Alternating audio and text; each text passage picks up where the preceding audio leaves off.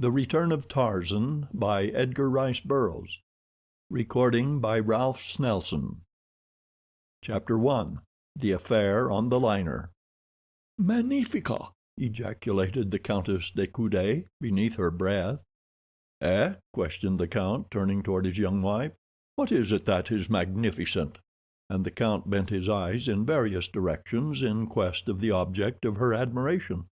"Oh, nothing at all, my dear," replied the Countess, a slight flush momentarily coloring her already pink cheek. "I was but recalling with admiration those stupendous skyscrapers, as they call them, of New York." And the fair Countess settled herself more comfortably in her steamer chair, and resumed the magazine which nothing at all had caused her to let fall upon her lap. Her husband again buried himself in his book, but not without a mild wonderment that 3 days out from New York his Countess should suddenly have realized an admiration for the very building she had but recently characterized as horrid. Presently the Count put down his book. "It is very tiresome, Olga," he said. "I think that I shall hunt up some others who may be equally bored, and see if we cannot find enough for a game of cards." "You are not very gallant, my husband," replied the young woman, smiling. "But as I am equally bored, I can forgive you. Go and play at your tiresome old cards, then, if you will." When he had gone, she let her eyes wander slyly to the figure of a tall young man stretched lazily in a chair not far distant. "Magnifica!" she breathed once more. The Countess Olga de Coude was 20, her husband 40. She was a very faithful and loyal wife, but as she had had nothing whatever to do with the selection of a husband, it is not at all unlikely that she was not wildly and passionately in love with the one that fate and her titled Russian father had selected for her. However, simply because she was surprised into a tiny exclamation of approval at sight of a splendid young stranger, it must not be inferred therefrom that her thoughts were in any way disloyal to her spouse. She merely admired as she might have admired a particularly fine specimen of any species. Furthermore, the young man was unquestionably good to look at.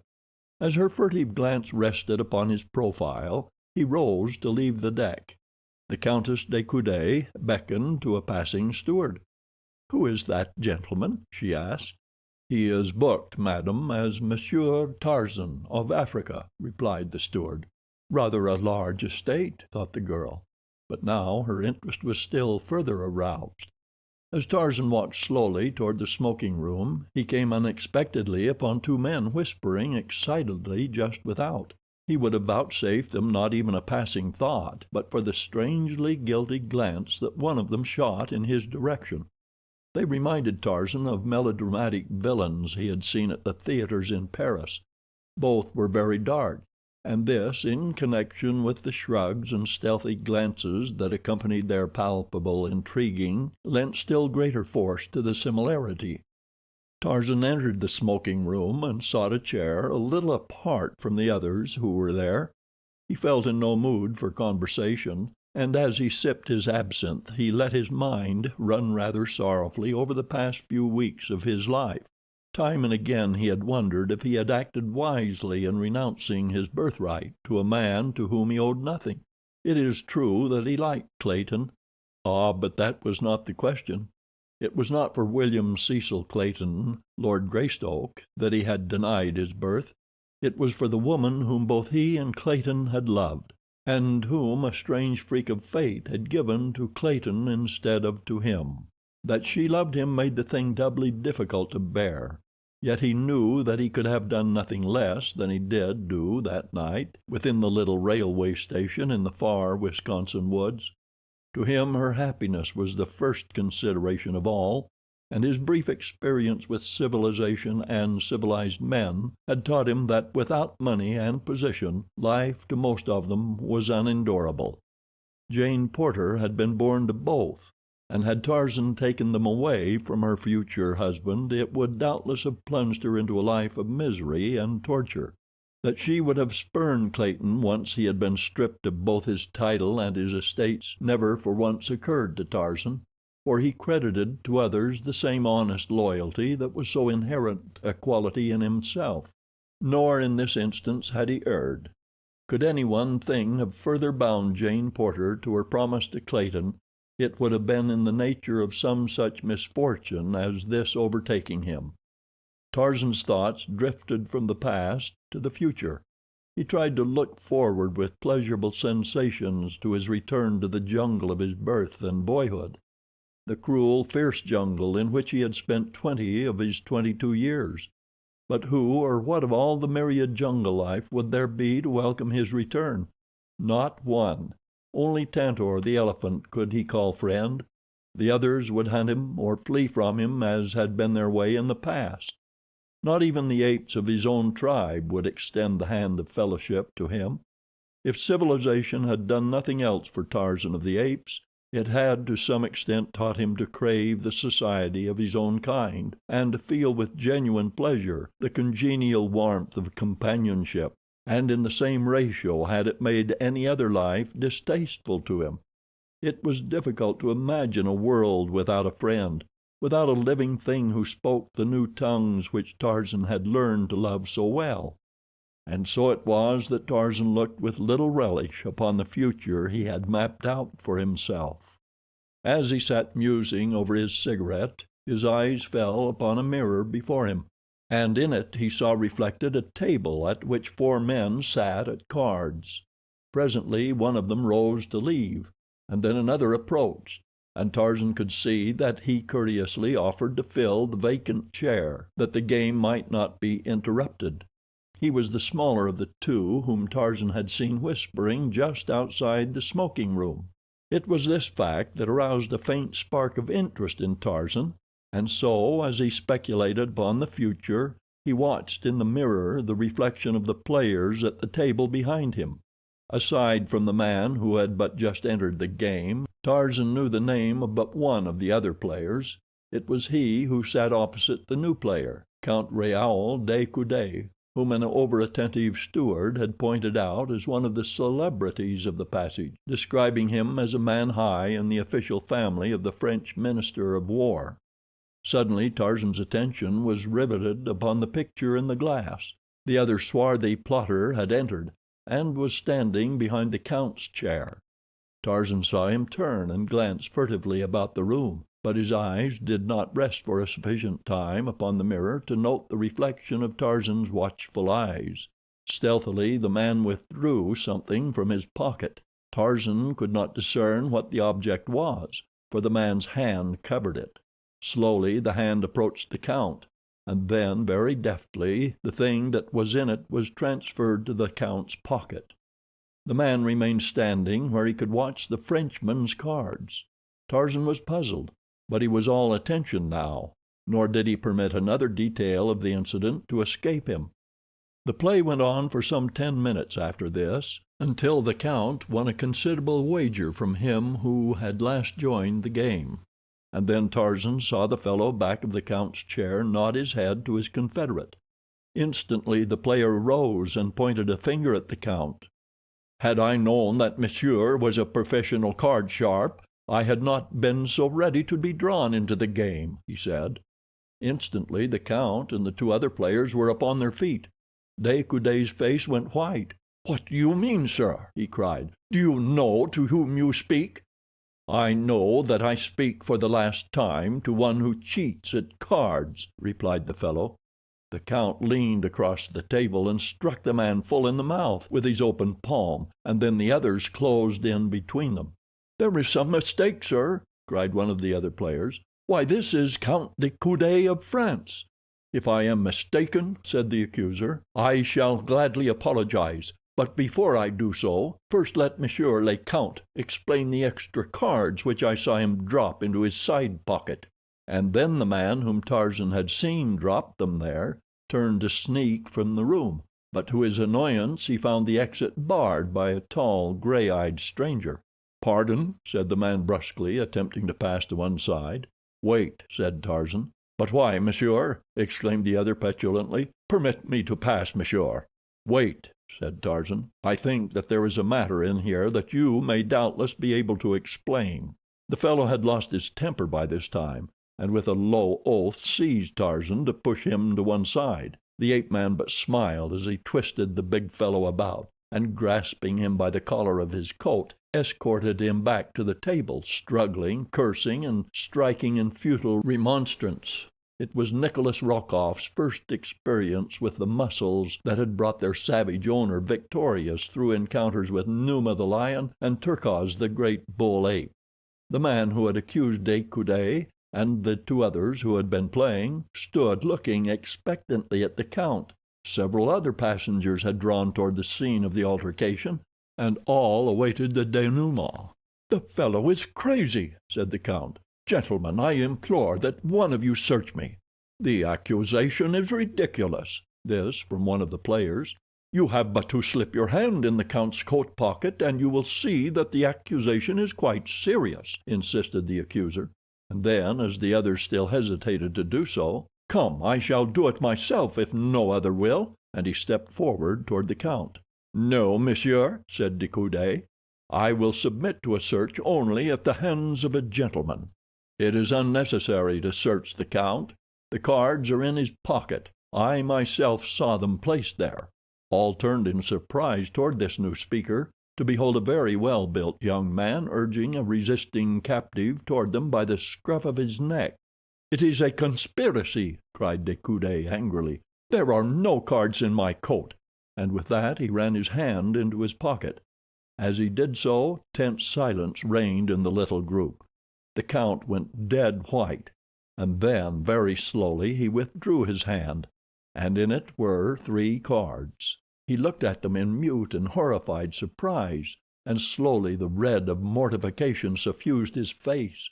Expressions of pity and contempt tinged the features of those who looked on at the death of a man's honor. "It is a conspiracy, monsieur." It was the gray-eyed stranger who spoke. "Gentlemen," he continued, "Monsieur le Count did not know that those cards were in his pocket. They were placed there without his knowledge as he sat at play. From where I sat in that chair yonder I saw the reflection of it all in the mirror before me. This person whom I just intercepted, in an effort to escape, placed the cards in the Count's pocket." De Coude had glanced from Tarzan to the man in his grasp. "Mon Dieu! Nikolas!" he cried. "You!" Then he turned to his accuser and eyed him intently for a moment. "And you, monsieur, I did not recognize you without your beard. It quite disguises you, Paulovitch. I see it all now. It is quite clear, gentlemen." "What shall we do with them, monsieur?" asked Tarzan. "Turn them over to the captain?" "No, my friend," said the Count hastily. "It is a personal matter, and I beg that you will let it drop. It is sufficient that I have been exonerated from the charge. The less we have to do with such fellows the better. But, monsieur, how can I thank you for the great kindness you have done me? Permit me to offer you my card, and should the time come when I may serve you, remember that I am yours to command." Tarzan had released Rokoff, who, with his confederate Paulovitch, had hastened from the smoking room. Just as he was leaving, Rokoff turned to Tarzan. "Monsieur will have ample opportunity to regret his interference in the affairs of others." Tarzan smiled, and then bowing to the Count, handed him his own card. The Count read, "M. Jean C. Tarzan." "Monsieur Tarzan," he said, "may indeed wish that he had never befriended me, for I can assure him that he has won the enmity of 2 of the most unmitigated scoundrels in all Europe. Avoid them, monsieur, by all means." "I have had more awe-inspiring enemies, my dear Count," replied Tarzan with a quiet smile. "Yet I am still alive and unworried. I think that neither of these 2 will ever find the means to harm me." "Let us hope not, monsieur," said de Coude. "But yet it will do no harm to be on the alert, and to know that you have made at least one enemy today who never forgets and never forgives, and in whose malignant brain there are always hatching new atrocities to perpetrate upon those who have thwarted or offended him. To say that Nikolas Rokoff is a devil would be to place a wanton affront upon his satanic majesty." That night, as Tarzan entered his cabin, he found a folded note upon the floor that had evidently been pushed beneath the door. He opened it and read, "M. Tarzan. Doubtless you did not realize the gravity of your offense, or you would not have done the thing you did today. I am willing to believe that you acted in ignorance and without any intention to offend a stranger. For this reason I shall gladly permit you to offer an apology, and on receiving your assurances that you will not again interfere in affairs that do not concern you, I shall drop the matter. Otherwise—but I am sure that you will see the wisdom of adopting the course I suggest. Very respectfully, Nikolas Rokoff." Tarzan permitted a grim smile to play upon his lips for a moment. Then he promptly dropped the matter from his mind and went to bed. In a nearby cabin the Countess de Coude was speaking to her husband. "Why so grave, my dear Raoul?" she asked. "You have been as glum as could be all evening. What worries you?" "Olga, Nikolas is on board. Did you know it?" "Nikolas!" she exclaimed. "But it is impossible, Raoul. It cannot be. Nikolas is under arrest in Germany." "So I thought myself until I saw him today. Him and that other arch scoundrel, Paulovitch. Olga, I cannot endure his persecution much longer. No, not even for you. Sooner or later I shall turn him over to the authorities. In fact, I am half-minded to explain all to the captain before we land. On a French liner it were an easy matter, Olga, permanently to settle this nemesis of ours." "Oh, no, Raoul!" cried the Countess, sinking to her knees before him, as he sat with bowed head upon a divan. "Do not do that. Remember your promise to me. Tell me, Raoul, that you will not do that. Do not even threaten him, Raoul." De Coude took his wife's hand in his, and gazed upon her pale and troubled countenance for some time before he spoke, as though he would wrest from those beautiful eyes the real reason which prompted her to shield this man. "Let it be as you wish, Olga," he said at length. "I cannot understand. He has forfeited all claim upon your love, loyalty, or respect. He is a menace to your life and honor, and the life and honor of your husband. I trust you may never regret championing him." "I do not champion him, Raoul," she interrupted vehemently. "I believe that I hate him as much as you do, but, oh, Raoul, blood is thicker than water."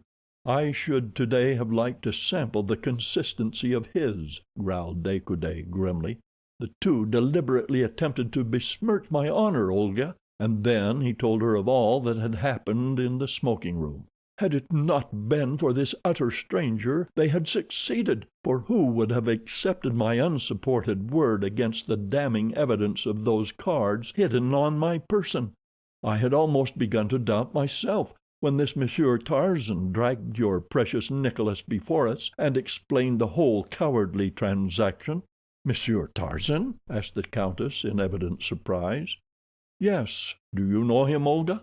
"I have seen him. A steward pointed him out to me." "I did not know that he was a celebrity," said the Count. Olga de Coude changed the subject. She discovered suddenly that she might find it difficult to explain just why the steward had pointed out the handsome Monsieur Tarzan to her. Perhaps she flushed the least little bit, for was not the Count, her husband, gazing at her with a strangely quizzical expression? "Ah," she thought, "a guilty conscience is a most suspicious thing." Chapter 2. Forging Bonds of Hate and... It was not until late the following afternoon that Tarzan saw anything more of the fellow passengers into the midst of whose affairs his love of fair play had thrust him, and then he came most unexpectedly upon Rokoff and Paulovitch, at a moment when of all others the two might least appreciate his company. They were standing on deck at a point which was temporarily deserted, and as Tarzan came upon them they were in heated argument with a woman. Tarzan noted that she was richly appareled, and that her slender, well-modeled figure denoted youth, but as she was heavily veiled he could not discern her features.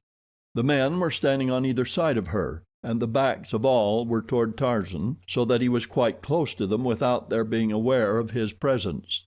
He noticed that Rokoff seemed to be threatening, the woman pleading, but they spoke in a strange tongue, and he could only guess from appearances that the girl was afraid. Rokoff's attitude was so distinctly filled with the threat of physical violence that the ape-man paused for an instant just behind the trio. instinctively sensing an atmosphere of danger. Scarcely had he hesitated ere the man seized the woman roughly by the wrist, twisting it as though to wring a promise from her through torture. What would have happened next had Rokoff had his way we may only conjecture, since he did not have his way at all. Instead, steel fingers gripped his shoulder, and he was swung unceremoniously around to meet the cold gray eyes of the stranger who had thwarted him on the previous day. "Sapristi!" screamed the infuriated Rokoff. "What do you mean? Are you a fool that you thus again insult Nikolas Rokoff?" "This is my answer to your note, monsieur," said Tarzan in a low voice, and then he hurled the fellow from him with such force that Rokoff lunged sprawling against the rail. "Name of a name!" shrieked Rokoff. "Pig, but you shall die for this!" And springing to his feet he rushed upon Tarzan, tugging the meanwhile to draw a revolver from his hip pocket. The girl shrank back in terror. "Nikolas!" she cried. "Do not, oh, do not do that! Quick, monsieur, fly, or he will surely kill you." But instead of flying, Tarzan advanced to meet the fellow. "Do not make a fool of yourself, monsieur," he said. Rokoff, who was in a perfect frenzy of rage at the humiliation the stranger had put upon him, had at last succeeded in drawing the revolver. He had stopped, and now he deliberately raised it to Tarzan's breast and pulled the trigger. The hammer fell with a futile click on an empty chamber. The ape-man's hand shot out like the head of an angry python. There was a quick wrench, and the revolver sailed far out across the ship's rail and dropped into the Atlantic. For a moment the two men stood there facing one another. Rokoff had regained his self-possession. He was the first to speak. "Twice now has monsieur seen fit to interfere in matters which do not concern him. Twice he has taken it upon himself to humiliate Nikolas Rokoff. The first offense was overlooked on the assumption that monsieur acted through ignorance, but this affair shall not be overlooked. If monsieur does not know who Nikolas Rokoff is, this last piece of effrontery will ensure that monsieur later has good reason to remember him." "That you are a coward and a scoundrel, monsieur," replied Tarzan, "is all that I care to know of you." And he turned to ask the girl if the man had hurt her, but she had disappeared. Then, without even a glance toward Rokoff and his companion, he continued his stroll along the deck. Tarzan could not but wonder what manner of conspiracy was on foot, or what the scheme of the two men might be. There had been something rather familiar about the appearance of the veiled woman to whose rescue he had just come, but as he had not seen her face, he could not be sure that he had ever seen her before. The only thing about her that he had particularly noticed was a ring of peculiar workmanship upon a finger of the hand that Rokoff had seized, and he determined to note the fingers of the women passengers he came upon thereafter, that he might discover the identity of her whom Rokoff was persecuting, and learn if the fellow had offered her further annoyance. Tarzan had sought his deck chair, where he sat speculating on the numerous instances of human cruelty, selfishness, and spite that had fallen to his lot to witness since that day in the jungle 4 years since that his eyes had first fallen upon a human being other than himself. The sleek black Kulonga, whose swift spear had that day found the vitals of Kala, the great she-ape, and robbed the youth Tarzan of the only mother he had ever known. He recalled the murder of King by the rat-faced Snipes, the abandonment of Professor Porter and his party by the mutineers of the Arrow, the cruelty of the black warriors and women of Mbonga to their captives, the petty jealousies of the civil and military officers of the West Coast colony that had afforded him his first introduction to the civilized world. "Mon Dieu," he soliloquized, "but they are all alike, cheating, murdering, lying, fighting, and all for things that the beasts of the jungle would not deign to possess, money to purchase the effeminate pleasures of weaklings, and yet withal bound down by silly customs that make them slaves to their unhappy lot, while firm in the belief that they may be the lords of creation, enjoying the only real pleasures of existence. In the jungle one would scarcely stand supinely aside while another took his mate. It is a silly world, an idiotic world, and Tarzan of the Apes was a fool to renounce the freedom and the happiness of his jungle to come into it. Presently, as he sat there, the sudden feeling came over him that eyes were watching from behind, and the old instinct of the wild beast broke through the thin veneer of civilization, so that Tarzan wheeled about so quickly that the eyes of the young woman who had been surreptitiously regarding him had not even time to drop before the gray eyes of the ape-man shot an inquiring look straight into them. Then, as they fell, Tarzan saw a faint wave of crimson creep swiftly over the now half averted face. He smiled to himself at the result of his very uncivilized and ungallant action, for he had not lowered his eyes when they met those of the young woman.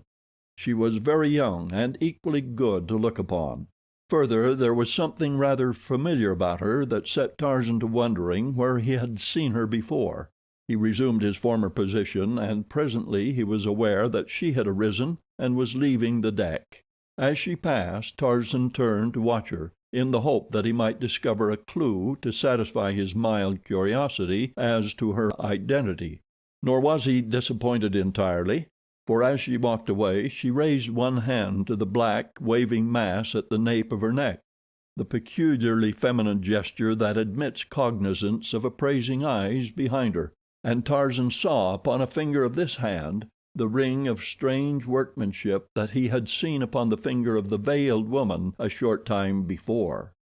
So it was this beautiful young woman Rokoff had been persecuting.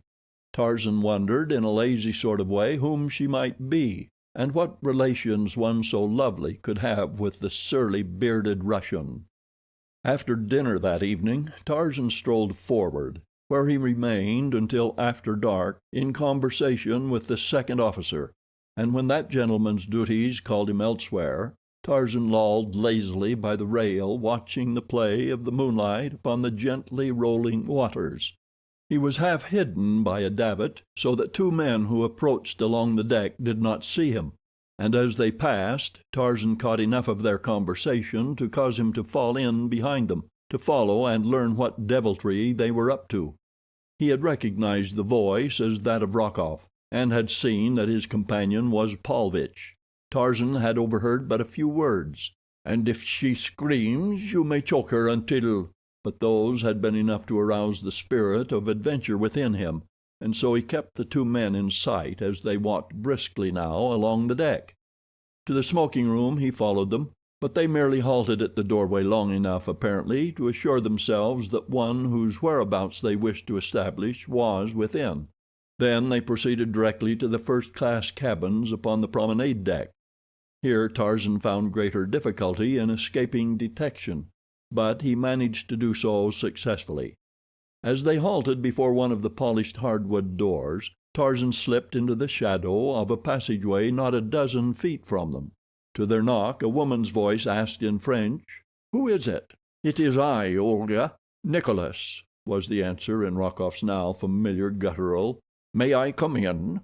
"Why do you not cease persecuting me, Nikolas?" came the voice of the woman from beyond the thin panel. "I have never harmed you."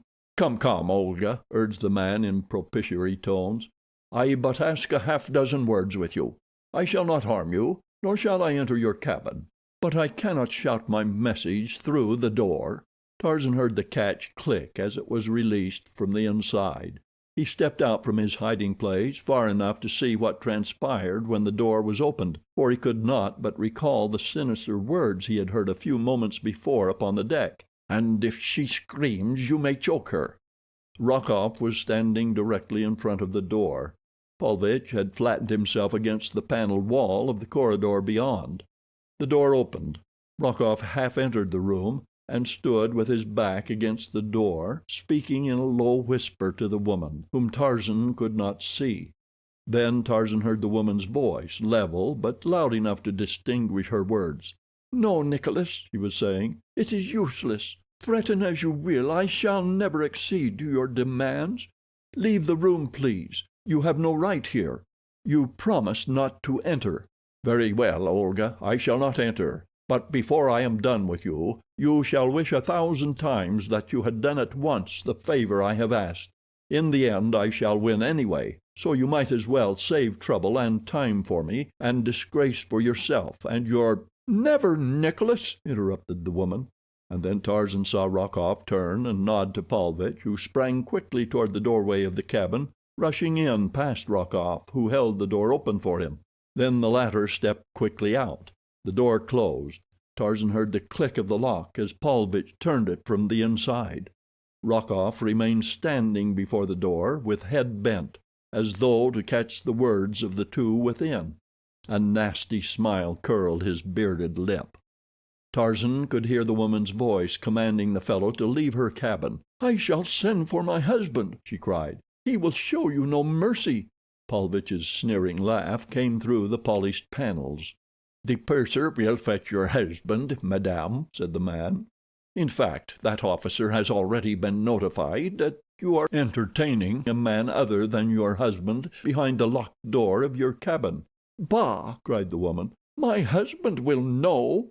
"Most assuredly your husband will know, but the purser will not, nor will the newspaper men who shall in some mysterious way hear of it on our landing. But they will think it a fine story, and so will all your friends when they read of it at breakfast on— let me see, this is Tuesday. Yes, when they read of it at breakfast next Friday morning. Nor will it detract from the interest they will all feel when they learn that the man whom Madame entertained is a Russian servant. Her brother's valet, to be quite exact." "Alexis Paulovitch," came the woman's voice, cold and fearless, "you are a coward, and when I whisper a certain name in your ear you will think better of your demands upon me and your threats against me, and then you will leave my cabin quickly. Nor do I think that ever again would you, at least, annoy me." And there came a moment's silence in which Tarzan could imagine the woman leaning toward the scoundrel and whispering the thing she had hinted at into his ear. Only a moment of silence, and then a startled oath from the man, the scuffling of feet, a woman's scream, and silence. But scarcely had the cries ceased before the ape-man had leaped from his hiding place. Rokoff started to run, but Tarzan grasped him by the collar and dragged him back. Neither spoke, for both felt instinctively that murder was being done in that room, and Tarzan was confident that Rokoff had had no intention that his confederate should go that far. He felt that the man's aims were deeper than that, deeper and even more sinister than brutal, cold-blooded murder. Without hesitating to question those within, the ape-man threw his giant shoulder against the frail panel, and in a shower of splintered wood he entered the cabin, dragging Rokoff after him. Before him on a couch the woman lay, and on top of her was Paulovitch, his fingers gripping the fair throat, while his victim's hands beat futilely at his face, tearing desperately at the cruel fingers that were forcing the life from her. The noise of his entrance brought Paulovitch to his feet, where he stood glowering menacingly at Tarzan. The girl rose falteringly to a sitting posture upon the couch. One hand was at her throat, and her breath came in little gasps. Although disheveled and very pale, Tarzan recognized her as the young woman whom he had caught staring at him on deck earlier in the day. "What is the meaning of this?" said Tarzan, turning to Rokoff, whom he intuitively singled out as the instigator of the outrage. The man remained silent, scowling. "Touch the button, please," continued the ape-man. "We will have one of the ship's officers here. This affair has gone quite far enough." "No, no," cried the girl, coming suddenly to her feet. "Please do not do that. I am sure that there was no real intention to harm me. I angered this person, and he lost control of himself, that is all. I could not care to have the matter go further. Please, monsieur." And there was such a note of pleading in her voice that Tarzan could not press the matter, though his better judgment warned him that there was something afoot here of which the proper authorities should be made cognizant. "You wish me to do nothing, then, in the matter?" he asked. "Nothing, please," she replied. "You are content that these two scoundrels should continue persecuting you?" She did not seem to know what answer to make, and looked very troubled and unhappy. Tarzan saw a malicious grin of triumph curl Rokoff's lip. The girl evidently was in fear of these two. She dared not express her real desires before them. "Then," said Tarzan, "I shall act on my own responsibility. To you," he continued, turning to Rokoff, "and this includes your accomplice. I may say that from now on to the end of the voyage I shall take it upon myself to keep an eye on you, and should there chance to come to my notice any act of either one of you that might even remotely annoy this young woman, you shall be called to account for it directly to me, nor shall the calling or the accounting be pleasant experiences for either of you. Now get out of here." And he grabbed Rokoff and Paulovitch each by the scruff of the neck and thrust them forcibly through the doorway, giving each an added impetus down the corridor with the toe of his boot. Then he turned back to the stateroom and the girl. She was looking at him in wide-eyed astonishment. "And you, madame, will confer a great favor upon me if you will but let me know if either of those rascals troubles you further." "Ah, monsieur," she answered, "I hope that you will not suffer for the kind deed you attempted. You have made a very wicked and resourceful enemy, who will stop at nothing to satisfy his hatred. You must be very careful indeed, monsieur—" "Pardon me, madame, my name is Tarzan." "Monsieur Tarzan. And because I would not consent to notify the officers, do not think that I am not sincerely grateful to you for the brave and chivalrous protection you rendered me. Good night, Monsieur Tarzan. I shall never forget the debt I owe you." And with a most winsome smile, that displayed a row of perfect teeth, the girl curtsied to Tarzan, who bade her good night and made his way on deck. It puzzled the man considerably that there should be two on board, this girl and Count de Coude, who suffered indignities at the hands of Rokoff and his companion, and yet would not permit the offenders to be brought to justice. Before he turned in that night his thoughts reverted many times to the beautiful young woman into the evidently tangled web of whose life fate had so strangely introduced him. It occurred to him that he had not learned her name. That she was married had been evidenced by the narrow gold band that encircled the third finger of her left hand. Involuntarily he wondered who the lucky man might be. Tarzan saw nothing further of any of the actors in the little drama that he had caught a fleeting glimpse of until late in the afternoon of the last day of the voyage. Then he came suddenly face to face with the young woman as the two approached their deck chairs from opposite directions. She greeted him with a pleasant smile, speaking almost immediately of the affair he had witnessed in her cabin 2 nights before.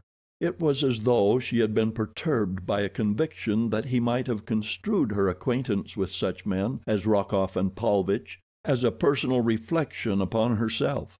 "I trust monsieur has not judged me," she said, "by the unfortunate occurrence of Tuesday evening. I have suffered much on account of it. This is the first time that I have ventured from my cabin since. I have been ashamed," she concluded simply. "One does not judge the gazelle by the lions that attack it," replied Tarzan. "I had seen those two work before, in the smoking room the day prior to their attack on you, if I recollect it correctly, and so, knowing their methods, I am convinced that their enmity is a sufficient guarantee of the integrity of its object. Men such as these must cleave only to the vile, hating all that is noblest and best." "It is very kind of you to put it that way," she replied, smiling. "I have already heard of the matter of the card game. My husband told me the entire story. He spoke especially of the strength and bravery of Monsieur Tarzan, to whom he feels that he owes an immense debt of gratitude." "Your husband?" repeated Tarzan questioningly. "Yes, I am the Countess de Coude." "I am already amply repaid, madame, in knowing that I have rendered a service to the wife of the Count de Coude." "Alas, monsieur, I already am so greatly indebted to you that I may never hope to settle my own account, so pray do not add further to my obligations." And she smiled so sweetly upon him that Tarzan felt that a man might easily attempt much greater things than he had accomplished, solely for the pleasure of receiving the benediction of that smile. He did not see her again that day, and in the rush of landing on the following morning he missed her entirely.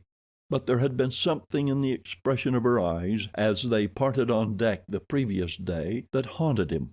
It had been almost wistful, as they had spoken of the strangeness of the swift friendships of an ocean crossing, and of the equal ease with which they are broken forever.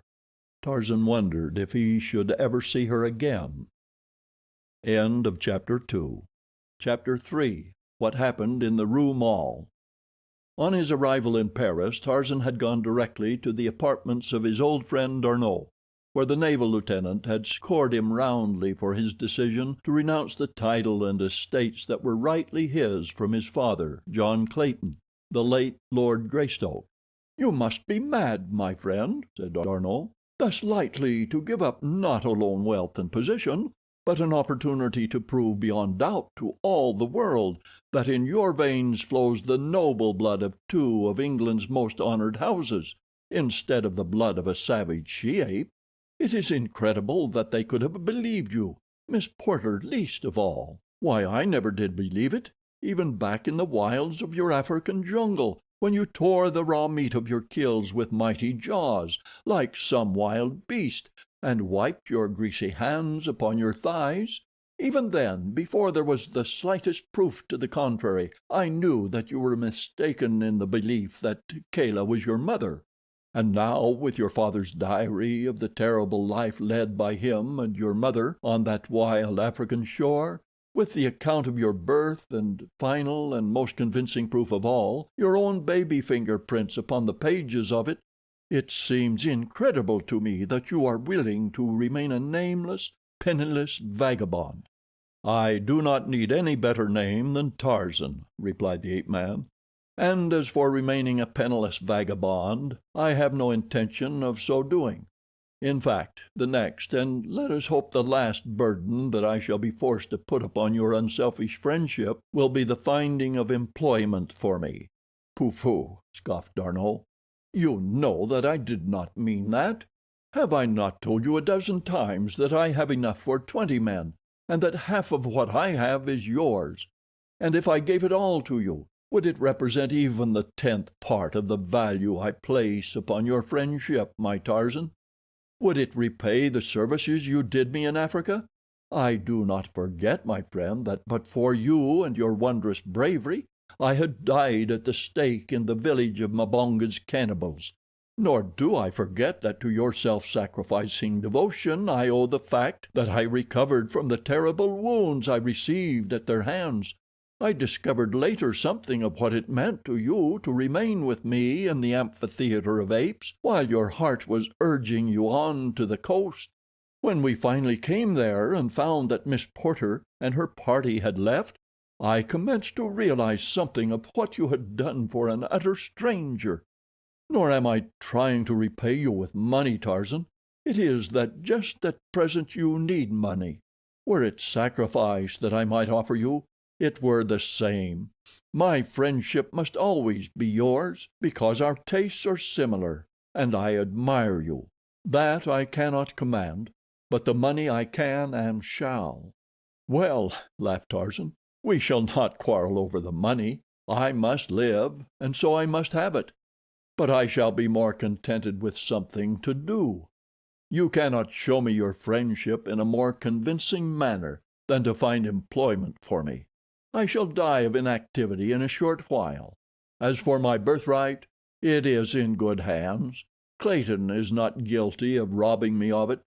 He truly believes that he is the real Lord Greystoke, and the chances are that he will make a better English lord than a man who was born and raised in an African jungle.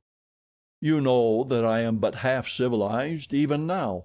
Let me see red in anger but for a moment, and all the instincts of the savage beast that I really am submerge what little I possess of the milder ways of culture and refinement. And then again, had I declared myself, I should have robbed the woman I love of the wealth and position that her marriage to Clayton will now ensure to her. I could not have done that. Could I, Paul? Nor is the matter of birth of great importance to me," he went on, without waiting for a reply. "Raised as I have been, I see no worth in man or beast that is not theirs by virtue of their own mental or physical prowess. And so I am as happy to think of Kala as my mother as I would be to try to picture the poor, unhappy little English girl who passed away a year after she bore me. Kala was always kind to me in her fierce and savage way. I must have nursed at her hairy breast from the time that my own mother died. She fought for me against the wild denizens of the forest, and against the savage members of our tribe with the ferocity of real mother love. And I, on my part, loved her, Paul. I did not realize how much until after the cruel spear and the poisoned arrow of Mbonga's black warrior had stolen her away from me. I was still a child when that occurred, and I threw myself upon her dead body and wept out my anguish as a child might for his own mother. To you, my friend, she would have appeared a hideous and ugly creature, but to me she was beautiful. So gloriously does love transfigure its object. And so I am perfectly content to remain forever the son of Kala, the she-ape." "I do not admire you the less for your loyalty," said D'Arnot, "but the time will come when you will be glad to claim your own. Remember what I say, and let us hope that it will be as easy then as it is now. You must bear in mind that Professor Porter and Mr. Philander are the only people in the world who can swear that the little skeleton found in the cabin with those of your father and mother was that of an infant anthropoid ape, and not the offspring of Lord and Lady Greystoke.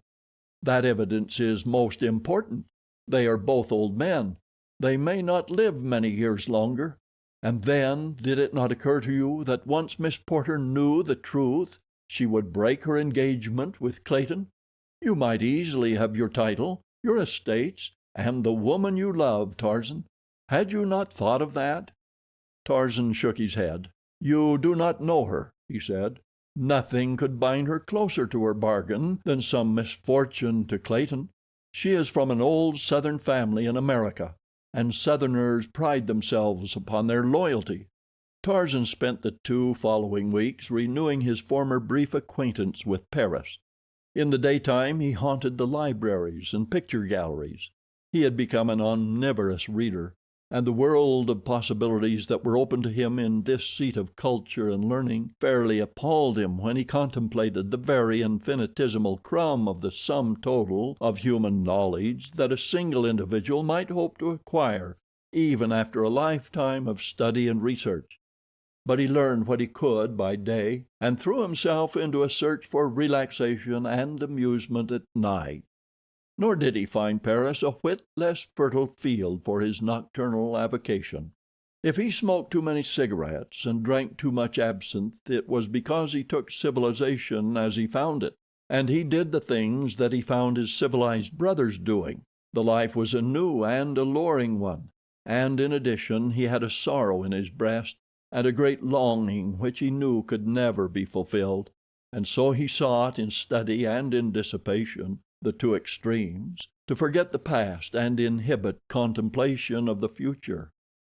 He was sitting in a music hall one evening, sipping his absinthe and admiring the art of a certain famous Russian dancer, when he caught a passing glimpse of a pair of evil black eyes upon him. The man turned and was lost in the crowd at the exit before Tarzan could catch a good look at him, but he was confident that he had seen those eyes before, and that they had been fastened on him this evening through no passing accident. He had had the uncanny feeling for some time that he was being watched, and it was in response to this animal instinct that was strong within him that he had turned suddenly and surprised the eyes in the very act of watching him. Before he left the music hall the matter had been forgotten, nor did he notice the swarthy individual who stepped deeper into the shadows of an opposite doorway as Tarzan emerged from the brilliantly lighted amusement hall. Had Tarzan but known it, he had been followed many times from this and other places of amusement, but seldom if ever had he been alone. Tonight D'Arnot had had another engagement, and Tarzan had come by himself. As he turned in the direction he was accustomed to taking from this part of Paris to his apartments, the watcher across the street ran from his hiding place and hurried on ahead at a rapid pace. Tarzan had been wont to traverse the Rue Maule on his way home at night. Because it was very quiet and very dark, it reminded him more of his beloved African jungle than did the noisy and garish streets surrounding it. If you are familiar with your Paris, you will recall the narrow, forbidding precincts of the Rue Maule. If you are not, you need but ask the police about it to learn that in all Paris there is no street to which you should give a wider berth after dark. On this night Tarzan had proceeded some 2 squares through the dense shadows of the squalid old tenements which line this dismal way, when he was attracted by screams and cries for help from the 3rd floor of an opposite building.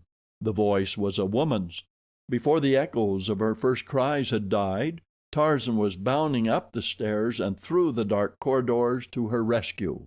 At the end of the corridor on the 3rd landing a door stood slightly ajar, and from within Tarzan heard again the same appeal that had lured him from the street. Another instant found him in the center of a dimly lighted room. An oil lamp burned upon a high, old-fashioned mantel, casting its dim rays over a dozen repulsive figures. All but one were men.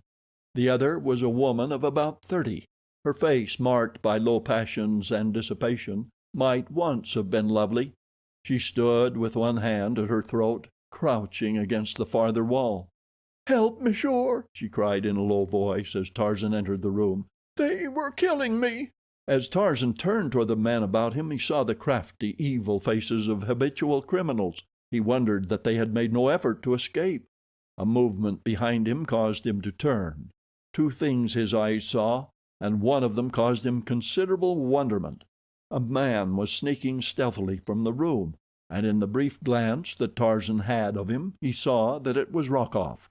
But the other thing that he saw was of more immediate interest. It was a great brute of a fellow, tiptoeing upon him from behind with a huge bludgeon in his hand, and then as the man and his confederates saw that he was discovered, there was a concerted rush upon Tarzan from all sides. Some of the men drew knives, others picked up chairs, while the fellow with the bludgeon raised it high above his head in a mighty swing that would have crushed Tarzan's head had it ever descended upon it. But the brain and the agility and the muscles that had coped with the mighty strength and cruel craftiness of Terkoz and Numa in the fastness of their savage jungle were not to be so easily subdued as these Apaches of Paris had believed. Selecting his most formidable antagonist, the fellow with the bludgeon, Tarzan charged full upon him, dodging the falling weapon and catching the man a terrific blow on the point of the chin that felled him in his tracks. Then he turned upon the others. This was sport. He was reveling in the joy of battle and the lust of blood. As though it had been but a brittle shell to break at the least rough usage, the thin veneer of his civilization fell from him, and the 10 burly villains found themselves penned in a small room with a wild and savage beast, against whose steel muscles their puny strength was less than futile. At the end of the corridor without stood Rokoff, waiting the outcome of the affair. He wished to be sure that Tarzan was dead before he left, but it was not a part of his plan to be one of those within the room when the murder occurred. The woman still stood where she had when Tarzan entered, but her face had undergone a number of changes with the few minutes which had elapsed. From the semblance of distress which it had worn when Tarzan first saw it, it had changed to one of craftiness as he had wheeled to meet the attack from behind, but the change Tarzan had not seen. Later, an expression of surprise, and then one of horror superseded the others. And who may wonder? For the immaculate gentleman her cries had lured to what was to have been his death had been suddenly metamorphosed into a demon of revenge. Instead of soft muscles and a weak resistance, she was looking upon a veritable Hercules gone mad. "Mon Dieu!" she cried. "He is a beast!" For the strong white teeth of the ape-man had found the throat of one of his assailants, and Tarzan fought as he had learned to fight with the great bull apes of the tribe of Kerchak. He was in a dozen places at once, leaping hither and thither about the room in sinuous bounds that reminded the woman of a panther she had seen at the zoo. Now a wrist bone snapped in his iron grip. Now a shoulder was wrenched from its socket as he forced a victim's arm backward and upward. With shrieks of pain the men escaped into the hallway as quickly as they could, but even before the first one staggered, bleeding and broken, from the room, Rokoff had seen enough to convince him that Tarzan would not be the one to lie dead in that house this night. and so the Russian had hastened to a nearby den and telephoned the police that a man was committing murder on the 3rd floor of Rue Maule 27. When the officers arrived, they found 3 men groaning on the floor, a frightened woman lying upon a filthy bed, her face buried in her arms, and what appeared to be a well-dressed young gentleman standing in the center of the room, awaiting the reinforcements which he had thought the footsteps of the officers hurrying up the stairway had announced. But they were mistaken in the last. It was a wild beast that looked upon them through those narrowed lids and steel gray eyes. With the smell of blood, the last vestige of civilization had deserted Tarzan, and now he stood at bay like a lion surrounded by hunters, awaiting the next overt act, and crouching to charge its author. "What has happened here?" asked one of the policemen. Tarzan explained briefly, but when he turned to the woman for confirmation of his statement, he was appalled by her reply. "He lies!" she screamed shrilly, addressing the policeman. "He came to my room while I was alone, and for no good purpose. When I repulsed him he would have killed me, had not my screams attracted these gentlemen, who were passing the house at the time. He is a devil, messieurs. Alone he has all but killed 10 men with his bare hands and his teeth." So shocked was Tarzan by her ingratitude that for a moment he was struck dumb. The police were inclined to be a little skeptical, for they had had other dealings with this same lady and her lovely coterie of gentlemen friends. However, they were policemen, not judges, so they decided to place all the inmates of the room under arrest, and let another, whose business it was, separate the innocent from the guilty. But they found that it was one thing to tell this well-dressed young man that he was under arrest, but quite another to enforce it. "I am guilty of no offense," he said quietly. "I have but sought to defend myself. I do not know why the woman has told you what she has. She can have no enmity against me, for never until I came to this room in response to her cries for help had I seen her." "Come, come," said one of the officers. "There are judges to listen to all that," and he advanced to lay his hand upon Tarzan's shoulder. An instant later he lay crumpled in a corner of the room, and then, as his comrades rushed in upon the ape-man, they experienced a taste of what the Apaches had but recently gone through. So quickly and so roughly did he handle them that they had not even an opportunity to draw their revolvers. During the brief fight, Tarzan had noted the open window and, beyond, the stem of a tree or a telegraph pole, he could not tell which. As the last officer went down, one of his fellows succeeded in drawing his revolver, and from where he lay on the floor fired at Tarzan. The shot missed, and before the man could fire again, Tarzan had swept the lamp from the mantel and plunged the room into darkness. The next they saw was a lithe form spring to the sill of the open window and leap, panther-like, onto the pole across the walk. When the police gathered themselves together and reached the street, their prisoner was nowhere to be seen. They did not handle the woman and the men who had not escaped any too gently when they took them to the station. They were a very sore and humiliated detail of police.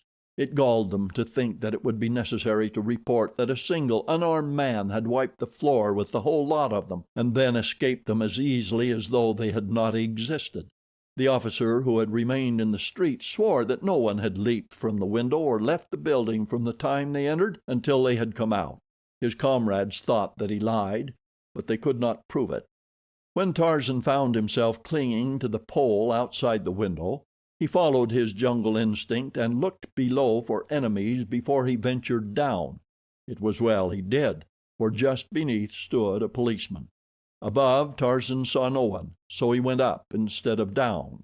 The top of the pole was opposite the roof of the building, so it was but the work of an instant for the muscles that had for years sent him hurtling through the treetops of his primeval forest to carry him across the little space between the pole and the roof. From one building he went to another, and so on, with much climbing, until at a cross street he discovered another pole, down which he ran to the ground. For a square or two he ran swiftly. Then he turned into a little all-night cafe, and in the lavatory removed the evidences of his over-roof promenade from hands and clothes. When he emerged a few moments later, It was to saunter slowly on toward his apartments. Not far from them he came to a well-lighted boulevard which it was necessary to cross. As he stood directly beneath a brilliant arc light, waiting for a limousine that was approaching to pass him, he heard his name called in a sweet feminine voice. Looking up, he met the smiling eyes of Olga de Coude as she leaned forward upon the back seat of the machine. He bowed very low in response to her friendly greeting. When he straightened up, the machine had borne her away. Rokoff and the Countess de Coude, both in the same evening, he soliloquized. Paris is not so large after all. Chapter 3. Chapter 4. The Countess Explains. "Your Paris is more dangerous than my savage jungles, Paul," concluded Tarzan, after narrating his adventures to his friend the morning following his encounter with the Apaches and police in the Rue Maule. "Why did they lure me there? Were they hungry?" D'Arnot feigned a horrified shudder, but he laughed at the quaint suggestion. "It is difficult to rise above the jungle standards and reason by the light of civilized ways, is it not, my friend?" he queried banteringly. "Civilized ways, forsooth," scoffed Tarzan. "Jungle standards do not countenance wanton atrocities. There we will kill for food and for self-preservation, or in the winning of mates and the protection of the young. Always, you see, in accordance with the dictates of some great natural law. But here, faugh! Your civilized man is more brutal than the brutes. He kills wantonly, and worse than that, he utilizes a noble sentiment, the brotherhood of man, as a lure to entice his unwary victim to his doom. It was in answer to an appeal from a fellow being that I hastened to that room where the assassins lay in wait for me. I did not realize, I could not realize for a long time afterward, that any woman could sink to such moral depravity as that one must have to call a would-be rescuer to death. But it must have been so. The sight of Rokoff there, and the woman's later repudiation of me to the police, make it impossible to place any other construction upon her acts. Rokoff must have known that I frequently passed through the Rue Maule. He lay in wait for me, his entire scheme worked out to the last detail, even to the woman's story in case a hitch should occur in the program, such as really did happen. It is all perfectly plain to me." "Well," said D'Arnot, "among other things, it has taught you what I have been unable to impress upon you, that the Rue Maule is a good place to avoid after dark." "On the contrary," replied Tarzan with a smile, "it has convinced me that it is the one worthwhile street in all Paris. Never again shall I miss an opportunity to traverse it, for it has given me the first real entertainment I have had since I left Africa." "It may give you more than you will relish, even without another visit," said D'Arnot. "You are not through with the police yet, remember. I know the Paris police well enough to assure you that they will not soon forget what you did to them. Sooner or later they will get you, my dear Tarzan, and then they will lock the wild man of the woods up behind iron bars. How will you like that?" "They will never lock Tarzan of the Apes behind iron bars," replied he, grimly. There was something in the man's voice as he said it that caused D'Arnot to look up sharply at his friend. What he saw in the set jaw and the cold gray eyes made the young Frenchman very apprehensive for this great child, who could recognize no law mightier than his own mighty physical prowess. He saw that something must be done to set Tarzan right with the police before another encounter was possible. "You have much to learn, Tarzan," he said gravely. "The law of man must be respected, whether you relish it or no. Nothing but trouble can come to you and your friends should you persist in defying the police. I can explain it to them once for you, and that I shall do this very day. But hereafter you must obey the law. If its representatives say come, you must come. If they say go, you must go. Now we will go to my great friend in the department and fix up this matter of the Rue Maule. Come." Together they entered the office of the police official a half hour later. He was very cordial. He remembered Tarzan from the visit the two had made him several months prior in the matter of fingerprints. When D'Arnot had concluded the narration of the events which had transpired the previous evening, a grim smile was playing about the lips of the policeman. He touched a button near his hand, and as he waited for the clerk to respond to its summons, he searched through the papers on his desk for one which he finally located. "Here, Joubon," he said as the clerk entered. "Summon these officers, and have them come to me at once." And he handed the man the paper he had sought. Then he turned to Tarzan. "You have committed a very grave offense, monsieur," he said, not unkindly, "and but for the explanation made by our good friend here, I should be inclined to judge you harshly. I am, instead, about to do a rather unheard of thing. I have summoned the officers whom you maltreated last night. They shall hear Lieutenant D'Arnot's story, and then I shall leave it to their discretion to say whether you shall be prosecuted or not. You have much to learn about the ways of civilization. Things that seem strange or unnecessary to you, you must learn to accept until you are able to judge the motives behind them. The officers whom you attacked were but doing their duty. They had no discretion in the matter. Every day they risked their lives in the protection of the lives or property of others. They would do the same for you. They are very brave men, and they are deeply mortified that a single unarmed man bested and beat them. Make it easy for them to overlook what you did. Unless I am gravely in error, you are yourself a very brave man, and brave men are proverbially magnanimous." Further conversation was interrupted by the appearance of the four policemen. As their eyes fell on Tarzan, surprise was writ large on each countenance. "My children," said the official, "here is the gentleman whom you met in the Rue Maule last evening. He has come voluntarily to give himself up. I wish you to listen attentively to Lieutenant D'Arnot, who will tell you a part of the story of Monsieur's life. It may explain his attitude toward you of last night. Proceed, my dear lieutenant." D'Arnot spoke to the policemen for half an hour. He told them something of Tarzan's wild jungle life. He explained the savage training that had taught him to battle like a wild beast in self-preservation. It became plain to them that the man had been guided by instinct rather than reason in his attack upon them.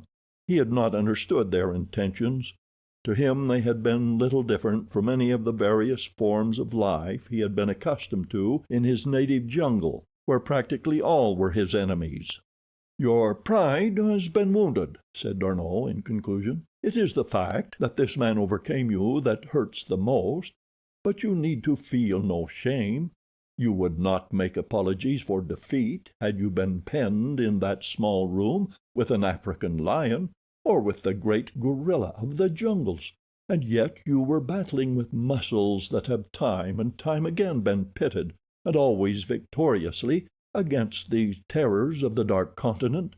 It is no disgrace to fall beneath the superhuman strength of Tarzan of the Apes." And then, as the men stood looking first at Tarzan and then at their superior, the ape-man did the one thing which was needed to erase the last remnant of animosity which they might have felt for him. With outstretched hand he advanced toward them. "I am sorry for the mistake I made," he said simply. "Let us be friends." And that was the end of the whole matter, except that Tarzan became a subject of much conversation in the barracks of the police, and increased the number of his friends by 4 brave men, at least. On their return to D'Arnot's apartments, the lieutenant found a letter awaiting him from an English friend, William Cecil Clayton, Lord Greystoke.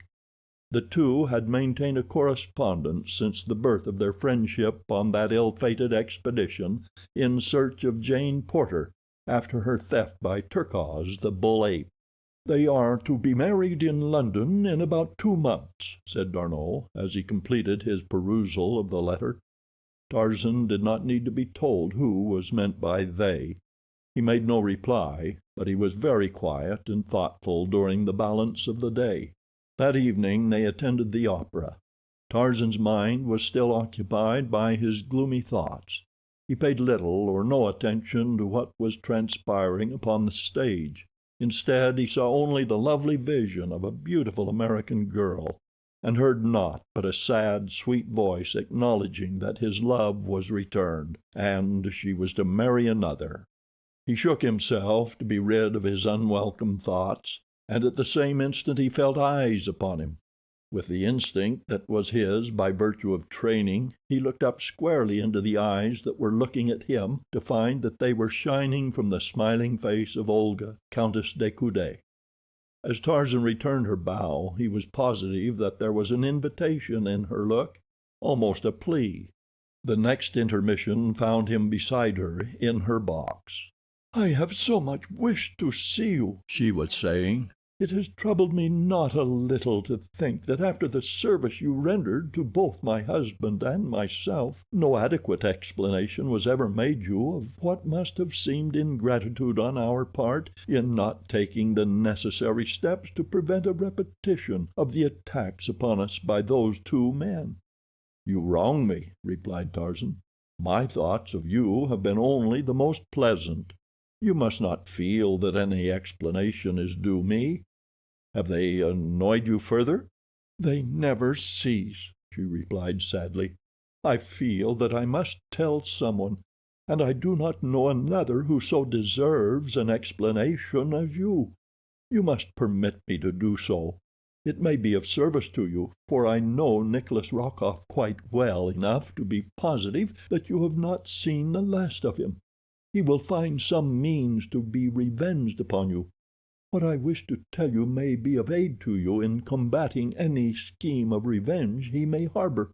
I cannot tell you here, but tomorrow I shall be at home to Monsieur Tarzan at 5. "It will be an eternity until tomorrow at 5, he said as he bade her good night. From a corner of the theater Rokoff and Paulovitch saw Monsieur Tarzan in the box of the Countess de Coude, and both men smiled. At 4:30 the following afternoon a swarthy, bearded man rang the bell at the servants' entrance of the palace of the Count de Coude. The footman who opened the door raised his eyebrows in recognition as he saw who stood without. A low conversation passed between the two. At first the footman demurred from some proposition that the bearded one made, but an instant later something passed from the hand of the caller to the hand of the servant. Then the latter turned and led the visitor by a roundabout way to a little curtained alcove off the apartment in which the Countess was wont to serve tea of an afternoon. A half hour later Tarzan was ushered into the room, and presently his hostess entered, smiling and with outstretched hands. "I am so glad that you came," she said. "Nothing could have prevented," he replied. For a few moments they spoke of the opera, of the topics that were then occupying the attention of Paris, of the pleasure of renewing their brief acquaintance which had had its inception under such odd circumstances, and this brought them to the subject that was uppermost in the minds of both. "You must have wondered," said the Countess finally, "what the object of Rokoff's persecution could be. It is very simple. The Count is entrusted with many of the vital secrets of the Ministry of War. He often has in his possession papers that foreign powers would give a fortune to possess, secrets of state that their agents would commit murder, and worse than murder, to learn. There is such a matter now in his possession that would make the fame and fortune of any Russian who could divulge it to his government. Rokoff and Paulovitch are Russian spies. They will stop at nothing to procure this information. The affair on the liner, I mean the matter of the card game, was for the purpose of blackmailing the knowledge they seek from my husband. Had he been convicted of cheating at cards, his career would have been blighted. He would have had to leave the War Department. He would have been socially ostracized. They intended to hold this club over him. The price of an avowal on their part that the Count was but the victim of the plot of enemies who wished to besmirch his name was to have been the papers they seek. You thwarted them in this.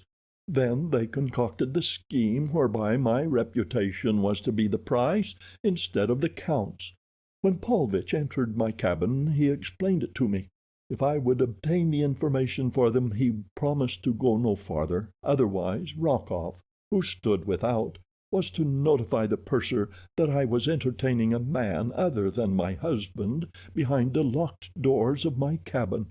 He was to tell everyone he met on the boat, and when we landed he was to have given the whole story to the newspaper men. Was it not too horrible? But I happened to know something of Monsieur Paulovitch that would send him to the gallows in Russia if it were known by the police of St. Petersburg. I dared him to carry out his plan, and then I leaned toward him and whispered a name in his ear. Like that, and she snapped her fingers, he flew at my throat as a madman. He would have killed me had you not interfered." "The brutes!" muttered Tarzan.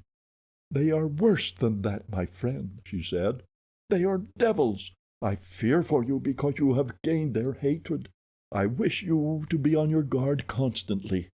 Tell me that you will, for my sake, for I should never forgive myself should you suffer through the kindness you did me." "I do not fear them," he replied.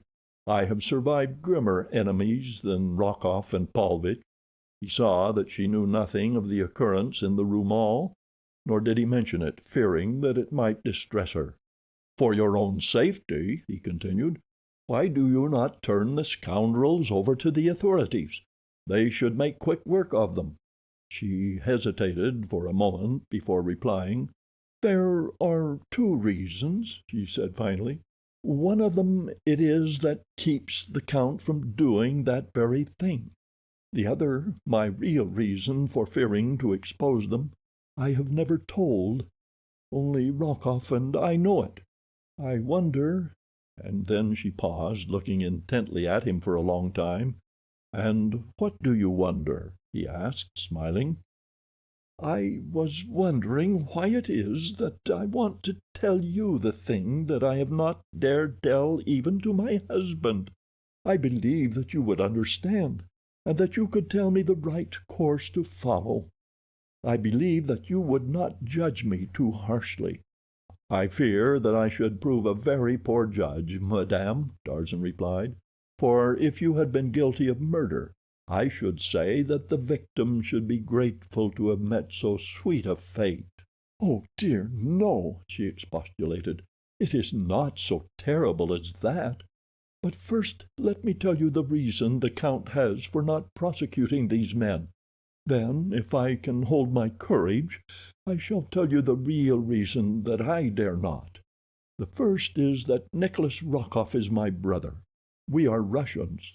Nikolas has been a bad man since I can remember. He was cashiered from the Russian army, in which he held a captaincy. There was a scandal for a time, but after a while it was partially forgotten, and my father obtained a position for him in the secret service. There have been many terrible crimes laid at Nikolas's door, but he has always managed to escape punishment. Of late he has accomplished it by trumped-up evidence convicting his victims of treason against the Czar, and the Russian police, who are always only too ready to fasten guilt of this nature upon any and all, have accepted his version and exonerated him." "Have not his attempted crimes against you and your husband forfeited whatever rights the bonds of kinship might have accorded him?" asked Tarzan. "The fact that you are his sister has not deterred him from seeking to besmirch your honor. You owe him no loyalty, madame." "Ah, but there is that other reason.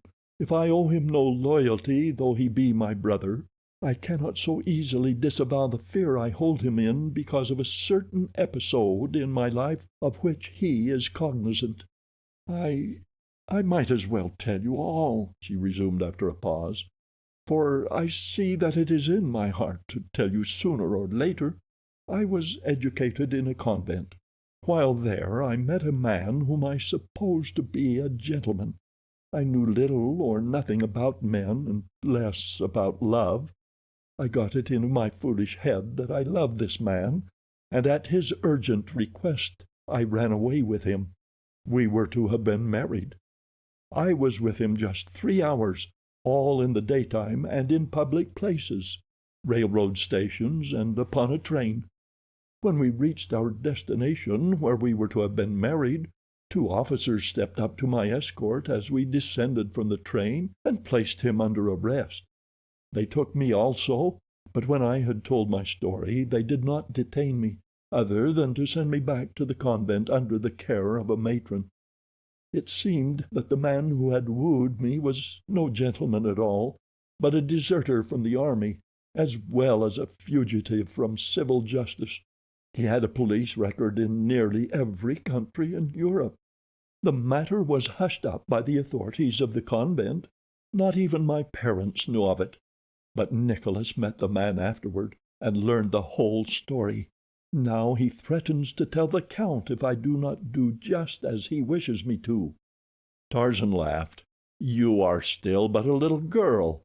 The story that you have told me cannot reflect in any way upon your reputation, and were you not a little girl at heart you would know it.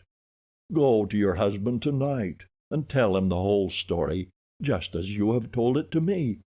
Unless I am much mistaken, he will laugh at you for your fears, and take immediate steps to put that precious brother of yours in prison where he belongs." "I only wish that I dared," she said. "But I am afraid. I learned early to fear men. First my father, then Nikolas, then the fathers in the convent. Nearly all my friends fear their husbands. Why should I not fear mine?" "It does not seem right that women should fear men," said Tarzan, an expression of puzzlement on his face. "I am better acquainted with the jungle folk, and there it is more often the other way around, except among the black men, and they, to my mind, are in most ways lower in the scale than the beasts. No, I cannot understand why civilized women should fear men, the beings that are created to protect them. I should hate to think that any woman feared me." "I do not think that any woman would fear you, my friend," said Olga de Coude softly. "I have known you but a short while, yet though it may seem foolish to say it, you are the only man I have ever known whom I think that I should never fear. It is strange, too, for you are very strong. I wondered at the ease with which you handled Nikolas and Paulovitch that night in my cabin. It was marvelous." As Tarzan was leaving her a short time later, he wondered a little at the clinging pressure of her hand at parting, and the firm insistence with which she exacted a promise from him that he would call again on the morrow. The memory of her half-veiled eyes and perfect lips as she had stood smiling up into his face as he bade her good-bye remained with him for the balance of the day. Olga de Coude was a very beautiful woman, and Tarzan of the Apes a very lonely young man, with a heart in him that was in need of the doctoring that only a woman may provide. As the Countess turned back into the room after Tarzan's departure, she found herself face to face with Nikolas Rokoff. "How long have you been here?" she cried, shrinking away from him. "Since before your lover came," he answered with a nasty leer. "Stop!" she commanded. "How dare you say such a thing to me, your sister?" "Well, my dear Olga, if he is not your lover, accept my apologies. But it is no fault of yours that he is not. Had he 1/10 the knowledge of women that I have, you would be in his arms this minute. He is a stupid fool, Olga. Why, your every word and act was an open invitation to him, and he had not the sense to see it." The woman put her hands to her ears. "I will not listen. You are wicked to say such things as that. No matter what you may threaten me with, you know that I am a good woman. After tonight you will not dare to annoy me, for I shall tell Raoul all. He will understand, and then, Monsieur Nikolas, beware." "You shall tell him nothing," said Rokoff. "I have this affair now, and with the help of one of your servants, whom I may trust it will lack nothing in the telling when the time comes, that the details of the sworn evidence shall be poured into your husband's ears. The other affair served its purpose well. We now have something tangible to work on, Olga, a real affair, and you a trusted wife. Shame, Olga." And the brute laughed. So the countess told her count nothing, and matters were worse than they had been. From a vague fear her mind was transferred to a very tangible one. It may be, too, that conscience helped to enlarge it out of all proportion. End of Chapter 4. Chapter 5. The Plot That Failed. For a month Tarzan was a regular and very welcome devotee at the shrine of the beautiful Countess de Coude. Often he met other members of the select little coterie that dropped in for tea of an afternoon. More often Olga found devices that would give her an hour of Tarzan alone. For a time she had been frightened by what Nikolas had insinuated. She had not thought of this big young man as anything more than a friend. But with the suggestion implanted by the evil words of her brother, she had grown to speculate much upon the strange force which seemed to attract her toward the gray-eyed stranger. She did not wish to love him, nor did she wish his love. She was much younger than her husband, and without having realized it, she had been craving the haven of a friendship with one nearer her own age. 20 is shy in exchanging confidences with 40. Tarzan was but 2 years her senior. He could understand her, she felt. Then he was clean and honorable and chivalrous. She was not afraid of him. That she could trust him she had felt instinctively from the first. From a distance Rokoff had watched this growing intimacy with malicious glee. Ever since he had learned that Tarzan knew that he was a Russian spy, there had been added to his hatred for the ape-man a great fear that he would expose him. He was but waiting now until the moment was propitious for a master stroke. He wanted to rid himself forever of Tarzan, and at the same time reap an ample revenge for the humiliations and defeats that he had suffered at his hands. Tarzan was nearer to contentment than he had been since the peace and tranquility of his jungle had been broken in upon by the advent of the marooned porter party. He enjoyed the pleasant social intercourse with Olga's friends, while the friendship which had sprung up between the fair countess and himself was a source of never-ending delight. It broke in upon and dispersed his gloomy thoughts, and served as a balm to his lacerated heart. Sometimes D'Arnot accompanied him on his visits to the de Coude home, for he had long known both Olga and the Count. Occasionally de Coude dropped in, but the multitudinous affairs of his official position and the never-ending demands of politics kept him from home usually until late at night. Rokoff spied upon Tarzan almost constantly, waiting for the time that he should call at the de Coude palace at night, but in this he was doomed to disappointment. On several occasions Tarzan accompanied the Countess to her home after the opera, but he invariably left her at the entrance, much to the disgust of the lady's devoted brother. Finding that it seemed impossible to trap Tarzan through any voluntary act of his own, Rokoff and Paulovitch put their heads together to hatch a plan that would trap the ape-man in all the circumstantial evidence of a compromising position. For days they watched the papers as well as the movements of de Coude and Tarzan. At length they were rewarded. A morning paper made brief mention of a smoker that was to be given on the following evening by the German minister. De Coude's name was among those of the invited guests. If he attended, this meant that he would be absent from his home until after midnight. On the night of the banquet Paulovitch waited at the curb before the residence of the German minister, where he could scan the face of each guest that arrived. He had not long to wait before de Coude descended from his car and passed him. That was enough. Paulovitch hastened back to his quarters, where Rokoff awaited him. There they waited until after 11. Then Paulovitch took down the receiver of their telephone. He called a number. "The apartments of Lieutenant D'Arnot," he asked, when he had obtained his connection. "A message for Monsieur Tarzan, if he will be so kind as to step to the telephone." For a minute there was silence. "Monsieur Tarzan?" "Ah, yes, monsieur. This is Francois, in the service of the Countess de Coude. Possibly monsieur does poor Francois the honor to recall him? Yes?" "Yes, monsieur. I have a message, an urgent message from the Countess. She asks that you hasten to her at once. She is in trouble, monsieur." "No, monsieur. Poor Francois does not know. Shall I tell madame that monsieur will be here shortly?" "Thank you, monsieur. The good God will bless you." Paulovitch hung up the receiver and turned to grin at Rokoff. "It will take him 30 minutes to get there. If you reach the German minister's in 15, de Coude should arrive at his home in about 45 minutes.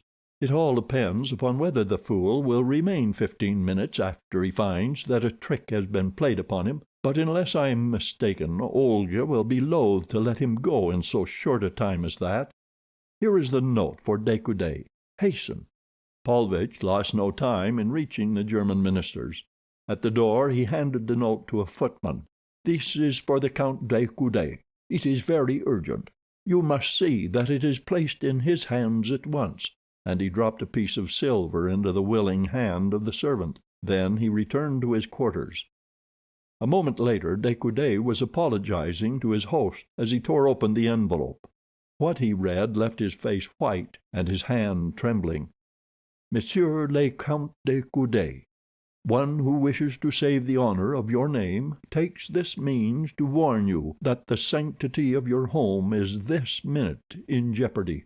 A certain man who for months has been a constant visitor there during your absence is now with your wife. If you go at once to your countess's boudoir, you will find them together. A friend." 20 minutes after Paulovitch had called Tarzan, Rokoff obtained a connection with Olga's private line. Her maid answered the telephone, which was in the countess's boudoir. "But madame has retired," said the maid in answer to Rokoff's request to speak with her. "This is a very urgent message for the countess's ears alone," replied Rokoff. "Tell her that she must arise and slip something about her and come to the telephone. I shall call up again in 5 minutes." Then he hung up the receiver. A moment later Paulovitch entered. "The Count has the message?" asked Rokoff. "He should be on his way to his home by now," replied Paulovitch. "Good. My lady will be sitting in her boudoir, very much in negligee about now. In a minute the faithful Jacques will escort Monsieur Tarzan into her presence without announcing him. It will take a few minutes for explanations. Olga will look very alluring in the filmy creation that is her night-dress, and the clinging robe which but half conceals the charms that the former does not conceal at all. Olga will be surprised, but not displeased. If there is a drop of red blood in the man, the Count will break in upon a very pretty love scene in about 15 minutes from now. I think we have planned marvelously, my dear Alexis. Let us go out and drink to the very good health of Monsieur Tarzan in some of old Plancon's unparalleled absinthe, not forgetting that the Count de Coude is one of the best swordsmen in Paris, and by far the best shot in all France." When Tarzan reached Olga's, Jacques was awaiting him at the entrance. "This way, monsieur," he said, and led the way up the broad marble staircase. In another moment he had opened a door, and drawing aside a heavy curtain, obsequiously bowed Tarzan into a dimly lighted apartment. Then Jacques vanished. Across the room from him Tarzan saw Olga seated before a little desk on which stood her telephone. She was tapping impatiently upon the polished surface of the desk. She had not heard him enter. "Olga," he said, "what is wrong?" She turned toward him with a little cry of alarm. "Jean," she cried, "what are you doing here? Who admitted you? What does it mean?" Tarzan was thunderstruck, but in an instant he realized a part of the truth. "Then you did not send for me, Olga?" "Send for you at this time of night? Mon Dieu, Jean, do you think that I am quite mad? Francois telephoned me to come at once, that you were in trouble and wanted me." "Francois? Who in the world is Francois?" "He said that he was in your service. He spoke as though I should recall the fact." "There is no one by that name in my employ. Someone has played a joke upon you, Jean," and Olga laughed. "I fear that it may be a most sinister joke, Olga," he replied.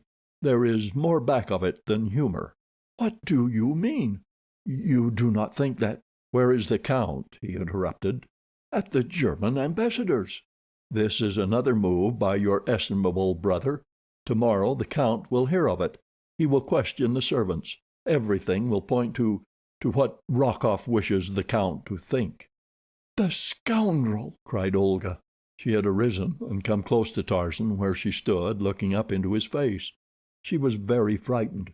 In her eyes was an expression that the hunter sees in those of a poor, terrified doe, puzzled, questioning. She trembled, and to steady herself raised her hands to his broad shoulders. "What shall we do, Jean?" she whispered. "It is terrible. Tomorrow all Paris will read of it. He will see to that."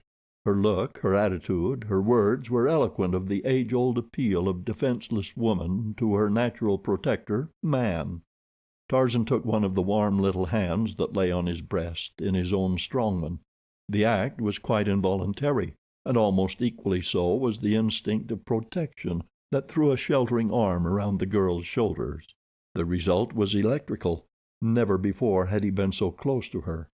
In startled guilt they looked suddenly into each other's eyes, and where Olga de Coude should have been strong she was weak, for she crept closer into the man's arms and clasped her own about his neck. And Tarzan of the Apes, he took the panting figure into his mighty arms and covered the hot lips with kisses. Raoul de Coude made hurried excuses to his host after he had read the note handed him by the ambassador's butler. Never afterward could he recall the nature of the excuses he made.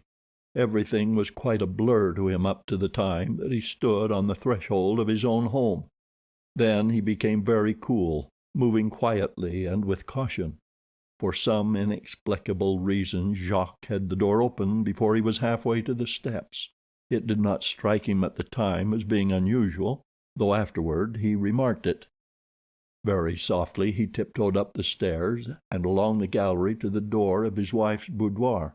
In his hand was a heavy walking stick, in his heart murder. Olga was the first to see him. With a horrified shriek she tore herself from Tarzan's arms, and the ape-man turned just in time to ward with his arm a terrific blow that De Coude had aimed at his head. Once, twice, 3 times the heavy stick fell with lightning rapidity, and each blow aided in the transition of the ape-man back to the primordial. With the low guttural snarl of the bull ape he sprang for the Frenchman. The great stick was torn from his grasp and broken in two as though it had been matchwood, to be flung aside as the now infuriated beast charged for his adversary's throat. Olga de Coude stood, a horrified spectator of the terrible scene which ensued during the next brief moment. Then she sprang to where Tarzan was murdering her husband, choking the life from him, shaking him as a terrier might shake a rat. Frantically she tore at his great hands. "Mother of God!" she cried. "You are killing him! You are killing him! Oh, Jean, you are killing my husband!" Tarzan was deaf with rage. Suddenly he hurled the body to the floor, and placing his foot upon the upturned breast raised his head. Then through the palace of the Count de Coude rang the awesome challenge of the bull ape that has made a kill. From cellar to attic the horrid sound searched out the servants and left them blanched and trembling. The woman in the room sank to her knees beside the body of her husband and prayed. Slowly the red mist faded from Tarzan's eyes. Things began to take form. He was regaining the perspective of civilized man. His eyes fell upon the figure of the kneeling woman. "Olga," he whispered. She looked up, expecting to see the maniacal light of murder in the eyes above her. Instead she saw sorrow and contrition. "Oh, Jean," she cried, "see what you have done. He was my husband. I loved him, and you have killed him." Very gently Tarzan raised the limp form of the Count de Coude and bore it to a couch. Then he put his ear to the man's breast. "Some brandy, Olga," he said. She brought it, and together they forced it between his lips. Presently a faint gasp came from the white lips. The head turned, and De Coude groaned. "He will not die," said Tarzan. "Thank God." "Why did you do it, Jean?" she asked. "I do not know. He struck me, and I went mad. I have seen the apes of my tribe do the same thing. I have never told you my story, Olga. It would have been better had you known it. This might not have happened. I never saw my father. The only mother I knew was a ferocious she-ape. Until I was 15 I had never seen a human being. I was 20 before I saw a white man. A little more than a year ago I was a naked beast of prey in an African jungle. Do not judge me too harshly. 2 years is too short a time in which to attempt to work the change in an individual that it has taken countless ages to accomplish in the white race. I do not judge at all, Jean. The fault is mine. You must go now. He must not find you here when he regains consciousness. Goodbye." It was a sorrowful Tarzan who walked with bowed head from the palace of the Count de Coude. Once outside, his thoughts took definite shape, to the end that 20 minutes later he entered a police station not far from the Rue Mall. Here he soon found one of the officers with whom he had had the encounter several weeks previous. The policeman was genuinely glad to see again the man who had so roughly handled him. After a moment of conversation, Tarzan asked if he had ever heard of Nikolas Rokoff or Alexis Paulovitch. "Very often indeed, monsieur. Each has a police record, and while there is nothing charged against them now, we make it a point to know pretty well where they may be found should the occasion demand. It is only the same precaution that we take with every known criminal. Why does monsieur ask?" "They are known to me," replied Tarzan. "I wish to see Monsieur Rokoff on a little matter of business. If you can direct me to his lodgings I shall appreciate it." A few minutes later he bade the policeman adieu, and with a slip of paper in his pocket bearing a certain address in a semi-respectable quarter, he walked briskly toward the nearest taxi stand. Rokoff and Paulovitch had returned to their rooms and were sitting talking over the probable outcome of the evening's events. They had telephoned to the offices of 2 of the morning papers, from which they momentarily expected representatives to hear the first report of the scandal that was to stir social Paris on the morrow. A heavy step sounded on the stairway. "Ah, but these newspaper men are prompt," exclaimed Rokoff, and as a knock fell upon the door of their room, "Enter, monsieur." The smile of welcome froze upon the Russian's face as he looked into the hard, gray eyes of his visitor. "Name of a name!" he shouted, springing to his feet. "What brings you here?" "Sit down," said Tarzan, so low that the men could barely catch the words, but in a tone that brought Rokoff to his chair and kept Paulovitch in his. "You know what has brought me here," he continued in the same low tone. "It should be to kill you, but because you are Olga de Coude's brother, I shall not do that now. I shall give you a chance for your lives. Paulovitch does not count much. He is merely a stupid, foolish little tool, and so I shall not kill him so long as I permit you to live. Before I leave you two alive in this room, you will have done 2 things. The first will be to write a full confession of your connection with tonight's plot, and sign it.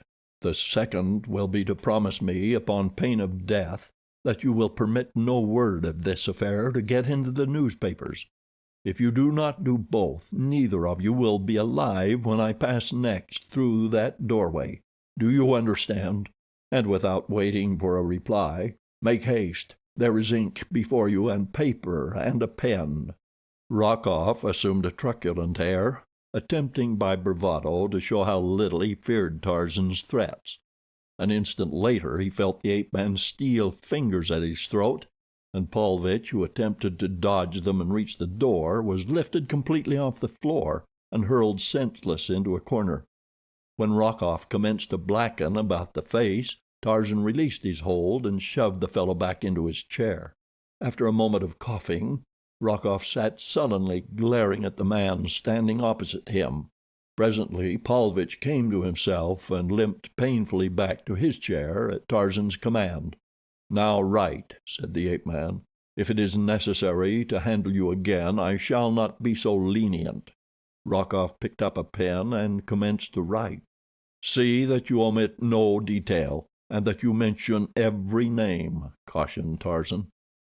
Presently there was a knock at the door. "Enter," said Tarzan. A dapper young man came in. "I am from the Matin," he announced. "I understand that Monsieur Rokoff has a story for me." "Then you are mistaken, monsieur," replied Tarzan. "You have no story for publication, have you, my dear Nikolas?" Rokoff looked up from his writing with an ugly scowl upon his face. "No," he growled, "I have no story for publication, now, nor ever, my dear Nikolas," and the reporter did not see the nasty light in the ape-man's eye, but Nikolas Rokoff did. "Nor ever," he repeated hastily. "It is too bad that monsieur has been troubled," said Tarzan, turning to the newspaper man. "I bid monsieur good evening," and he bowed the dapper young man out of the room and closed the door in his face. An hour later Tarzan, with a rather bulky manuscript in his coat pocket, turned at the door leading from Rokoff's room. "Were I you I should leave France," he said, "for sooner or later I shall find an excuse to kill you that will not in any way compromise your sister." Chapter 6. A Duel. D'Arnot was asleep when Tarzan entered their apartments after leaving Rokoff's. Tarzan did not disturb him, but the following morning he narrated the happenings of the previous evening, omitting not a single detail. "What a fool I have been," he concluded. "De Coude and his wife were both my friends. How have I returned their friendship? Barely did I escape murdering the Count. I have cast a stigma on the name of a good woman. It is very probable that I have broken up a happy home." "Do you love Olga de Coude?" asked D'Arnot. "Were I not positive that she does not love me, I could not answer your question, Paul. But without disloyalty to her, I tell you that I do not love her, nor does she love me. For an instant we were the victims of a sudden madness. It was not love, and it would have left us unharmed as suddenly as it had come upon us, even though de Coude had not returned. As you know, I have had little experience of women. Olga de Coude is very beautiful. That and the dim light and the seductive surroundings and the appeal of the defenseless for protection might have been resisted by a more civilized man, but my civilization is not even skin deep. It does not go deeper than my clothes. Paris is no place for me. I will but continue to stumble into more and more serious pitfalls. The man-made restrictions are irksome. I feel always that I am a prisoner. I cannot endure it, my friend, and so I think that I shall go back to my own jungle and lead the life that God intended that I should lead when he put me there." "Do not take it so to heart, Jean," responded D'Arnot. "You have acquitted yourself much better than most civilized men would have under similar circumstances. As to leaving Paris at this time, I rather think that Raoul de Coude may be expected to have something to say on that subject before long." Nor was D'Arnot mistaken. A week later one Monsieur Flaubert was announced about 11 in the morning, as D'Arnot and Tarzan were breakfasting. Monsieur Flaubert was an impressively polite gentleman.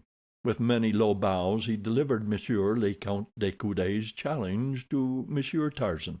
Would Monsieur be so very kind as to arrange to have a friend meet Monsieur Flaubert at as early an hour as convenient, that the details might be arranged to the mutual satisfaction of all concerned? Certainly, Monsieur Tarzan would be delighted to place his interests unreservedly in the hands of his friend Lieutenant D'Arnot. And so it was arranged that D'Arnot was to call on Monsieur Flaubert at 2 that afternoon, and the polite Monsieur Flaubert, with many bows, left them. When they were again alone, D'Arnot looked quizzically at Tarzan. "Well," he said.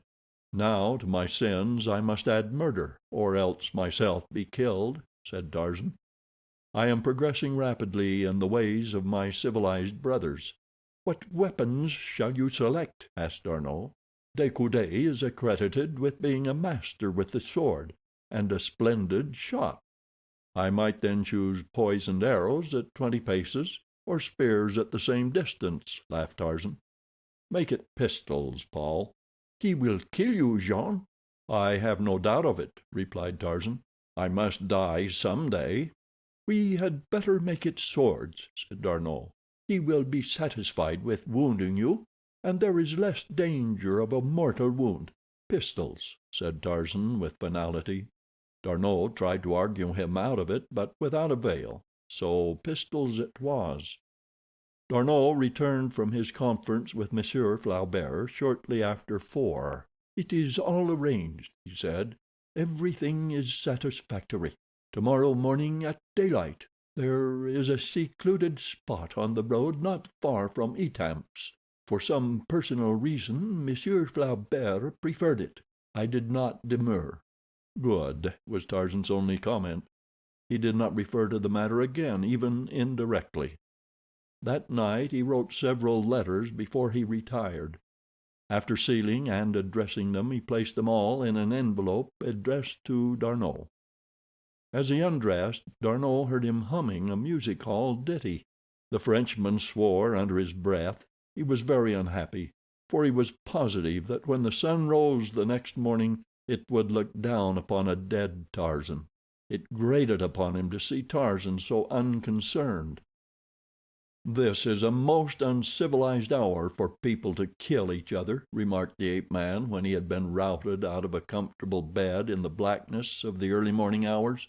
He had slept well, and so it seemed that his head scarcely touched the pillow ere his man deferentially aroused him. His remark was addressed to D'Arnot, who stood fully dressed in the doorway of Tarzan's bedroom. D'Arnot had scarcely slept at all during the night. He was nervous, and therefore inclined to be irritable. "I presume you slept like a baby all night," he said. Tarzan laughed. "From your tone, Paul, I infer that you rather harbor the fact against me. I could not help it, really." "No, Jean, it is not that," replied D'Arnot, himself smiling. "But you take the entire matter with such infernal indifference. It is exasperating.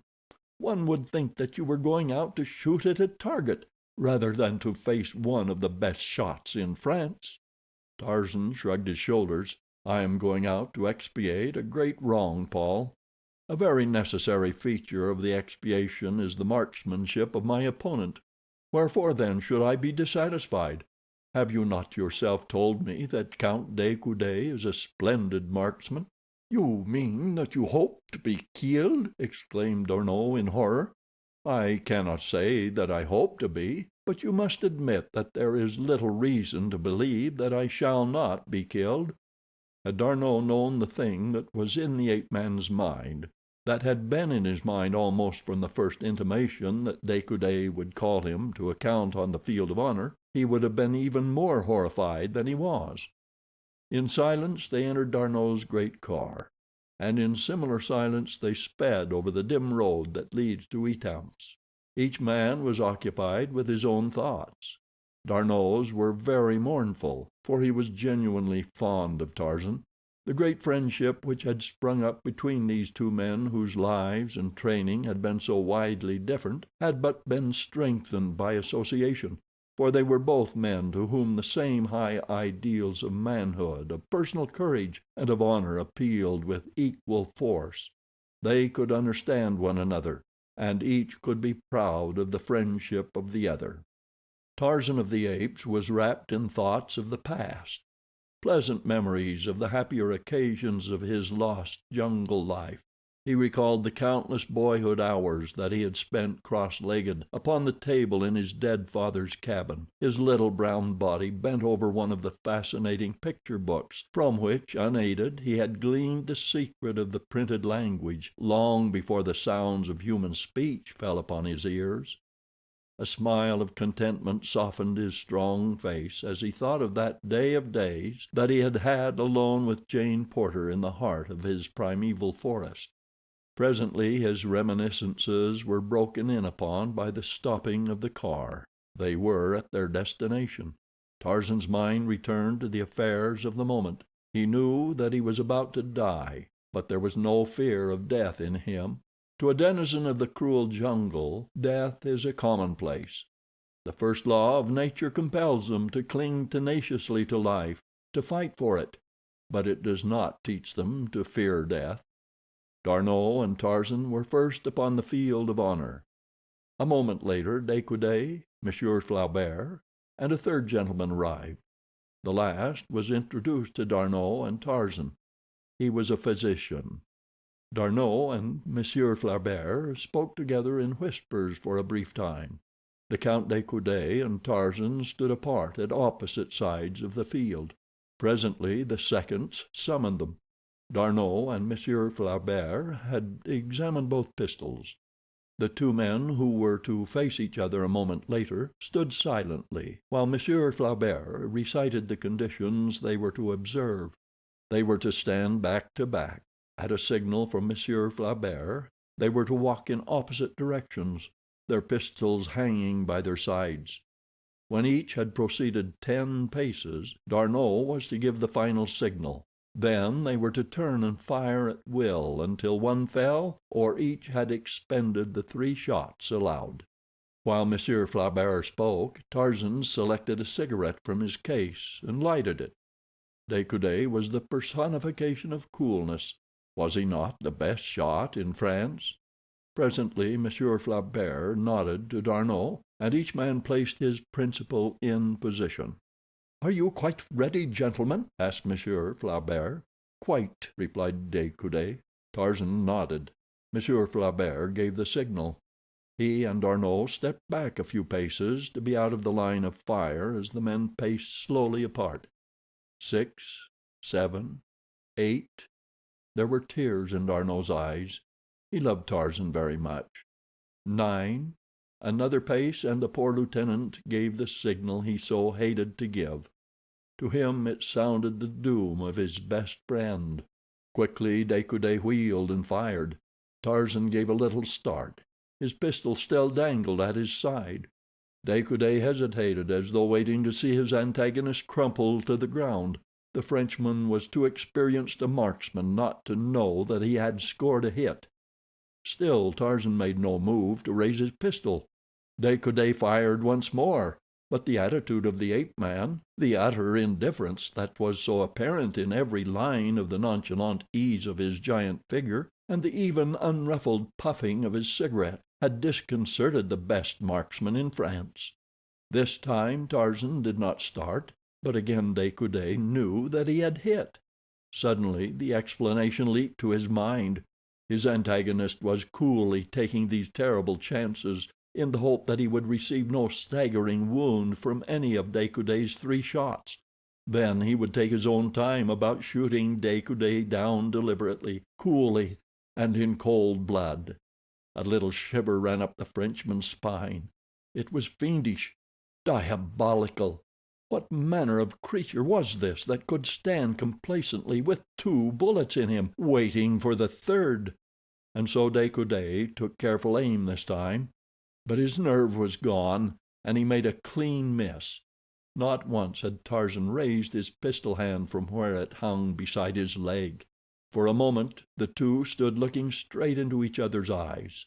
On Tarzan's face was a pathetic expression of disappointment. On De Coude's a rapidly growing expression of horror. Yes, of terror. He could endure it no longer. "Mother of God, monsieur! Shoot!" he screamed. But Tarzan did not raise his pistol.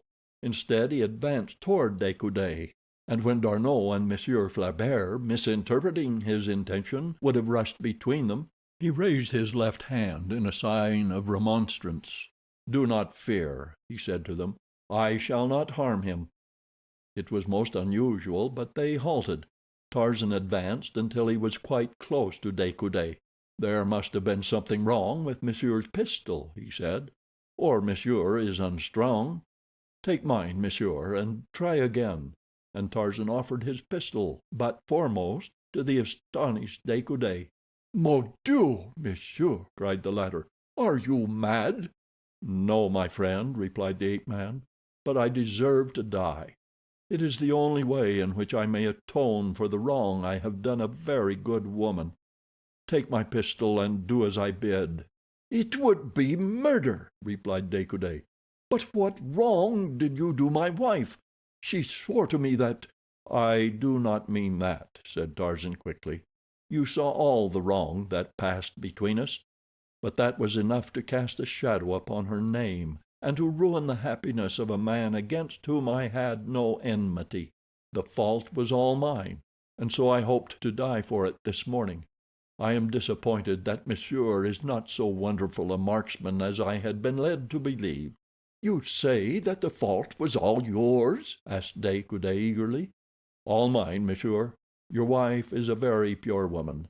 She loves only you. The fault that you saw was all mine. The thing that brought me there was no fault of either the Countess de Coude or myself. Here is a paper which will quite positively demonstrate that." And Tarzan drew from his pocket the statement Rokoff had written and signed. De Coude took it and read. D'Arnot and Monsieur Flaubert had drawn near.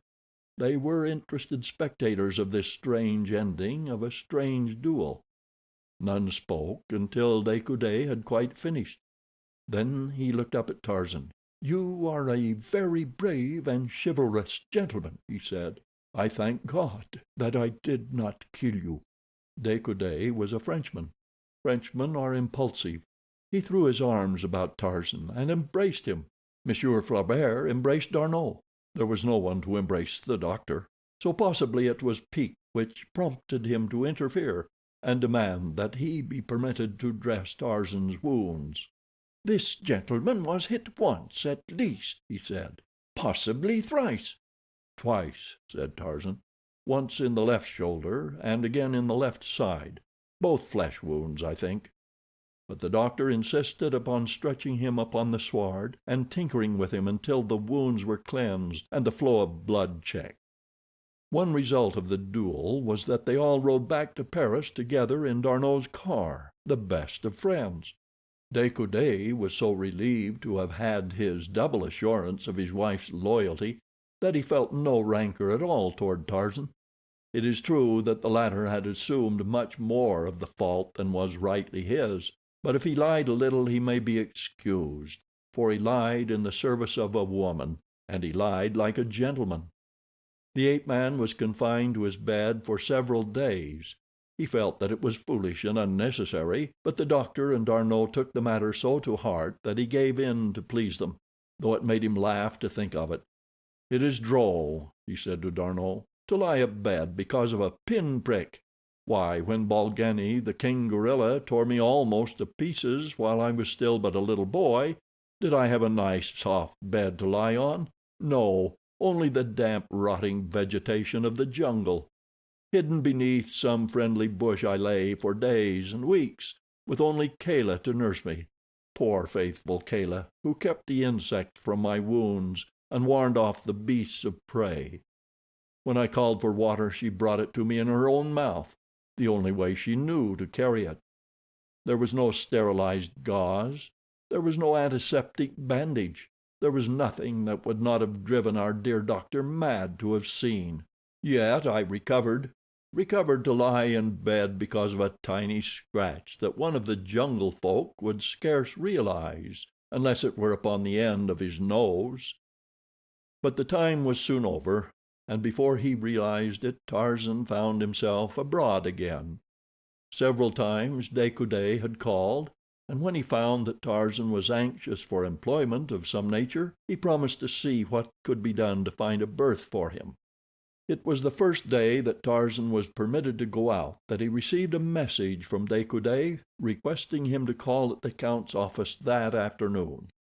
He found de Coude awaiting him with a very pleasant welcome, and a sincere congratulation that he was once more upon his feet. Neither had ever mentioned the duel or the cause of it since that morning upon the field of honor. "I think that I have found just the thing for you, Monsieur Tarzan," said the Count. "It is a position of much trust and responsibility, which also requires considerable physical courage and prowess. I cannot imagine a man better fitted than you, my dear Monsieur Tarzan, for this very position. It will necessitate travel, and later it may lead to a very much better post, possibly in the diplomatic service. At first, for a short time only, you will be a special agent in the service of the Ministry of War. Come, I will take you to the gentleman who will be your chief. He can explain the duties better than I, and then you will be in a position to judge if you wish to accept or no." De Coude himself escorted Tarzan to the office of General Rochet, the chief of the bureau to which Tarzan would be attached if he accepted the position. There the Count left him, after a glowing description to the general of the many attributes possessed by the ape-man which should fit him for the work of the service. A half hour later Tarzan walked out of the office, the possessor of the first position he had ever held. On the morrow he was to return for further instructions. Though General Rochet made it quite clear that Tarzan might prepare to leave Paris for an almost indefinite period, possibly on the morrow. It was with feelings of the keenest elation that he hastened home to bear the good news to D'Arnot. At last he was to be of some value in the world. He was to earn money, and best of all to travel and see the world. He could scarcely wait to get well inside D'Arnot's sitting room before he burst out with the glad tidings. D'Arnot was not so pleased. "It seems to delight you to think that you are to leave Paris, and that we shall not see each other for months, perhaps. Tarzan, you are a most ungrateful beast." And D'Arnot laughed. "No, Paul, I'm a little child, and I have a new toy, and I am tickled to death." And so it came that on the following day Tarzan left Paris en route for Marseilles and Oran. Chapter 7. The Dancing Girl of Sidi Aissa. Tarzan's first mission did not bid fair to be either exciting or vastly important. There was a certain lieutenant of Spahi whom the government had reason to suspect of improper relations with a great European power. This Lieutenant Gernois, who was at present stationed at Sidi Bel Abbes, had recently been attached to the General Staff, where certain information of great military value had come into his possession in the ordinary routine of his duties. It was this information which the government suspected the great power was bartering for with the officer. It was, at most, but a vague hint dropped by a certain notorious Parisian in a jealous mood that had caused suspicion to rest upon the lieutenant. But general staffs are jealous of their secrets, and treason so serious a thing that even a hint of it may not be safely neglected. And so it was that Tarzan had come to Algeria in the guise of an American hunter and traveler to keep a close eye upon Lieutenant Gernois. He had looked forward with keen delight to again seeing his beloved Africa, but this northern aspect of it was so different from his tropical jungle home that he might as well have been back in Paris for all the heart thrills of homecoming that he experienced. At Oran he spent a day wandering through the narrow, crooked alleys of the Arab quarter, enjoying the strange new sights. The next day found him at Sidi Bel Abbes, where he presented his letters of introduction to both civil and military authorities, letters which gave no clue to the real significance of his mission. Tarzan possessed a sufficient command of English to enable him to pass among Arabs and Frenchmen as an American, and that was all that was required of it. When he met an Englishman he spoke French, in order that he might not betray himself, but occasionally talked in English to foreigners who understood that tongue, but could not note the slight imperfections of accent and pronunciation that were his. Here he became acquainted with many of the French officers, and soon became a favorite among them. He met Gernois, whom he found to be a taciturn, dyspeptic-looking man of about 40, having little or no social intercourse with his fellows. For a month nothing of moment occurred. Gernois apparently had no visitors, nor did he, on his occasional visit to the town, hold communication with any who might, even by the wildest flight of imagination, be construed into secret agents of a foreign power. Tarzan was beginning to hope that after all the rumor might have been false, when suddenly Gernois was ordered to Bou Saada in the petty Sahara far to the south. A company of Spahi and 3 officers were to relieve another company already stationed there. Fortunately, one of the officers, Captain Gerard, had become an excellent friend of Tarzan's, and so when the ape-man suggested that he should embrace the opportunity of accompanying him to Bou Saada, where he expected to find hunting, it caused not the slightest suspicion. At Bouira the detachment detrained, and the balance of the journey was made in the saddle. As Tarzan was dickering at Bouira for a mount, he caught a brief glimpse of a man in European clothes eyeing him from the doorway of a native coffee house. But as Tarzan looked, the man turned and entered the little, low-ceilinged mud hut, and but for a haunting impression that there had been something familiar about the face or figure of the fellow, Tarzan gave the matter no further thought. The march to Aumale was fatiguing to Tarzan, whose equestrian experiences hitherto had been confined to a course of riding lessons in a Parisian academy, and so it was that he quickly sought the comforts of a bed in the Hotel Grossac, while the officers and troops took up their quarters at the military post.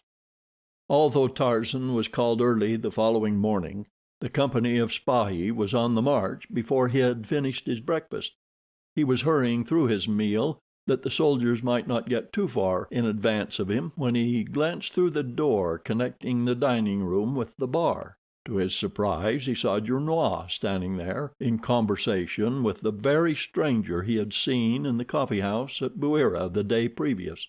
He could not be mistaken, for there was the same strangely familiar attitude and figure, though the man's back was toward him. As his eyes lingered on the two, Gernois looked up and caught the intent expression on Tarzan's face. The stranger was talking in a low whisper at the time, but the French officer immediately interrupted him, and the two at once turned away and passed out of the range of Tarzan's vision. This was the first suspicious occurrence that Tarzan had ever witnessed in connection with Gernois' actions. But he was positive that the men had left the barroom solely because Gernois had caught Tarzan's eyes upon them. Then there was the persistent impression of familiarity about the stranger to further augment the ape-man's belief that here at length was something which would bear watching. A moment later Tarzan entered the barroom, but the men had left, nor did he see aught of them in the street beyond, though he found a pretext to ride to various shops before he set out after the column which had now considerable start of him. He did not overtake them until he reached Sidi Aissa shortly after noon, where the soldiers had halted for an hour's rest. Here he found Gernois with the column, but there was no sign of the stranger. It was market day at Sidi Aissa, and the numberless caravans of camels coming in from the desert, and the crowds of bickering Arabs in the marketplace, filled Tarzan with a consuming desire to remain for a day that he might see more of these sons of the desert. Thus it was that the company of Spahi marched on that afternoon toward Bou Saada without him. He spent the hours until dark wandering about the market in company with a youthful Arab, one Abdul, who had been recommended to him by the innkeeper as a trustworthy servant and interpreter. Here Tarzan purchased a better mount than the one he had selected at Bouira, and entering into conversation with the stately Arab to whom the animal had belonged, learned that the seller was Kadur ben Saden, sheikh of a desert tribe far south of Djelfa. Through Abdul, Tarzan invited his new acquaintance to dine with him. As the three were making their way through the crowds of marketers, camels, donkeys, and horses that filled the marketplace with a confusing babel of sounds, Abdul plucked at Tarzan's sleeve. "Look, master, behind us!" and he turned, pointing at a figure which disappeared behind a camel as Tarzan turned.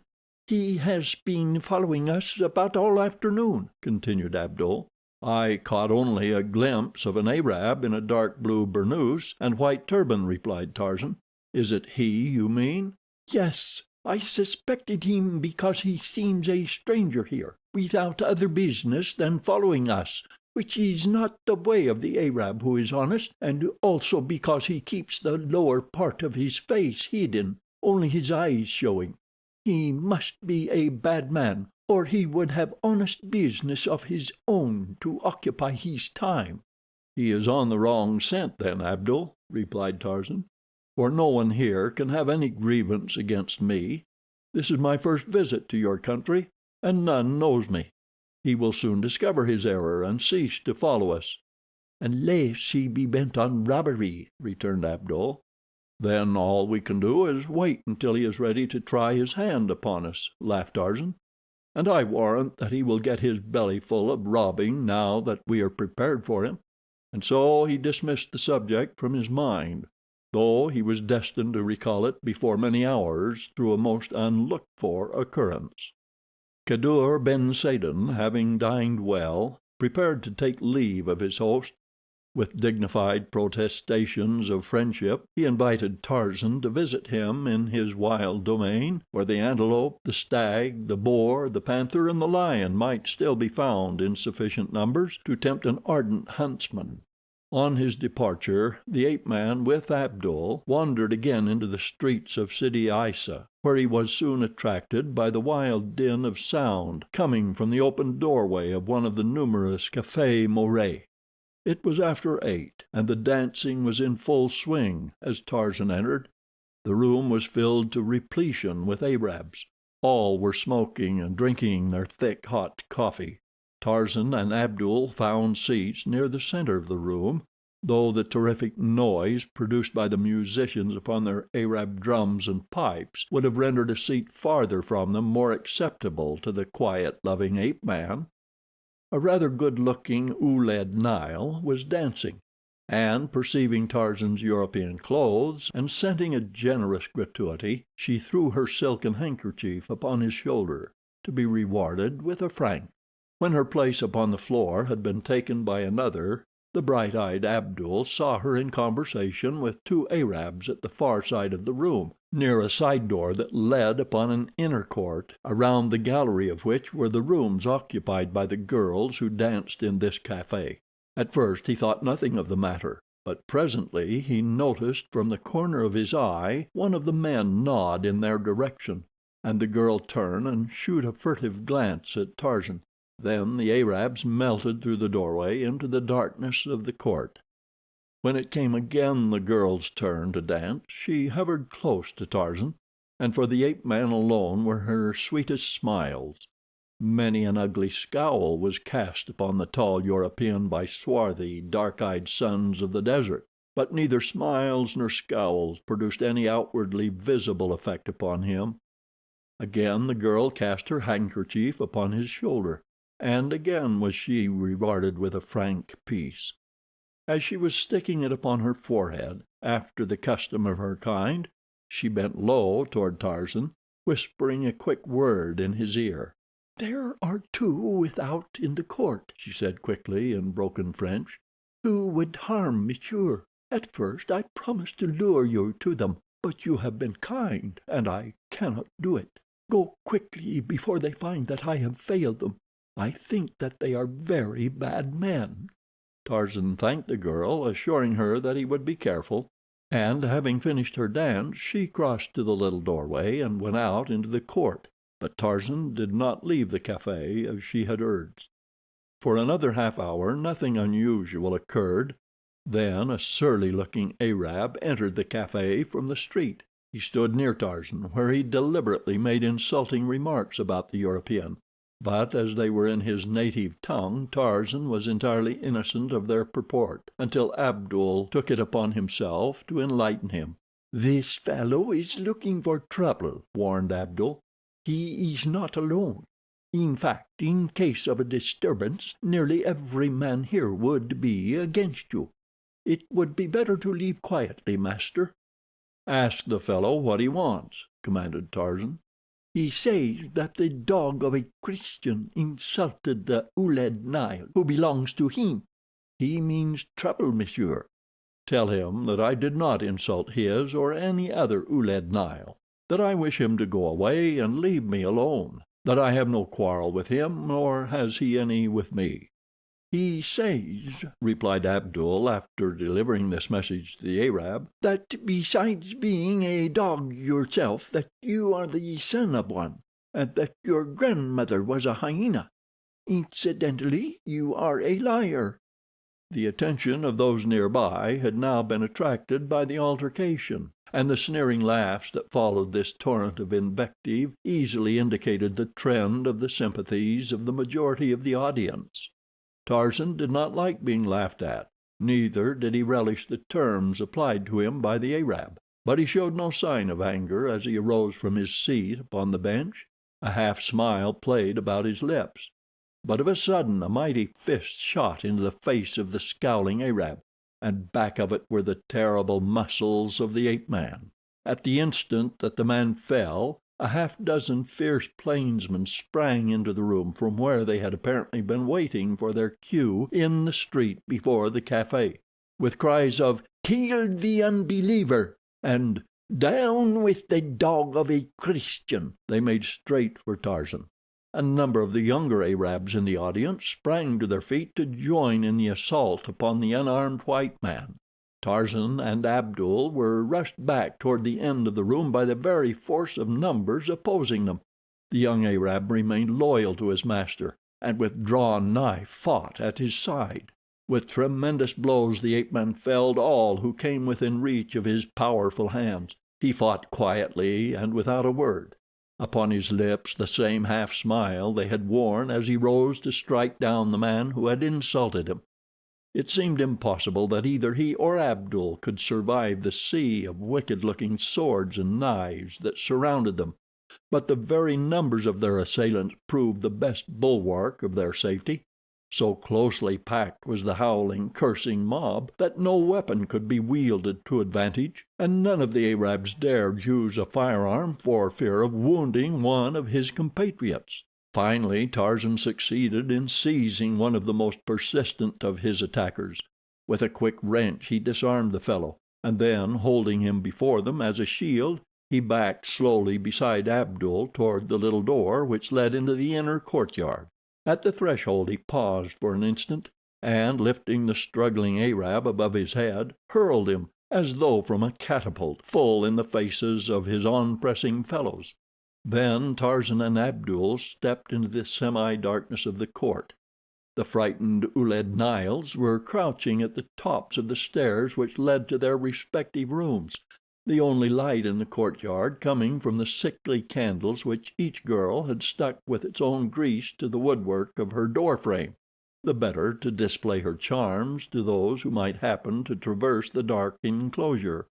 Scarcely had Tarzan and Abdul emerged from the room ere a revolver spoke close at their backs from the shadows beneath one of the stairways, and as they turned to meet this new antagonist, two muffled figures sprang toward them, firing as they came.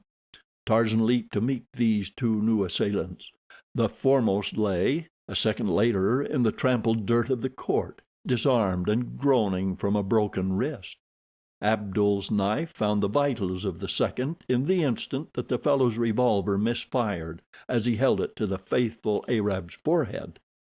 The maddened horde within the café were now rushing out in pursuit of their quarry. The Ouled Nails had extinguished their candles at a cry from one of their number, and the only light within the yard came feebly from the open and half-blocked door of the café. Tarzan had seized a sword from the man who had fallen before Abdul's knife, and now he stood waiting for the rush of men that was coming in search of them through the darkness. Suddenly he felt a light hand upon his shoulder from behind, and a woman's voice whispering, "Quick, monsieur! This way, follow me." "Come, Abdul," said Tarzan in a low tone to the youth. "We can be no worse off elsewhere than we are here." The woman turned and led them up the narrow stairway that ended at the door of her quarters. Tarzan was close beside her. He saw the gold and silver bracelets upon her bare arms, the strings of gold coin that depended from her hair ornaments, and the gorgeous colors of her dress. He saw that she was an Ouled Nail, and instinctively he knew that she was the same who had whispered the warning in his ear earlier in the evening. As they reached the top of the stairs they could hear the angry crowd searching the yard beneath. "Soon they will be here," whispered the girl. "They must not find you, for though you fight with the strength of many men, they will kill you in the end. Hasten. You can drop from the farther window of my room to the street beyond. Before they discover that you are no longer in the court of the buildings, you will be safe within the hotel." But even as she spoke, several men had started up the stairway at the head of which they stood. There was a sudden cry from one of the searchers. They had been discovered. Quickly the crowd rushed for the stairway. The foremost assailant leaped quickly upward, but at the top he met the sudden sword that he had not expected. The quarry had been unarmed before. With a cry the man toppled back upon those behind him. Like 10 pins they rolled down the stairs. The ancient and rickety structure could not withstand the strain of this unwonted weight and jarring. With a creaking and rending of breaking wood, it collapsed beneath the Arabs, leaving Tarzan, Abdul, and the girl alone upon the frail platform at the top. "Come!" cried the Ouled Nail. "They will reach us from another stairway through the room next to mine. We have not a moment to spare." Just as they were entering the room, Abdul heard and translated a cry from the yard below for several to hasten to the street and cut off escape from that side. "We are lost now," said the girl simply. "We?" questioned Tarzan. "Yes, monsieur," she responded. "They will kill me as well. Have I not aided you?" This put a different aspect on the matter. Tarzan had rather been enjoying the excitement and danger of the encounter. He had not for an instant supposed that either Abdul or the girl could suffer except through accident, and he had only retreated just enough to keep from being killed himself. He had had no intention of running away until he saw that he was hopelessly lost were he to remain. Alone he could have sprung into the midst of that close-packed mob, and laying about him after the fashion of Numa the lion, have struck the Arabs with such consternation that escape would have been easy. Now he must think entirely of these 2 faithful friends. He crossed to the window which overlooked the street. In a minute there would be enemies below. Already he could hear the mob clamoring the stairway to the next quarters. They would be at the door beside him in another instant. He put a foot upon the sill and leaned out, but he did not look down. Above him, within arm's reach, was the low roof of the building. He called to the girl. She came and stood beside him. He put a great arm about her and lifted her across his shoulder. "Wait here until I reach down for you from above," he said to Abdul. "In the meantime, shove everything in the room against that door. It may delay them long enough." Then he stepped to the sill of the narrow window with the girl upon his shoulders. "Hold tight," he cautioned her. A moment later he had clambered to the roof above with the ease and dexterity of an ape. Setting the girl down, he leaned far over the roof's edge, calling softly to Abdul. The youth ran to the window. "Your hand," whispered Tarzan. The men in the room beyond were battering at the door. With a sudden crash it fell splintering in, and at the same instant Abdul felt himself lifted like a feather onto the roof above. They were not a moment too soon, for as the men broke into the room which they had just quitted, a dozen more rounded the corner in the street below, and came running to a spot beneath the girl's window. Chapter 8. The Fight in the Desert. As the 3 squatted upon the roof above the quarters of the Ouled Nails, they heard the angry cursing of the Arabs in the room beneath. Abdul translated from time to time to Tarzan. "They are berating those in the street below now," said Abdul, "for permitting us to escape so easily. Those in the street say that we did not come that way, that we are all still within the building, and that those above, being too cowardly to attack us, are attempting to deceive them into believing that we have escaped. In a moment they will have fighting of their own to attend to if they continue their brawling." Presently those in the building gave up the search and returned to the café. A few remained in the street below, smoking and talking. Tarzan spoke to the girl, thanking her for the sacrifice she had made for him, a total stranger. "I liked you," she said simply. "You were unlike the others who come to the café. You did not speak coarsely to me. The manner in which you gave me money was not an insult." "What shall you do after tonight?" he asked. "You cannot return to the café. Can you even remain with safety in Sidi Aissa?" "Tomorrow it will be forgotten," she replied, "but I should be glad if it might be that I need never return to this or another café. I have not remained because I wished to. I have been a prisoner." "A prisoner!" ejaculated Tarzan incredulously. "A slave would be the better word," she answered. I was stolen in the night from my father's douar by a band of marauders. They brought me here and sold me to the Arab who keeps this café. It has been nearly 2 years now since I saw the last of mine own people. They are very far to the south. They never come to Sidi Aissa." "You would like to return to your people?" asked Tarzan. "Then I shall promise to see you safely so far as Bou Saada, at least. There we can doubtless arrange with the commandant to send you the rest of the way." "Oh, monsieur," she cried, "how can I ever repay you? You cannot really mean that you will do so much for a poor Ouled Nail. But my father can reward you, and he will, for is he not a great sheik? He is Kadour ben Saden." "Kadour ben Saden!" ejaculated Tarzan. "Why, Kadour ben Saden is in Sidi Aissa this very night. He dined with me but a few hours since." "My father in Sidi Aissa!" cried the amazed girl. "Allah be praised, then, for I am indeed saved." "Shh!" cautioned Abdul. "Listen." From below came the sound of voices quite distinguishable upon the still night air. Tarzan could not understand the words, but Abdul and the girl translated. "They have gone now," said the latter. "It is you they want, monsieur. One of them said that the stranger who had offered money for your slaying lay in the house of Ahmed din Soulef with a broken wrist, but that he had offered a still greater reward if some would lay in wait for you upon the road to Bou Saada and kill you." "It is he who followed monsieur about the market today," exclaimed Abdul. "I saw him again within the café. Him and another, and the two went out into the inner court after talking with this girl here.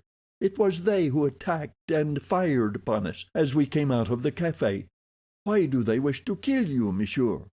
"I do not know," replied Tarzan, and then, after a pause, "unless—" But he did not finish, for the thought that had come to his mind, while it seemed the only reasonable solution of the mystery, appeared at the same time quite improbable. Presently the men in the street went away. The courtyard and the café were deserted. Cautiously Tarzan lowered himself to the sill of the girl's window. The room was empty. He returned to the roof and let Abdul down. Then he lowered the girl to the arms of the waiting Arab. From the window Abdul dropped the short distance to the street below, while Tarzan took the girl in his arms and leaped down, as he had done on so many other occasions in his own forest with a burden in his arms. A little cry of alarm was startled from the girl's lips, but Tarzan landed in the street with but an imperceptible jar and lowered her in safety to her feet. She clung to him for a moment. "How strong monsieur is, and how active!" she cried. "El Andrea, the black lion himself, is not more so." "I should like to meet this El Andrea of yours," he said. "I have heard much about him." "And you come to the douar of my father, you shall see him," said the girl. "He lives in a spur of the mountains north of us, and comes down from his lair at night to rob my father's douar. With a single blow of his mighty paw he crushes the skull of a bull, and woe betide the belated wayfarer who meets El Andrea abroad at night." Without further mishap they reached the hotel. The sleepy landlord objected strenuously to instituting a search for Kadour ben Saden until the following morning, but a piece of gold put a different aspect on the matter, so that a few moments later a servant had started to make the rounds of the lesser native hostelries, where it might be expected that a desert sheik would find congenial associations. Tarzan had felt it necessary to find the girl's father that night, for fear he might start on his homeward journey too early in the morning to be intercepted. They had waited perhaps half an hour when the messenger returned with Kadour ben Saden. The old sheik entered the room with a questioning expression upon his proud face. "Monsieur has done me the honor to—" he commenced, and then his eyes fell upon the girl. With outstretched arms he crossed the room to meet her. "My daughter!" he cried. "Allah is merciful!" and tears dimmed the martial eyes of the old warrior. When the story of her abduction and her final rescue had been told to Kadour ben Saden, he extended his hand to Tarzan. "All that is Kedor ben Saden's is thine, my friend, even to his life," he said very simply. But Tarzan knew that those were no idle words.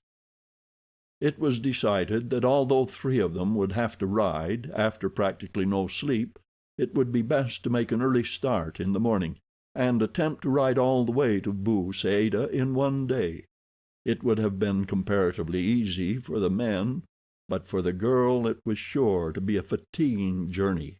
She, however, was the most anxious to undertake it, for it seemed to her that she could not quickly enough reach the family and friends from whom she had been separated for 2 years. It seemed to Tarzan that he had not closed his eyes before he was awakened, and in another hour the party was on its way south toward Bou Saada. For a few miles the road was good, and they made rapid progress, but suddenly it became only a waste of sand into which the horses sank fetlock deep at nearly every step. In addition to Tarzan, Abdul, the sheik, and his daughter were 4 of the wild plainsmen of the sheik's tribe who had accompanied him upon the trip to Sidi Aissa. Thus, 7 guns strong, they entertained little fear of attack by day, and if all went well they should reach Bou Saada before nightfall. A brisk wind enveloped them in the blowing sand of the desert, until Tarzan's lips were parched and cracked. What little he could see of the surrounding country was far from alluring, a vast expanse of rough country, rolling in little barren hillocks and tufted here and there with clumps of dreary shrub. Far to the south rose the dim lines of the Saharan Atlas range. How different, thought Tarzan, from the gorgeous Africa of his boyhood. Abdul, always on the alert, looked backward quite as often as he did ahead. At the top of each hillock that they mounted he would draw in his horse, and turning, scan the country to the rear with utmost care. At last his scrutiny was rewarded. "Look!" he cried. "There are 6 horsemen behind us." "Your friends of last evening, no doubt, monsieur," remarked Kedor ben Saden dryly to Tarzan. "No doubt," replied the ape-man. "I am sorry that my society should endanger the safety of your journey. At the next village I shall remain and question these gentlemen while you ride on. There is no necessity for my being at Bou Saada tonight, and less still why you should not ride in peace." "If you stop, we shall stop," said Kedor ben Saden. "Until you are safe with your friends, or the enemy has left your trail, we shall remain with you. There is nothing more to say." Tarzan nodded his head. He was a man of few words, and possibly it was for this reason as much as any that Kedor ben Saden had taken to him, for if there be one thing that an Arab despises, it is a talkative man. All the balance of the day Abdul caught glimpses of the horsemen in their rear. They remained always at about the same distance. During the occasional halts for rest, and at the longer halt at noon, they approached no closer. "They are waiting for darkness," said Kedor ben Saden. And darkness came before they reached Bou Saada.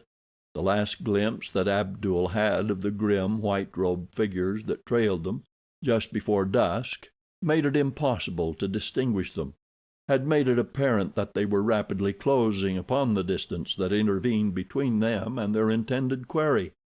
He whispered this fact to Tarzan, for he did not wish to alarm the girl.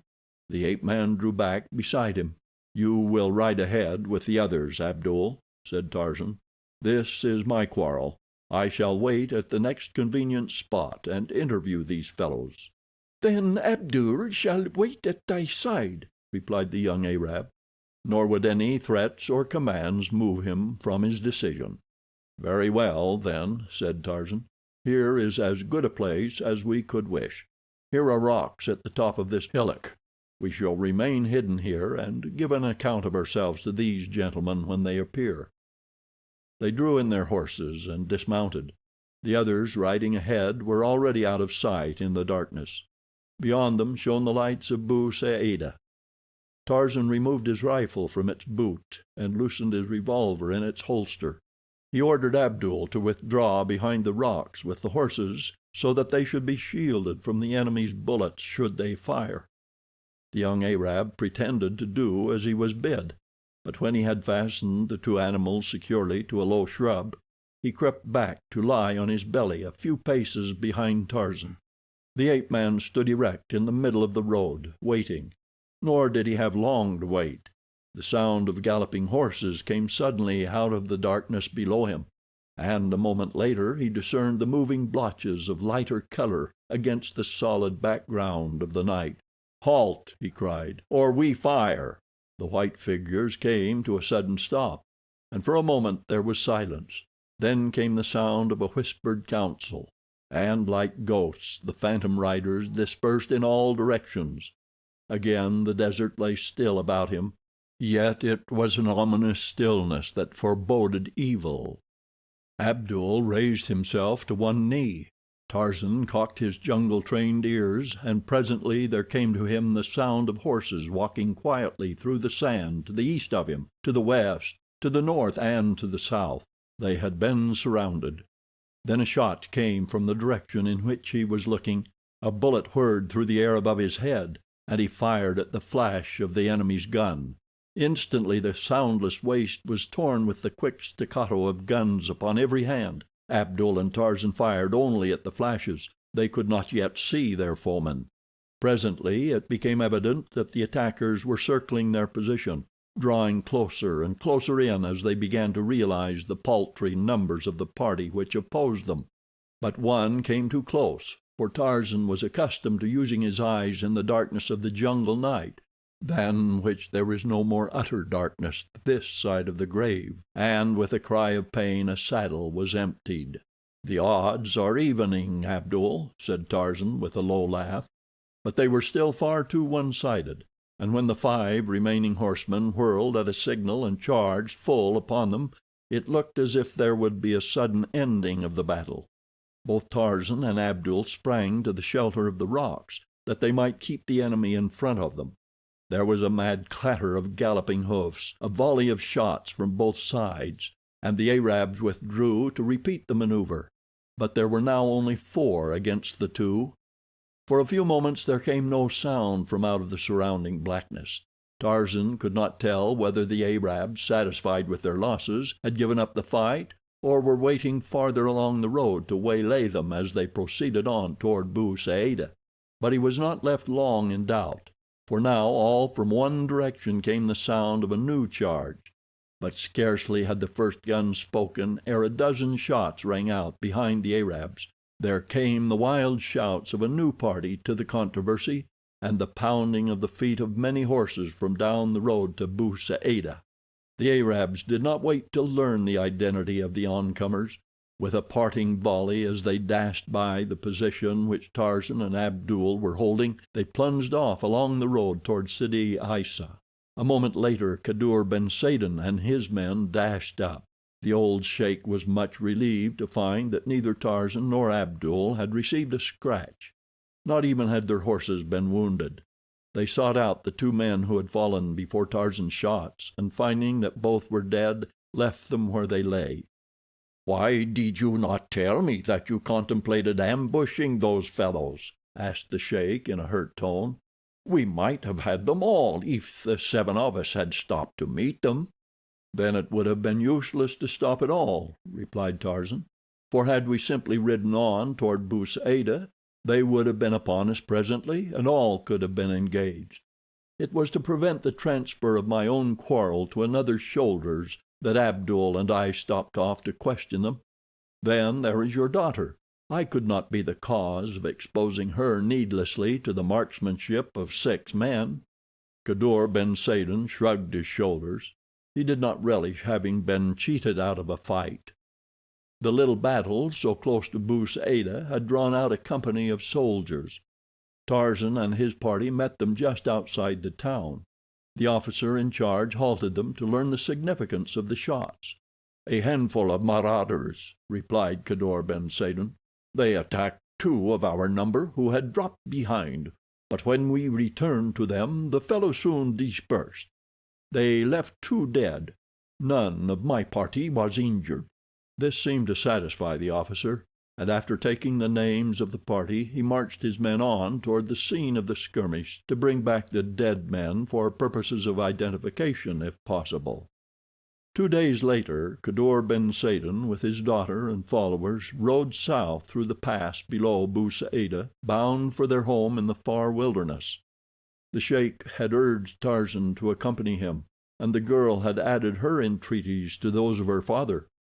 But though he could not explain it to them, Tarzan's duties loomed particularly large after the happenings of the past few days, so that he could not think of leaving his post for an instant. But he promised to come later if it lay within his power to do so, and they had to content themselves with that assurance. During these 2 days Tarzan had spent practically all his time with Kadour ben Saden and his daughter. He was keenly interested in this race of stern and dignified warriors, and embraced the opportunity which their friendship offered to learn what he could of their lives and customs. He even commenced to acquire the rudiments of their language under the pleasant tutorage of the brown-eyed girl. It was with real regret that he saw them depart, and he sat upon his horse at the opening to the pass, as far as which he had accompanied them, gazing after the little party as long as he could catch a glimpse of them. Here were people after his own heart. Their wild, rough lives, filled with danger and hardship, appealed to this half-savage man as nothing had appealed to him in the midst of the effeminate civilization of the great cities he had visited. Here was a life that excelled even that of the jungle, for here he might have the society of men, real men, whom he could honor and respect, and yet be near to the wild nature that he loved. In his head revolved an idea that when he had completed his mission, he would resign and return to live for the remainder of his life with the tribe of Kadour ben Saden.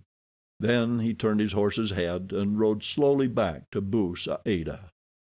The front of the Hotel du Petit Sahara, where Tarzan stopped in Bou Saada, is taken up with the bar, 2 dining rooms, and the kitchens. Both of the dining rooms open directly off the bar, and one of them is reserved for the use of the officers of the garrison. As you stand in the bar room you may look into either of the dining rooms if you wish. It was to the bar that Tarzan repaired after speeding Kadour ben Saden and his party on their way. It was yet early in the morning, for Kadour ben Saden had elected to ride far that day, so that it happened that when Tarzan returned there were guests still at breakfast. As his casual glance wandered into the officers' dining room, Tarzan saw something which brought a look of interest to his eyes. Lieutenant Gernois was sitting there, and as Tarzan looked, a white-robed Arab approached, and bending, whispered a few words into the lieutenant's ear. Then he passed on out of the building through another door. In itself the thing was nothing, but as the man had stooped to speak to the officer, Tarzan had caught sight of something which the accidental parting of the man's burnous had revealed. He carried his left arm in a sling. Chapter 9. Numa el Adria. On the same day that Kadour ben Saden rode south, the diligence from the north brought Tarzan a letter from D'Arnot, which had been forwarded from Sidi bel Abbes. It opened the old wound that Tarzan would have been glad to have forgotten. Yet he was not sorry that D'Arnot had written, for one at least of his subjects could never cease to interest the ape-man. Here is the letter. My dear Jean, since last I wrote you I have been across to London on a matter of business. I was there but 3 days. The very first day I came upon an old friend of yours, quite unexpectedly, in Henrietta Street. Now you never in the world would guess whom. None other than Mr. Samuel T. Philander. But it is true. I can see your look of incredulity. Nor is this all. He insisted that I return to the hotel with him, and there I found the others, Professor Archimedes Q. Porter, Miss Porter, and that enormous black woman, Miss Porter's maid, Esmeralda, you will recall. While I was there, Clayton came in. They are to be married soon, or rather sooner, for I rather suspect that we shall receive announcements almost any day. On account of his father's death, it is to be a very quiet affair, only blood relatives. While I was alone with Mr. Philander, the old fellow became rather confidential.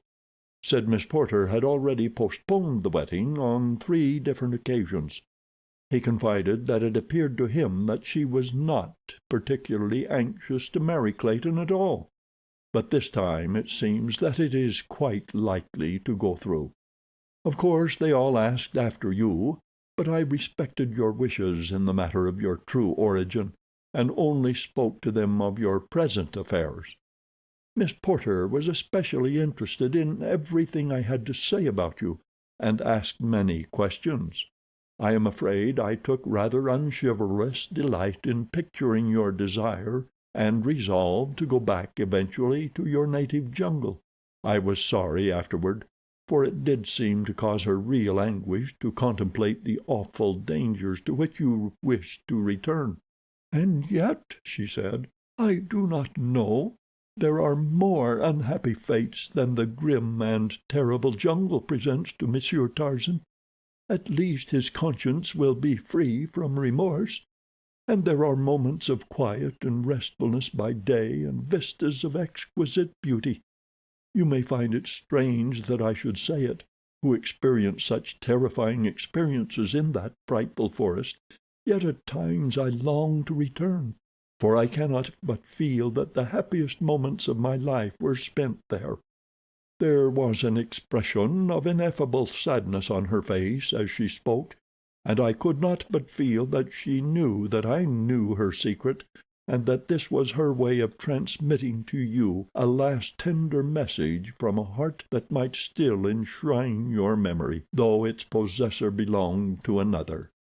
Clayton appeared nervous and ill at ease while you were the subject of conversation. He wore a worried and harassed expression, yet he was very kindly in his expressions of interest in you. I wonder if he suspects the truth about you. Tennington came in with Clayton. They are great friends, you know. He is about to set out upon one of his interminable cruises in that yacht of his, and was urging the entire party to accompany him. Tried to inveigle me into it, too. Is thinking of circumnavigating Africa this time. I told him that his precious toy would take him and some of his friends to the bottom of the ocean one of these days if he didn't get it out of his head that she was a liner or battleship. I returned to Paris day before yesterday, and yesterday I met the Count and Countess de Coude at the races. They inquired after you. De Coude really seems quite fond of you, doesn't appear to harbor the least ill will. Olga is as beautiful as ever, but a trifle subdued. I imagine that she learned a lesson through her acquaintance with you that will serve her in good stead during the balance of her life. It is fortunate for her, and for de Coude as well, that it was you and not another man more sophisticated. Had you really paid court to Olga's heart, I am afraid that there would have been no hope for either of you. She asked me to tell you that Nikolas had left France. She paid him 20,000 francs to go away and stay. She is congratulating herself that she got rid of him before he tried to carry out a threat he recently made her that he should kill you at the first opportunity. She said that she should hate to think that her brother's blood was on your hands, for she is very fond of you, and made no bones in saying so before the Count. It never for a moment seemed to occur to her that there might be any possibility of any other outcome of a meeting between you and Nikolas. The Count quite agreed with her in that. He added that it would take a regiment of Rokoffs to kill you. He has a most healthy respect for your prowess. Have been ordered back to my ship. She sails from Havre in 2 days under sealed orders. If you will address me in her care, the letters will find me eventually. I shall write you soon as another opportunity presents. Your sincere friend, Paul D'Arnot. I fear, mused Tarzan half aloud, that Olga has thrown away her 20,000 francs. He read over that part of D'Arnot's letter several times in which he had quoted from his conversation with Jane Porter. Tarzan derived a rather pathetic happiness from it, but it was better than no happiness at all. The following 3 weeks were quite uneventful. On several occasions Tarzan saw the mysterious Arab, and once again he had been exchanging words with Lieutenant Gernois. But no amount of espionage nor shadowing by Tarzan revealed the Arab's lodgings, the location of which Tarzan was anxious to ascertain. Gernois, never cordial, had kept more than ever aloof from Tarzan since the episode in the dining room of the hotel at Aumalay.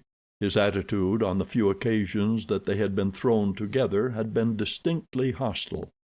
That he might keep up the appearance of the character he was playing, Tarzan spent considerable time hunting in the vicinity of Bou Saada.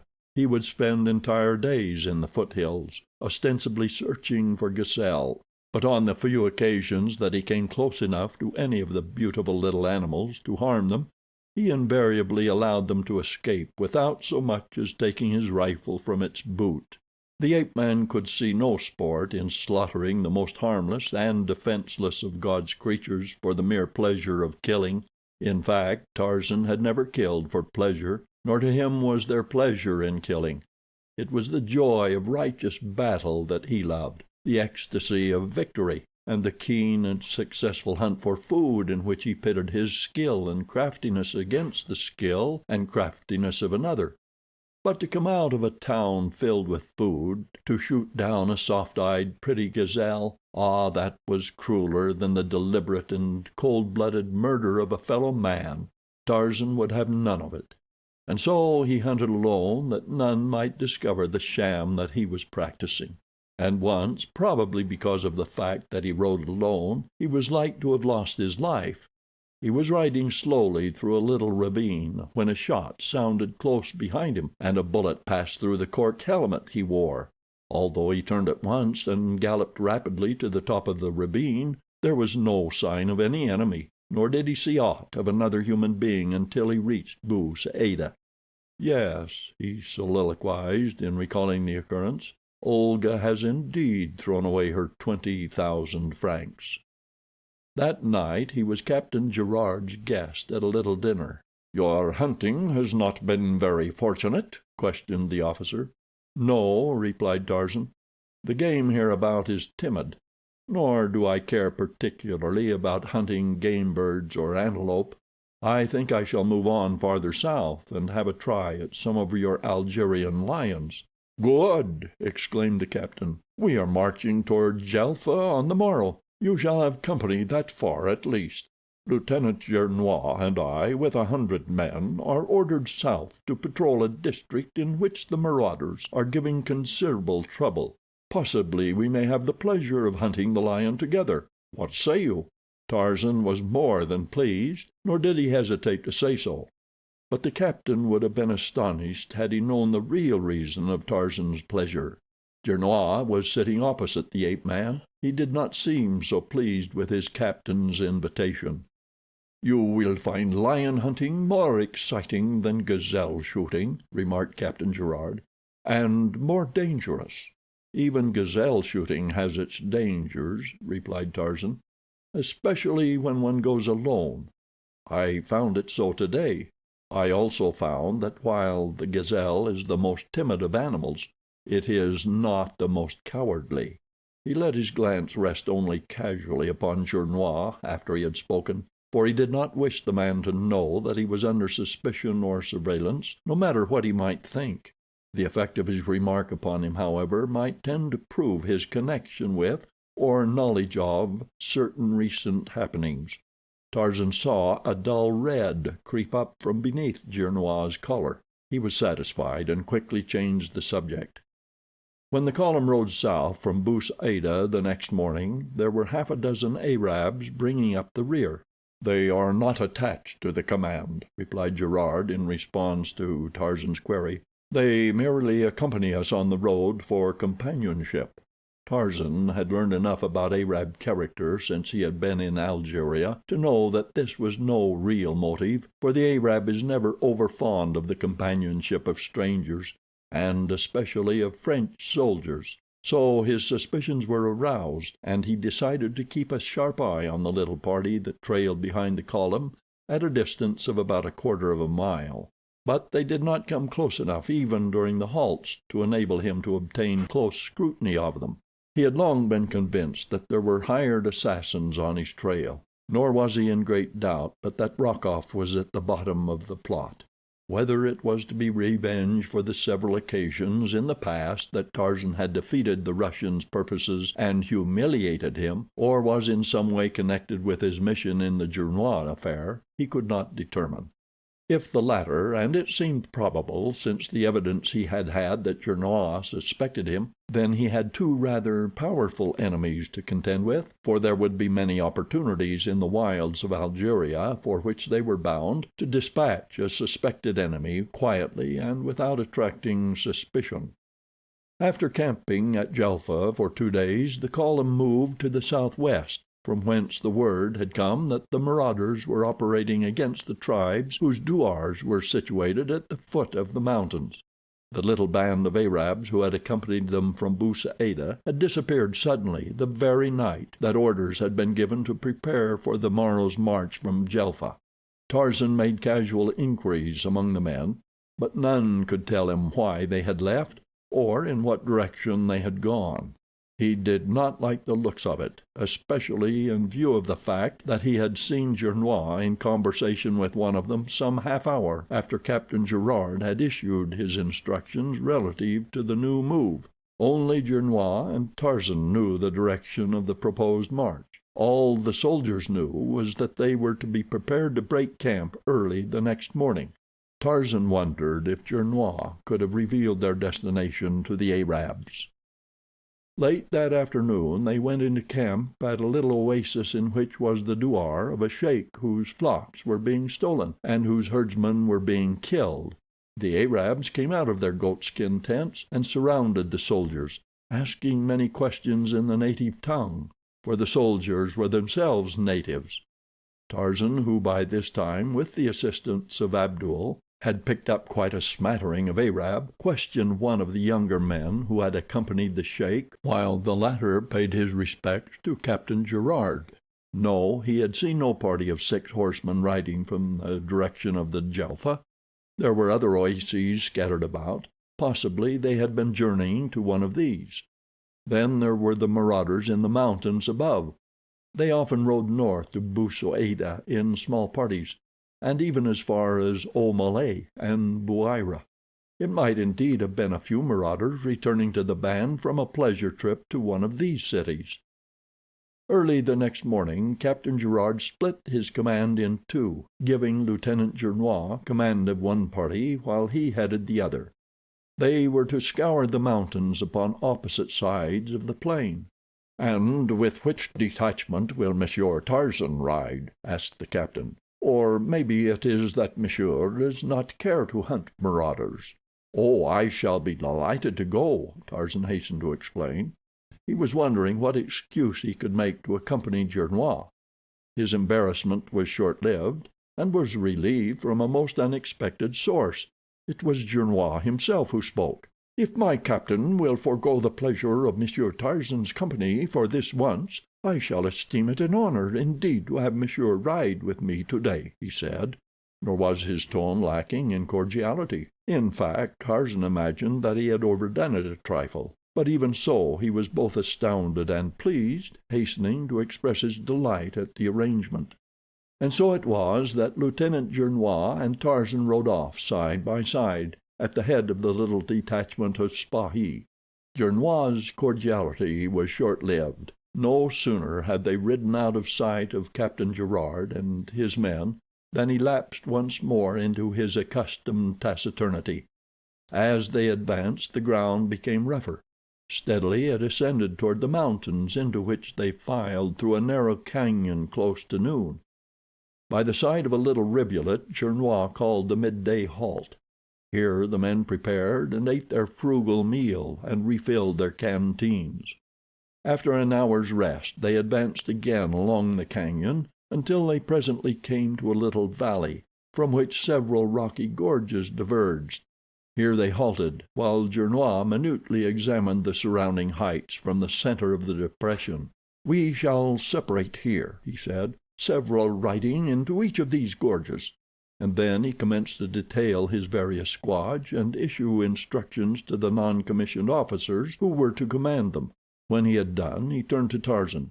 "Monsieur will be so good as to remain here until we return." Tarzan demurred, but the officer cut him short. "There may be fighting for one of these sections," he said, "and troops cannot be embarrassed by civilian non-combatants during action." "But, my dear lieutenant," expostulated Tarzan, "I am most ready and willing to place myself under command of yourself, or any of your sergeants or corporals, and to fight in the ranks as they direct. It is what I came for." "I should be glad to think so," retorted Gernois, with a sneer he made no attempt to disguise. Then shortly, "You are under my orders, and they are that you remain here until we return. Let that end the matter." And he turned and spurred away at the head of his men. A moment later Tarzan found himself alone in the midst of a desolate mountain fastness. The sun was hot, so he sought the shelter of a nearby tree, where he tethered his horse and sat down upon the ground to smoke. Inwardly he swore at Gernois for the trick he had played upon him. A mean little revenge, thought Tarzan. And then suddenly it occurred to him that the man would not be such a fool as to antagonize him through a trivial annoyance of so petty a description. There must be something deeper than this behind it. With the thought he arose and removed his rifle from its boot. He looked to its loads and saw that the magazine was full. Then he inspected his revolver. After this preliminary precaution he scanned the surrounding heights and the mouths of the several gorges. He was determined that he should not be caught napping. The sun sank lower and lower, yet there was no sign of returning Spahi. At last the valley was submerged in shadow. Tarzan was too proud to go back to camp until he had given the detachment ample time to return to the valley, which he thought was to have been their rendezvous. With the closing in of night he felt safer from attack, for he was at home in the dark. He knew that none might approach him so cautiously as to elude those alert and sensitive ears of his. Then there were his eyes, too, for he could see well at night. And his nose, if they came toward him from upwind, would apprise him of the approach of an enemy while they were still a great way off. So he felt that he was in little danger. And thus lulled to a sense of security, he fell asleep with his back against the tree. He must have slept for several hours, for when he was suddenly awakened by the frightened snorting and plunging of his horse, the moon was shining full upon the little valley, and there, not 10 paces before him, stood the grim cause of the terror of his mount. Superb, majestic, his graceful tail extended and quivering, and his 2 eyes of fire riveted full upon his prey, stood Numa el Adria, the black lion. A little thrill of joy tingled through Tarzan's nerves. It was like meeting an old friend after years of separation. For a moment he sat rigid to enjoy the magnificent spectacle of this lord of the wilderness. But now Numa was crouching for the spring. Very slowly Tarzan raised his gun to his shoulder. He had never killed a large animal with a gun in all his life. Heretofore he had depended upon his spear, his poisoned arrows, his rope, his knife, or his bare hands. Instinctively he wished that he had his arrows and his knife. He would have felt surer with them. Numa was lying quite flat upon the ground now, presenting only his head. Tarzan would have preferred to fire a little from one side, for he knew what terrific damage the lion could do if he lived 2 minutes or even a minute after he was hit. The horse stood trembling in terror at Tarzan's back. The ape-man took a cautious step to one side. Numa but followed him with his eyes. Another step he took, and then another. Numa had not moved. Now he could aim at a point between the eye and the ear.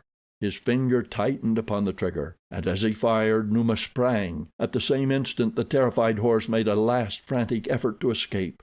The tether parted, and he went careening down the canyon toward the desert.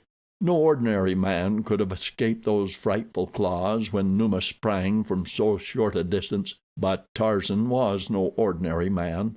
From earliest childhood his muscles had been trained by the fierce exigencies of his existence to act with the rapidity of thought.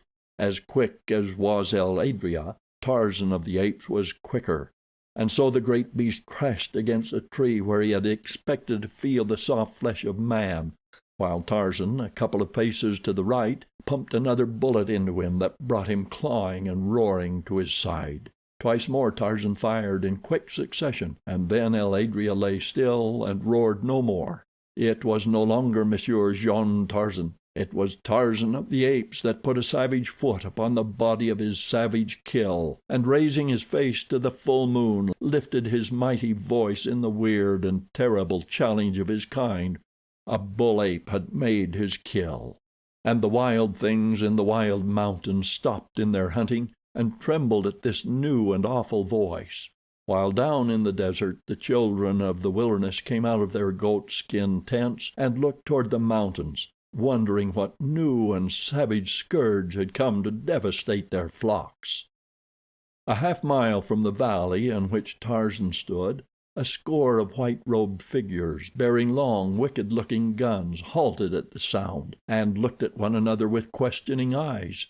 But presently, as it was not repeated, they took up their silent, stealthy way toward the valley. Tarzan was now confident that Gernois had no intention of returning for him, but he could not fathom the object that had prompted the officer to desert him, yet leave him free to return to camp. His horse gone, he decided that it would be foolish to remain longer in the mountains, so he set out toward the desert. He had scarcely entered the confines of the cañon when the first of the white-robed figures emerged into the valley upon the opposite side. For a moment they scanned the little depression from behind sheltering boulders, but when they had satisfied themselves that it was empty, they advanced across it. Beneath the tree at one side they came upon the body of el Adria. With muttered exclamations they crowded about it. Then a moment later they hurried down the canyon which Tarzan was threading a brief distance in advance of them. They moved cautiously and in silence, taking advantage of shelter as men do who are stalking man. End of Chapter 9. Chapter 10. Through the Valley of the Shadow. As Tarzan walked down the wild canyon beneath the brilliant African moon, the call of the jungle was strong upon him. The solitude and the savage freedom filled his heart with life and buoyancy.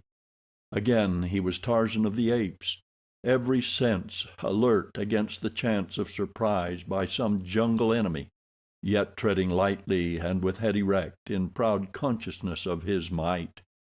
The nocturnal sounds of the mountains were new to him, yet they fell upon his ears like the soft voice of a half-forgotten love. Many he intuitively sensed. Ah, there was one that was familiar indeed, the distant coughing of Sheeta the leopard. But there was a strange note in the final wail which made him doubt. It was a panther he heard. Presently a new sound, a soft, stealthy sound, obtruded itself among the others. No human ears other than the ape-man's would have detected it. At first he did not translate it, but finally he realized that it came from the bare feet of a number of human beings. They were behind him, and they were coming toward him quietly. He was being stalked. In a flash he knew why he had been left in that little valley by Gernois. But there had been a hitch in the arrangements. The men had come too late. Closer and closer came the footsteps. Tarzan halted and faced them, his rifle ready in his hand. Now he caught a fleeting glimpse of a white burnous. He called aloud in French, asking what they would of him. His reply was the flash of a long gun, and with the sound of the shot Tarzan of the Apes plunged forward upon his face. The Arabs did not rush out immediately. Instead, they waited to be sure that their victim did not rise. Then they came rapidly from their concealment and bent over him. It was soon apparent that he was not dead. One of the men put the muzzle of his gun to the back of Tarzan's head to finish him, but another waved him aside. "If we bring him alive, the reward is to be greater," explained the latter. So they bound his hands and feet, and picking him up placed him on the shoulders of 4 of their number. Then the march was resumed toward the desert. When they had come out of the mountains they turned toward the south, and about daylight came to the spot where their horses stood in care of 2 of their number. From here on their progress was more rapid. Tarzan, who had regained consciousness, was tied to a spare horse, which they evidently had brought for the purpose. His wound was but a slight scratch which had furrowed the flesh across his temple. It had stopped bleeding, but the dried and clotted blood smeared his face and clothing. He had said no word since he had fallen into the hands of these Arabs, nor had they addressed him other than to issue a few brief commands to him when the horses had been reached. For 6 hours they rode rapidly across the burning desert, avoiding the oases near which their way led. About noon they came to a douar of about 20 tents. Here they halted, and as one of the Arabs was releasing the alfagrass ropes which bound him to his mount, they were surrounded by a mob of men, women, and children. Many of the tribe, and more especially the women, appeared to take delight in heaping insults upon the prisoner, and some had even gone so far as to throw stones at him and strike him with sticks, when an old sheik appeared and drove them away. "Ali ben Ahmed tells me," he said, "that this man sat alone in the mountains and slew El Adria. What the business of the stranger who sent us after him may be, I know not, and what he may do with this man when we turn him over to him, I care not. But the prisoner is a brave man, and while he is in our hands he shall be treated with the respect that be due one who hunts the lord with the large head, alone and by night, and slays him." Tarzan had heard of the respect in which Arabs held a lion killer, and he was not sorry that chance had played into his hands thus favorably to relieve him of the petty tortures of the tribe. Shortly after this he was taken to a goatskin tent upon the upper side of the douar. There he was fed, and then, securely bound, was left lying on a piece of native carpet alone in the tent. He could see a guard sitting before the door of his frail prison, but when he attempted to force the stout bonds that held him, he realized that any extra precaution on the part of his captors was quite unnecessary. Not even his giant muscles could part those numerous strands. Just before dusk, several men approached the tent where he lay, and entered it. All were in Arab dress, but presently one of the number advanced to Tarzan's side, and as he let the folds of cloth that had hidden the lower half of his face fall away, the ape-man saw the malevolent features of Nikolas Rokoff. There was a nasty smile on the bearded lips. "Ah, Monsieur Tarzan," he said, "this is indeed a pleasure. But why do you not rise and greet your guest?" Then, with an ugly oath, "Get up, you dog!" and drawing back his booted foot, he kicked Tarzan heavily in the side. "And here is another, and another, and another," he continued as he kicked Tarzan about the face and side. "One for each of the injuries you have done me." The ape-man made no reply. He did not even deign to look upon the Russian again after the first glance of recognition. Finally the sheik, who had been standing a mute and frowning witness of the cowardly attack, intervened. "Stop!" he commanded. "Kill him if you will, but I will see no brave man subjected to such indignities in my presence. I have half a mind to turn him loose, that I may see how long you would kick him then." This threat put a sudden end to Rokoff's brutality, for he had no craving to see Tarzan loosed from his bonds while he was within reach of those powerful hands. "Very well," he replied to the Arab. "I shall kill him presently." "Not within the precincts of my douar," returned the sheik. "When he leaves here, he leaves alive. What you do with him in the desert is none of my concern. But I shall not have the blood of a Frenchman on the hands of my tribe on account of another man's quarrel. They would send soldiers here and kill many of my people, and burn our tents and drive away our flocks." "As you say," growled Rokoff. "I'll take him out into the desert below the douar and dispatch him." "You will take him a day's ride from my country," said the sheik firmly, "and some of my children shall follow you to see that you do not disobey me. Otherwise there may be 2 dead Frenchmen in the desert." Rokoff shrugged. "Then I shall have to wait until the morrow. It is already dark." "As you will," said the sheik. "But by an hour after dawn you must be gone from my douar.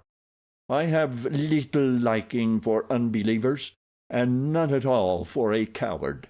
Rokoff would have made some kind of retort, but he checked himself, for he realized that it would require but little excuse for the old man to turn upon him.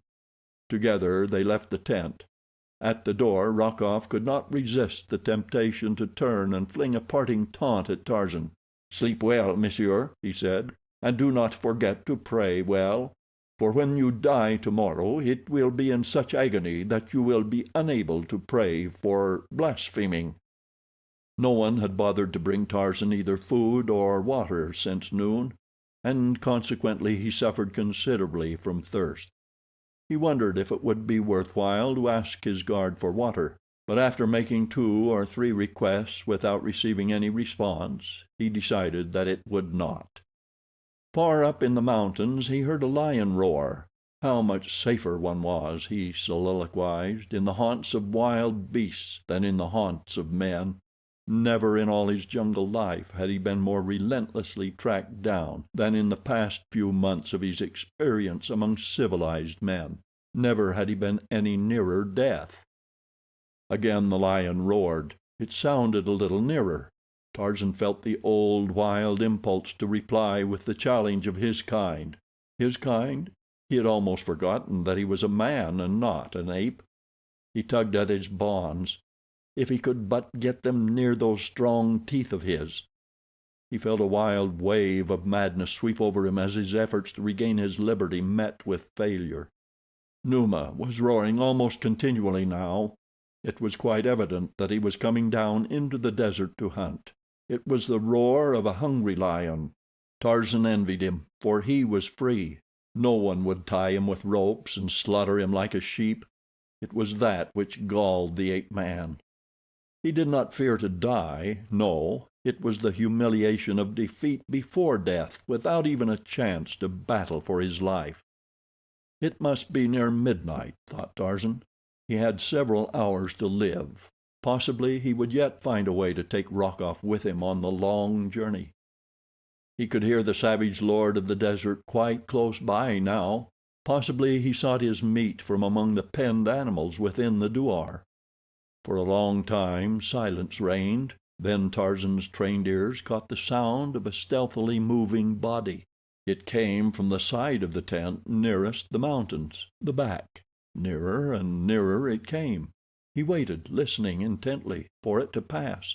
For a time there was silence without, such a terrible silence that Tarzan was surprised that he did not hear the breathing of the animal he felt sure must be crouching close to the back wall of his tent.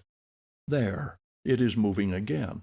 Closer it creeps. Tarzan turns his head in the direction of the sound. It is very dark within the tent. Slowly the back of the tent rises from the ground, forced up by the head and shoulders of a body that looks all black in the semi-darkness. Beyond is a faint glimpse of the dimly starlit desert. A grim smile plays upon Tarzan's lips. At least Rokoff will be cheated. How mad he will be, and death will be more merciful than he could have hoped for at the hands of the Russian. Now the back of the tent drops into place, and all is darkness again. Whatever it is inside the tent with him. He hears it creeping close to him. Now it is beside him. He closes his eyes and waits for the mighty paw. Upon his upturned face falls the gentle touch of a soft hand groping in the dark, and then a girl's voice in a scarcely audible whisper pronounces his name. "Yes, it is I," he whispers in reply. "But in the name of heaven, who are you?" "The Ouled Nail of Sisi Aissa," came the answer. While she spoke, Tarzan could feel her working about his bonds. Occasionally the cold steel of a knife touched his flesh. A moment later he was free. "Come," she whispered. On hands and knees he followed her out of the tent by the way she had come. She continued crawling thus flat to the ground until she reached a little patch of shrub. There she halted until he gained her side. For a moment he looked at her before he spoke. "I cannot understand," he said at last. "Why are you here? How did you know that I was a prisoner in that tent? How does it happen that it is you who has saved me?" She smiled. "I have come a long way tonight," she said, "and we have a long way to go before we shall be out of danger. Come, I shall tell you all about it as we go." Together they rose and set off across the desert in the direction of the mountains. "I was not quite sure that I should ever reach you," she said at last. "El Adria is abroad tonight, and after I left the horses I think he winded me and was following. I was terribly frightened." "What a brave girl," he said. "And you ran all that risk for a stranger, an alien, an unbeliever?" She drew herself up very proudly. "I am the daughter of the Sheikh Kabor ben Saden," she answered. "I should be no fit daughter of his if I would not risk my life to save that of the man who saved mine while he yet thought that I was but a common Ouled Nail." "Nevertheless," he insisted, "you are a very brave girl. But how did you know that I was a prisoner back there?" "Achmet din Tayeb, who is my cousin on my father's side, was visiting some friends who belong to the tribe that captured you. He was at the douar when you were brought in. When he reached home he was telling us about the big Frenchman who had been captured by Ali ben Ahmed for another Frenchman who wished to kill him. From the description I knew that it must be you. My father was away. I tried to persuade some of the men to come and save you, but they would not do it, saying, 'Let the unbelievers kill one another if they wish. It is none of our affair. And if we go and interfere with Ali ben Ahmed's plans, we shall only stir up a fight with our own people.' So when it was dark I came alone, riding one horse and leading another for you. They are tethered not far from here. By morning we shall be within my father's douar. He should be there himself by now. Then let them come and try to take Kadour ben Saden's friend." For a few moments they walked on in silence. "We should be near the horses," she said. "It is strange that I do not see them here." Then a moment later she stopped with a little cry of consternation. "They are gone!" she exclaimed. "It is here that I tethered them." Tarzan stooped to examine the ground. He found that a large shrub had been torn up by the roots. Then he found something else. There was a wry smile on his face as he rose and turned toward the girl. "El Adria has been here. From the signs, though, I rather think that his prey escaped him. With a little start they would be safe enough from him in the open." There was nothing to do but continue on foot. The way led them across a low spur of the mountains, but the girl knew the trail as well as she did her mother's face. They walked in easy, swinging strides, Tarzan keeping a hand's breadth behind the girl's shoulder, that she might set the pace and thus be less fatigued. As they walked, they talked, occasionally stopping to listen for sounds of pursuit. It was now a beautiful moonlit night. The air was crisp and invigorating. Behind them lay the interminable vista of the desert, dotted here and there with an occasional oasis. The date palms of the little fertile spot they had just left, and the circle of goatskin tents, stood out in sharp relief against the yellow sand, a phantom paradise upon a phantom sea. Before them rose the grim and silent mountains. Tarzan's blood leaped in his veins. This was life. He looked down upon the girl beside him, a daughter of the desert walking across the face of a dead world with a son of the jungle. He smiled at the thought. He wished that he had had a sister, and that she had been like this girl. What a bully chum she would have been. They entered the mountains now, and were progressing more slowly, for the trail was steeper and very rocky. For a few minutes they had been silent. The girl was wondering if they would reach her father's douar before the pursuit had overtaken them. Tarzan was wishing that they might walk on thus forever. If the girl were only a man they might. He longed for a friend who loved the same wild life that he loved. He had learned to crave companionship, but it was his misfortune that most of the men he knew preferred immaculate linen and their clubs to nakedness and the jungle. It was, of course, difficult to understand, yet it was very evident that they did. The two had just turned a projecting rock, around which the trail ran, when they were brought to a sudden stop. There before them, directly in the middle of the path, stood Numa el Adrea, the black lion. His green eyes looked very wicked, and he bared his teeth and lashed his bay-black sides with his angry tail. Then he roared, the fearsome, terror-inspiring roar of the hungry lion, which is also angry. "Your knife," said Tarzan to the girl, extending his hand. She slipped the hilt of the weapon into his waiting palm. As his fingers closed upon it he drew her back and pushed her behind him. "Walk back to the desert as rapidly as you can. If you hear me call, you will know that all is well and you may return." "It is useless," she replied resignedly. "This is the end." "Do as I tell you," he commanded. "Quickly, he is about to charge."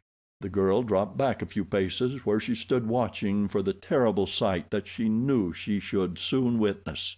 The lion was advancing slowly toward Tarzan, his nose to the ground, like a challenging bull, his tail extended now and quivering as though with intense excitement. The ape-man stood, half crouching, the long Arab knife glistening in the moonlight. Behind him the tense figure of the girl, motionless as a carven statue. She leaned slightly forward, her lips parted, her eyes wide. Her only conscious thought was wonder at the bravery of the man who dared face with a puny knife the lord with the large head. A man of her own blood would have knelt in prayer and gone down beneath those awful fangs without resistance. In either case the result would be the same. It was inevitable, but she could not repress a thrill of admiration as her eyes rested upon the heroic figure before her. Not a tremor in the whole giant frame, his attitude as menacing and defiant as that of el Adrea himself. The lion was quite close to him now, but a few paces intervened. He crouched, and then with a deafening roar he sprang. End of Chapter 10. Chapter 11. John Caldwell, London. As Numa el Adrea launched himself with wide-spread paws and bared fangs, he looked to find this puny man as easy prey as the score who had gone down beneath him in the past. To him man was a clumsy, slow-moving, defenseless creature. He had little respect for him. But this time he found that he was pitted against a creature as agile and as quick as himself. When his mighty frame struck the spot where the man had been, he was no longer there. The watching girl was transfixed by astonishment at the ease with which the crouching man eluded the great paws. And now, O Allah, he had rushed in behind el Adrea's shoulder even before the beast could turn, and had grasped him by the mane. The lion reared upon his hind legs like a horse. Tarzan had known that he would do this, and he was ready. A giant arm encircled the black-maned throat, and once, twice, a dozen times a sharp blade darted in and out of the bay-black side behind the left shoulder. Frantic were the leaps of Numa, awful his roars of rage and pain. But the giant upon his back could not be dislodged or brought within reach of fangs or talons in the brief interval of life that remained to the lord with the large head. He was quite dead when Tarzan of the Apes released his hold and arose. Then the daughter of the desert witnessed a thing that terrified her even more than had the presence of el Adrea. The man placed a foot upon the carcass of his kill, and with his handsome face raised toward the full moon, gave voice to the most frightful cry that ever had smote upon her ears. With a little cry of fear she shrank away from him. She thought that the fearful strain of the encounter had driven him mad. As the last note of that fiendish challenge died out in the diminishing echoes of the distance, the man dropped his eyes until they rested upon the girl. Instantly his face was lighted by the kindly smile that was ample assurance of his sanity, and the girl breathed freely once again, smiling in response. "What manner of man are you?" she asked. The thing you have done is unheard of. Even now I cannot believe that it is possible for a lone man armed only with a knife to have fought hand to hand with El Adria and conquered him unscathed, to have conquered him at all. And that cry, it was not human. Why did you do that?" Tarzan flushed. "It is because I forget, sometimes, that I am a civilized man," he said. "When I kill, it must be that I am another creature." He did not try to explain further, for it always seemed to him that a woman must look with loathing upon one who was yet so nearly a beast. Together they continued their journey. The sun was an hour high when they came out into the desert again beyond the mountains. Beside a little rivulet they found the girl's horses grazing. They had come this far on their way home, and with the cause of their fear no longer present, had stopped to feed. With little trouble Tarzan and the girl caught them, and mounting, rode out into the desert toward the douar of Sheikh Kadur ben Saden. No sign of pursuit developed, and they came in safely about 9 o'clock to their destination. The sheikh had but just returned. He was frantic with grief at the absence of his daughter, whom he thought had been again abducted by the marauders. With 50 men he was already mounted to go in search of her when the two rode into the douar. His joy at the safe return of his daughter was only equaled by his gratitude to Tarzan for bringing her safely to him through the dangers of the night, and his thankfulness that she had been in time to save the man who had once saved her. No honor that Kadur ben Saden could heap upon the ape-man in acknowledgment of his esteem and friendship was neglected. When the girl had recited the story of the slaying of El Adria, Tarzan was surrounded by a mob of worshipping Arabs. It was a sure road to their admiration and respect. The old sheikh insisted that Tarzan remain indefinitely as his guest. He even wished to adopt him as a member of the tribe, and there was for some time a half-formed resolution in the ape-man's mind to accept and remain forever with these wild people whom he understood and who seemed to understand him. His friendship and liking for the girl were potent factors in urging him toward an affirmative decision. Had she been a man, he argued, he should not have hesitated, for it would have meant a friend after his own heart, with whom he could ride and hunt at will. But as it was, they would be hedged by the conventionalities that are even more strictly observed by the wild nomads of the desert than by their more civilized brothers and sisters, and in a little while she would be married to one of these swarthy warriors, and there would be an end to their friendship. So he decided against the sheikh's proposal, though he remained a week as his guest. When he left, Kadur ben Saden and 50 white-robed warriors rode with him to Bou Saada.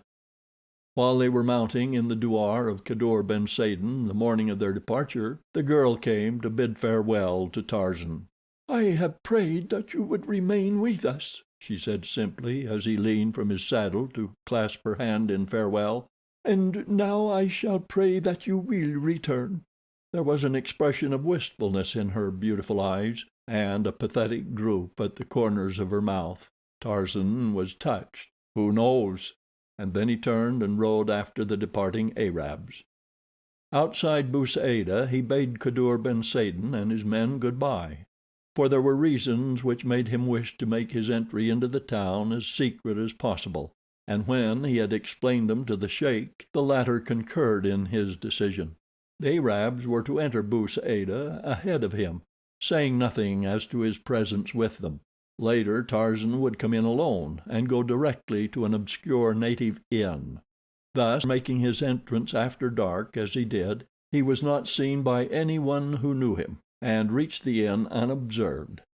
After dining with Kadur ben Saden as his guest, he went to his former hotel by a roundabout way, and coming in by a rear entrance sought the proprietor, who seemed much surprised to see him alive.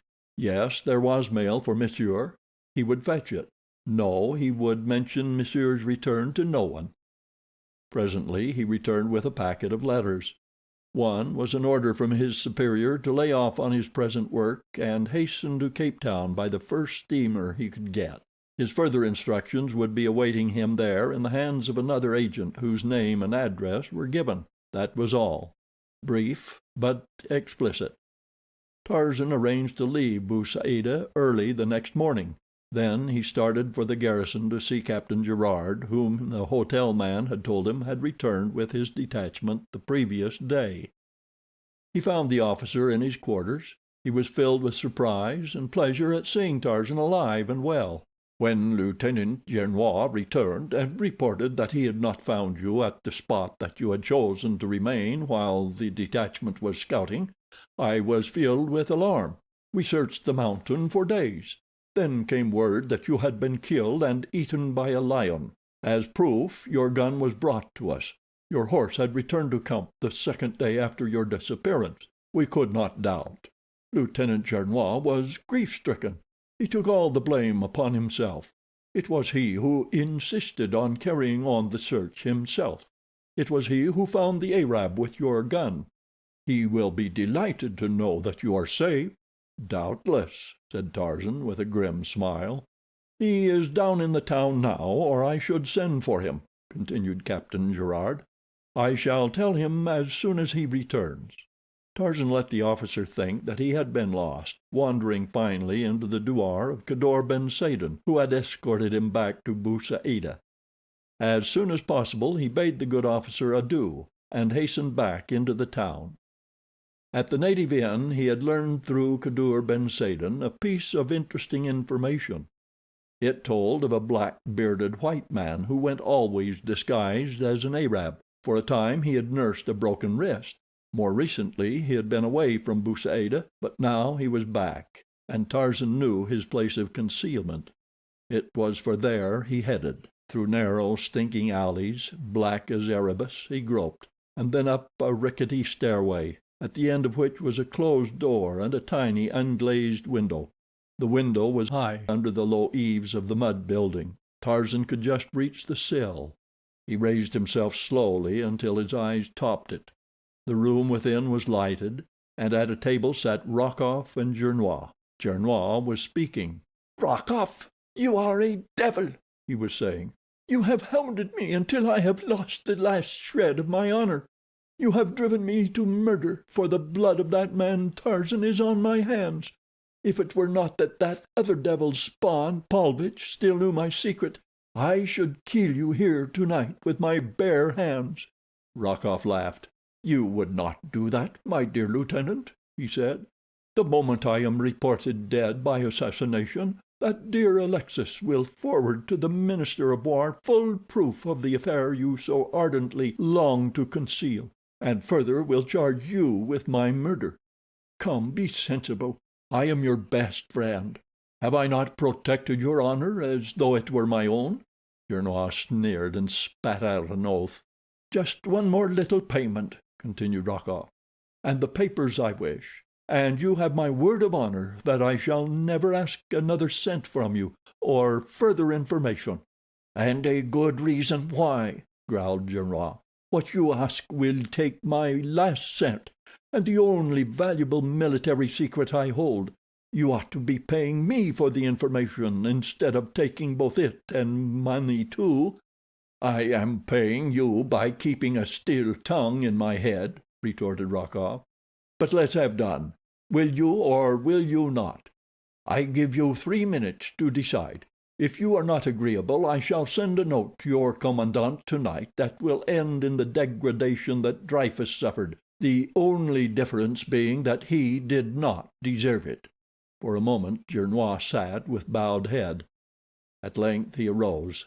He drew 2 pieces of paper from his blouse. "Here," he said hopelessly. "I had them ready, for I knew that there could be but one outcome." He held them toward the Russian. Rokoff's cruel face lighted in malignant gloating. He seized the bits of paper. "You have done well, Gernois," he said. "I shall not trouble you again, unless you happen to accumulate some more money or information," and he grinned. "You never shall again, you dog," hissed Gernois. "The next time I shall kill you. I came near doing it tonight. For an hour I sat with these 2 pieces of paper on my table before me ere I came here. Beside them lay my loaded revolver. I was trying to decide which I should bring. Next time the choice shall be easier, for I already have decided. You had a close call tonight, Rokoff. Do not tempt fate a second time." Then Gernois rose to leave. Tarzan barely had time to drop to the landing and shrink back into the shadows on the far side of the door. Even then he scarcely hoped to elude detection. The landing was very small, and though he flattened himself against the wall at its far edge, he was scarcely more than a foot from the doorway. Almost immediately it opened, and Gernois stepped out. Rokoff was behind him. Neither spoke. Gernois had taken perhaps 3 steps down the stairway when he halted and half turned, as though to retrace his steps. Tarzan knew that discovery would be inevitable. Rokoff still stood on the threshold, a foot from him, but he was looking in the opposite direction, toward Gernois.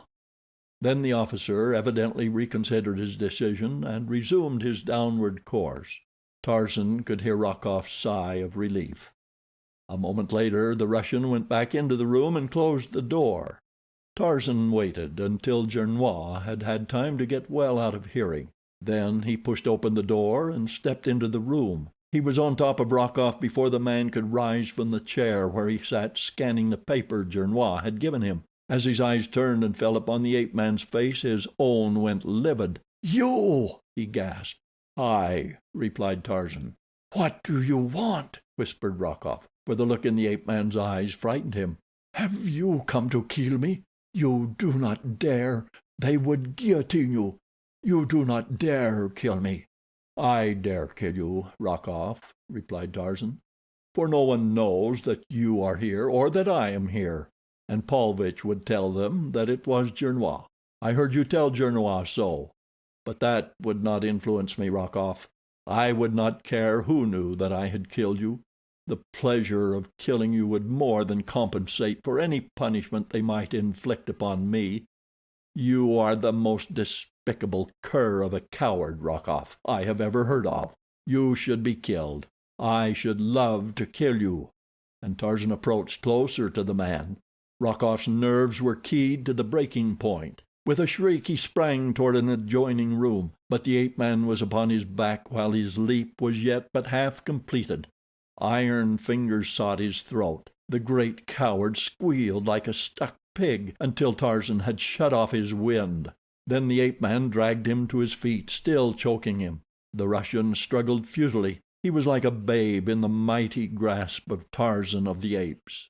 Tarzan sat him in a chair, and long before there was danger of the man's dying, he released his hold upon his throat. When the Russian's coughing spell had abated, Tarzan spoke to him again. "I have given you a taste of the suffering of death," he said, "but I shall not kill this time. I am sparing you solely for the sake of a very good woman whose great misfortune it was to have been born of the same woman who gave birth to you. But I shall spare you only this once on her account. Should I ever learn that you have again annoyed her or her husband, should you ever annoy me again, should I hear that you have returned to France or to any French possession, I shall make it my sole business to hunt you down and complete the choking I commenced tonight."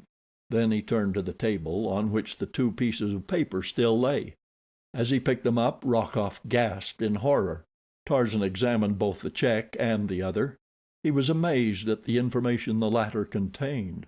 Rokoff had partially read it, but Tarzan knew that no one could remember the salient facts and figures it held which made it of real value to an enemy of France. "These will interest the chief of staff," he said as he slipped them into his pocket. Rokoff groaned. He did not dare curse aloud. The next morning Tarzan rode north on his way to Bouira and Algiers. As he rode past the hotel, Lieutenant Gernois was standing on the veranda. As his eyes discovered Tarzan, he went white as chalk. The ape-man would have been glad had the meeting not occurred, but he could not avoid it. He saluted the officer as he rode past. Mechanically Gernois returned the salute, but those terrible wide eyes followed the horseman, expressionless except for horror. It was as though a dead man looked upon a ghost. At Sidi Aissa, Tarzan met a French officer with whom he had become acquainted on the occasion of his recent sojourn in the town. "You left Bou Saada early?" questioned the officer. "Then you have not heard about poor Gernois?" "He was the last man I saw as I rode away," replied Tarzan. "What about him?" "He is dead. He shot himself about 8 o'clock this morning." 2 days later Tarzan reached Algiers. There he found that he would have a 2 days' wait before he could catch a ship bound for Cape Town. He occupied his time in writing out a full report of his mission. The secret papers he had taken from Rokoff he did not enclose, for he did not dare trust them out of his own possession until he had been authorized to turn them over to another agent, or himself return to Paris with them. As Tarzan boarded his ship after what seemed a most tedious wait to him, 2 men watched him from an upper deck. Both were fashionably dressed and smooth-shaven. The taller of the 2 had sandy hair, but his eyebrows were very black. Later in the day they chanced to meet Tarzan on deck, but as one hurriedly called his companion's attention to something at sea, their faces were turned from Tarzan as he passed, so that he did not notice their features. In fact, he had paid no attention to them at all. Following the instructions of his chief, Tarzan had booked his passage under an assumed name, John Caldwell, London. He did not understand the necessity of this, and it caused him considerable speculation. He wondered what role he was to play in Cape Town. "Well," he thought, "thank heaven that I am rid of Rokoff. He was commencing to annoy me. I wonder if I am really becoming so civilized that presently I shall develop a set of nerves. He would give them to me if anyone could, for he does not fight fair. One never knows through what new agency he is going to strike. It is as though Numa the lion had induced Tantor the elephant and Hista the snake to join him in attempting to kill me. I would then never have known what minute or by whom I was to be attacked next. But the brutes are more chivalrous than man. They do not stoop to cowardly intrigue." At dinner that night Tarzan sat next to a young woman whose place was at the captain's left. The officer introduced them. Miss Strong. Where had he heard the name before? It was very familiar. And then the girl's mother gave him the clue, for when she addressed her daughter she called her Hazel. Hazel Strong. What memories the name inspired! It had been a letter to this girl, penned by the fair hand of Jane Porter, that had carried to him the first message from the woman he loved. How vividly he recalled the night he had stolen it from the desk in the cabin of his long-dead father, where Jane Porter had sat writing it late into the night, while he crouched in the darkness without. How terror-stricken she would have been that night, had she known that the wild jungle beast squatted outside her window, watching her every move. And this was Hazel Strong, Jane Porter's best friend. End of Chapter 11. Chapter 12. Ships That Pass. Let us go back a few months to the little wind-swept platform of a railway station in northern Wisconsin. The smoke of forest fires hangs low over the surrounding landscape, its acrid fumes smarting the eyes of a little party of 6 who stand waiting the coming of the train that is to bear them away toward the south. Professor Archimedes Q. Porter, his hands clasped beneath the tails of his long coat, paces back and forth under the ever-watchful eye of his faithful secretary, Mr. Samuel T. Philander. Twice within the past few minutes he has started absent-mindedly across the tracks in the direction of a nearby swamp, only to be rescued and dragged back by the tireless Mr. Philander. Jane Porter, the professor's daughter, is in strained and lifeless conversation with William Cecil Clayton and Tarzan of the Apes. Within the little waiting room, but a bare moment before, a confession of love and a renunciation had taken place that had blighted the lives and happiness of 2 of the party.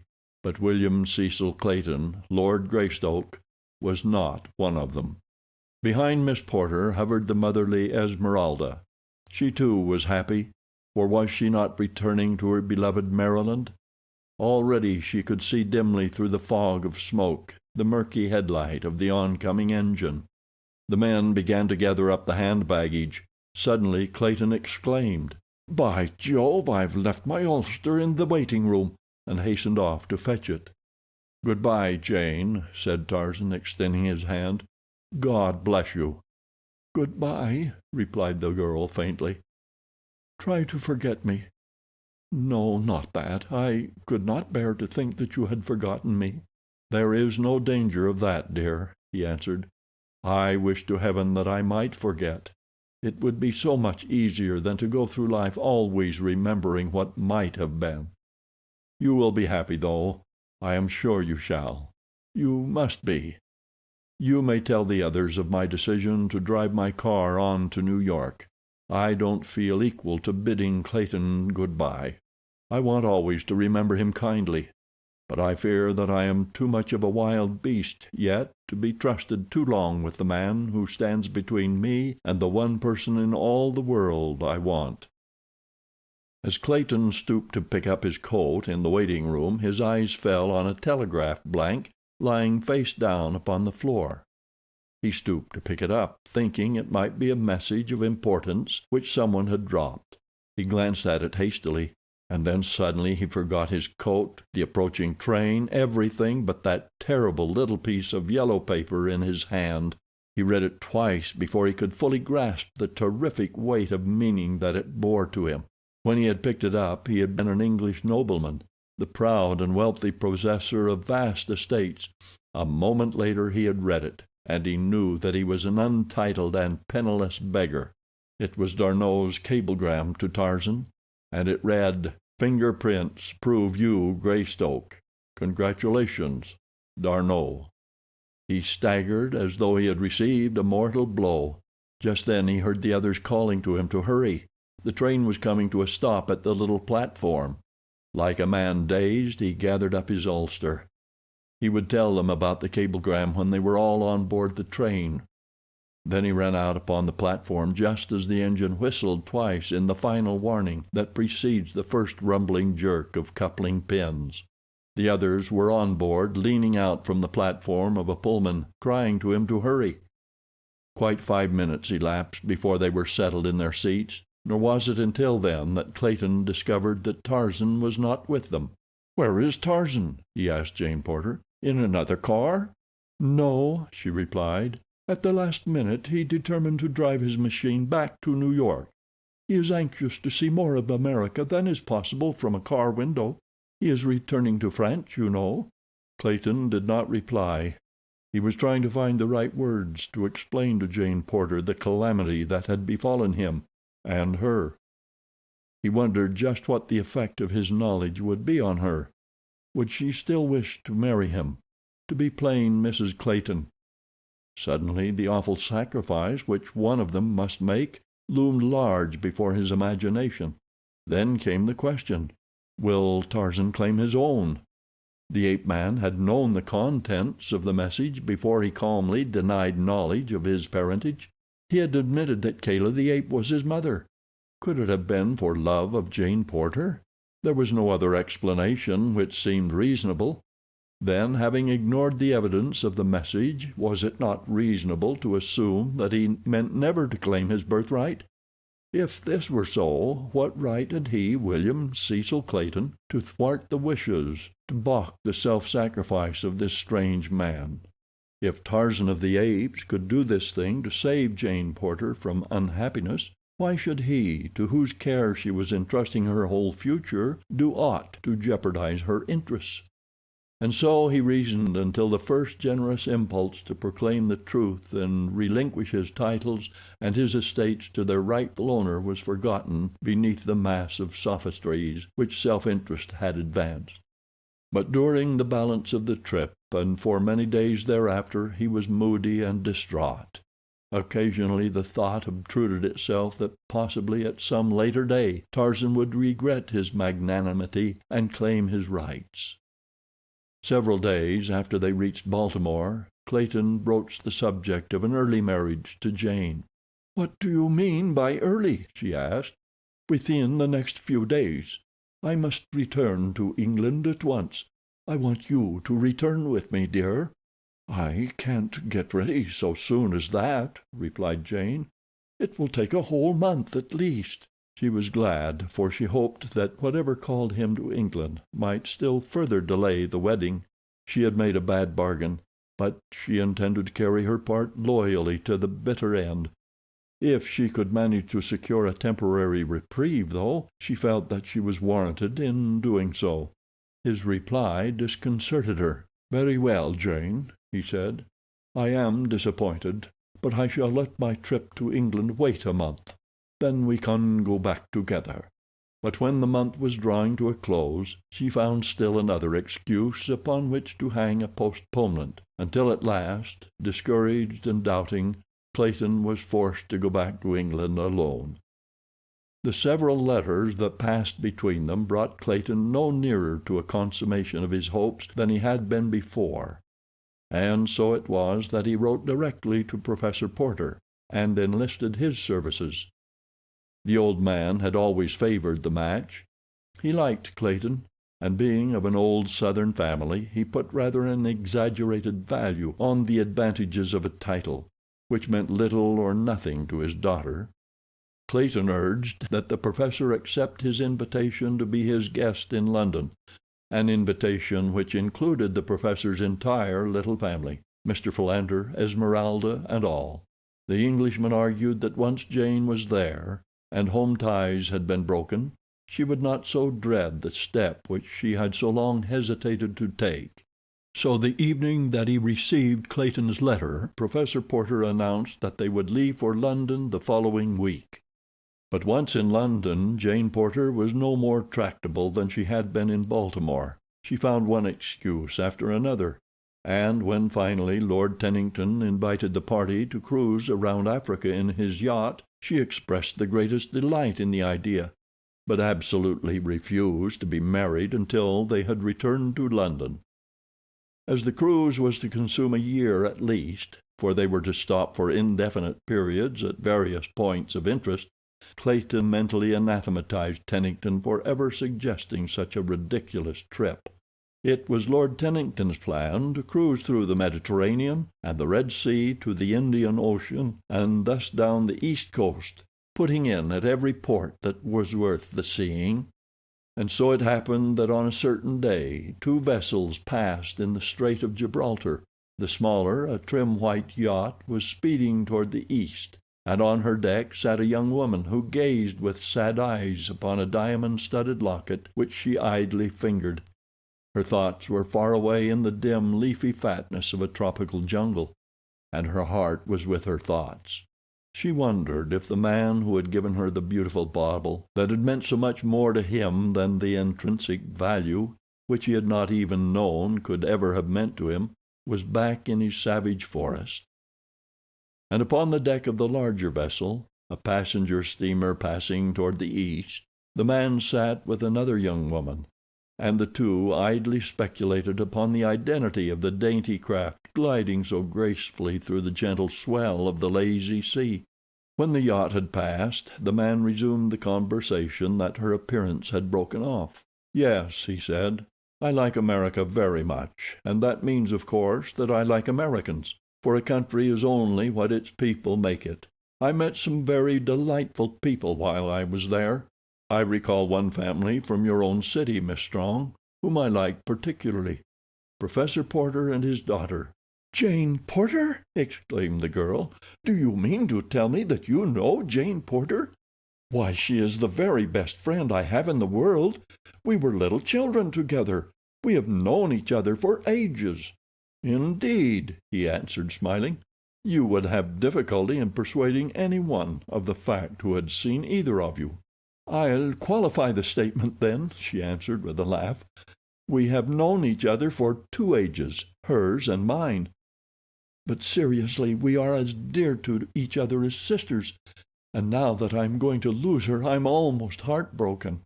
"Going to lose her?" exclaimed Tarzan. "Why, what do you mean?" "Oh, yes, I understand. You mean that now that she is married and living in England, you will seldom, if ever, see her." "Yes," she replied, "and the saddest part of it all is that she is not marrying the man she loves.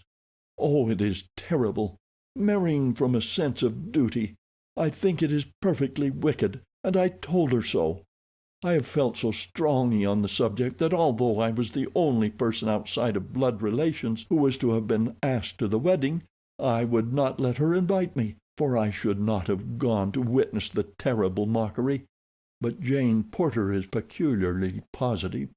She has convinced herself that she is doing the only honorable thing that she can do, and nothing in the world will ever prevent her from marrying Lord Greystoke, except Greystoke himself, or death." "I am sorry for her," said Tarzan. "And I am sorry for the man she loves," said the girl, "for he loves her. I never met him, but from what Jane tells me he must be a very wonderful person. It seems that he was born in an African jungle, and brought up by fierce anthropoid apes. He had never seen a white man or woman until Professor Porter and his party were marooned on the coast right at the threshold of his tiny cabin. He saved them from all manner of terrible beasts, and accomplished the most wonderful feats imaginable. And then, to cap the climax, he fell in love with Jane, and she with him, though she never really knew it for sure until she had promised herself to Lord Greystoke." "Most remarkable," murmured Tarzan, cudgelling his brain for some pretext upon which to turn the subject. He delighted in hearing Hazel Strong talk of Jane, but when he was the subject of the conversation he was bored and embarrassed. But he was soon given a respite, for the girl's mother joined them, and the talk became general. The next few days passed uneventfully. The sea was quiet, the sky was clear, the steamer plowed steadily on toward the south without pause. Tarzan spent quite a little time with Miss Strong and her mother. They whiled away their hours on deck reading, talking, or taking pictures with Miss Strong's camera. When the sun had set they walked. One day Tarzan found Miss Strong in conversation with a stranger, a man he had not seen on board before. As he approached the couple, the man bowed to the girl and turned to walk away. "Wait, Monsieur Thuran," said Miss Strong. "You must meet Mr. Caldwell. We are all fellow passengers and should be acquainted." The two men shook hands. As Tarzan looked into the eyes of Monsieur Thuran, he was struck by the strange familiarity of their expression. "I have had the honor of Monsieur's acquaintance in the past, I am sure," said Tarzan, "though I cannot recall the circumstances." Monsieur Thuran appeared ill at ease. "I cannot say, monsieur," he replied. "It may be so. I have had that identical sensation myself when meeting a stranger."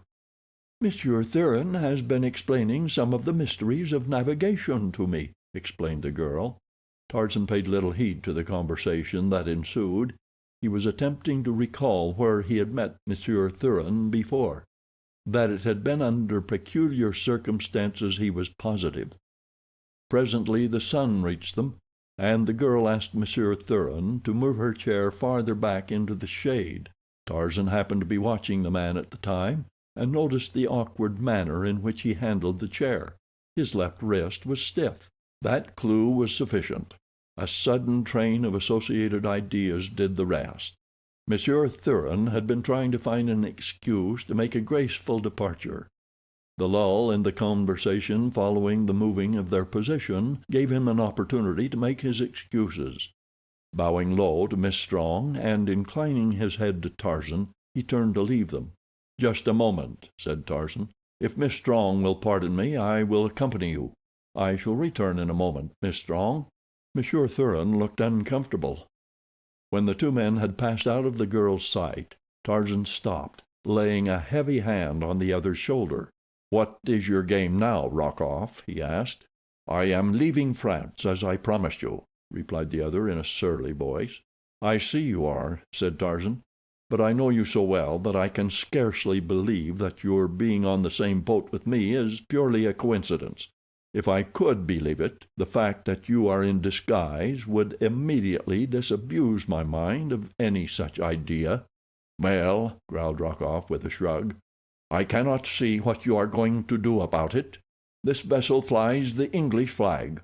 I have as much right on board her as you, and from the fact that you are booked under an assumed name, I imagine that I have more right.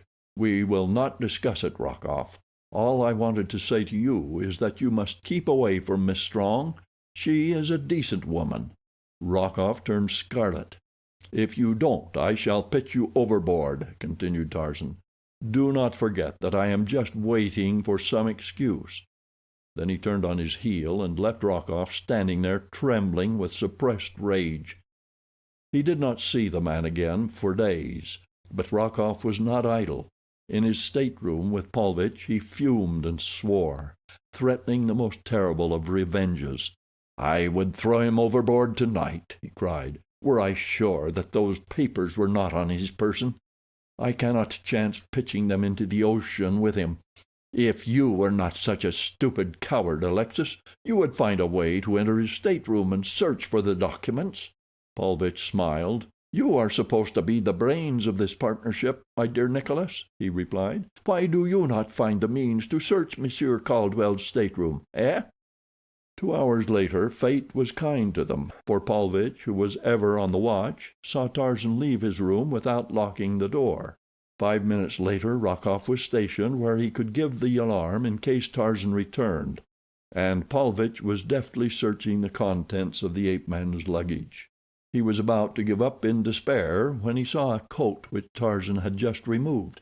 A moment later he grasped an official envelope in his hand. A quick glance at its contents brought a broad smile to the Russian's face.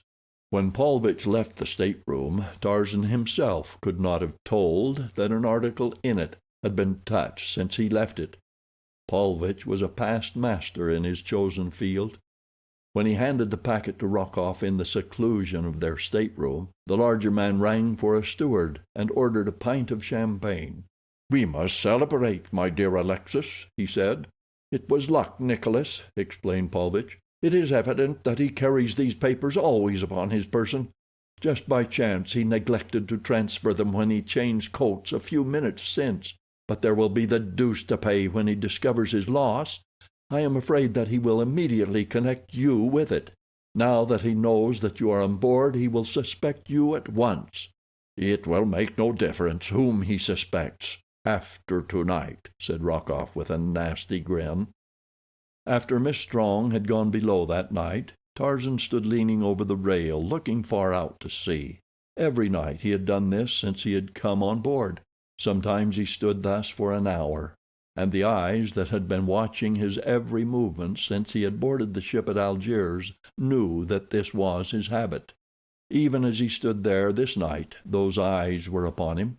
Presently the last straggler had left the deck. It was a clear night, but there was no moon. Objects on deck were barely discernible. From the shadows of the cabin 2 figures crept stealthily upon the ape-man from behind. The lapping of the waves against the ship's sides, the whirring of the propeller, the throbbing of the engines, drowned the almost soundless approach of the 2. They were quite close to him now, and crouching low, like tacklers on a gridiron. One of them raised his hand and lowered it, as though counting off seconds. 1, 2, 3. As one man the 2 leaped for their victim. Each grasped a leg, and before Tarzan of the Apes, lightning though he was, could turn to save himself, he had been pitched over the low rail and was falling into the Atlantic. Hazel Strong was looking from her darkened port across the dark sea. Suddenly a body shot past her eyes from the deck above. It dropped so quickly into the dark waters below that she could not be sure of what it was. It might have been a man. She could not say. She listened for some outcry from above, for the always fearsome call, "Man overboard!"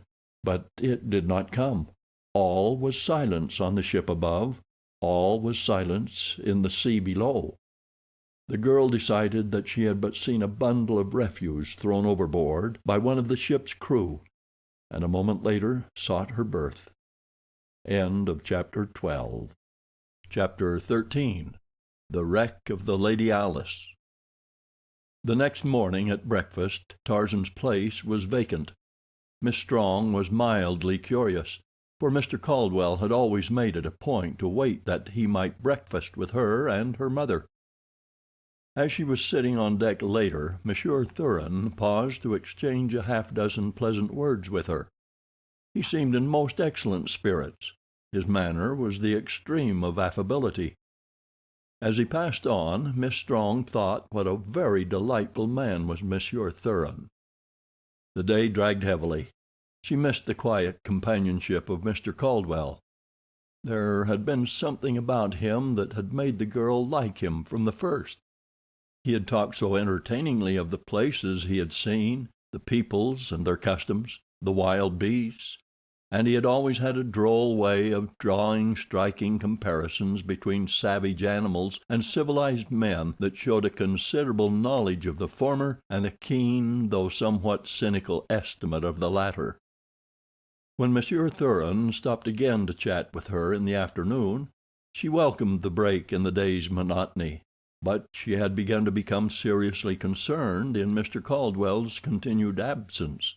Somehow she constantly associated it with the start she had had the night before, when the dark object fell past her port into the sea. Presently she broached the subject to Monsieur Thuran. Had he seen Mr. Caldwell today?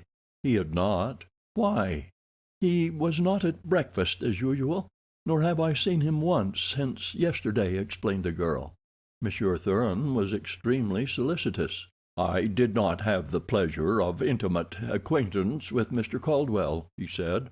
"He seemed a most estimable gentleman, however. Can it be that he is indisposed, and has remained in his stateroom? It would not be strange." "No," replied the girl, "it would not be strange, of course. But for some inexplicable reason I have one of those foolish feminine presentiments that all is not right with Mr. Caldwell. It is the strangest feeling. It is as though I knew that he was not on board the ship." Monsieur Thuran laughed pleasantly. "Mercy, my dear Miss Strong," he said. "Where in the world could he be, then? We have not been within sight of land for days." "Of course it is ridiculous of me," she admitted. And then, "But I am not going to worry about it any longer. I am going to find out where Mr. Caldwell is." And she motioned to a passing steward. "That may be more difficult than you imagine, my dear girl," thought Monsieur Thuran, but aloud he said, "By all means." "Find Mr. Caldwell, please," she said to the steward, "and tell him that his friends are much worried by his continued absence." "You are very fond of Mr. Caldwell?" suggested Monsieur Thuran. "I think he is splendid," replied the girl, "and Mamma is perfectly infatuated with him. He is the sort of man with whom one has a feeling of perfect security. No one could help but have confidence in Mr. Caldwell." A moment later the steward returned to say that Mr. Caldwell was not in his stateroom. "I cannot find him, Miss Strong, and—" he hesitated. "I have learned that his berth was not occupied last night. I think that I had better report the matter to the captain." "Most assuredly," exclaimed Miss Strong. "I shall go with you to the captain myself. It is terrible. I know that something awful has happened. My presentiments were not false after all." It was a very frightened young woman and an excited steward who presented themselves before the captain a few moments later. He listened to their stories in silence, a look of concern marking his expression as the steward assured him that he had sought for the missing passenger in every part of the ship that a passenger might be expected to frequent. "And are you sure, Miss Strong, that you saw a body fall overboard last night?" he asked. "There is not the slightest doubt about it," she answered. "I cannot say that it was a human body. There was no outcry. It might have been only what I thought it was, a bundle of refuse. But if Mr. Caldwell is not found on board, I shall always be positive that it was he whom I saw fall past my port." The captain ordered an immediate and thorough search of the entire ship, from stem to stern. No nook or cranny was to be overlooked. Miss Strong remained in his cabin, waiting the outcome of the quest. The captain asked her many questions, but she could tell him nothing about the missing man other than what she had herself seen during their brief acquaintance on shipboard. For the first time she suddenly realized how very little, indeed, Mr. Caldwell had told her about himself or his past life. That he had been born in Africa and educated in Paris was about all she knew, and this meager information had been the result of her surprise that an Englishman should speak English with such a marked French accent. "Did he ever speak of any enemies?" asked the captain. "Never." "Was he acquainted with any of the other passengers?" "Only as he had been with me, through the circumstance of casual meeting as fellow shipmates." "Was he, in your opinion, Miss Strong, a man who drank to excess?" "I do not know that he drank at all.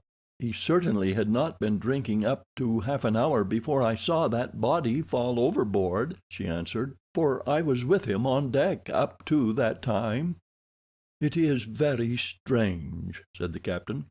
"He did not look to me like a man who was subject to fainting spells, or anything of that sort. And even had he been, it is scarcely credible that he should have fallen completely over the rail had he been taken with an attack while leaning upon it. He would rather have fallen inside upon the deck. If he is not on board, Miss Strong, he was thrown overboard, and the fact that you heard no outcry would lead to the assumption that he was dead before he left the ship's deck. Murdered." The girl shuddered. It was a full hour later that the first officer returned to report the outcome of the search. "Mr. Caldwell is not on board, sir," he said. "I fear that there is something more serious than accident here, Mr. Brently," said the captain. "I wish that you would make a personal and very careful examination of Mr. Caldwell's effects, to ascertain if there is any clue to a motive either for suicide or murder. Sift the thing to the bottom." "Aye, aye, sir," responded Mr. Brently, and left to commence his investigation. Hazel Strong was prostrated. For 2 days she did not leave her cabin, and when she finally ventured on deck she was very wan and white, with great dark circles beneath her eyes. Waking or sleeping, it seemed that she constantly saw that dark body dropping, swift and silent, into the cold, grim sea.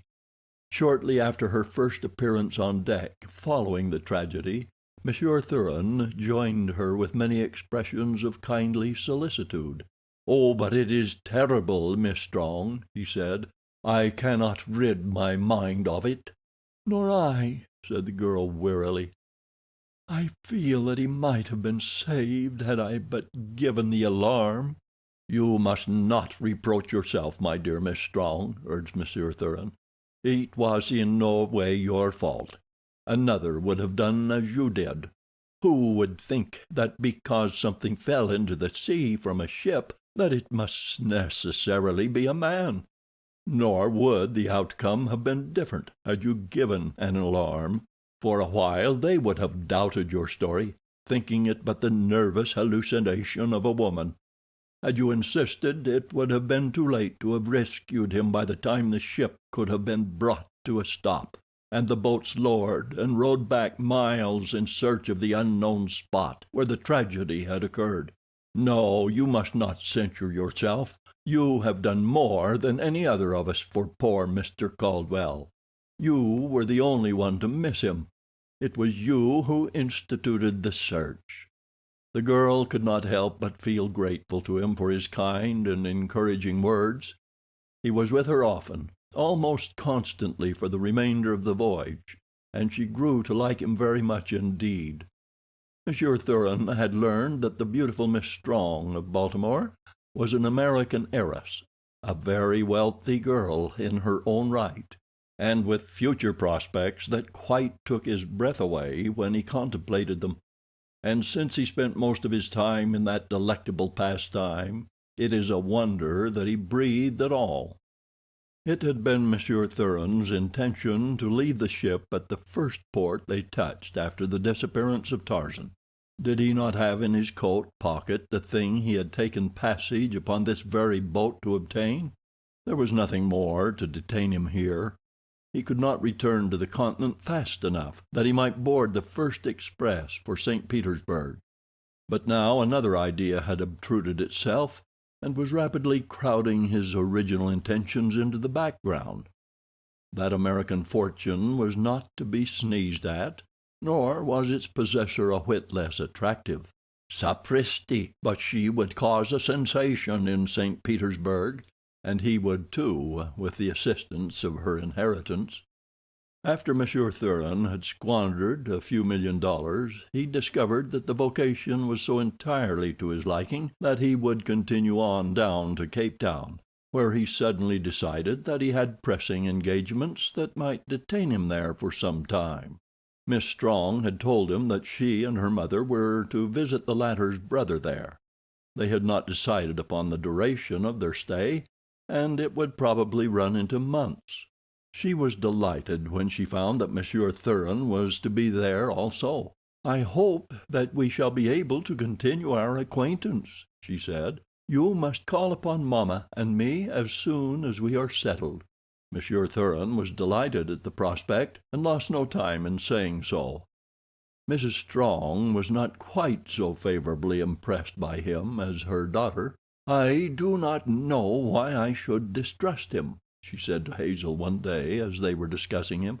"He seems a perfect gentleman in every respect, but sometimes there is something about his eyes, a fleeting expression which I cannot describe, but which when I see it gives me a very uncanny feeling." The girl laughed. "You are a silly dear, mamma," she said. "I suppose so. But I am sorry that we have not poor Mr. Caldwell for company instead." "And I, too," replied her daughter. Monsieur Thuran became a frequent visitor at the home of Hazel Strong's uncle in Cape Town.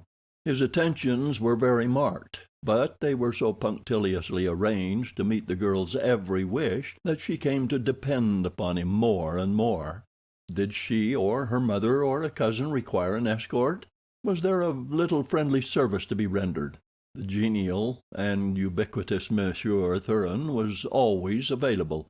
Her uncle and his family grew to like him for his unfailing courtesy and willingness to be of service. Monsieur Thuran was becoming indispensable. At length, feeling the moment propitious, he proposed. Miss Strong was startled. She did not know what to say. "I had never thought that you cared for me in any such way," she told him. "I have looked upon you always as a very dear friend. I shall not give you my answer now. Forget that you have asked me to be your wife. Let us go on as we have been. Then I can consider you from an entirely different angle for a time. It may be that I shall discover that my feeling for you is more than friendship. I certainly have not thought for a moment that I loved you." This arrangement was perfectly satisfactory to Monsieur Thuran.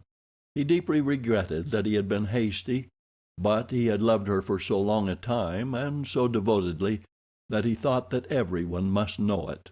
"From the first time I saw you, Hazel," he said, "I have loved you. I am willing to wait, for I am certain that so great and pure a love as mine will be rewarded. All that I care to know is that you do not love another. Will you tell me?" "I have never been in love in my life," she replied, and he was quite satisfied. On the way home that night he purchased a steam yacht and built a $1,000,000 villa on the Black Sea. The next day Hazel Strong enjoyed one of the happiest surprises of her life. She ran face to face upon Jane Porter as she was coming out of a jeweler's shop. "Why, Jane Porter!" she exclaimed. "Where in the world did you drop from? Why, I can't believe my own eyes." "Well, of all things!" cried the equally astonished Jane. "And here I have been wasting whole reams of perfectly good imagination picturing you in Baltimore. The very idea!" And she threw her arms about her friend once more and kissed her a dozen times. By the time mutual explanations had been made, Hazel knew that Lord Tennington's yacht had put in at Cape Town for at least a week's stay, and at the end of that time was to continue on her voyage, this time up the west coast, and so back to England. "Where," concluded Jane, "I am to be married." "Then you are not married yet?" asked Hazel. "Not yet," replied Jane, and then quite irrelevantly, "I wish England were 1,000,000 miles from here." Visits were exchanged between the yacht and Hazel's relatives. Dinners were arranged, and trips into the surrounding country to entertain the visitors. Monsieur Thuran was a welcome guest at every function. He gave a dinner himself to the men of the party, and managed to ingratiate himself in the goodwill of Lord Tennington by many little acts of hospitality. Monsieur Thuran had heard dropped a hint of something which might result from this unexpected visit of Lord Tennington's yacht, and he wanted to be counted in on it. Once, when he was alone with the Englishman, he took occasion to make it quite plain that his engagement to Miss Strong was to be announced immediately upon their return to America. "But not a word of it, my dear Tennington, not a word of it." "Certainly, I quite understand, my dear fellow," Tennington had replied. "But you are to be congratulated. Ripping girl, don't you know, really?" The next day it came. Mrs. Strong, Hazel, and Monsieur Thuran were Lord Tennington's guests aboard his yacht. Mrs. Strong had been telling them how much she had enjoyed her visit at Cape Town, and that she regretted that a letter just received from her attorneys in Baltimore had necessitated her cutting her visit shorter than they had intended. "When do you sail?" asked Tennington. "The first of the week, I think," she replied. "Indeed!" exclaimed Monsieur Thuran. "I am very fortunate. I, too, have found that I must return at once, and now I shall have the honor of accompanying and serving you." "That is nice of you, Monsieur Thuran," replied Mrs. Strong. "I am sure that we shall be glad to place ourselves under your protection." But in the bottom of her heart was the wish that they might escape him. Why, she could not have told. "By Jove!" ejaculated Lord Tennington a moment later. "Bully idea, by Jove!" "Yes, Tennington, of course," ventured Clayton. "It must be a bully idea if you had it. But what the deuce is it? Going to steam to China via the South Pole?" "Oh, I say now, Clayton," returned Tennington, "you needn't be so rough on a fellow just because you didn't happen to suggest this trip yourself. You've acted a regular bounder ever since we sailed. No, sir," he continued, "it's a bully idea, and you'll all say so. It's to take Mrs. Strong and Miss Strong and Thuran, too, if he'll come as far as England with us on the yacht. Now, isn't that a corker?" "Forgive me, Tenny, old boy," cried Clayton. "It certainly is a corking idea. I never should have suspected you of it. You're quite sure it's original, are you?" "And we'll sail the first of the week, or any other time that suits your convenience, Mrs. Strong," concluded the big-hearted Englishman, as though the thing were all arranged except the sailing date. "Merci, Lord Tennington. You haven't even given us an opportunity to thank you, much less decide whether we shall be able to accept your generous invitation," said Mrs. Strong. "Why, of course you'll come," responded Tennington. "We'll make as good time as any passenger boat, and you'll be fully as comfortable, and anyway we all want you, and won't take no for an answer." And so it was settled that they should sail the following Monday. 2 days out, the girls were sitting in Hazel's cabin, looking at some prints she had had finished in Cape Town. They represented all the pictures she had taken since she had left America, and the girls were both engrossed in them, Jane asking many questions and Hazel keeping up a perfect torrent of comment and explanation of the various scenes and people. "And here," she said suddenly, "here's a man you know. Poor fellow, I have so often intended asking you about him, but I never have been able to think of it when we were together. She was holding the little print so that Jane did not see the face of the man it portrayed. "His name was John Caldwell," continued Hazel. "Do you recall him? He said that he met you in America. He is an Englishman." "I do not recollect the name," replied Jane. "Let me see the picture. The poor fellow was lost overboard on our trip down the coast," she said, as she handed the print to Jane. "Lost over? Why, Hazel, Hazel, don't tell me that he is dead, drowned at sea.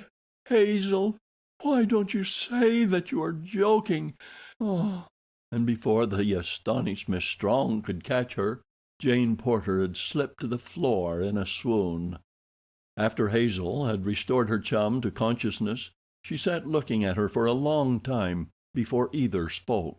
"I did not know, Jane," said Hazel in a constrained voice, "that you knew Mr. Caldwell so intimately that his death should prove such a shock to you." "John Caldwell?" questioned Miss Porter. "You do not mean to tell me that you do not know who this man was, Hazel?" "Why, yes, Jane. I know perfectly well who he was. His name was John Caldwell. He was from London." "Oh, Hazel, I wish I could believe it," moaned the girl. "I wish I could believe it.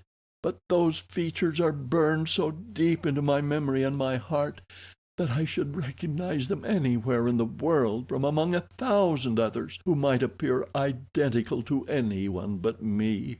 "What do you mean, Jane?" cried Hazel, now thoroughly alarmed. "Who do you think it is?" "I don't think, Hazel. I know that that is a picture of Tarzan of the Apes." "Jane! I cannot be mistaken. Oh, Hazel, are you sure that he is dead? Can there be no mistake?" "I am afraid not, dear," answered Hazel sadly. "I wish I could think that you are mistaken, but now 101 little pieces of corroborative evidence occur to me that meant nothing to me while I thought that he was John Caldwell of London. He said that he had been born in Africa and educated in France." "Yes, that would be true," murmured Jane Porter dully. "The first officer who searched his luggage found nothing to identify John Caldwell of London. Practically all his belongings had been made or purchased in Paris. Everything that bore an initial was marked either with a T alone or with JCT. We thought that he was traveling incognito under his first two names, the JC standing for John Caldwell." "Tarzan of the Apes took the name Jean C. Tarzan," said Jane in the same lifeless monotone. "And he is dead.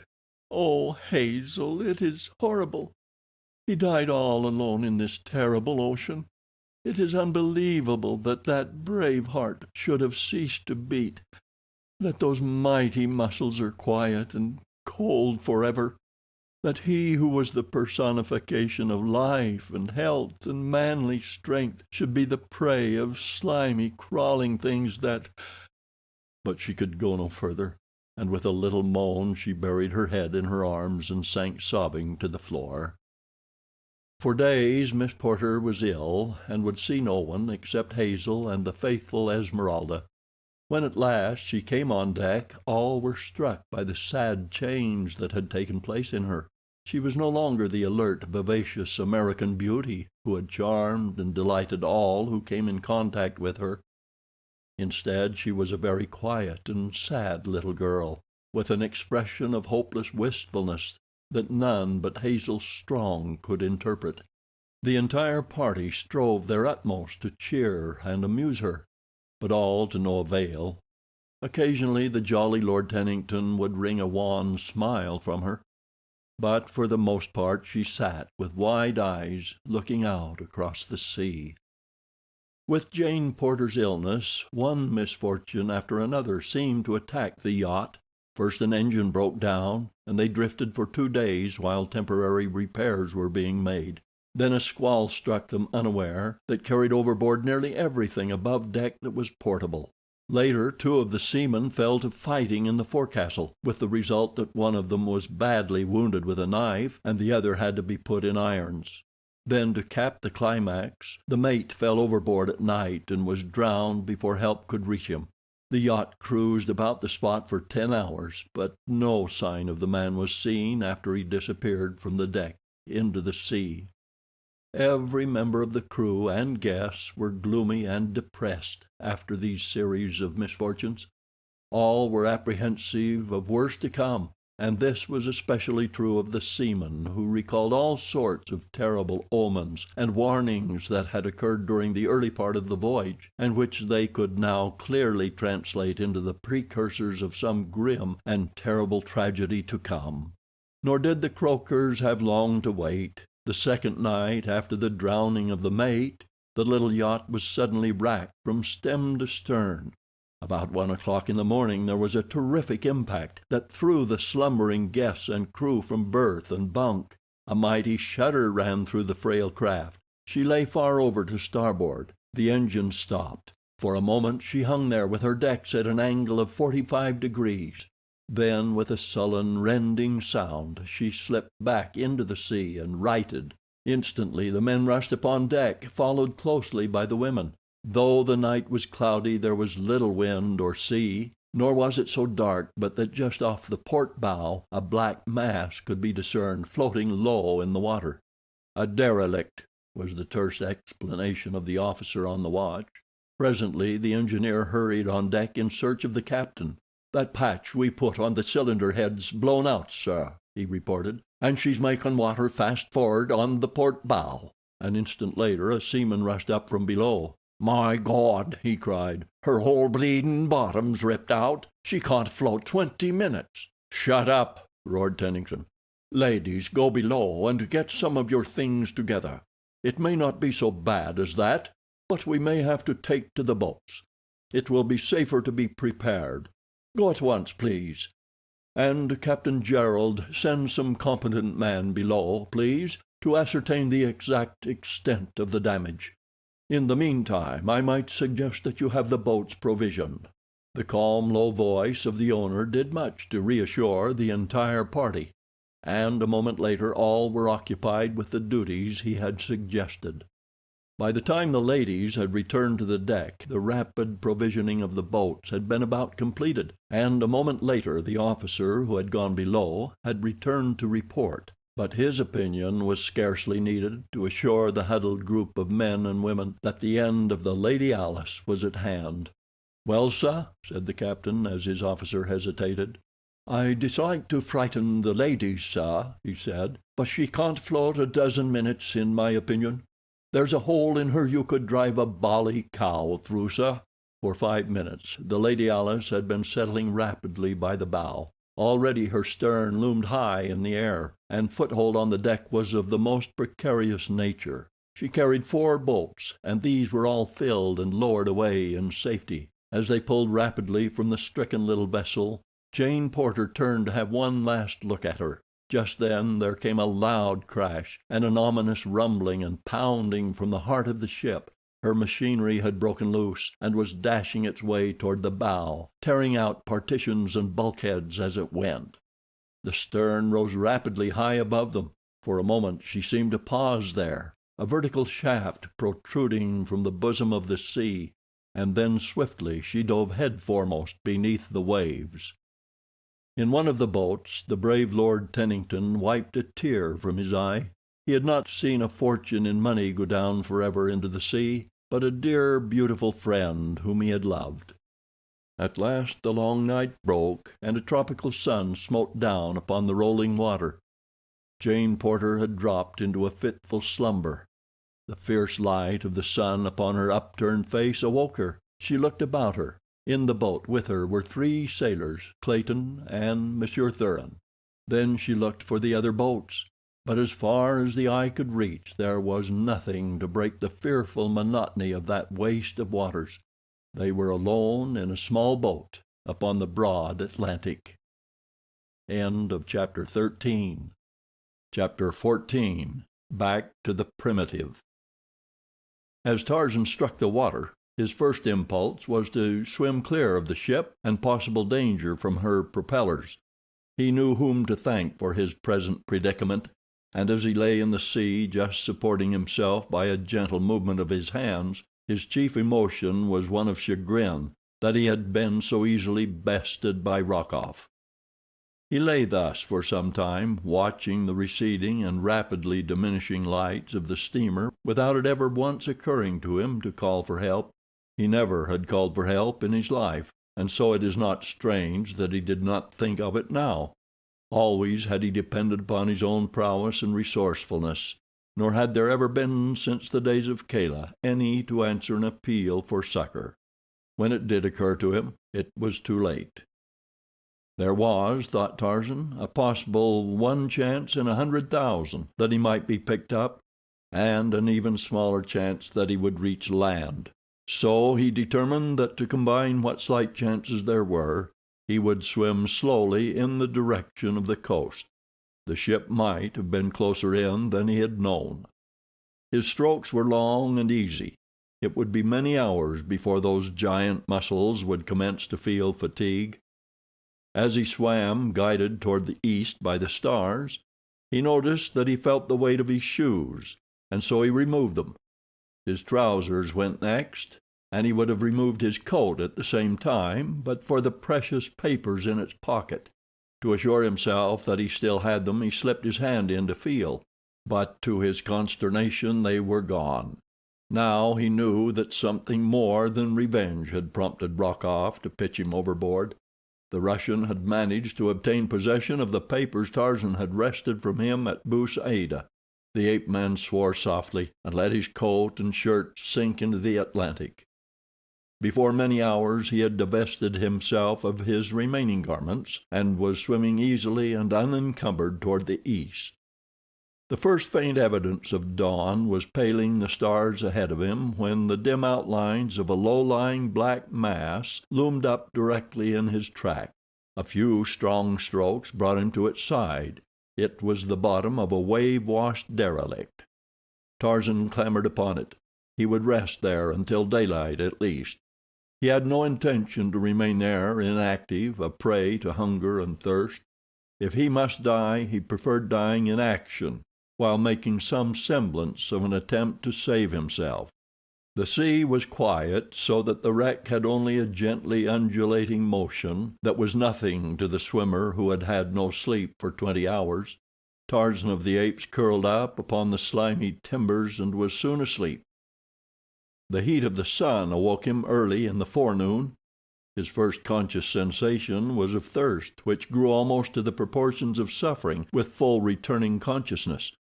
But a moment later it was forgotten in the joy of 2 almost simultaneous discoveries. The first was a mass of wreckage floating beside the derelict, in the midst of which, bottom up, rose and fell an overturned lifeboat. The other was the faint, dim line of a far distant shore showing on the horizon in the east. Tarzan dove into the water and swam around the wreck to the lifeboat. The cool ocean refreshed him almost as much as would a draught of water, so that it was with renewed vigor that he brought the smaller boat alongside the derelict, and after many Herculean efforts succeeded in dragging it onto the slimy ship's bottom. There he righted and examined it. The boat was quite sound, and a moment later floated upright alongside the wreck. Then Tarzan selected several pieces of wreckage that might answer him as paddles, and presently was making good headway toward the far-off shore. It was late in the afternoon by the time he came close enough to distinguish objects on land, or to make out the contour of the shoreline. Before him lay what appeared to be the entrance to a little landlocked harbor. The wooded point to the north was strangely familiar. Could it be possible that fate had thrown him up at the very threshold of his own beloved jungle? But as the bow of his boat entered the mouth of the harbor, the last shred of doubt was cleared away. For there before him upon the farther shore, under the shadows of his primeval forest, stood his own cabin, built before his birth by the hand of his long-dead father, John Clayton, Lord Greystoke. With long sweeps of his giant muscles, Tarzan sent the little craft speeding toward the beach. Its prow had scarcely touched when the ape-man leaped to shore. His heart beat fast in joy and exultation as each long familiar object came beneath his roving eyes: the cabin, the beach, the little brook, the dense jungle, the black impenetrable forest, the myriad birds in their brilliant plumage, the gorgeous tropical blooms upon the festooned creepers falling in great loops from the giant trees. Tarzan of the Apes had come into his own again, and that all the world might know it he threw back his young head and gave voice to the fierce, wild challenge of his tribe. For a moment silence reigned upon the jungle, and then, low and weird, came an answering challenge. It was the deep roar of Numa the lion, and from a great distance, faintly, the fearsome answering bellow of a bull ape. Tarzan went to the brook first and slaked his thirst. Then he approached his cabin. The door was still closed and latched as he and D'Arnot had left it. He raised the latch and entered. Nothing had been disturbed. There were the table, the bed, and the little crib built by his father. The shelves and cupboards just as they had stood for over 23 years, just as he had left them nearly 2 years before. His eyes satisfied, Tarzan's stomach began to call aloud for attention. The pangs of hunger suggested a search for food. There was nothing in the cabin, nor had he any weapons, but upon a wall hung one of his old grass ropes. It had been many times broken and spliced, so that he had discarded it for a better one long before. Tarzan wished that he had a knife. Well, unless he was mistaken, he should have that, and a spear and bows and arrows before another sun had set. The rope would take care of that, and in the meantime it must be made to procure food for him. He coiled it carefully, and throwing it about his shoulder went out, closing the door behind him. Close to the cabin the jungle commenced, and into it Tarzan of the Apes plunged, wary and noiseless, once more a savage beast hunting its food. For a time he kept to the ground, but finally, discovering no spoor indicative of nearby meat, he took to the trees. With the first dizzy swing from tree to tree, all the old joy of living swept over him. Vain regrets and dull heartache were forgotten. Now was he living.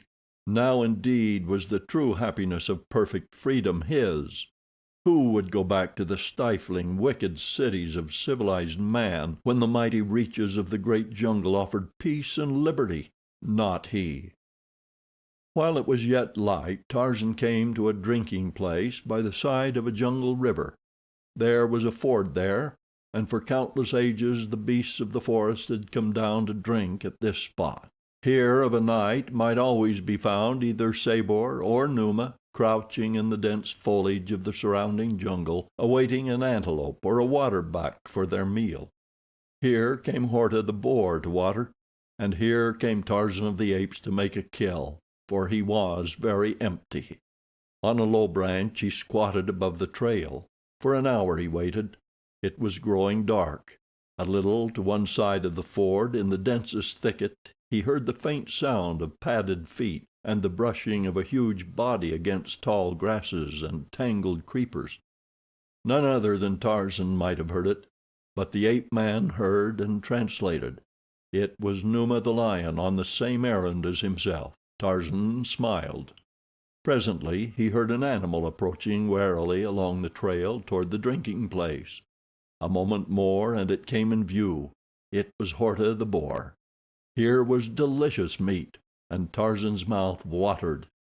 The grasses where Numa lay were very still now, ominously still. Horta passed beneath Tarzan. A few more steps and he would be within the radius of Numa's spring. Tarzan could imagine how old Numa's eyes were shining, how he was already sucking in his breath for the awful roar which would freeze his prey for the brief instant between the moment of the spring and the sinking of terrible fangs into splintering bones. But as Numa gathered himself, a slender rope flew through the air from the low branches of a nearby tree. A noose settled about Horta's neck. There was a frightened grunt, a squeal, and then Numa saw his quarry dragged backward up the trail, and as he sprang, Horta the boar soared upward beyond his clutches into the tree above, and a mocking face looked down and laughed into his own. Then indeed did Numa roar. Angry, threatening, hungry, he paced back and forth beneath the taunting ape-man. Now he stopped, and rising on his hind legs against the stem of the tree that held his enemy, sharpened his huge claws upon the bark, tearing out great pieces that laid bare the white wood beneath. And in the meantime Tarzan had dragged the struggling Horta to the limb beside him. Sinewy fingers completed the work the choking noose had commenced.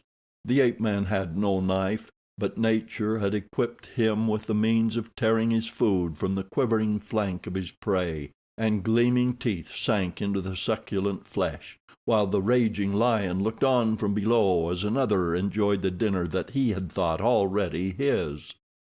It was quite dark by the time Tarzan had gorged himself. Ah, but it had been delicious.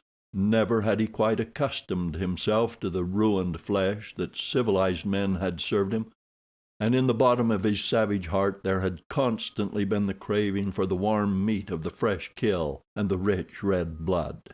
He wiped his bloody hands upon a bunch of leaves, slung the remains of his kill across his shoulder, and swung off through the middle terrace of the forest toward his cabin. And at the same instant Jane Porter and William Cecil Clayton arose from a sumptuous dinner upon the Lady Alice, thousands of miles to the east in the Indian Ocean. Beneath Tarzan walked Numa the lion, and when the ape-man deigned to glance downward he caught occasional glimpses of the baleful green eyes following through the darkness. Numa did not roar now. Instead he moved stealthily like the shadow of a great cat. But yet he took no step that did not reach the sensitive ears of the ape-man. Tarzan wondered if he would stalk him to his cabin door. He hoped not, for that would mean a night's sleep curled in the crotch of a tree, and he much preferred the bed of grasses within his own abode. But he knew just the tree, and the most comfortable crotch, if necessity demanded that he sleep out. 100 times in the past some great jungle cat had followed him home, and compelled him to seek shelter in this same tree, until another mood or the rising sun had sent his enemy away. But presently Numa gave up the chase, and with a series of blood-curdling moans and roars, turned angrily back in search of another and an easier dinner. So Tarzan came to his cabin unattended, and a few moments later was curled up in the mildewed remnants of what once had been a bed of grasses. Thus easily did Monsieur Jean C. Tarzan slough the thin skin of his artificial civilization and sink happy and contented into the deep sleep of the wild beast that has fed to repletion. Yet a woman's yes would have bound him to that other life forever, and made the thought of this savage existence repulsive. Tarzan slept late into the following forenoon, for he had been very tired from the labors and exertion of the long night and day upon the ocean, and the jungle jaunt that had brought into play muscles that he had scarce used for nearly 2 years. When he awoke he ran to the brook first to drink. Then he took a plunge into the sea, swimming about for a quarter of an hour. Afterward he returned to his cabin and breakfasted off the flesh of Horta. This done, he buried the balance of the carcass in the soft earth outside the cabin, for his evening meal. Once more he took his rope and vanished into the jungle. This time he hunted nobler quarry, man. Although, had you asked him his own opinion, he could have named a dozen other denizens of the jungle, which he considered far the superiors in nobility of the men he hunted. Today Tarzan was in quest of weapons. He wondered if the women and children had remained in Mbonga's village after the punitive expedition from the French cruiser had massacred all the warriors in revenge for D'Arnot's supposed death. He hoped that he should find warriors there, for he knew not how long a quest he should have to make were the village deserted. The ape-man traveled swiftly through the forest, and about noon came to the site of the village, but to his disappointment found that the jungle had overgrown the plantain fields, and that the thatched huts had fallen in decay. There was no sign of man. He clambered about among the ruins for half an hour, hoping that he might discover some forgotten weapon. But his search was without fruit, and so he took up his quest once more, following up the stream which flowed from a southeasterly direction. He knew that near fresh water he would be most likely to find another settlement. As he traveled, he hunted as he had hunted with his ape people in the past, as Kala had taught him to hunt, turning over rotted logs to find some toothsome vermin, running high into the trees to rob a bird's nest, or pouncing upon a tiny rodent with the quickness of a cat. There were other things that he ate too, but the less detailed the account of an ape's diet the better, and Tarzan was again an ape, the same fierce, brutal anthropoid that Kala had taught him to be, and that he had been for the first 20 years of his life. Occasionally he smiled as he recalled some friend who might even at the moment be sitting placid and immaculate within the precincts of his select Parisian club, just as Tarzan had sat but a few months before, and then he would stop as though turned suddenly to stone as the gentle breeze carried to his trained nostrils the scent of some new prey or a formidable enemy. That night he slept far inland from his cabin, securely wedged into the crotch of a giant tree, swaying 100 feet above the ground. He had eaten heartily again, this time from the flesh of Bara the deer, who had fallen prey to his quick noose. Early the next morning he resumed his journey, always following the course of the stream. For 3 days he continued his quest until he had come to a part of the jungle in which he never before had been. Occasionally, upon the higher ground, the forest was much thinner, and in the far distance, through the trees, he could see ranges of mighty mountains, with wide plains in the foreground. Here, in the open spaces, were new game, countless antelope and vast herds of zebra. Tarzan was entranced. He would make a long visit to this new world. On the morning of the 4th day, his nostrils were suddenly surprised by a faint new scent. It was the scent of man, but yet a long way off. The ape-man thrilled with pleasure. Every sense was on the alert as with crafty stealth he moved quickly through the trees upwind in the direction of his prey. Presently he came upon it, a lone warrior treading softly through the jungle. Tarzan followed close above his quarry, waiting for a clearer space in which to hurl his rope. As he stalked the unconscious man, new thoughts presented themselves to the ape-man, thoughts born of the refining influences of civilization and of its cruelties. It came to him that seldom, if ever, did civilized man kill a fellow being without some pretext, however slight. It was true that Tarzan wished this man's weapons and ornaments, but was it necessary to take his life to obtain them? The longer he thought about it, the more repugnant became the thought of taking human life needlessly. And thus it happened that while he was trying to decide just what to do, they had come to a little clearing, at the far side of which lay a palisaded village of beehive huts. As the warrior emerged from the forest, Tarzan caught a fleeting glimpse of a tawny hide worming its way through the matted jungle grasses in his wake. It was Numa the lion. He too was stalking the black man. With the instant that Tarzan realized the native's danger, his attitude toward his erstwhile prey altered completely. Now he was a fellow man threatened by a common enemy. Numa was about to charge. There was little time in which to compare various methods or weigh the probable results of any. And then a number of things happened almost simultaneously. The lion sprang from his ambush toward the retreating black. Tarzan cried out in warning, and the black turned just in time to see Numa halted in mid-flight by a slender strand of grass rope, the noose end of which had fallen cleanly about his neck.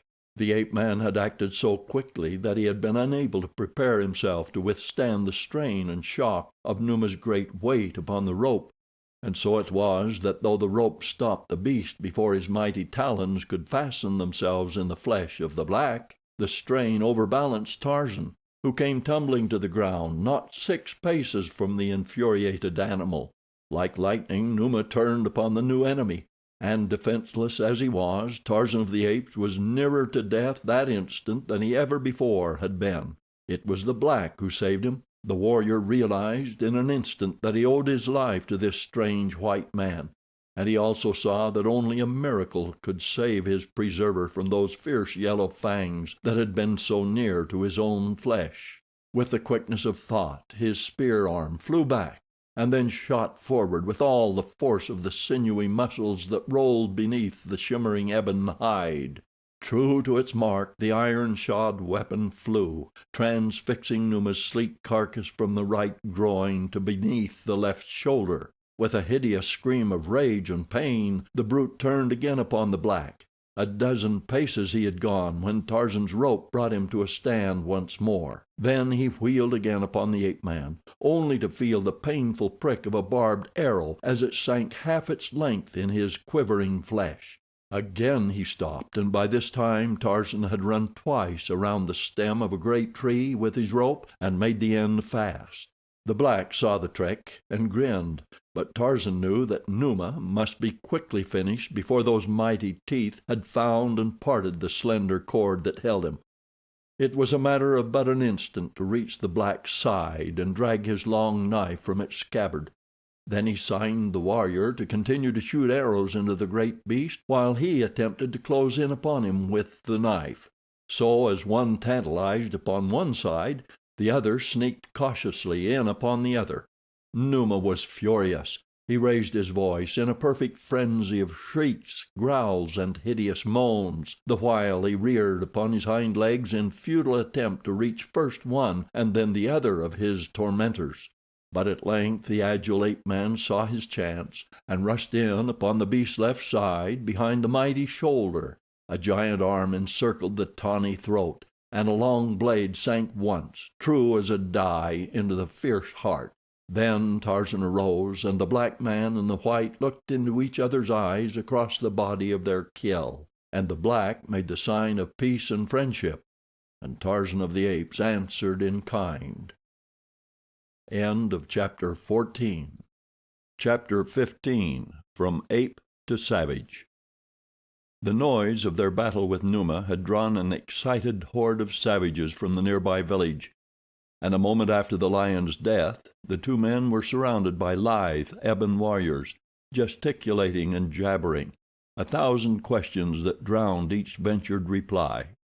And then the women came, and the children, eager, curious, and at sight of Tarzan more questioning than ever.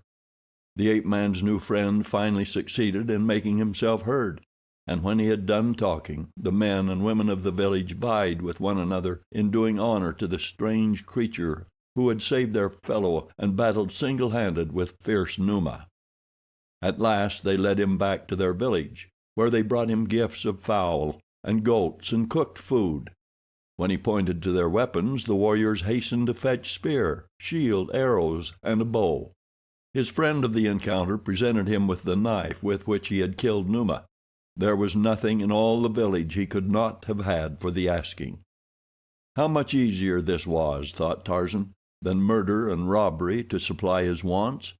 How close he had been to killing this man whom he never had seen before, and who now was manifesting by every primitive means at his command friendship and affection for his would-be slayer. Tarzan of the Apes was ashamed. Hereafter he would at least wait until he knew men deserved it before he thought of killing them. The idea recalled Rokoff to his mind. He wished that he might have the Russian to himself in the dark jungle for a few minutes. There was a man who deserved killing if ever anyone did. And if he could have seen Rokoff at that moment as he assiduously bent every endeavor to the pleasant task of ingratiating himself into the affections of the beautiful Miss Strong, he would have longed more than ever to mete out to the man the fate he deserved. Tarzan's first night with the savages was devoted to a wild orgy in his honor. There was feasting, for the hunters had brought in an antelope and a zebra as trophies of their skill, and gallons of the weak native beer were consumed. As the warriors danced in the firelight, Tarzan was again impressed by the symmetry of their figures and the regularity of their features. The flat noses and thick lips of the typical West Coast savage were entirely missing. In repose, the faces of the men were intelligent and dignified, those of the women ofttimes prepossessing. It was during this dance that the ape-man first noticed that some of the men and many of the women wore ornaments of gold. principally anklets and armlets of great weight, apparently beaten out of the solid metal. When he expressed a wish to examine one of these, the owner removed it from her person and insisted, through the medium of signs, that Tarzan accept it as a gift. A close scrutiny of the bauble convinced the ape-man that the article was of virgin gold, and he was surprised, for it was the first time that he had ever seen golden ornaments among the savages of Africa, other than the trifling baubles those near the coast had purchased or stolen from Europeans. He tried to ask them from whence the metal came, but he could not make them understand. When the dance was done, Tarzan signified his intention to leave them, but they almost implored him to accept the hospitality of a great hut which the chief set apart for his sole use. He tried to explain that he would return in the morning, but they could not understand. When he finally walked away from them, toward the side of the village opposite the gate, they were still further mystified as to his intentions. Tarzan, however, knew just what he was about. In the past he had had experience with the rodents and vermin that infest every native village, and while he was not over-scrupulous about such matters, he much preferred the fresh air of the swaying trees to the fetid atmosphere of a hut. The natives followed him to where a great tree overhung the palisade, and as Tarzan leaped for a lower branch and disappeared into the foliage above, precisely after the manner of Manu the monkey, there were loud exclamations of surprise and astonishment. For half an hour they called to him to return, but as he did not answer them, they at last desisted, and sought the sleeping mats within their huts. Tarzan went back into the forest a short distance until he had found a tree suited to his primitive requirements, and then, curling himself in a great crotch, he fell immediately into a deep sleep. The following morning he dropped into the village street as suddenly as he had disappeared the preceding night. For a moment the natives were startled and afraid, but when they recognized their guest of the night before, they welcomed him with shouts and laughter. That day he accompanied a party of warriors to the nearby plains on a great hunt, and so dexterous did they find this white man with their own crude weapons that another bond of respect and admiration was thereby wrought. For weeks Tarzan lived with his savage friends, hunting buffalo, antelope, and zebra for meat, and elephant for ivory. Quickly he learned their simple speech, their native customs, and the ethics of their wild, primitive tribal life. He found that they were not cannibals, that they looked with loathing and contempt upon men who ate men. Busuli, the warrior whom he had stalked to the village, told him many of the tribal legends. How, many years before, his people had come many long marches from the north, how once they had been a great and powerful tribe, and how the slave raiders had wrought such havoc among them with their death-dealing guns that they had been reduced to a mere remnant of their former numbers and power. "They hunted us down as one hunts a fierce beast," said Busuli. "There was no mercy in them. When it was not slaves they sought, it was ivory, but usually it was both. Our men were killed and our women driven away like sheep. We fought against them for many years, but our arrows and spears could not prevail against the sticks which spit fire and lead and death to many times the distance that our mightiest warrior could place an arrow. At last, when my father was a young man, the Arabs came again, but our warriors saw them a long way off, and Chowambi, who was chief then, told his people to gather up their belongings and come away with him, that he would lead them far to the south until they found a spot to which the Arab raiders did not come. And they did as he bid, carrying all their belongings, including many tusks of ivory. For months they wandered, suffering untold hardships and privations, for much of the way was through dense jungle and across mighty mountains. But finally they came to this spot, and although they sent parties farther on to search for an even better location, none has ever been found." "And the raiders have never found you here?" asked Tarzan. "About a year ago a small party of Arabs and Manyuema stumbled upon us, but we drove them off, killing many. For days we followed them, stalking them for the wild beasts they are, picking them off one by one, until but a handful remained, but these escaped us." As Busuli talked he fingered a heavy gold armlet that encircled the glossy hide of his left arm. Tarzan's eyes had been upon the ornament, but his thoughts were elsewhere. Presently he recalled the question he had tried to ask when he first came to the tribe, the question he could not at that time make them understand. For weeks he had forgotten so trivial a thing as gold, for he had been for the time a truly primeval man with no thought beyond today. But of a sudden the sight of gold awakened the sleeping civilization that was in him, and with it came the lust for wealth. That lesson Tarzan had learned well in his brief experience of the ways of civilized man. He knew that gold meant power and pleasure. He pointed to the bauble. "From whence came the yellow metal, Busuli?" he asked. The black pointed toward the southeast. "A moon's march away, maybe more," he replied. "Have you been there?" asked Tarzan. "No, but some of our people were there years ago, when my father was yet a young man.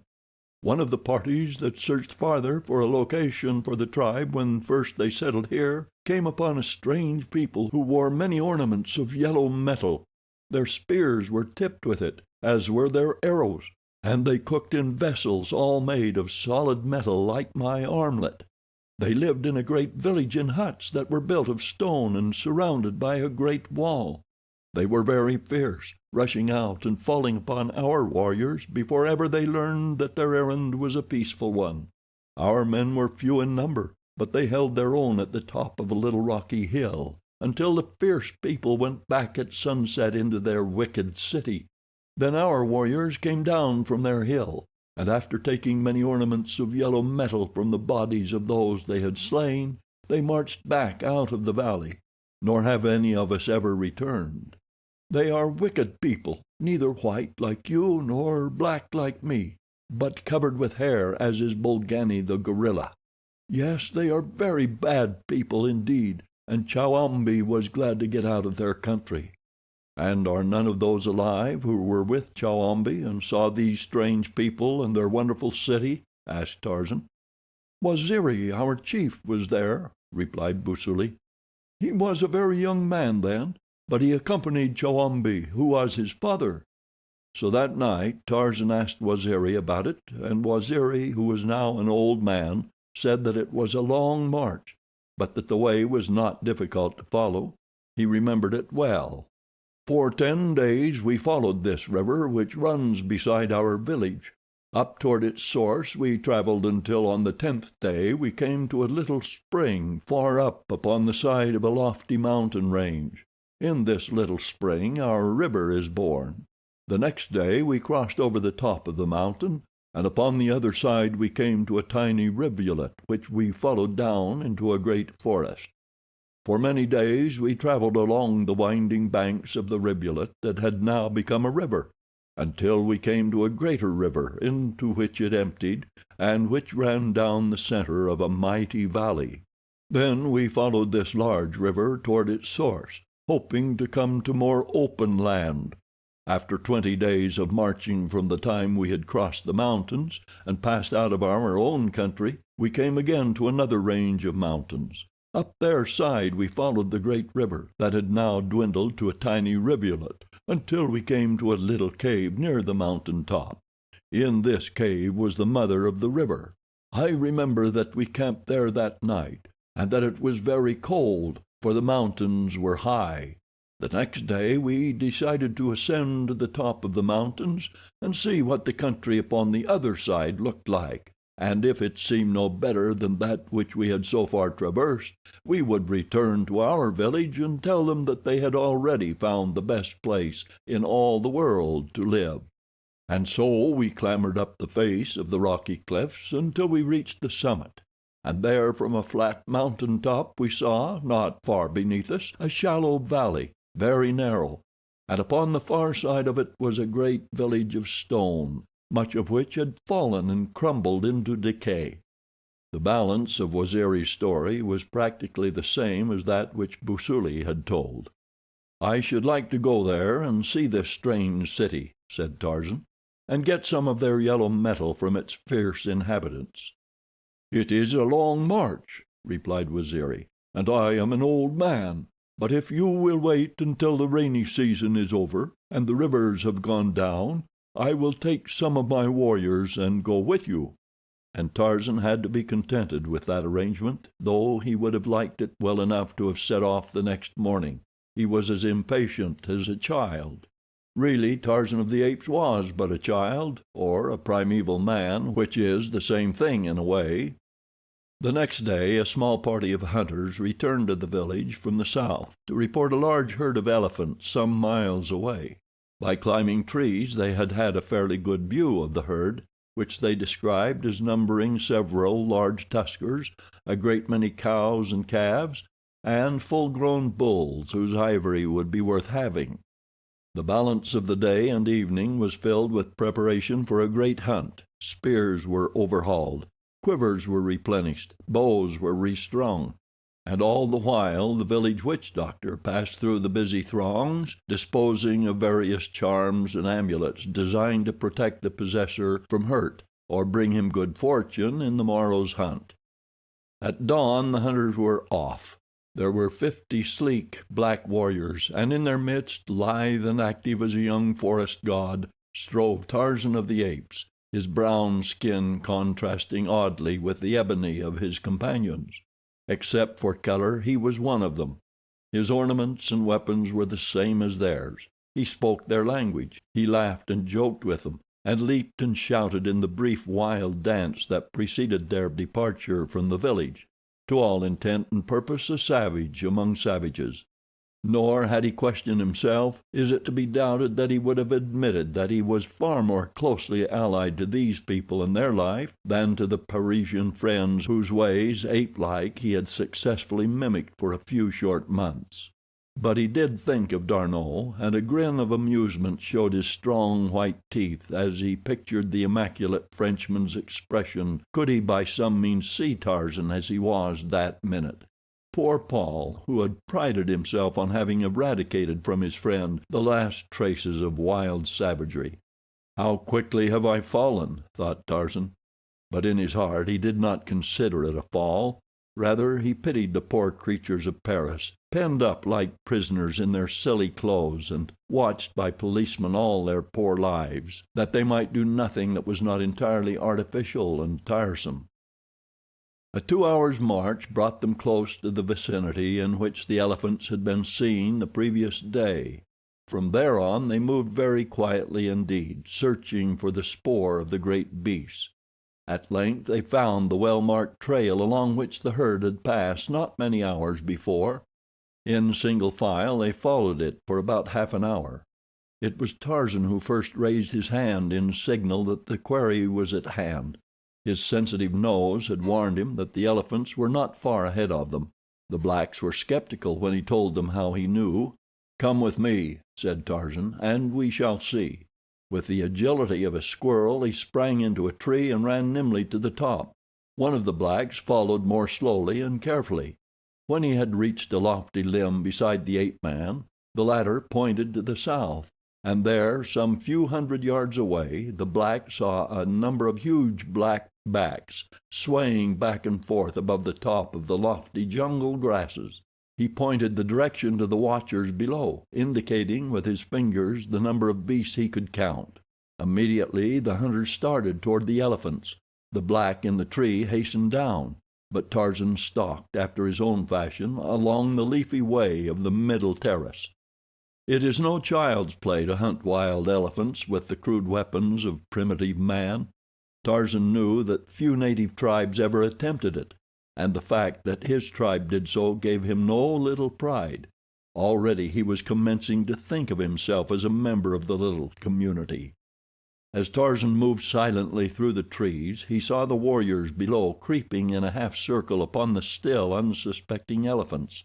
Finally they were within sight of the great beasts. Now they singled out 2 large tuskers, and at a signal the 50 men rose from the ground where they had lain concealed and hurled their heavy war spears at the 2 marked beasts. There was not a single miss. 25 spears were embedded in the sides of each of the great animals. One never moved from the spot where it stood when the avalanche of spears struck it, for 2, perfectly aimed, had penetrated its heart, and it lunged forward upon its knees, rolling to the ground without a struggle. The other, standing nearly head on toward the hunters, had not proved so good a mark. and though every spear struck, not one entered the great heart. For a moment the huge bull stood, trumpeting in rage and pain, casting about with its little eyes for the author of its hurt. The blacks had faded into the jungle before the weak eyes of the monster had fallen upon any of them, but now he caught the sound of their retreat, and amid a terrific crashing of underbrush and branches he charged in the direction of the noise. It so happened that chance sent him in the direction of Busuli, whom he was overtaking so rapidly that it was as though the black were standing still instead of racing at full speed to escape the certain death which pursued him. Tarzan had witnessed the entire performance from the branches of a nearby tree, and now that he saw his friend's peril, he raced toward the infuriated beast with loud cries, hoping to distract him. But it had been as well had he saved his breath, for the brute was deaf and blind to all else save the particular object of his rage that raced futilely before him. And now Tarzan saw that only a miracle could save Busuli, and with the same unconcern with which he had once hunted this very man, he hurled himself into the path of the elephant to save the black warrior's life. He still grasped his spear, and while Tantor was yet 6 or 8 paces behind his prey, a sinewy white warrior dropped as from the heavens, almost directly in his path.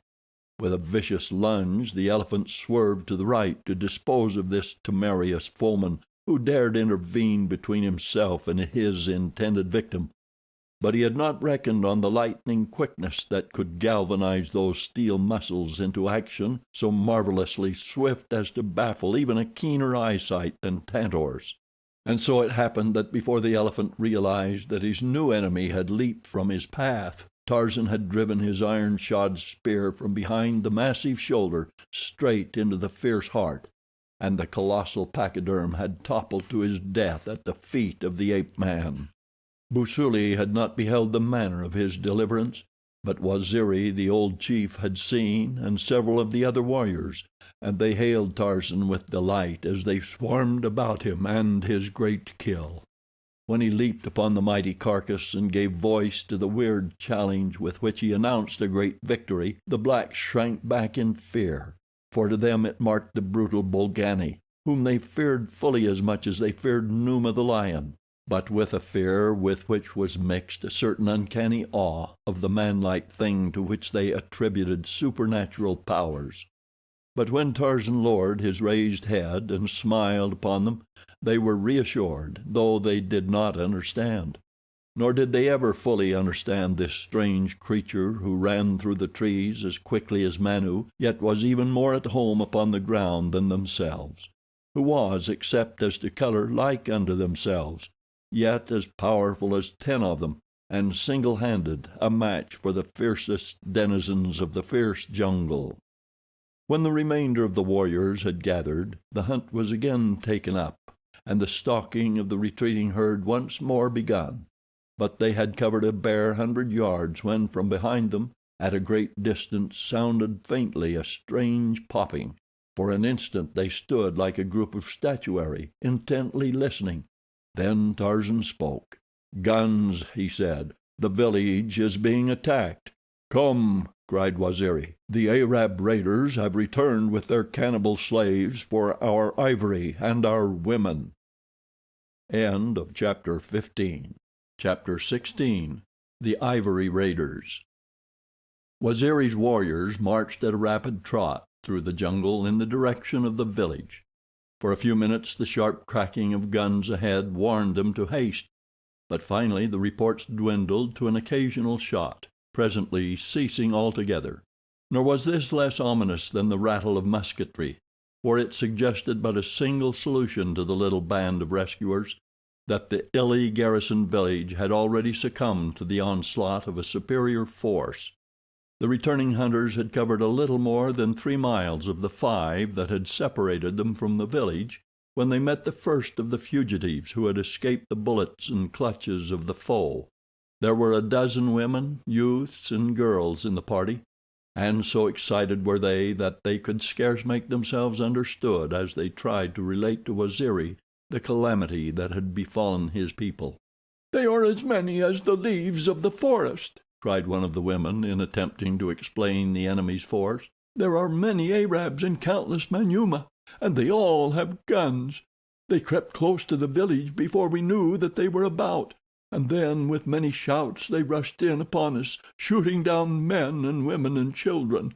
Those of us who could fled in all directions into the jungle, but more were killed. I do not know whether they took any prisoners or not. They seemed only bent upon killing us all. The Manyuema called us many names, saying that they would eat us all before they left our country, that this was our punishment for killing their friends last year. I did not hear much, for I ran away quickly." The march toward the village was now resumed, more slowly and with greater stealth, for Waziri knew that it was too late to rescue. Their only mission could be one of revenge. Inside the next mile 100 more fugitives were met. There were many men among these, and so the fighting strength of the party was augmented. Now a dozen warriors were sent creeping ahead to reconnoiter. Waziri remained with the main body, which advanced in a thin line that spread in a great crescent through the forest. By the chief's side walked Tarzan. Presently one of the scouts returned. He had come within sight of the village. "They are all within the palisade," he whispered. "Good," said Waziri. "We shall rush in upon them and slay them all." And he made ready to send word along the line that they were to halt at the edge of the clearing until they saw him rush toward the village. Then all were to follow. "Wait," cautioned Tarzan. "If there are even 50 guns within the palisade, we shall be repulsed and slaughtered. Let me go alone through the trees, so that I may look down upon them from above, and see just how many there be, and what chance we might have were we to charge. It were foolish to lose a single man needlessly if there be no hope of success. I have an idea that we can accomplish more by cunning than by force. Will you wait, Waziri?" "Yes," said the old chief. "Go." So Tarzan sprang into the trees and disappeared in the direction of the village. He moved more cautiously than was his wont, for he knew that men with guns could reach him quite as easily in the treetops as on the ground. And when Tarzan of the Apes elected to adopt stealth, no creature in all the jungle could move so silently or so completely efface himself from the sight of an enemy. In 5 minutes he had wormed his way to the great tree that overhung the palisade at one end of the village, and from his point of vantage looked down upon the savage horde beneath. He counted 50 Arabs, and estimated that there were 5 times as many Manyuema. The latter were gorging themselves upon food, and under the very noses of their white masters preparing the gruesome feast which is the piece de resistance that follows a victory in which the bodies of their slain enemies fall into their horrid hands. The ape-man saw that to charge that wild horde, armed as they were with guns and barricaded behind the locked gates of the village, would be a futile task, and so he returned to Waziri and advised him to wait, that he, Tarzan, had a better plan. But a moment before, one of the fugitives had related to Waziri the story of the atrocious murder of the old chief's wife, and so crazed with rage was the old man that he cast discretion to the winds. Calling his warriors about him, he commanded them to charge, and with brandishing spears and savage yells, the little force of scarcely more than 100 dashed madly toward the village gates. Before the clearing had been half crossed, the Arabs opened up a withering fire from behind the palisade. With the first volley Waziri fell. The speed of the chargers slackened. Another volley brought down a half dozen more. A few reached the barred gates only to be shot in their tracks without the ghost of a chance to gain the inside of the palisade, and then the whole attack crumpled, and the remaining warriors scampered back into the forest. As they ran, the raiders opened the gates, rushing after them, to complete the day's work with the utter extermination of the tribe. Tarzan had been among the last to turn back toward the forest, and now, as he ran slowly, he turned from time to time to speed a well-aimed arrow into the body of a pursuer. Once within the jungle, he found a little knot of determined blacks waiting to give battle to the oncoming horde, but Tarzan cried to them to scatter, keeping out of harm's way until they could gather in force after dark. "Do as I tell you," he urged, "and I will lead you to victory over these enemies of yours. Scatter through the forest, picking up as many stragglers as you can find, and at night, if you think that you have been followed, come by roundabout ways to the spot where we killed the elephants today. Then I will explain my plan, and you will find that it is good. You cannot hope to pit your puny strength and simple weapons against the numbers and the guns of the Arabs and the Manyuema." They finally assented. "When you scatter," explained Tarzan in conclusion, "your foes will have to scatter to follow you, and so it may happen that if you are watchful you can drop many a Manyuema with your arrows from behind some great trees." They had barely time to hasten away farther into the forest before the first of the raiders had crossed the clearing and entered it in pursuit of them. Tarzan ran a short distance along the ground before he took to the trees. Then he raced quickly to the upper terrace, there doubling on his tracks and making his way rapidly back toward the village. Here he found that every Arab and Manyuema had joined in the pursuit, leaving the village deserted except for the chained prisoners and a single guard. The sentry stood at the open gate, looking in the direction of the forest, so that he did not see the agile giant that dropped to the ground at the far end of the village street. With drawn bow, the ape-man crept stealthily toward his unsuspecting victim. The prisoners had already discovered him, and with wide eyes filled with wonder and with hope, they watched their would-be rescuer. Now he halted not 10 paces from the unconscious Manyuema. The shaft was drawn back its full length at the height of the keen gray eye that sighted along its polished surface. There was a sudden twang as the brown fingers released their hold, and without a sound the raider sank forward upon his face, a wooden shaft transfixing his heart and protruding a foot from his black chest. Then Tarzan turned his attention to the 50 women and youths chained neck to neck on the long slave chain. There was no releasing of the ancient padlocks in the time that was left him, so the ape-man called to them to follow him as they were, and snatching the gun and cartridge belt from the dead sentry, he led the now happy band out through the village gate and into the forest upon the far side of the clearing. It was a slow and arduous march, for the slave chain was new to these people, and there were many delays as one of their number would stumble and fall, dragging others down with her. Then, too, Tarzan had been forced to make a wide detour to avoid any possibility of meeting with returning raiders. He was partially guided by occasional shots which indicated that the Arab horde was still in touch with the villagers, but he knew that if they would but follow his advice, there would be but few casualties other than on the side of the marauders. Toward dusk the firing ceased entirely, and Tarzan knew that the Arabs had all returned to the village. He could scarce repress a smile of triumph as he thought of their rage on discovering that their guard had been killed and their prisoners taken away. Tarzan had wished that he might have taken some of the great store of ivory the village contained, solely for the purpose of still further augmenting the wrath of his enemies, but he knew that that was not necessary for its salvation, since he already had a plan mapped out which would effectually prevent the Arabs leaving the country with a single tusk, and it would have been cruel to have needlessly burdened these poor overwrought women with the extra weight of the heavy ivory. It was after midnight when Tarzan with his slow-moving caravan approached the spot where the elephants lay.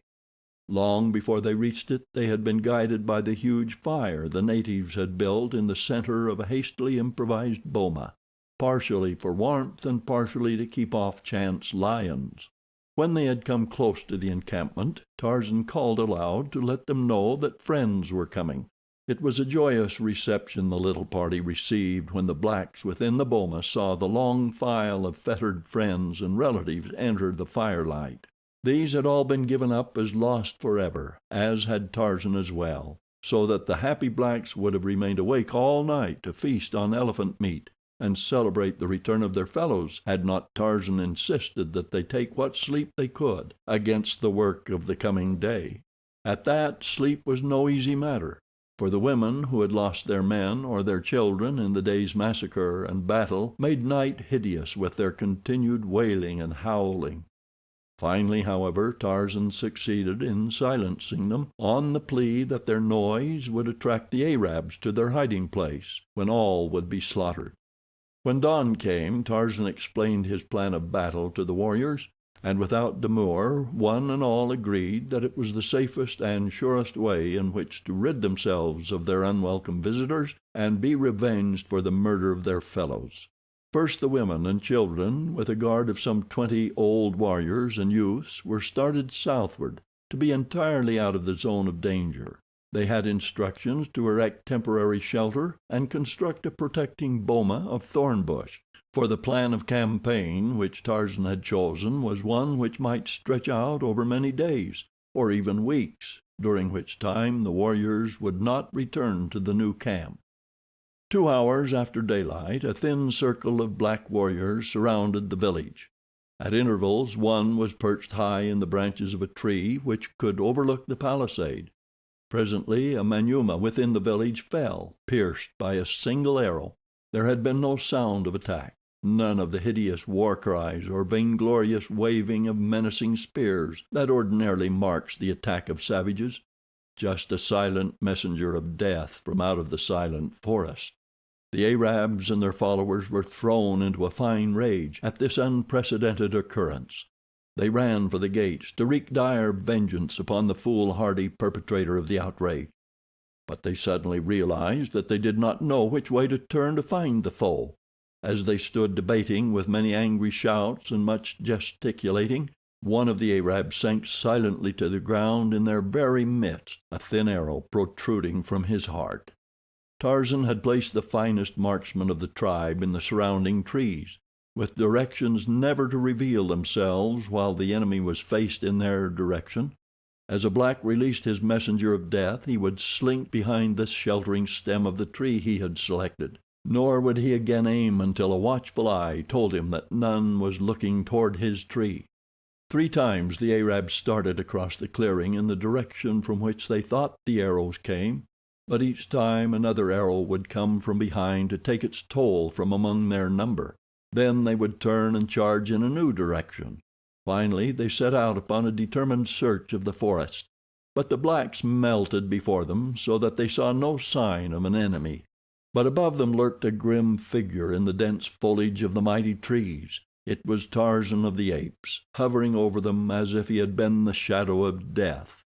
Presently a Manyuema forged ahead of his companions.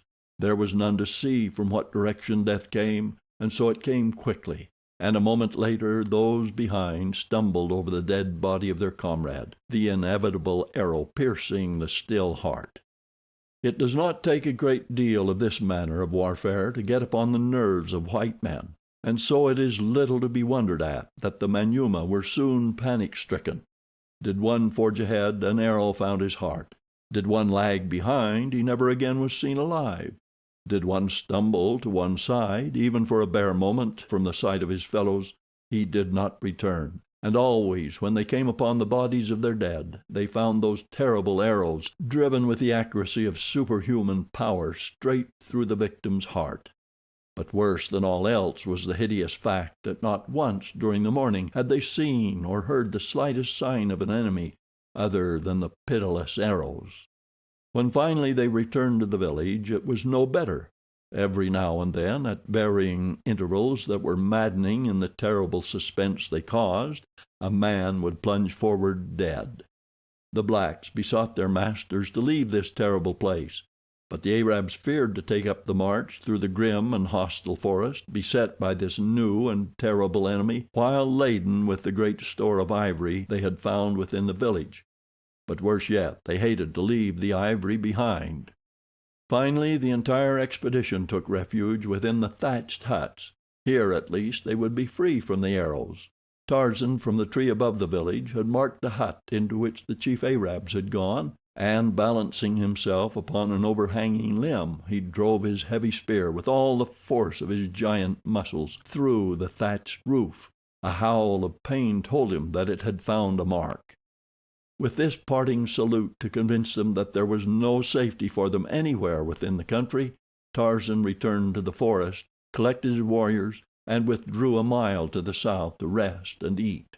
He kept sentries in several trees that commanded a view of the trail toward the village, but there was no pursuit. An inspection of his force showed not a single casualty, not even a minor wound. while rough estimates of the enemy's loss convinced the blacks that no fewer than 20 had fallen before their arrow. They were wild with elation, and were for finishing the day in one glorious rush upon the village, during which they would slaughter the last of their foemen. They were even picturing the various tortures they would inflict, and gloating over the suffering of the Manyuema, for whom they entertained a peculiar hatred, when Tarzan put his foot down flatly upon the plan. "You are crazy," he cried. "I have shown you the only way to fight these people. Already you have killed 20 of them without the loss of a single warrior, whereas yesterday, following your own tactics, which you would now renew, you lost at least a dozen and killed not a single Arab or Manyuema. You will fight just as I tell you to fight, or I shall leave you and go back to my own country."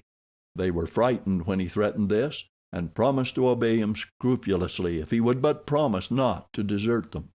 "Very well," he said, "we shall return to the elephant boma for the night. I have a plan to give the Arabs a little taste of what they may expect if they remain in our country, but I shall need no help.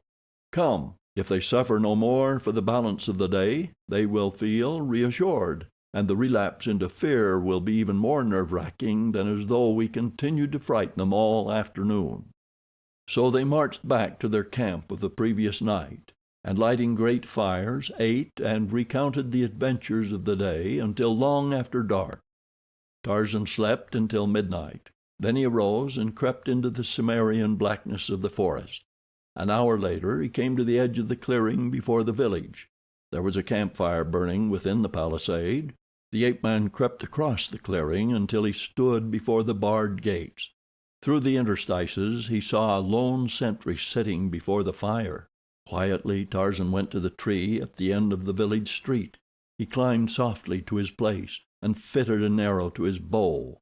For several minutes he tried to sight fairly upon the sentry, but the waving branches and flickering firelight convinced him that the danger of a miss was too great. He must touch the heart full in the center to bring the quiet and sudden death his plan required. He had brought, besides his bow, arrows, and rope, the gun he had taken the previous day from the other sentry he had killed. Caching all these in a convenient crotch of the tree, he dropped lightly to the ground within the palisade, armed only with his long knife. The sentry's back was toward him. Like a cat, Tarzan crept upon the dozing man. He was within 2 paces of him now. Another instant and the knife would slide silently into the fellow's heart. Tarzan crouched for a spring, for that is ever the quickest and surest attack of the jungle beast, when the man, warned by some subtle sense, sprang to his feet and faced the ape-man. End of Chapter 16. Chapter 17. The White Chief of the Waziri. When the eyes of the black Manyuema savage fell upon the strange apparition that confronted him with menacing knife, they went wide in horror. He forgot the gun within his hands. He even forgot to cry out. His one thought was to escape this fearsome-looking white savage, this giant of a man upon whose massive, rolling muscles and mighty chest the flickering firelight played. But before he could turn, Tarzan was upon him, and then the sentry thought to scream for aid, but it was too late. A great hand was upon his windpipe, and he was being borne to the earth. He battled furiously, but futilely, with the grim tenacity of a bulldog whose awful fingers were clinging to his throat. Swiftly and surely life was being choked from him. His eyes bulged, his tongue protruded, his face turned to a ghastly purplish hue. There was a convulsive tremor of the stiffening muscles, and the Manyuema sentry lay still. The ape-man threw the body across one of his broad shoulders, and gathering up the fellow's guns, trotted silently up the sleeping village street toward the tree that gave him such easy ingress to the palisaded village. He bore the dead sentry into the midst of the leafy maze above.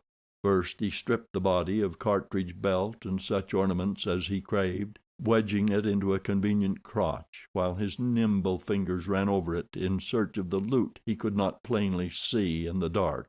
When he had finished, he took the gun that had belonged to the man and walked far out upon a limb, from the end of which he could obtain a better view of the huts. Drawing a careful bead on the beehive structure in which he knew the chief Arabs to be, he pulled the trigger. Almost instantly there was an answering groan. Tarzan smiled. He had made another lucky hit.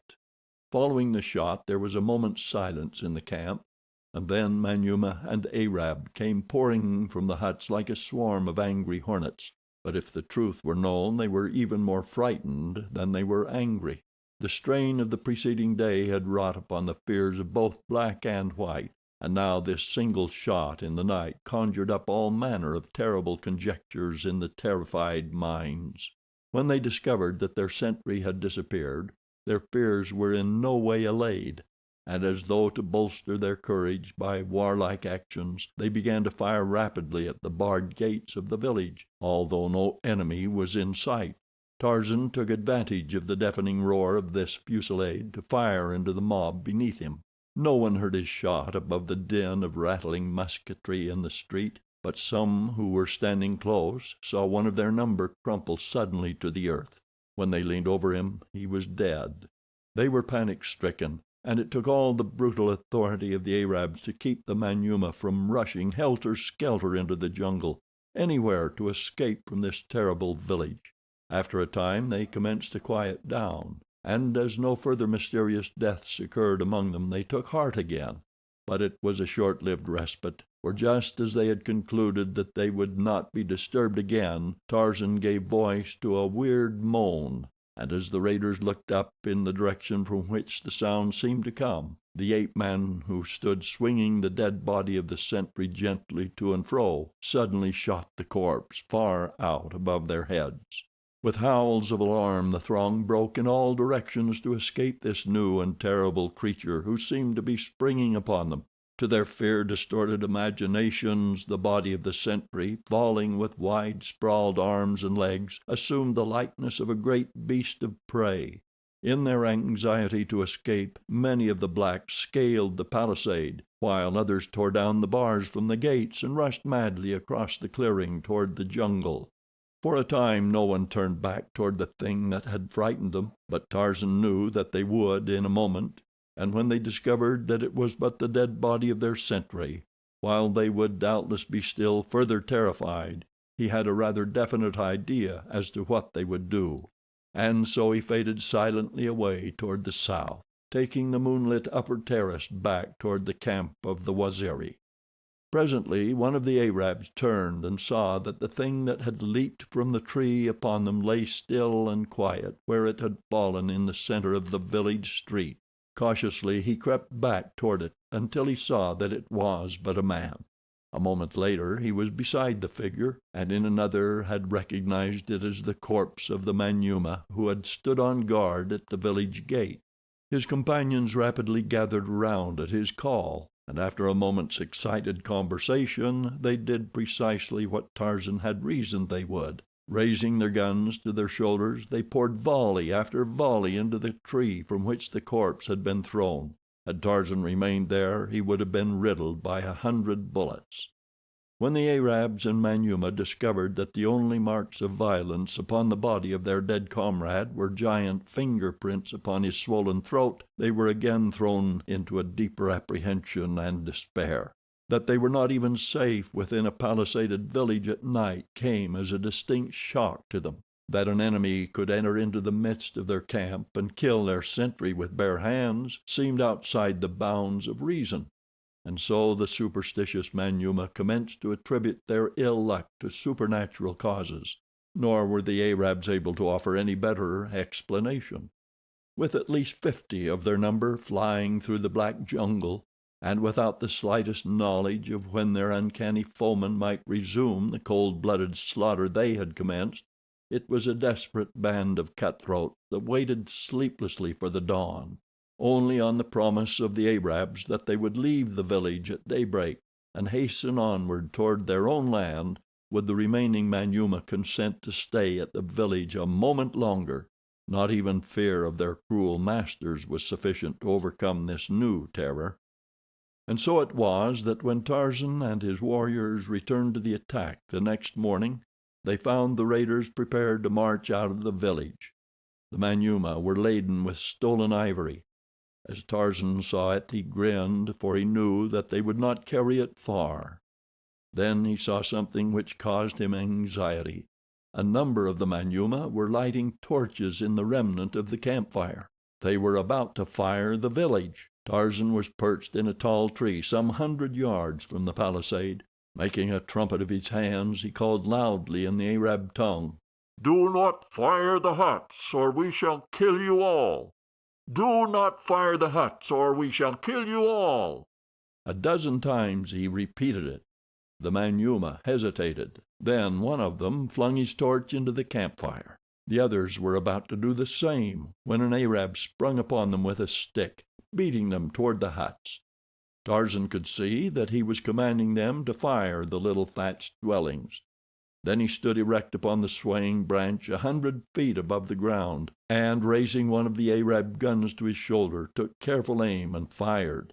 With the report, the Arab, who was urging on his men to burn the village, fell in his tracks, and the Manyuema threw away their torches and fled from the village.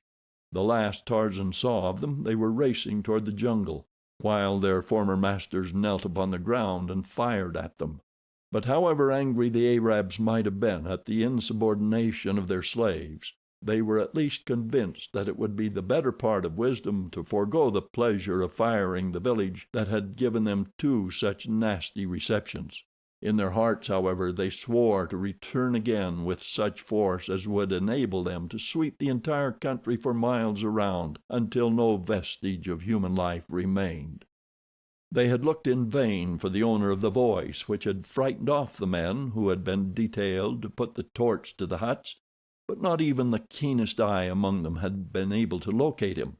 They had seen the puff of smoke from the tree following the shot that brought down the Arab, but though a volley had immediately been loosed into its foliage, there had been no indication that it had been effective.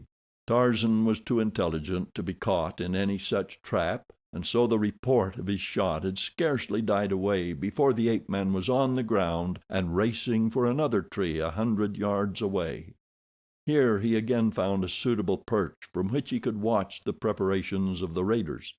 It occurred to him that he might have considerable more fun with them, so again he called to them through his improvised trumpet. "Leave the ivory," he cried. "Leave the ivory. Dead men have no use for ivory." Some of the Manyuema started to lay down their loads, but this was altogether too much for their avaricious Arabs. With loud shouts and curses they aimed their guns full upon the bearers, threatening instant death to any who might lay down his load. They could give up firing the village, but the thought of abandoning this enormous fortune in ivory was quite beyond their conception. Better death than that. And so they marched out of the village of the Waziri, and on the shoulders of their slaves was the ivory ransom of a score of kings. Toward the north they marched, back toward their savage settlement in the wild and unknown country which lies back from the Congo in the uttermost depths of the great forest, and on either side of them traveled an invisible and relentless foe. Under Tarzan's guidance, the black Waziri warriors stationed themselves along the trail on either side in the densest underbrush. They stood at far intervals, and as the column passed, a single arrow or heavy spear, well aimed, would pierce a Manyuema or an Arab. Then the Waziri would melt into the distance and run ahead to take his stand farther on.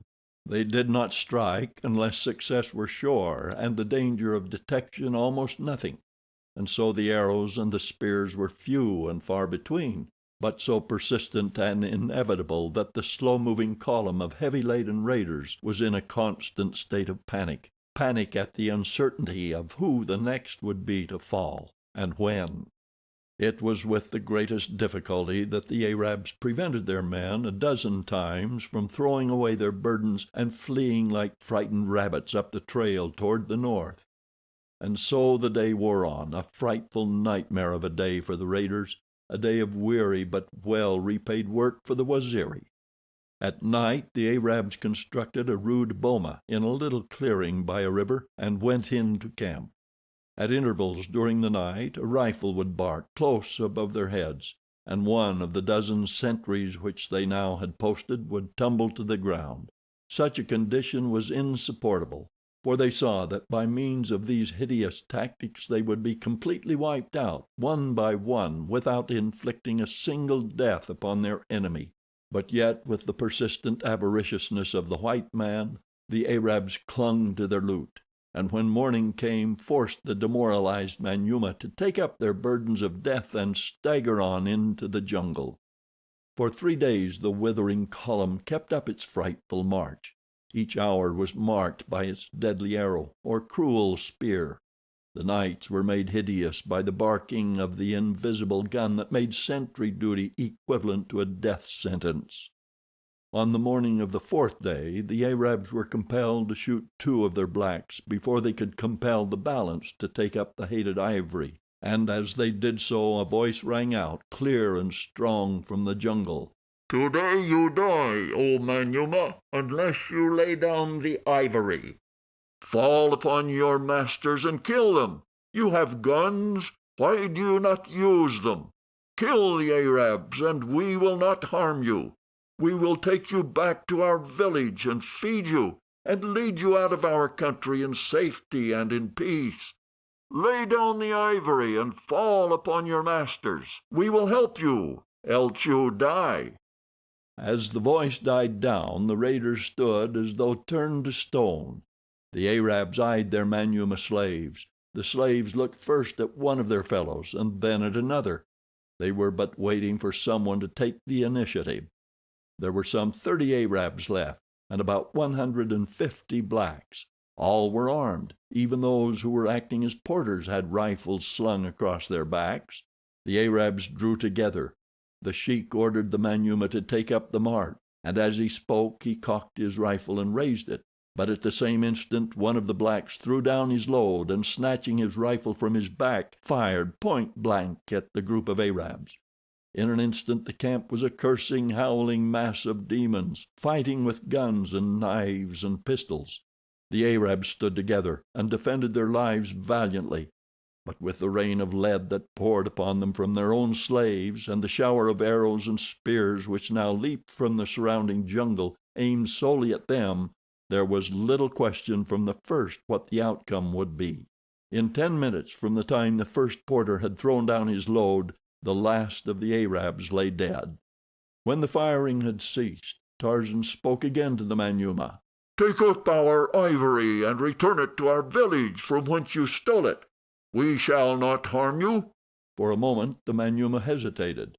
They had no stomach to retrace that difficult 3 days' trail. They talked together in low whispers, and one turned toward the jungle, calling aloud to the voice that had spoken to them from out of the foliage. "How do we know that when you have us in your village you will not kill us all?" he asked. "You do not know," replied Tarzan, "other than that we have promised not to harm you if you will return our ivory to us. But this you do know, that it lies within our power to kill you all if you do not return as we direct. And are we not more likely to do so if you anger us than if you do as we bid?" "Who are you that speaks the tongue of our Arab masters?" cried the Manyuema spokesman. "Let us see you, and then we shall give you our answer." Tarzan stepped out of the jungle a dozen paces from them. "Look," he said. When they saw that he was white they were filled with awe, for never had they seen a white savage before, and at his great muscles and giant frame they were struck with wonder and admiration. "You may trust me," said Tarzan, "so long as you do as I tell you, and harm none of my people. We shall do you no hurt. Will you take up our ivory and return in peace to our village? Or shall we follow along your trail toward the north as we have followed for the past 3 days?" The recollection of the horrid days that had just passed was the thing that finally decided the Manyuema, and so after a short conference they took up their burdens and set off to retrace their steps toward the village of the Waziri. At the end of the 3rd day they marched into the village gate, and were greeted by the survivors of the recent massacre, to whom Tarzan had sent a messenger in their temporary camp to the south on the day that the raiders had quitted the village, telling them that they might return in safety. It took all the mastery and persuasion that Tarzan possessed to prevent the Waziri falling on the Manyuema tooth and nail and tearing them to pieces. But when he had explained that he had given his word that they would not be molested if they carried the ivory back to the spot from which they had stolen it, and had further impressed upon his people that they owed their entire victory to him, they finally acceded to his demands and allowed the cannibals to rest in peace within their palisade. That night the village warriors held a big palaver to celebrate their victories and to choose a new chief. Since old Waziri's death, Tarzan had been directing the warriors in battle, and the temporary command had been tacitly conceded to him. There had been no time to choose a new chief from among their own number, and in fact so remarkably successful had they been under the ape-man's generalship that they had had no wish to delegate the supreme authority to another, for fear that what they already had gained might be lost. They had so recently seen the results of running counter to this savage white man's advice in the disastrous charge ordered by Waziri, in which he himself had died, that it had not been difficult for them to accept Tarzan's authority as final. The principal warriors sat in a circle about a small fire to discuss the relative merits of whomever might be suggested as old Waziri's successor. It was Busuli who spoke first. Since Waziri is dead, leaving no son, there is but one among us whom we know from experience is fitted to make us a good king. There is only one who has proved that he can successfully lead us against the guns of the white man, and bring us easy victory without the loss of a single life. There is only one, and that is the white man who has led us for the past few days." And Busuli sprang to his feet, and with uplifted spear and half-bent, crouching body commenced to dance slowly about Tarzan, chanting in time to his steps: "Waziri, king of the Waziri. Waziri, killer of the Arabs. Waziri, king of the Waziri." One by one the other warriors signified their acceptance of Tarzan as their king by joining in the solemn dance. The women came and squatted about the rim of the circle, beating upon tom-toms, clapping their hands in time to the steps of the dancers, and joining in the chant of the warriors. In the center of the circle sat Tarzan of the Apes, Waziri, king of the Waziri, for like his predecessor he was to take the name of his tribe as his own. Faster and faster grew the pace of the dancers, louder and louder their wild and savage shouts.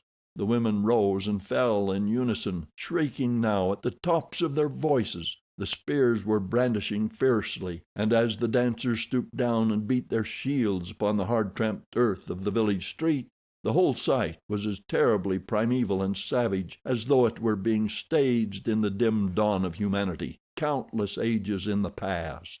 As the excitement waxed, the ape-man sprang to his feet and joined in the wild ceremony. In the center of the circle of glittering black bodies he leaped and roared and shook his heavy spear, in the same mad abandon that enthralled his fellow savages. The last remnant of his civilization was forgotten.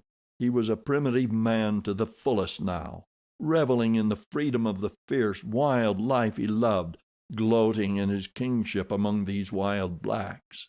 Ah, if Olga de Coude had but seen him then! Could she have recognized the well-dressed, quiet young man whose well-bred face and irreproachable manners had so captivated her but a few short months ago? And Jane Porter, would she have still loved this savage warrior chieftain, dancing naked among his naked savage subjects? And D'Arnot, could D'Arnot have believed that this was the same man he had introduced into half a dozen of the most select clubs of Paris? What would his fellow peers in the House of Lords have said, had one pointed to this dancing giant, with his barbaric headdress and his metal ornaments, and said, "There, my lords, is John Clayton, Lord Greystoke"? And so Tarzan of the Apes came into a real kingship among men. Slowly but surely was he following the evolution of his ancestors, for had he not started at the very bottom? Chapter 17. Chapter 18. The Lottery of Death. Jane Porter had been the first of those in the lifeboat to awaken the morning after the wreck of the Lady Alice. The other members of the party were asleep upon the thwarts or huddled in cramped positions in the bottom of the boat. When the girl realized that they had become separated from the other boats, she was filled with alarm. The sense of utter loneliness and helplessness which the vast expanse of deserted ocean aroused in her was so depressing that from the first, contemplation of the future held not the slightest ray of promise for her. She was confident that they were lost beyond possibility of succor. Presently Clayton awoke. It was several minutes before he could gather his senses sufficiently to realize where he was, or recall the disaster of the previous night. Finally his bewildered eyes fell upon the girl. "Jane!" he cried. "Thank God that we are together." "Look," said the girl dully, indicating the horizon with an apathetic gesture. "We are all alone." Clayton scanned the water in every direction. "Where can they be?" he cried. "They cannot have gone down, for there has been no sea, and they were afloat after the yacht sank. I saw them all." He awoke the other members of the party and explained their plight. "It is just as well that the boats are scattered, sir," said one of the sailors. "They are all provisioned, so that they do not need each other on that score, and should a storm blow up they could be of no service to one another, even if they were together. But scattered about the ocean there is a much better chance that one at least will be picked up, and then a search will be at once started for the others. Were we together there would be but one chance of rescue, where now there may be four." They saw the wisdom of his philosophy and were cheered by it. But their joy was short-lived, for when it was decided that they should row steadily toward the east and the continent, it was discovered that the sailors who had been at the only 2 oars with which the boat had been provided had fallen asleep at their work and allowed both to slip into the sea, nor were they in sight anywhere upon the water. During the angry words and recriminations which followed, the sailors nearly came to blows, but Clayton succeeded in quieting them, though a moment later Monsieur Thuran almost precipitated another row by making a nasty remark about the stupidity of all Englishmen, and especially English sailors. "Come, come, mates," spoke up one of the men, Tompkins, who had taken no part in the altercation. "Shooting off our bloomin' mugs won't get us nothin'. As Spider 'ere said afore, we'll all bloody well be picked up anyway, says he. So what's the use of squabblin'? Let's eat, says I." "That's not a bad idea," said Monsieur Thuran, and then turning to the third sailor, Wilson, he said, "Pass one of those tins aft, my good man." "Fetch it yourself," retorted Wilson sullenly. "I ain't a-taking no orders from no furriner. You ain't captain of this ship yet." The result was that Clayton himself had to get the tin, and then another angry altercation ensued when one of the sailors accused Clayton and Monsieur Thuran of conspiring to control the provisions so that they could have the lion's share. "Someone should take command of this boat," spoke up Jane Porter, thoroughly disgusted with the disgraceful wrangling that had marked the very opening of a forced companionship that might last for many days. "It is terrible enough to be alone in a frail boat on the Atlantic without having the added misery and danger of constant bickering and brawling among the members of our party.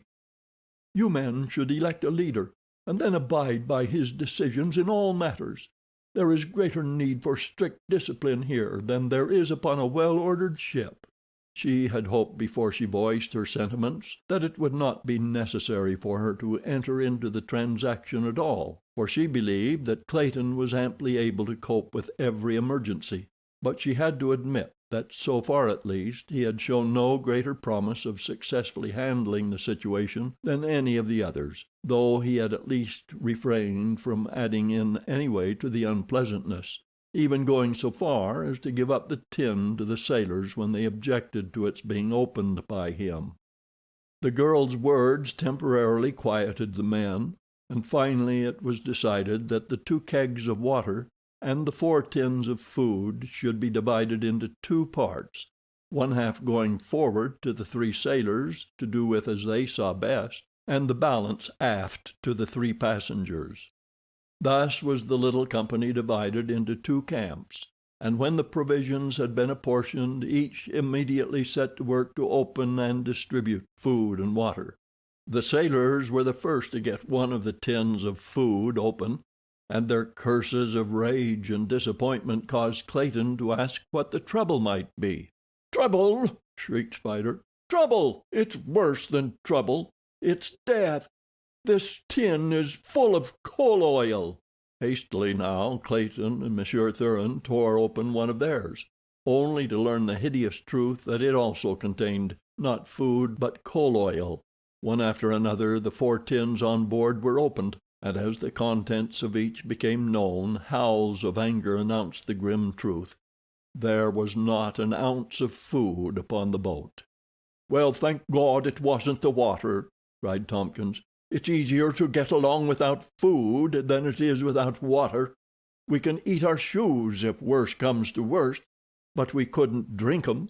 As he spoke, Wilson had been boring a hole in one of the water kegs, and as Spider held a tin cup, he tilted the keg to pour a draught of the precious fluid. A thin stream of blackish, dry particles filtered slowly through the tiny aperture into the bottom of the cup. With a groan, Wilson dropped the keg and sat staring at the dry stuff in the cup, speechless with horror. "The kegs are filled with gunpowder," said Spider in a low tone, turning to those aft. And so it proved when the last had been opened. "Coal oil and gunpowder!" cried Monsieur Thuran. "Sapristi! What a diet for shipwrecked mariners!" With the full knowledge that there was neither food nor water on board, the pangs of hunger and thirst became immediately aggravated. And so on the first day of their tragic adventure, real suffering commenced in grim earnest, and the full horrors of shipwreck were upon them. As the days passed, conditions became horrible. Aching eyes scanned the horizon day and night, until the weak and weary watchers would sink exhausted to the bottom of the boat, and there rest in dream-disturbed slumber, a moment's respite from the horrors of the waking reality. The sailors, goaded by the remorseless pangs of hunger, had eaten their leather belts, their shoes, the sweat bands from their caps, although both Clayton and Monsieur Thuran had done their best to convince them that these would only add to the suffering they were enduring. Weak and hopeless, the entire party lay beneath the pitiless tropic sun, with parched lips and swollen tongues, waiting for the death they were beginning to crave. The intense suffering of the first few days had become deadened for the 3 passengers who had eaten nothing, but the agony of the sailors was pitiful, as their weak and impoverished stomachs attempted to cope with the bits of leather with which they had filled them. Tompkins was the first to succumb. Just a week from the day the Lady Alice went down, the sailor died horribly in frightful convulsions. For hours his contorted and hideous features lay grinning back at those in the stern of the little boat, until Jane Porter could endure the sight no longer. "Can you not drop his body overboard, William?" she asked. Clayton rose and staggered toward the corpse. The 2 remaining sailors eyed him with a strange, baleful light in their sunken orbs. Futilely the Englishman tried to lift the corpse over the side of the boat, but his strength was not equal to the task. "Lend me a hand here, please," he said to Wilson, who lay nearest him. "What do you want to throw him over for?" questioned the sailor in a querulous voice. "We've got to before we're too weak to do it," replied Clayton. "He'd be awful by tomorrow, after a day under that broiling sun." "Better leave well enough alone," grumbled Wilson. "We may need him before tomorrow." Slowly the meaning of the man's words percolated into Clayton's understanding. At last he realized the fellow's reason for objecting to the disposal of the dead man. "Good heavens!" whispered Clayton in a horrified tone. "You don't mean—" "Why not?" growled Wilson. "Ain't we got to live? He's dead," he added, jerking his thumb in the direction of the corpse. "He won't care." "Come here, Thuran," said Clayton, turning toward the Russian. "We'll have something worse than death aboard us if we don't get rid of this body before dark." Wilson staggered up menacingly to prevent the contemplated act, but when his comrade Spider took sides with Clayton and Monsieur Thuran, he gave up, and sat eyeing the corpse hungrily as the three men, by combining their efforts, succeeded in rolling it overboard. All the balance of the day Wilson sat glaring at Clayton, in his eyes the gleam of insanity. Toward evening, as the sun was sinking into the sea, he commenced to chuckle and mumble to himself, but his eyes never left Clayton. After it became quite dark, Clayton could still feel those terrible eyes upon him. He dared not sleep, and yet so exhausted was he that it was a constant fight to retain consciousness. After what seemed an eternity of suffering, his head dropped upon a thwart, and he slept. How long he was unconscious he did not know. He was awakened by a shuffling noise quite close to him.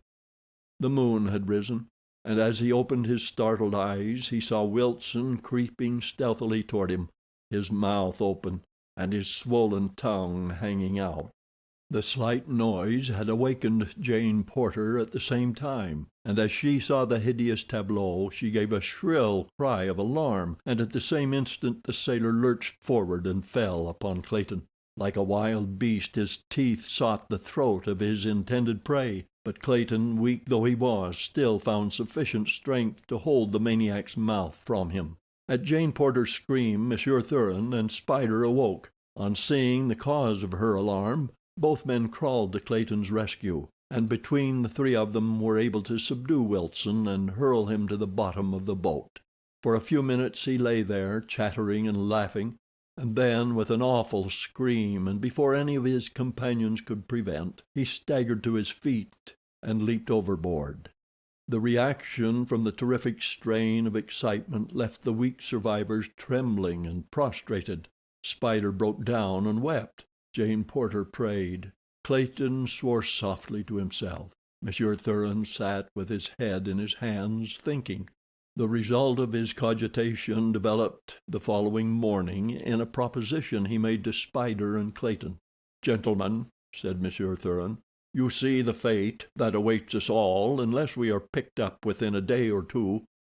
That there is little hope of that is evidenced by the fact that during all the days we have drifted we have seen no sail, nor the faintest smudge of smoke upon the horizon.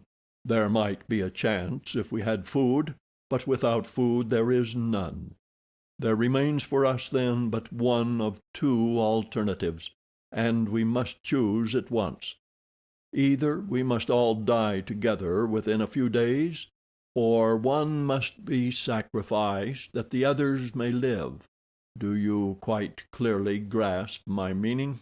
Jane Porter, who had overheard, was horrified. If the proposition had come from the poor, ignorant sailor, she might possibly have not been so surprised, but that it should come from one who posed as a man of culture and refinement, from a gentleman, she could scarcely credit.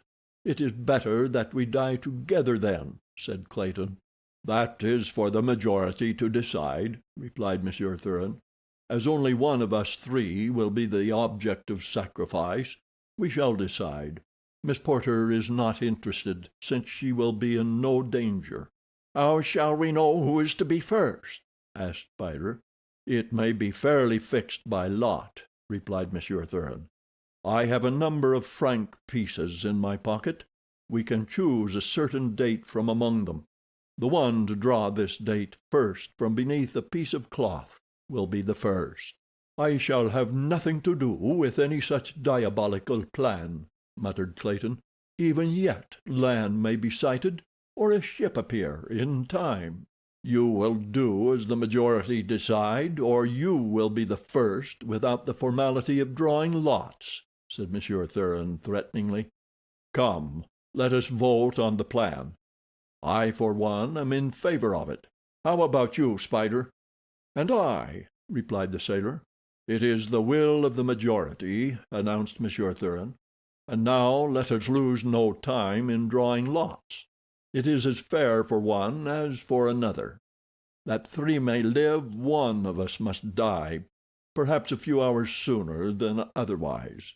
Then he began his preparation for the lottery of death. while Jane Porter sat wide-eyed and horrified at thought of the thing that she was about to witness.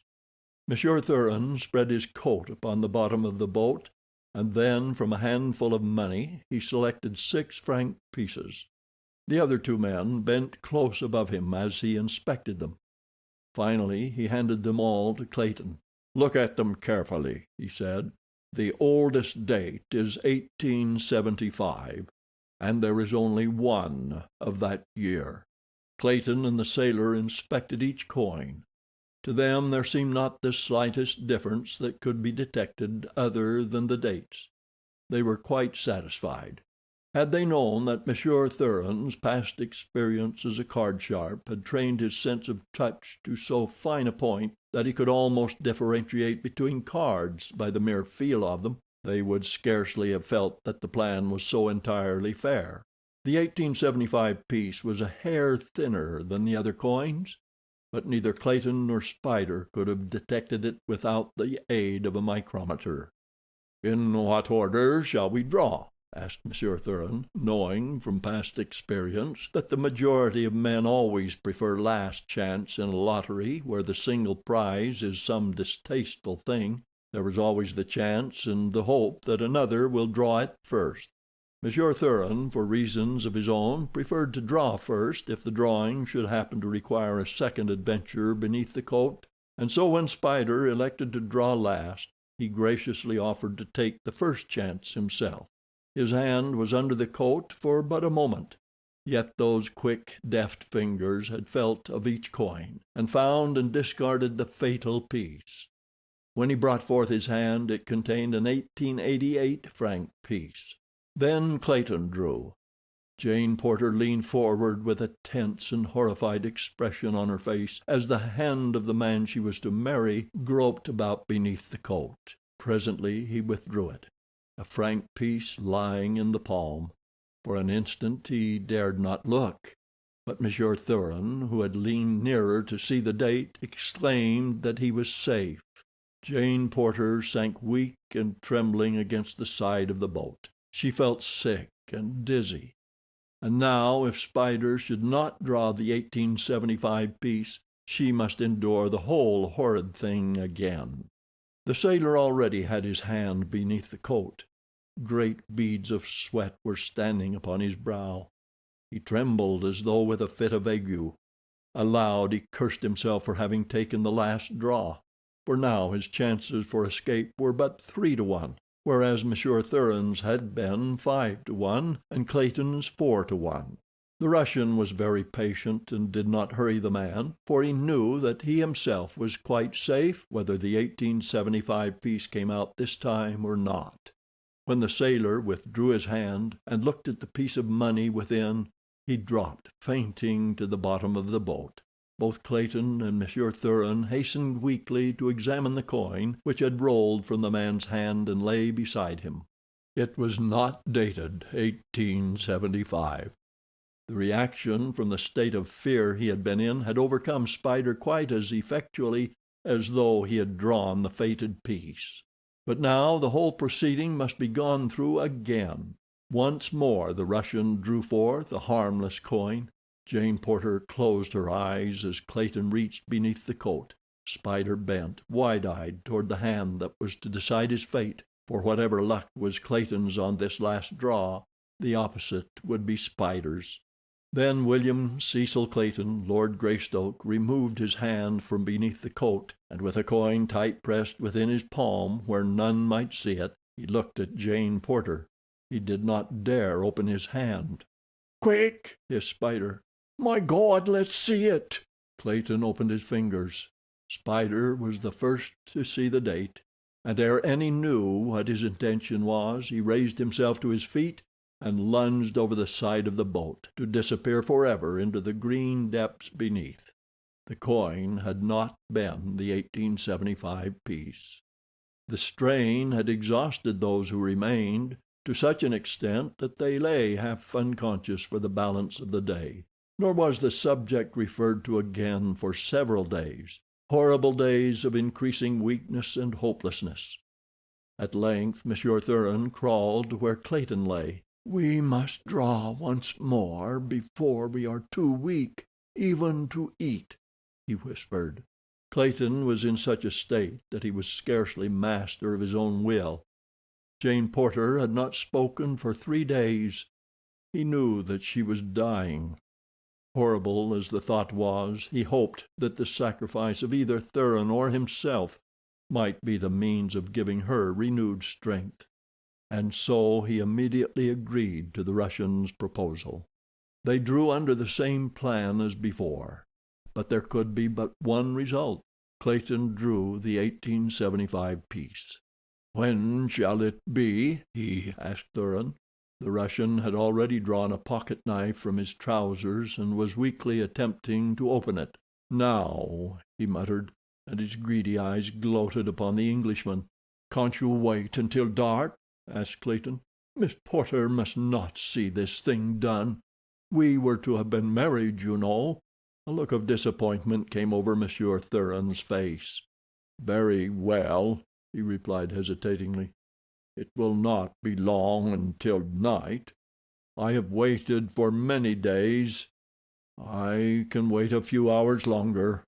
"Thank you, my friend," murmured Clayton. "Now I shall go to her side and remain with her until it is time. I would like to have an hour or two with her before I die." When Clayton reached the girl's side she was unconscious. He knew that she was dying, and he was glad that she should not have to see or know the awful tragedy that was shortly to be enacted. He took her hand and raised it to his cracked and swollen lips. For a long time he lay caressing the emaciated claw-like thing that had once been the beautiful, shapely white hand of the young Baltimore belle. It was quite dark before he knew it, but he was recalled to himself by a voice out of the night. It was the Russian calling him to his doom. "I am coming, Monsieur Thuran," he hastened to reply. Thrice he attempted to turn himself upon his hands and knees that he might crawl back to his death, but in the few hours that he had lain there he had become too weak to return to Thuran's side. "You will have to come to me, monsieur," he called weakly. "I have not sufficient strength to gain my hands and knees." "Saperisti," muttered Monsieur Thuran. "You are attempting to cheat me out of my winnings." Clayton heard the man shuffling about in the bottom of the boat. Finally there was a despairing groan. "I cannot crawl," he heard the Russian wail. "It is too late. You have tricked me, you dirty English dog." "I have not tricked you, monsieur," replied Clayton. "I have done my best to rise, but I shall try again, and if you will try, possibly each of us can crawl halfway, and then you shall have your winnings." Again Clayton exerted his remaining strength to the utmost, and he heard Thuran apparently doing the same. Nearly an hour later the Englishman succeeded in raising himself to his hands and knees, but at the first forward movement he pitched upon his face. A moment later he heard an exclamation of relief from Monsieur Thuran. "I am coming," whispered the Russian. Again Clayton essayed to stagger on to meet his fate, but once more he pitched headlong to the boat's bottom, nor, try as he would, could he again rise. His last effort caused him to roll over on his back, and there he lay, looking up at the stars, while behind him, coming ever nearer and nearer, he could hear the laborious shuffling and the stertorous breathing of the Russian. It seemed that he must have lain thus an hour, waiting for the thing to crawl out of the dark and end his misery. It was quite close now, but there were longer and longer pauses between its efforts to advance, and each forward movement seemed to the waiting Englishman to be almost imperceptible. Finally he knew that Thuran was quite close beside him. He heard a cackling laugh. Something touched his face, and he lost consciousness. End of chapter 18. Chapter 19. The City of Gold. The very night that Tarzan of the Apes became chief of the Waziri, the woman he loved lay dying in a tiny boat 200 miles west of him upon the Atlantic. As he danced among his naked fellow savages, the firelight gleaming against his great rolling muscles, the personification of physical perfection and strength, the woman who loved him lay thin and emaciated in the last coma that precedes death by thirst and starvation. The week following the induction of Tarzan into the kingship of the Waziri was occupied in escorting the Manyuema of the Arab raiders to the northern boundary of Waziri in accordance with the promise which Tarzan had made them.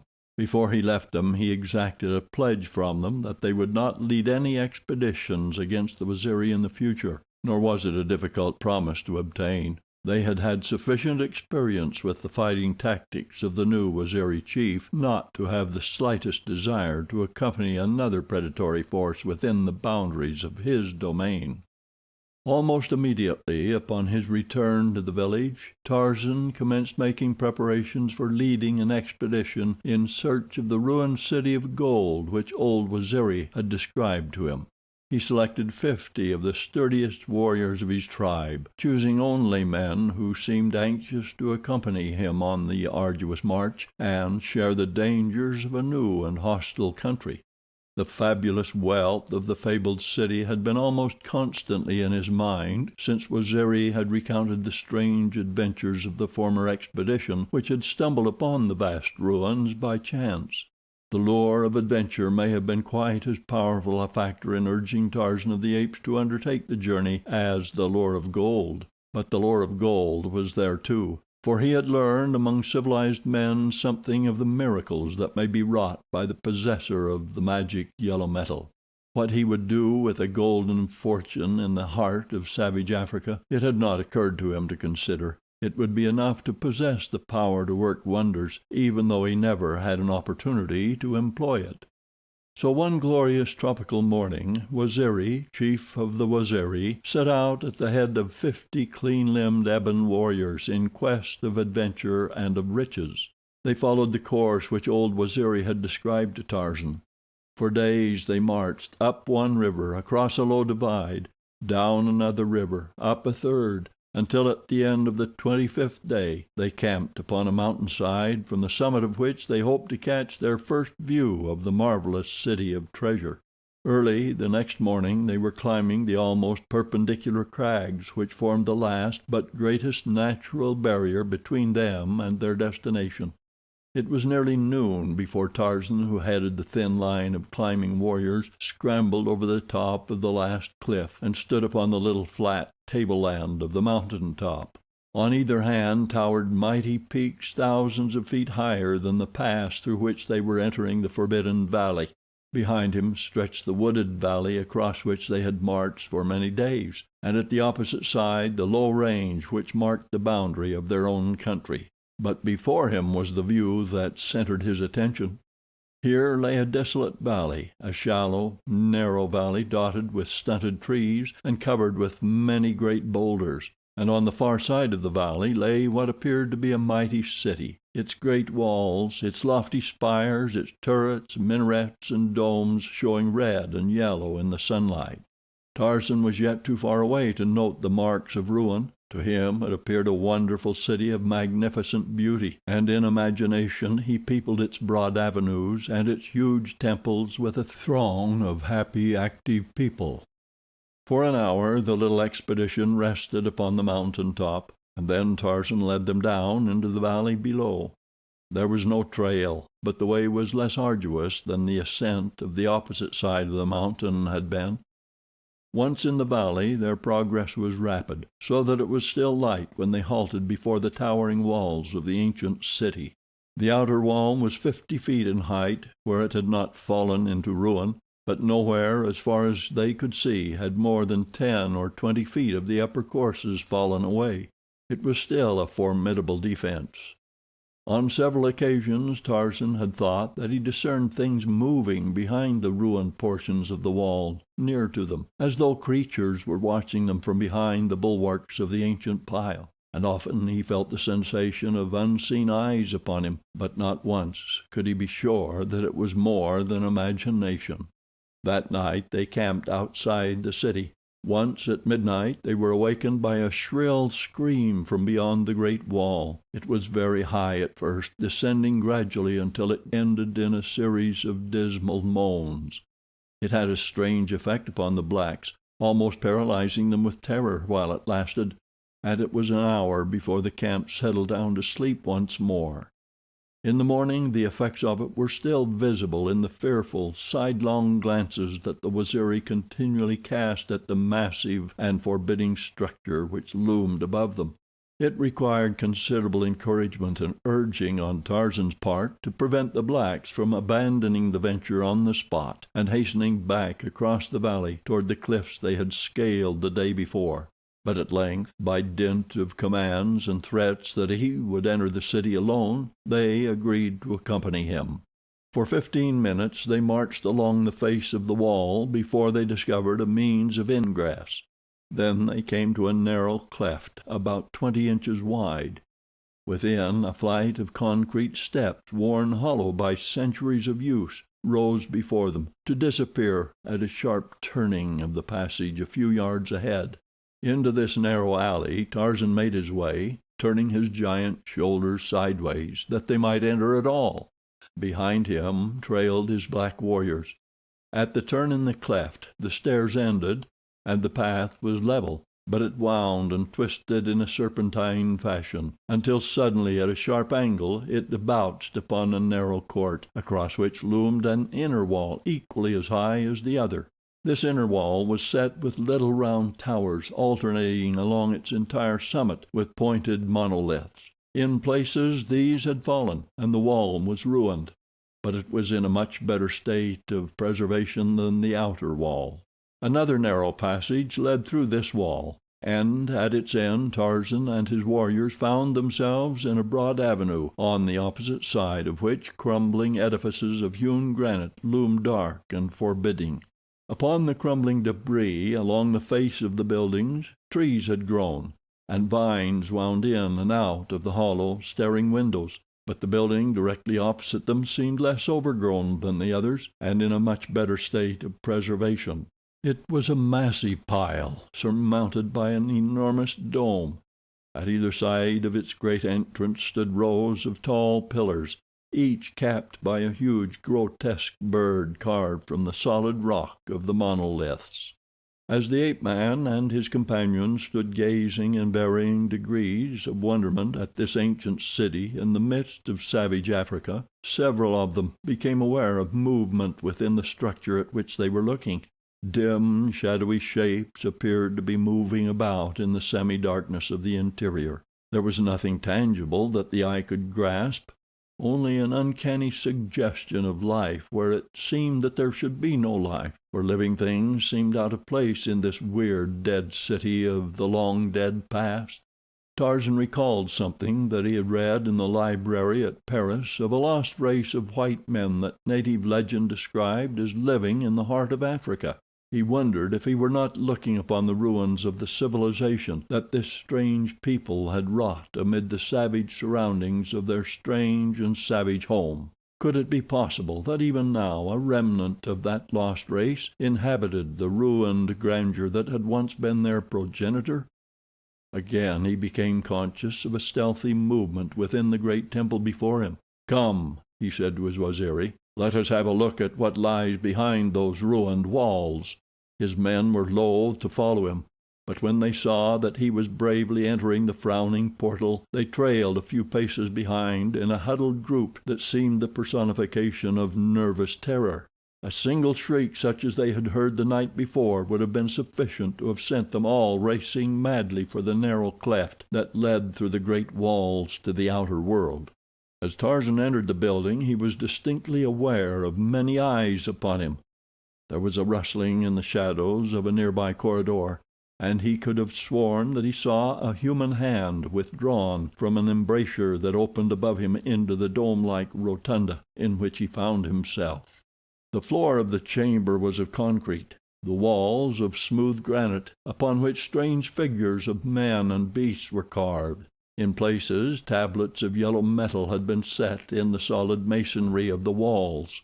When he approached closer to one of these tablets, he saw that it was of gold, and bore many hieroglyphics. Beyond this first chamber there were others, and back of them the building branched out into enormous wings. Tarzan passed through several of these chambers, finding many evidences of the fabulous wealth of the original builders. In one room were 7 pillars of solid gold, and in another the floor itself was of the precious metal. And all the while that he explored, his blacks huddled close together at his back, and strange shapes hovered upon either hand, and before them, and behind, yet never close enough that they might say that they were not alone. The strain, however, was telling upon the nerves of the Waziri. They begged Tarzan to return to the sunlight.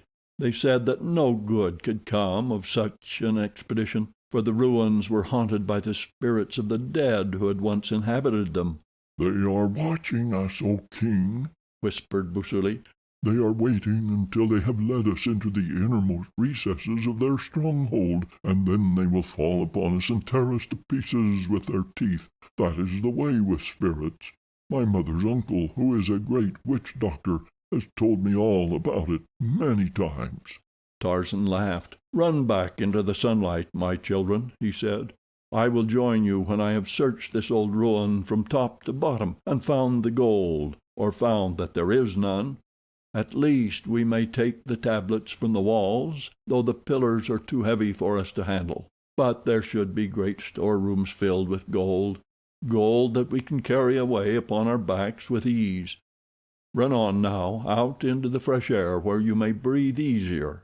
Some of the warriors started to obey their chief with alacrity, but Busuli and several others hesitated to leave him, hesitated between love and loyalty for their king, and superstitious fear of the unknown. And then, quite unexpectedly, that occurred which decided the question without the necessity for further discussion. Out of the silence of the ruined temple there rang, close to their ears, the same hideous shriek they had heard the previous night, and with horrified cries the black warriors turned and fled through the empty halls of the age-old edifice. Behind them stood Tarzan of the Apes, where they had left him, a grim smile upon his lips, waiting for the enemy he fully expected was about to pounce upon him. But again silence reigned, except for the faint suggestion of the sound of naked feet moving stealthily in nearby places.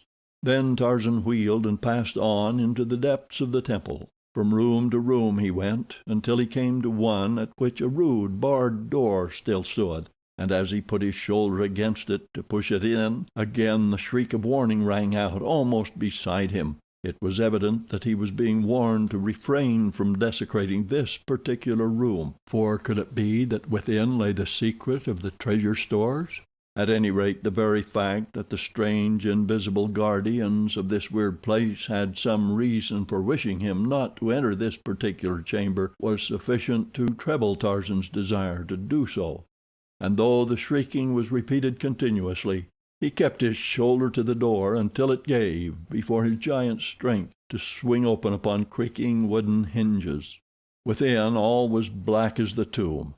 There was no window to let in the faintest ray of light, and as the corridor upon which it opened was itself in semi-darkness, even the open door shed no relieving rays within. Feeling before him upon the floor with the butt of his spear, Tarzan entered the Stygian gloom. Suddenly the door behind him closed, and at the same time hands clutched him from every direction out of the darkness. The ape-man fought with all the savage fury of self-preservation, backed by the Herculean strength that was his, but though he felt his blows land and his teeth sink into soft flesh, there seemed always 2 new hands to take the place of those that he fought off. At last they dragged him down, and slowly, very slowly, they overcame him by the mere weight of their numbers. And then they bound him, his hands behind his back and his feet trussed up to meet them. He had heard no sound except the heavy breathing of his antagonists and the noise of the battle. He knew not what manner of creatures had captured him, but that they were human seemed evident from the fact that they had bound him. Presently they lifted him from the floor, and half dragging, half pushing him, they brought him out of the black chamber through another doorway into an inner courtyard of the temple. Here he saw his captors. There must have been 100 of them, short, stocky men, with great beards that covered their faces and fell upon their hairy breasts. The thick matted hair upon their heads grew low over their receding brows and hung about their shoulders and their backs. Their crooked legs were short and heavy, their arms long and muscular. About their loins they wore the skins of leopards and lions, and great necklaces of the claws of these same animals depended upon their breasts. Massive circlets of virgin gold adorned their arms and legs. For weapons they carried heavy knotted bludgeons, and in the belts that confined their single garments each had a long, wicked-looking knife. But the feature of them that made the most startling impression upon their prisoner was their white skins. Neither in color nor feature was there a trace of the negroid about them, yet with their receding foreheads, wicked little close-set eyes, and yellow fangs, they were far from prepossessing in appearance. During the fight within the dark chamber, and while they had been dragging Tarzan to the inner court, no word had been spoken. But now several of them exchanged grunting, monosyllabic conversation in a language unfamiliar to the ape-man, and presently they left him lying upon the concrete floor while they trooped off on their short legs into another part of the temple beyond the court. As Tarzan lay there upon his back, he saw that the temple entirely surrounded the little enclosure, and that on all sides its lofty walls rose high above him. At the top a little patch of blue sky was visible, and in one direction through an embrasure he could see foliage, but whether it was beyond or within the temple he did not know. About the court, from the ground to the top of the temple, were series of open galleries, and now and then the captive caught glimpses of bright eyes gleaming from beneath masses of tumbling hair, peering down upon him from above. The ape-man gently tested the strength of the bonds that held him, and while he could not be sure, it seemed that they were of insufficient strength to withstand the strain of his mighty muscles when the time came to make a break for freedom. But he did not dare to put them to the crucial test until darkness had fallen, or he felt that no spying eyes were upon him. He had lain within the court for several hours before the first rays of sunlight penetrated the vertical shaft. Almost simultaneously he heard the pattering of bare feet in the corridors about him, and a moment later saw the galleries above fill with crafty faces as a score or more entered the courtyard. For a moment every eye was bent upon the noonday sun, and then in unison the people in the galleries and those in the court below took up the refrain of a low, weird chant. Presently those about Tarzan began to dance to the cadence of their solemn song. They circled him slowly, resembling in their manner of dancing a number of clumsy, shuffling bears, but as yet they did not look at him, keeping their little eyes fixed upon the sun. For 10 minutes or more they kept up their monotonous chant and steps, and then suddenly, and in perfect unison, they turned toward their victim with upraised bludgeons, and emitting fearful howls, the while they contorted their features into the most diabolical expressions, they rushed upon him. At the same instant a female figure dashed into the midst of the bloodthirsty horde, and with a bludgeon similar to their own, except that it was wrought from gold, beat back the advancing men. End of Chapter 19. Chapter 20. Law. For a moment Tarzan thought that by some strange freak of fate a miracle had saved him. But when he realized the ease with which the girl had, single-handed, beaten off 20 gorilla-like males, and an instant later, as he saw them again take up their dance about him, while she addressed them in a sing-song monotone, which bore every evidence of rote, he came to the conclusion that it was all but a part of the ceremony of which he was the central figure. After a moment or two, the girl drew a knife from her girdle, and leaning over Tarzan, cut the bonds from his legs. Then, as the men stopped their dance and approached, she motioned to him to rise. Placing the rope that had been about his legs around his neck, she led him across the courtyard, the men following in twos. Through winding corridors she led, farther and farther into the remoter precincts of the temple, until they came to a great chamber in the center of which stood an altar. Then it was that Tarzan translated the strange ceremony that had preceded his introduction into this holy of holies. He had fallen into the hands of descendants of the ancient sun worshippers. His seeming rescue by a votaress of the high priestess of the sun had been but a part of the mimicry of their heathen ceremony.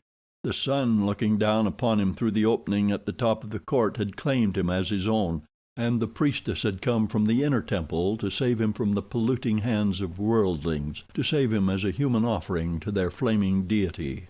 And had he needed further assurance as to the correctness of his theory, he had only to cast his eyes upon the brownish-red stains that caked the stone altar and covered the floor in its immediate vicinity, or to the human skulls which grinned from countless niches in the towering walls.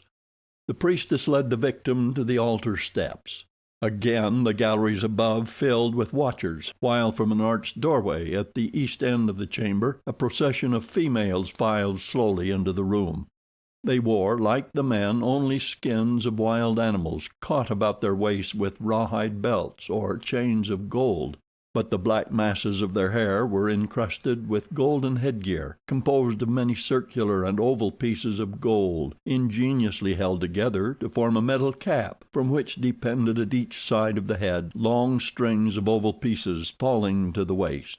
The females were more symmetrically proportioned than the males. Their features were much more perfect, the shapes of their heads and their large soft black eyes denoting far greater intelligence and humanity than was possessed by their lords and masters. Each priestess bore 2 golden cups, and as they formed in line along one side of the altar, the men formed opposite them, advancing and taking each a cup from the female opposite.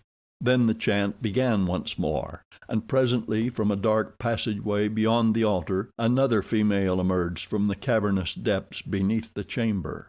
The high priestess, thought Tarzan. She was a young woman with a rather intelligent and shapely face.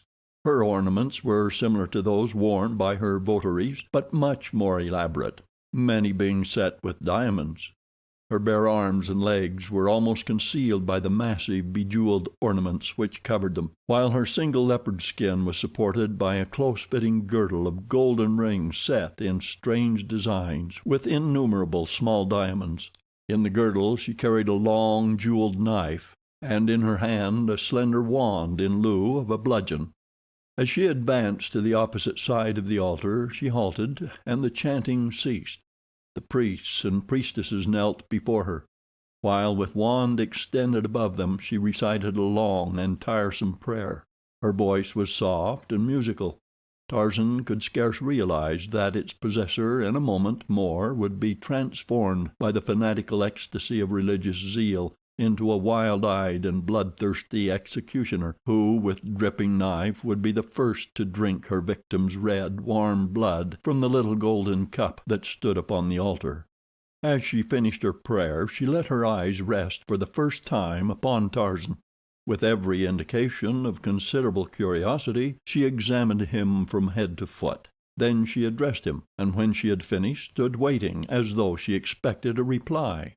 "I do not understand your language," said Tarzan. "Possibly we may speak together in another tongue?" But she could not understand him, though he tried French, English, Arab, Waziri, and as a last resort the mongrel tongue of the west coast. She shook her head, and it seemed that there was a note of weariness in her voice as she motioned to the priest to continue with the rites. These now circled in a repetition of their idiotic dance, which was terminated finally at a command from the priestess, who had stood throughout, still looking intently upon Tarzan.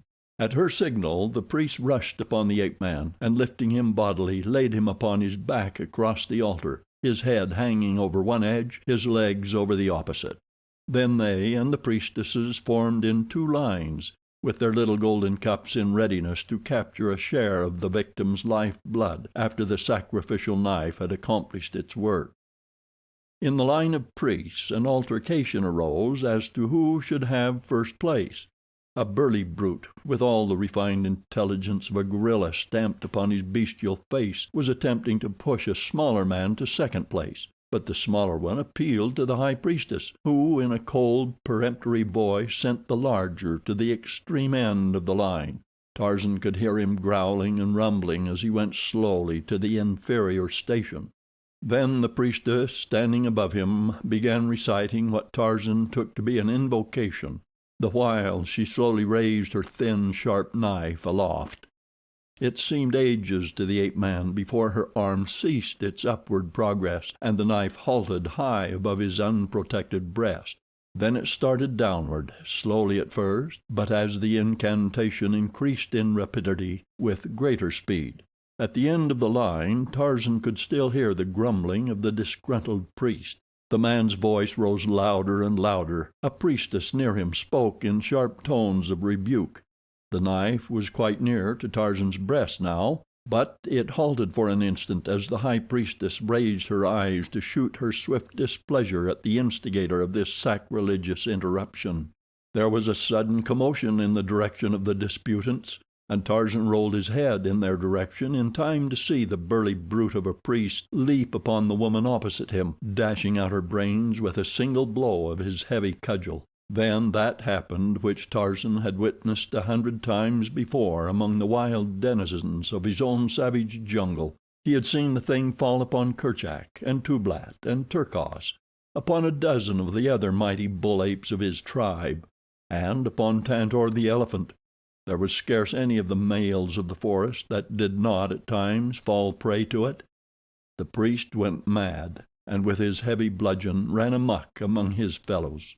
His screams of rage were frightful as he dashed hither and thither, dealing terrific blows with his giant weapon, or sinking his yellow fangs into the flesh of some luckless victim. And during it the priestess stood with poised knife above Tarzan, her eyes fixed in horror upon the maniacal thing that was dealing out death and destruction to her votaries.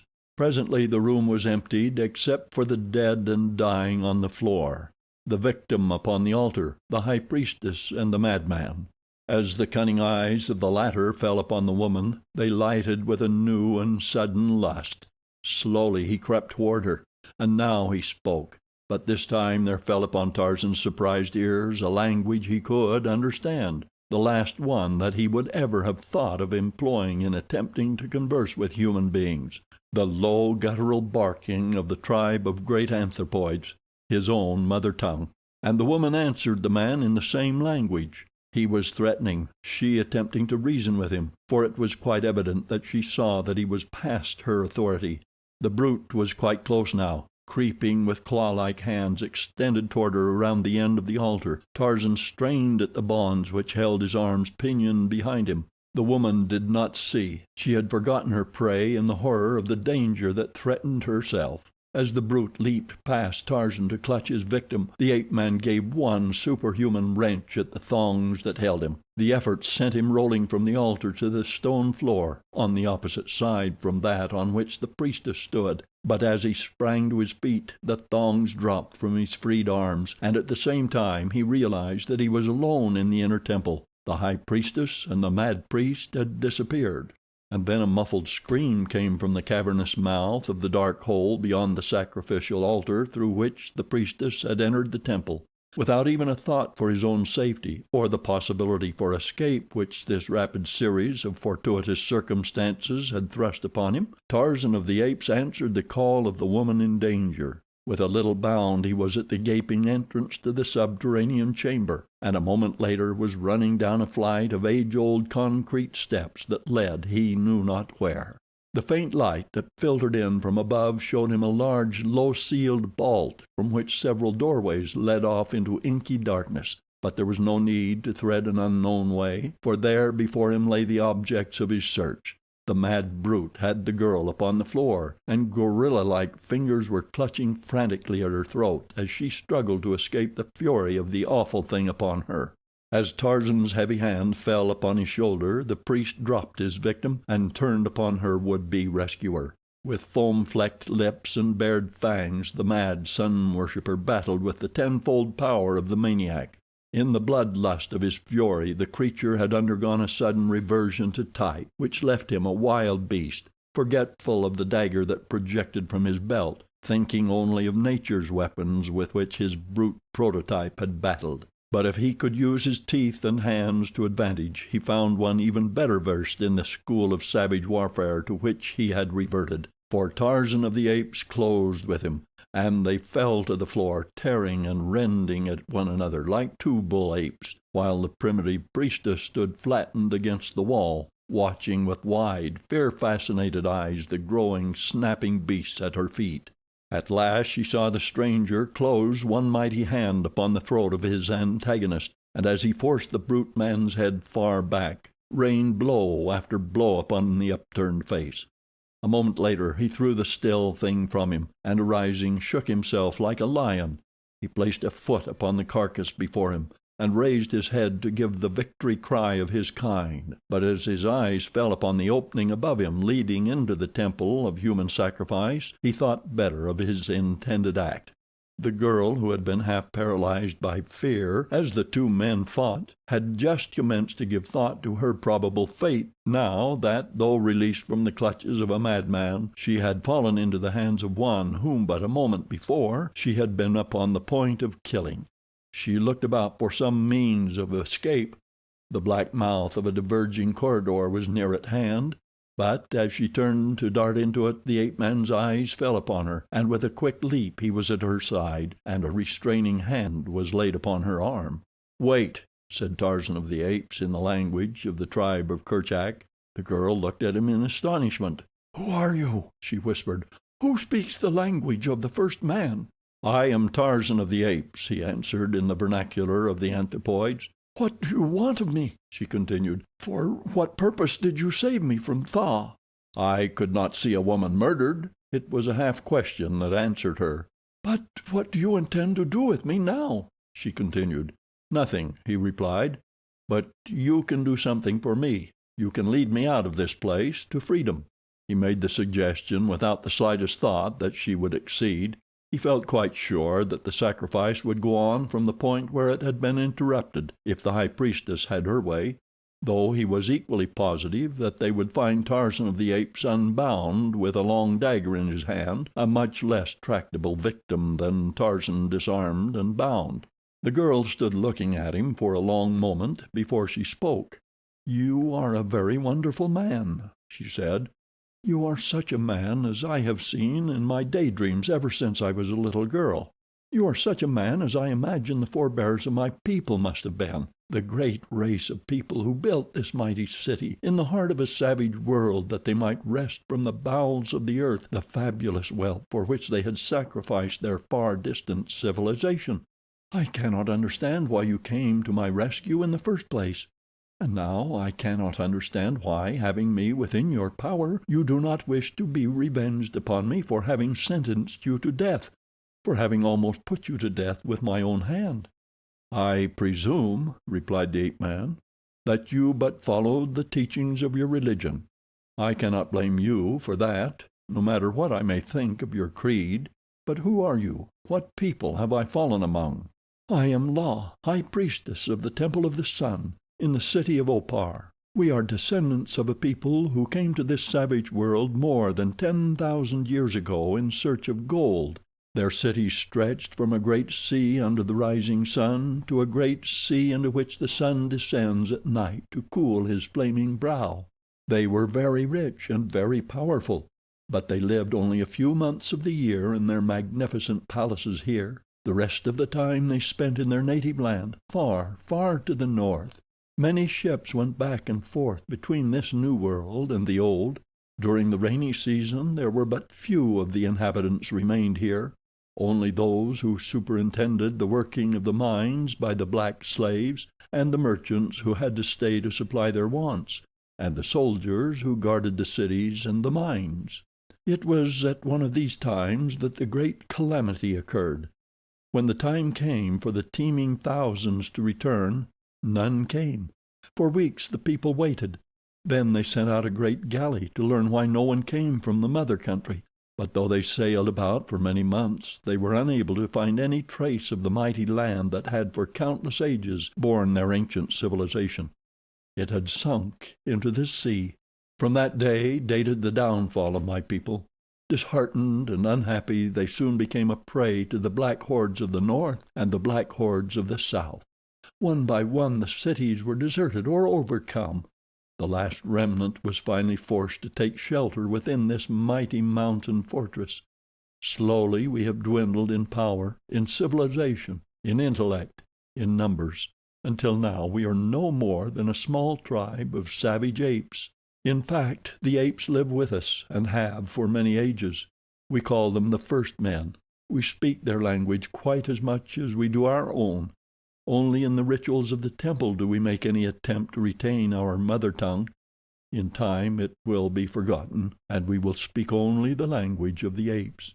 In time we will no longer banish those of our people who mate with apes. And so in time we shall descend to the very beasts from which ages ago our progenitors may have sprung. "But why are you more human than the others?" asked the man. "For some reason the women have not reverted to savagery so rapidly as the men. It may be because only the lower types of men remained here at the time of the great catastrophe, while the temples were filled with the noblest daughters of the race. My strain has remained clearer than the rest because, for countless ages, my foremothers were high priestesses. The sacred office descends from mother to daughter. Our husbands are chosen for us from the noblest in the land. The most perfect man, mentally and physically, is selected to be the husband of the high priestess." "From what I saw of the gentlemen above," said Tarzan with a grin, "there should be little trouble in choosing from among them." The girl looked at him quizzically for a moment. "Do not be sacrilegious," she said. "They are very holy men. They are priests." "Then there are others who are better to look upon?" he asked. "The others are all more ugly than the priests," she replied. Tarzan shuddered at her fate, for even in the dim light of the vault he was impressed by her beauty. "But how about myself?" he asked suddenly. "Are you going to lead me to liberty?" "You have been chosen by the Flaming God as his own," she answered solemnly. "Not even I have the power to save you, should they find you again. But I do not intend that they shall find you. You risked your life to save mine. I may do no less for you. It will be no easy matter. It may require days. But in the end I think that I can lead you beyond the walls. Come, they will look here for me presently, and if they find us together we shall both be lost. They would kill me did they think that I had proved false to my God." "You must not take the risk, then," he said quickly. "I will return to the temple, and if I can fight my way to freedom there will be no suspicion thrown upon you." But she would not have it so, and finally persuaded him to follow her, saying that they had already remained in the vault too long to prevent suspicion from falling upon her, even if they returned to the temple. "I will hide you, and then return alone," she said, "telling them that I was long unconscious after you killed Tha, and that I do not know whither you escaped." And so she led him through winding corridors of gloom, until finally they came to a small chamber into which a little light filtered through a stone grating in the ceiling. "This is the chamber of the dead," she said. "None will think of searching here for you. They would not dare. I will return after it is dark. By that time I may have found a plan to effect your escape." She was gone, and Tarzan of the Apes was left alone in the chamber of the dead beneath the long dead city of Opar. End of Chapter 20. Chapter 21. The Castaways. Clayton dreamed that he was drinking his fill of water, pure, delightful draughts of fresh water. With a start he gained consciousness to find himself wet through by torrents of rain that were falling upon his body and his upturned face. A heavy tropical shower was beating down upon them. He opened his mouth and drank. Presently he was so revived and strengthened that he was enabled to raise himself upon his hands. Across his legs lay Monsieur Thuran. A few feet aft, Jane Porter was huddled in a pitiful little heap in the bottom of the boat. She was quite still. Clayton knew that she was dead. After infinite labor he released himself from Thuran's pinioning body and with renewed strength crawled toward the girl. He raised her head from the rough boards of the boat's bottom. There might be life in that poor starved frame even yet. He could not quite abandon all hope, and so he seized a water-soaked rag and squeezed the precious drops between the swollen lips of the hideous thing that had but a few short days before glowed with the resplendent life of happy youth and glorious beauty. For some time there was no sign of returning animation, but at last his efforts were rewarded with a slight tremor of the half-closed lids. He chafed the thin hands and forced a few more drops of water into the parched throat. The girl opened her eyes, looking up at him for a long time before she could recall her surroundings. "Water," she whispered. "Are we saved?" "It is raining," he explained. "We may at least drink. Already it has revived us both." "Monsieur Thuran," she asked, "he did not kill you. Is he dead?" "I do not know," replied Clayton. "If he lives and this rain revives him—" But he stopped there, remembering too late that he must not add further to the horrors which the girl already had endured. But she guessed what he would have said. "Where is he?" she asked. Clayton nodded his head toward the prostrate form of the Russian. For a time neither spoke. "I will see if I can revive him," Clayton said at length.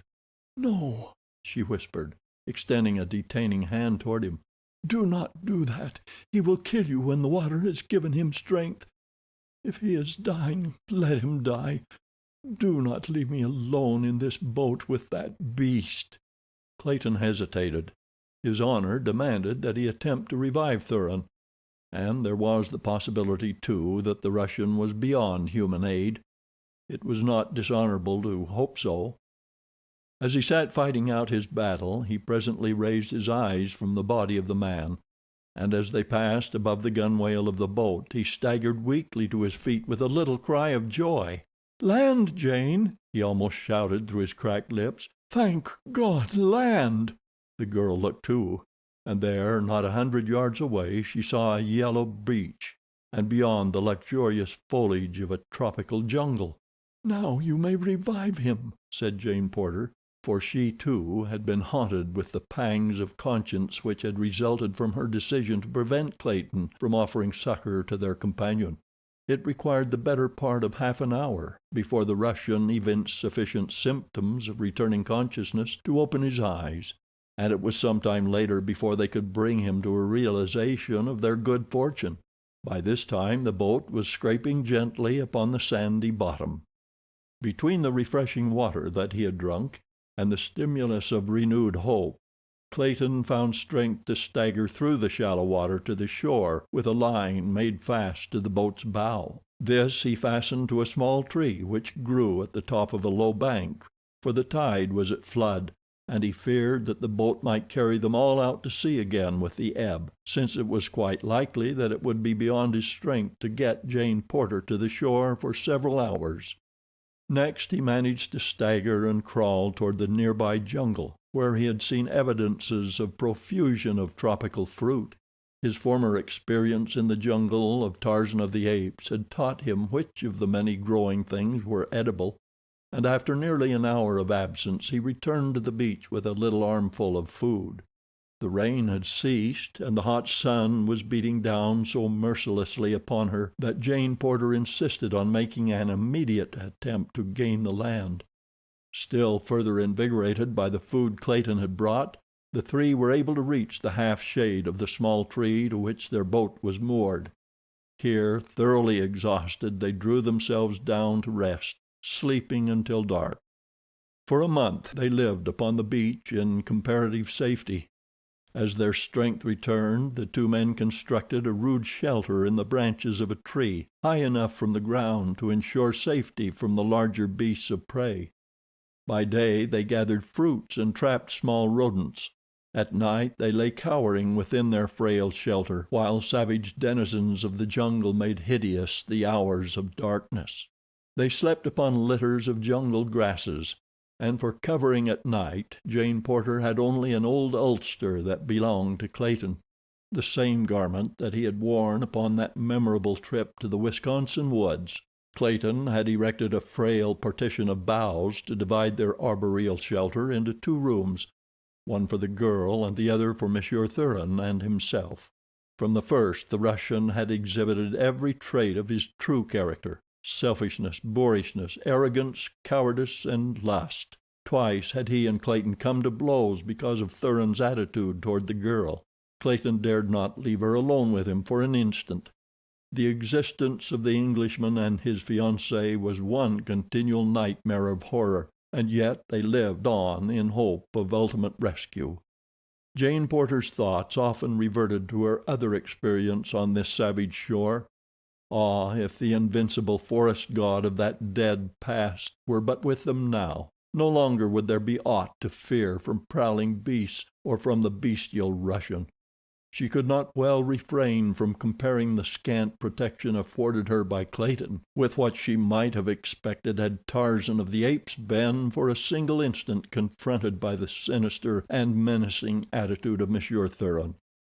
Once, when Clayton had gone to the little stream for water, and Thuran had spoken coarsely to her, she voiced her thoughts.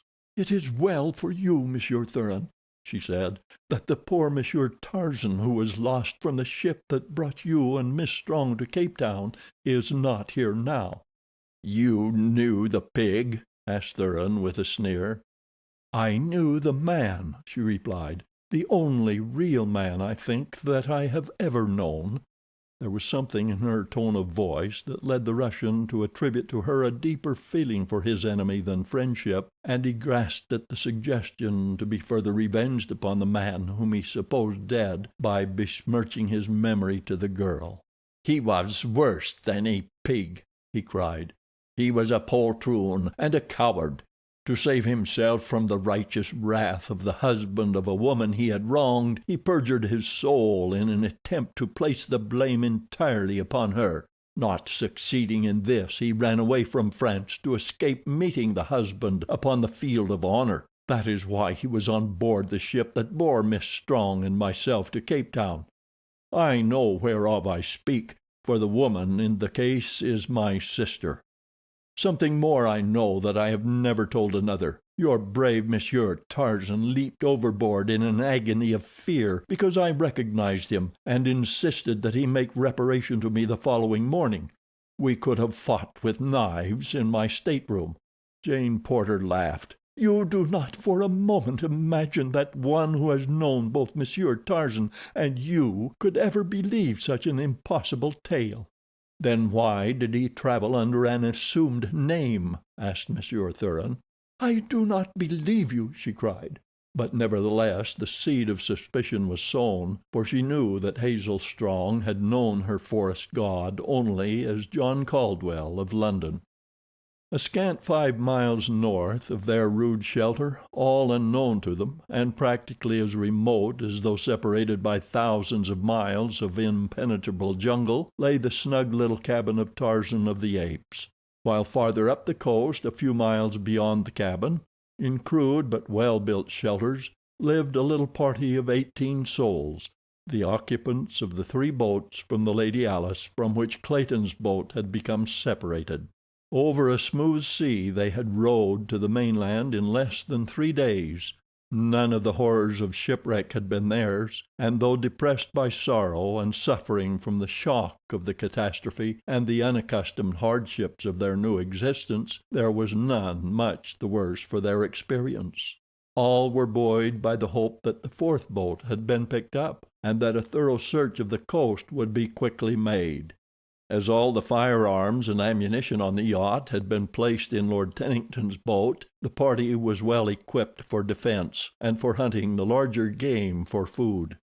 Professor Archimedes Q. Porter was their only immediate anxiety. Fully assured in his own mind that his daughter had been picked up by a passing steamer, he gave over the last vestige of apprehension concerning her welfare, and devoted his giant intellect solely to the consideration of those momentous and abstruse scientific problems which he considered the only proper food for thought in one of his erudition. His mind appeared blank to the influence of all extraneous matters.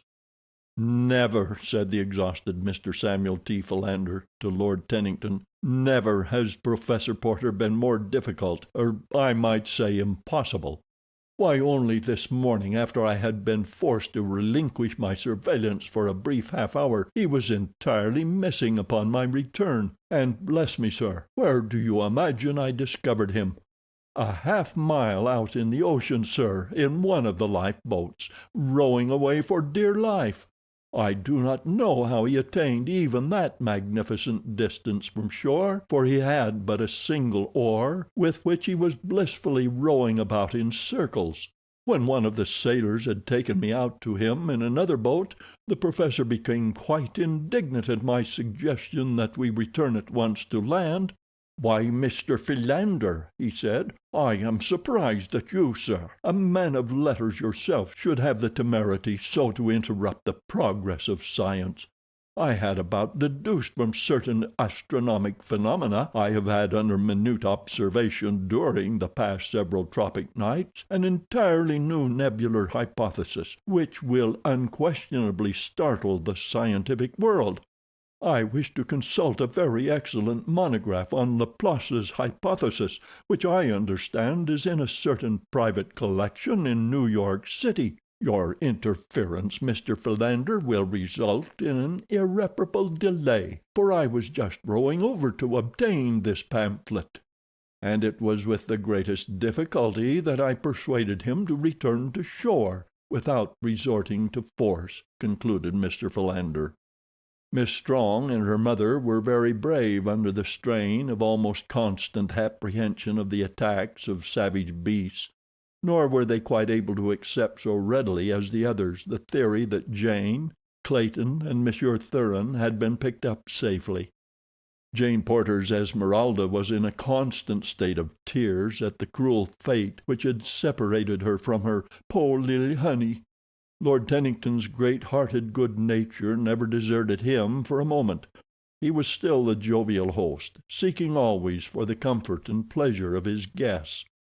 With the men of his yacht he remained the just but firm commander. There was never any more question in the jungle than there had been on board the Lady Alice as to who was the final authority in all questions of importance, and in all emergencies requiring cool and intelligent leadership. Could this well-organized and comparatively secure party of castaways have seen the ragged, fear-haunted trio a few miles south of them, they would scarcely have recognized in them the formerly immaculate members of the little company that had laughed and played upon the Lady Alice. Clayton and Monsieur Thuran were almost naked, so torn had their clothes been by the thorn bushes and tangled vegetation of the matted jungle through which they had been compelled to force their way in search of their ever more difficult food supply. Jane Porter had, of course, not been subjected to these strenuous expeditions, but her apparel was, nevertheless, in a sad state of disrepair. Clayton, for lack of any better occupation, had carefully saved the skin of every animal they had killed. By stretching them upon the stems of trees and diligently scraping them, he had managed to save them in a fair condition, and now that his clothes were threatening to cover his nakedness no longer, he commenced to fashion a rude garment of them, using a sharp thorn for a needle, and bits of tough grass and animal tendons in lieu of thread. The result, when completed, was a sleeveless garment which fell nearly to his knees. As it was made up of numerous small pelts of different species of rodents, it presented a rather strange and wonderful appearance, which, together with the vile stench which permeated it, rendered it anything other than a desirable addition to a wardrobe. But the time came when, for the sake of decency, he was compelled to don it. And even the misery of their condition could not prevent Jane Porter from laughing heartily at sight of him. Later, Thuran also found it necessary to construct a similar primitive garment, so that with their bare legs and heavily bearded faces they looked not unlike reincarnations of two prehistoric progenitors of the human race. Thuran acted like one.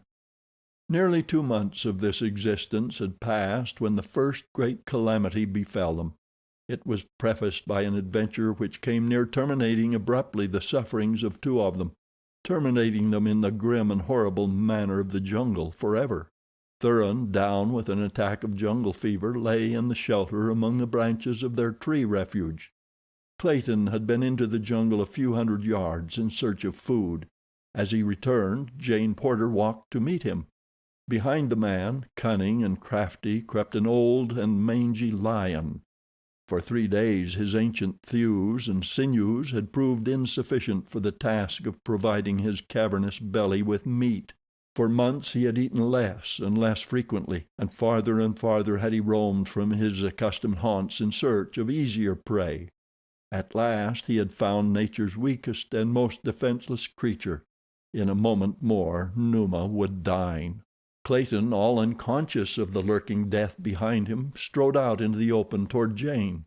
He had reached her side, 100 feet from the tangled edge of jungle, when past his shoulder the girl saw the tawny head and the wicked yellow eyes as the grasses parted, and the huge beast, nose to ground, stepped softly into view. So frozen with horror was she that she could utter no sound, but the fixed and terrified gaze of her fear-widened eyes spoke as plainly to Clayton as words. A quick glance behind him revealed the hopelessness of their situation. The lion was scarce 30 paces from them, and they were equally as far from the shelter. The man was armed with a stout stick, as efficacious against a hungry lion, he realized, as a toy pop-gun charged with a tethered cork. Numa, ravenous with hunger, had long since learned the futility of roaring and moaning as he searched for prey, but now that it was as surely his as though already he had felt the soft flesh beneath his still mighty paw, he opened his huge jaws and gave vent to his long-pent rage in a series of deafening roars that made the air tremble. "Run, Jane!" cried Clayton. "Quick, run for the shelter!" But her paralyzed muscles refused to respond, and she stood mute and rigid, staring with ghastly countenance at the living death creeping toward them. Thuran, at the sound of that awful roar, had come to the opening of the shelter, and as he saw the tableau below him, he hopped up and down, shrieking to them in Russian. "Run! Run!" he cried. "Run, or I shall be left all alone in this horrible place." And then he broke down and commenced to weep. For a moment this new voice distracted the attention of the lion, who halted to cast an inquiring glance in the direction of the tree. Clayton could endure the strain no longer. Turning his back upon the beast, he buried his head in his arms and waited. The girl looked at him in horror. Why did he not do something? If he must die, why not die like a man, bravely, beating at that terrible face with his puny stick, no matter how futile it might be? Would Tarzan of the Apes have done thus? Would he not at least have gone down to his death fighting heroically to the last? Now the lion was crouching for the spring that would end their young lives beneath cruel, rending yellow fangs. Jane Porter sank to her knees in prayer, closing her eyes to shut out the last hideous instant. Thuran, weak from fever, fainted. Seconds dragged into minutes, long minutes into an eternity, and yet the beast did not spring. Clayton was almost unconscious from the prolonged agony of fright. His knees trembled. A moment more and he would collapse. Jane Porter could endure it no longer. She opened her eyes. Could she be dreaming? "William," she whispered, "look." Clayton mastered himself sufficiently to raise his head and turn toward the lion. An ejaculation of surprise burst from his lips. At their very feet the beast lay crumpled in death. A heavy war spear protruded from the tawny hide. It had entered the great back above the right shoulder, and passing entirely through the body had pierced the savage heart. Jane Porter had risen to her feet. As Clayton turned back to her, she staggered in weakness. He put out his arms to save her from falling, and then drew her close to him. Pressing her head against his shoulder, he stooped to kiss her in thanksgiving. Gently the girl pushed him away.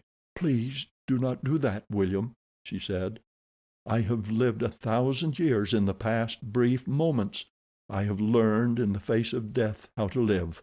I do not wish to hurt you more than is necessary, but I can no longer bear to live out the impossible position I have attempted because of a false sense of loyalty to an impulsive promise I made you. The last few seconds of my life have taught me that it would be hideous to attempt further to deceive myself and you, or to entertain for an instant longer the possibility of ever becoming your wife, should we regain civilization." "Why, Jane," he cried, "what do you mean? What has our providential rescue to do with altering your feelings toward me? You are but unstrung. Tomorrow you will be yourself again." "I am more nearly myself this minute than I have been for over a year," she replied. "The thing that has just happened has again forced to my memory the fact that the bravest man that ever lived honored me with his love. Until it was too late I did not realize that I returned it, and so I sent him away. He is dead now, and I shall never marry. I certainly could not wed another less brave than he, without harboring constantly a feeling of contempt for the relative cowardice of my husband. Do you understand me?" "Yes," he answered, with bowed head, his face mantling with the flush of shame. And it was the next day that the great calamity befell. Chapter 21. Chapter 22. The Treasure Vaults of Opar. It was quite dark before La, the high priestess, returned to the chamber of the dead with food and drink for Tarzan. She bore no light, feeling with her hands along the crumbling walls until she gained the chamber. Through the stone grating above, a tropic moon served dimly to illuminate the interior. Tarzan, crouching in the shadows at the far side of the room as the first sound of approaching footsteps reached him, came forth to meet the girl as he recognized that it was she.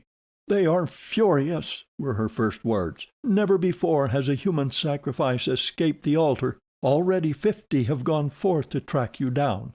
They have searched the temple, all save this single room." "Why do they fear to come here?" he asked. "It is the chamber of the dead. Here the dead return to worship. See this ancient altar? It is here that the dead sacrifice the living, if they find a victim here. That is the reason our people shun this chamber. Were one to enter, he knows that the waiting dead would seize him for their sacrifice." "But you?" he asked. "I am high priestess. I alone am safe from the dead.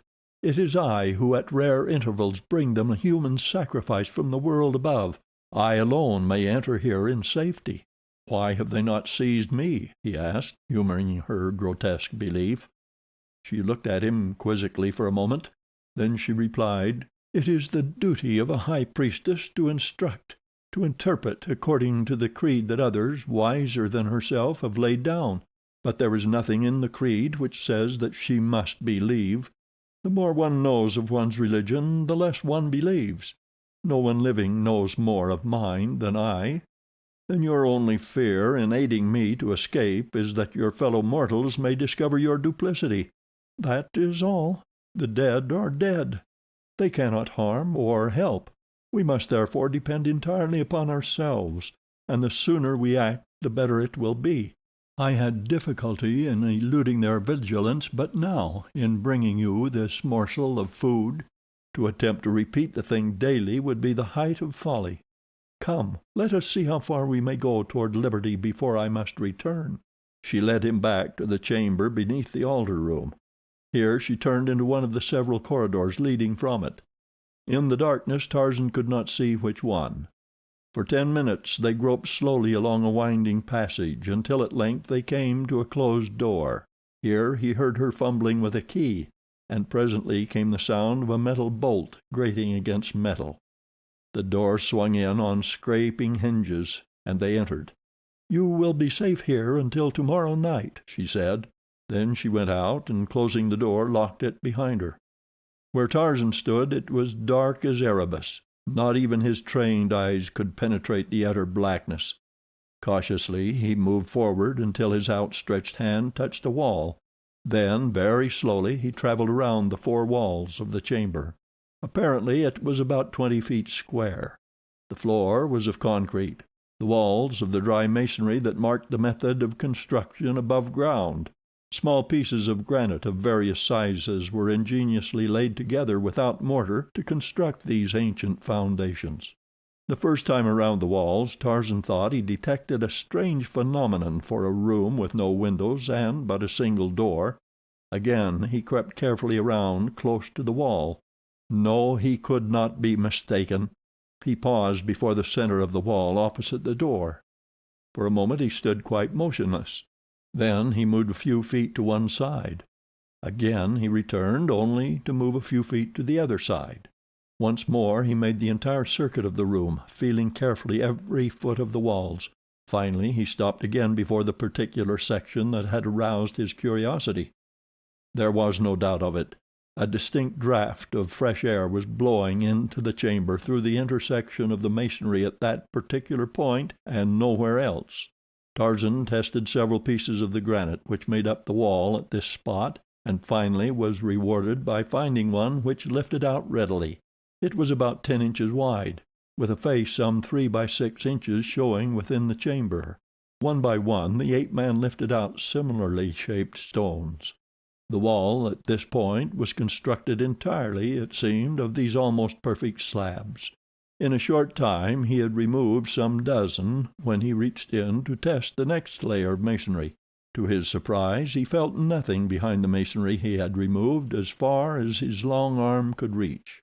It was a matter of but a few minutes to remove enough of the wall to permit his body to pass through the aperture. Directly ahead of him he thought he discerned a faint glow, scarcely more than a less impenetrable darkness.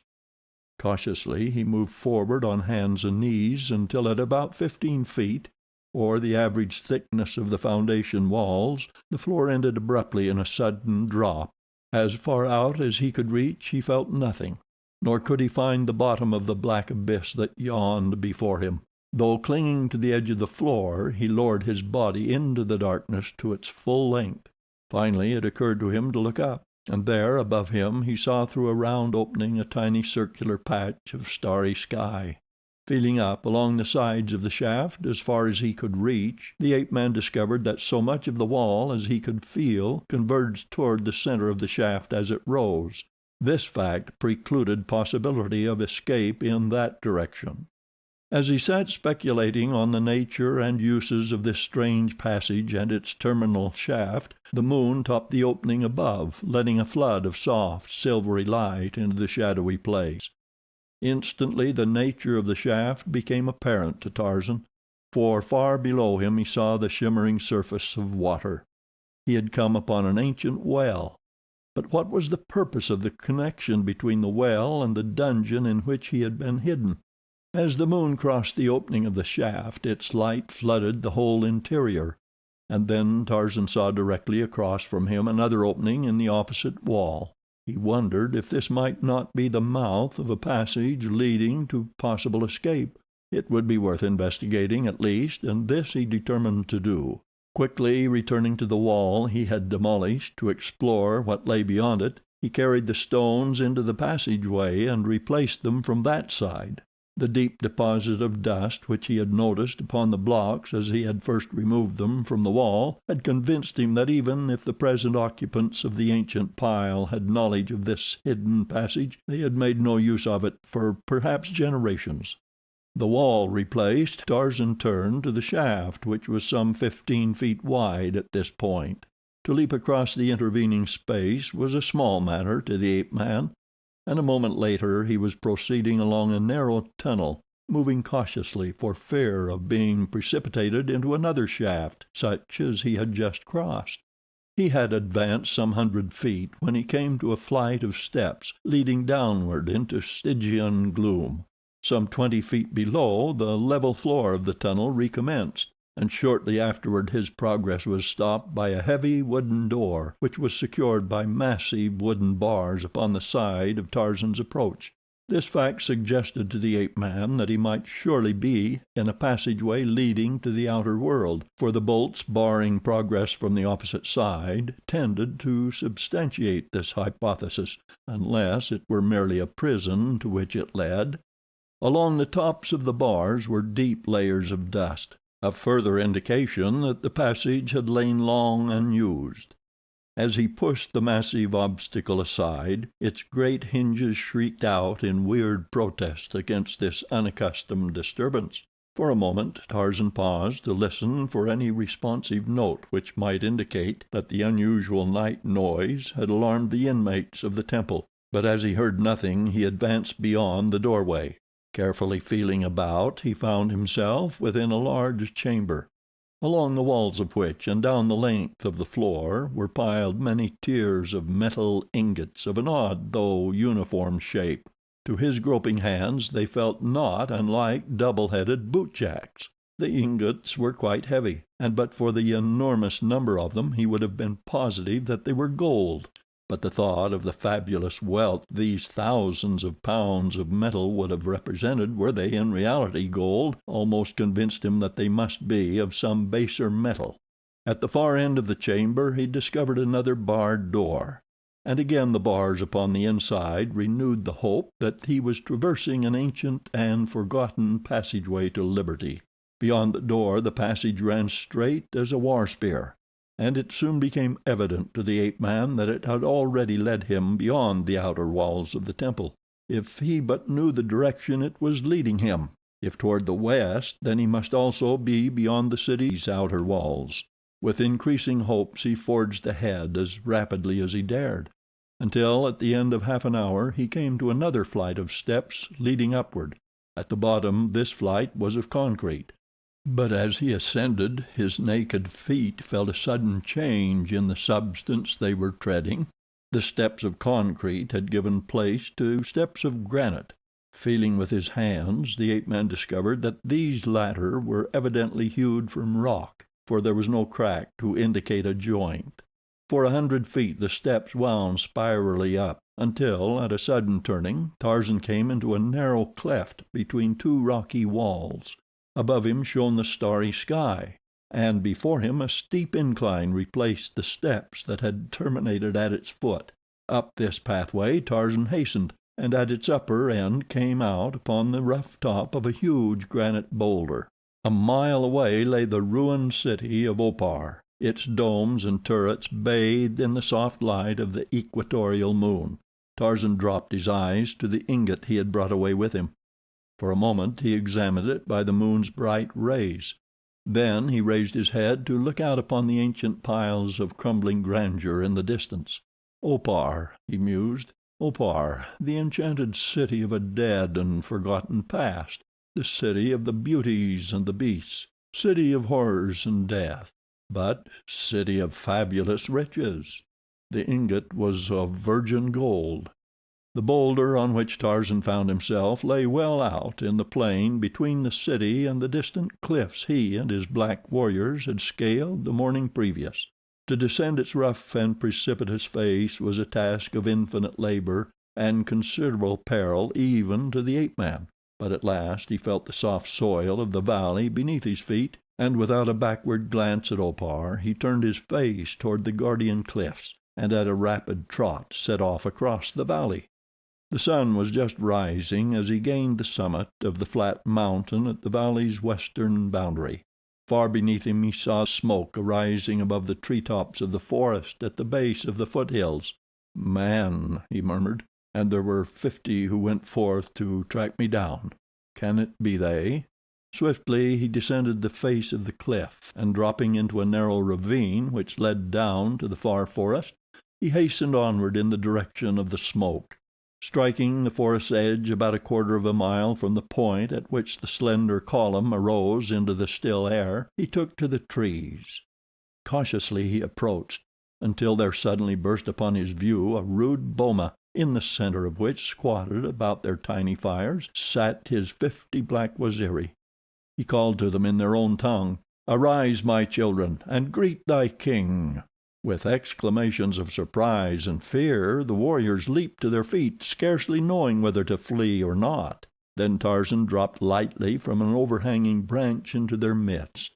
When they realized that it was indeed their chief in the flesh, and no materialized spirit, they went mad with joy. "We were cowards, O Waziri," cried Busuli. "We ran away and left you to your fate. But when our panic was over, we swore to return and save you, or at least take revenge upon your murderers. We were but now preparing to scale the heights once more, and cross the desolate valley to the terrible city." "Have you seen 50 frightful men pass down from the cliffs into this forest, my children?" asked Tarzan. "Yes, Waziri," replied Busuli. They passed us late yesterday as we were about to turn back after you. They had no woodcraft. We heard them coming for a mile before we saw them, and as we had other business in hand we withdrew into the forest and let them pass. They were waddling rapidly along upon short legs, and now and then one would go upon all fours like Bolgani the gorilla. They were indeed 50 frightful men, Waziri."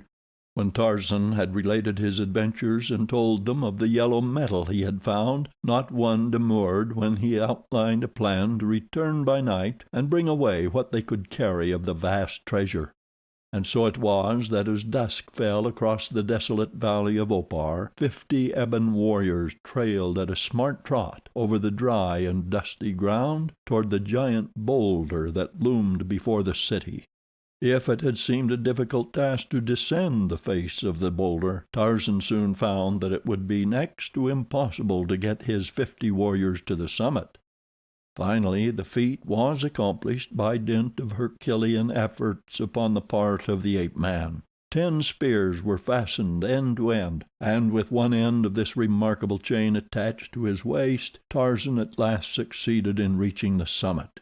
Once there, he drew up one of his blacks, and in this way the entire party was finally landed in safety upon the boulder's top. Immediately Tarzan led them to the treasure chamber, where to each was allotted a load of 2 ingots, for each about 80 pounds. By midnight the entire party stood once more at the foot of the boulder, but with their heavy loads it was mid-forenoon ere they reached the summit of the cliffs.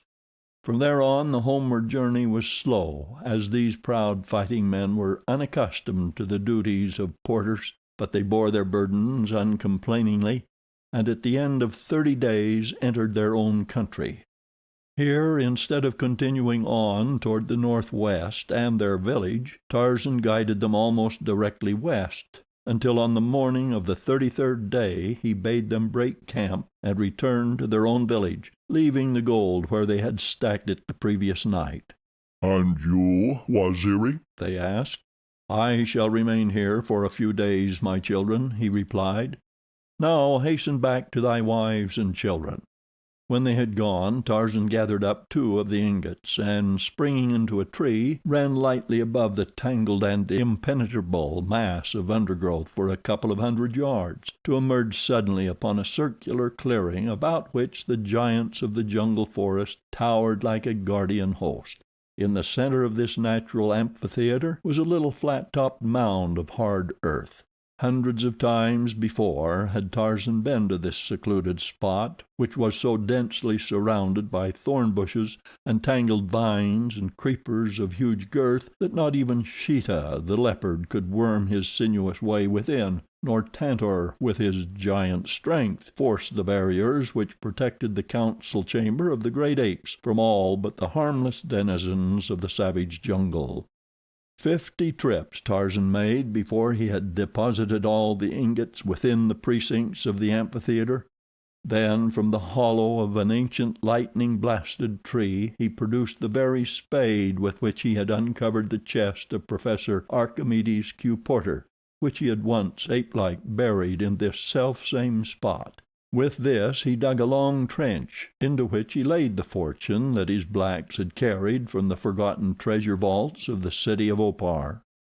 That night he slept within the amphitheater, and early the next morning set out to revisit his cabin before returning to his Waziri. Finding things as he had left them, he went forth into the jungle to hunt, intending to bring his prey to the cabin where he might feast in comfort, spending the night upon a comfortable couch. For 5 miles toward the south he roamed, toward the banks of a fair-sized river that flowed into the sea about 6 miles from his cabin. He had gone inland about half a mile when there came suddenly to his trained nostrils the one scent that sets the whole savage jungle a-quiver. Tarzan smelled man. The wind was blowing off the ocean, so Tarzan knew that the authors of the scent were west of him. Mixed with the man scent was the scent of Numa, man and lion. I had better hasten, thought the ape-man, for he had recognized the scent of whites. Numa may be a hunting. When he came through the trees to the edge of the jungle, he saw a woman kneeling in prayer, and before her stood a wild, primitive-looking white man, his face buried in his arms. Behind the man a mangy lion was advancing slowly toward this easy prey. The man's face was averted, the woman's bowed in prayer. He could not see the features of either. Already Numa was about to spring. There was not a second to spare. Tarzan could not even unsling his bow and fit an arrow in time to send one of his deadly poisoned shafts into the yellow hide.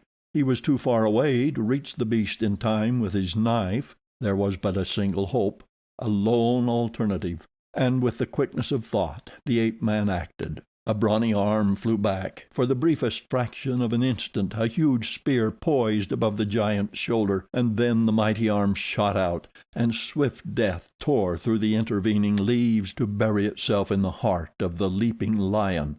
Without a sound he rolled over at the very feet of his intended victims, dead. For a moment neither the man nor the woman moved. Then the latter opened her eyes to look with wonder upon the dead beast behind her companion. As that beautiful head went up, Tarzan of the Apes gave a gasp of incredulous astonishment. Was he mad? It could not be the woman he loved. But indeed it was none other. And the woman rose, and the man took her in his arms to kiss her. And of a sudden the ape-man saw red through a bloody mist of murder, and the old scar upon his forehead burned scarlet against his brown hide. There was a terrible expression upon his savage face as he fitted a poisoned shaft to his bow. An ugly light gleamed in those gray eyes as he sighted full at the back of the unsuspecting man beneath him. For an instant he glanced along the polished shaft, drawing the bowstring far back, that the arrow might pierce through the heart for which it was aimed. But he did not release the fatal messenger. Slowly the point of the arrow dropped. The scar upon the brown forehead faded. The bowstring relaxed, and Tarzan of the Apes, with bowed head, turned sadly into the jungle toward the village of the Waziri. Chapter 22. Chapter 23. The 50 Frightful Men. For several long minutes Jane Porter and William Cecil Clayton stood silently looking at the dead body of the beast whose prey they had so narrowly escaped becoming. The girl was the first to speak again after her outbreak of impulsive avowal. "Who could it have been?" she whispered. "God knows," was the man's only reply. "If it is a friend, why does he not show himself?" continued Jane. "Wouldn't it be well to call out to him and at least thank him?" Mechanically Clayton did her bidding, but there was no response. Jane Porter shuddered. "The mysterious jungle," she murmured. "The terrible jungle.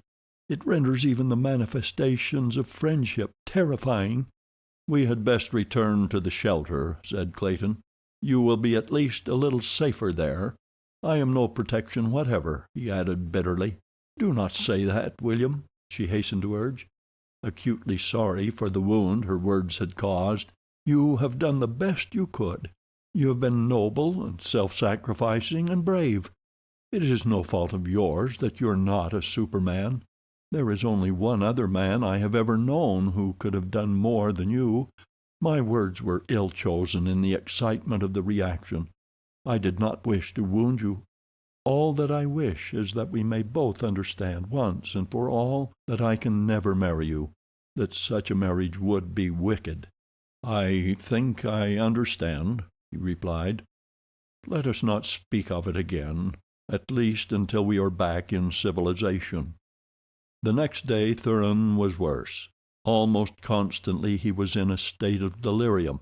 They could do nothing to relieve him, nor was Clayton over anxious to attempt anything. On the girl's account he feared the Russian. In the bottom of his heart he hoped the man would die. The thought that something might befall him that would leave her entirely at the mercy of this beast caused him greater anxiety than the probability that almost certain death awaited her should she be left entirely alone upon the outskirts of the cruel forest.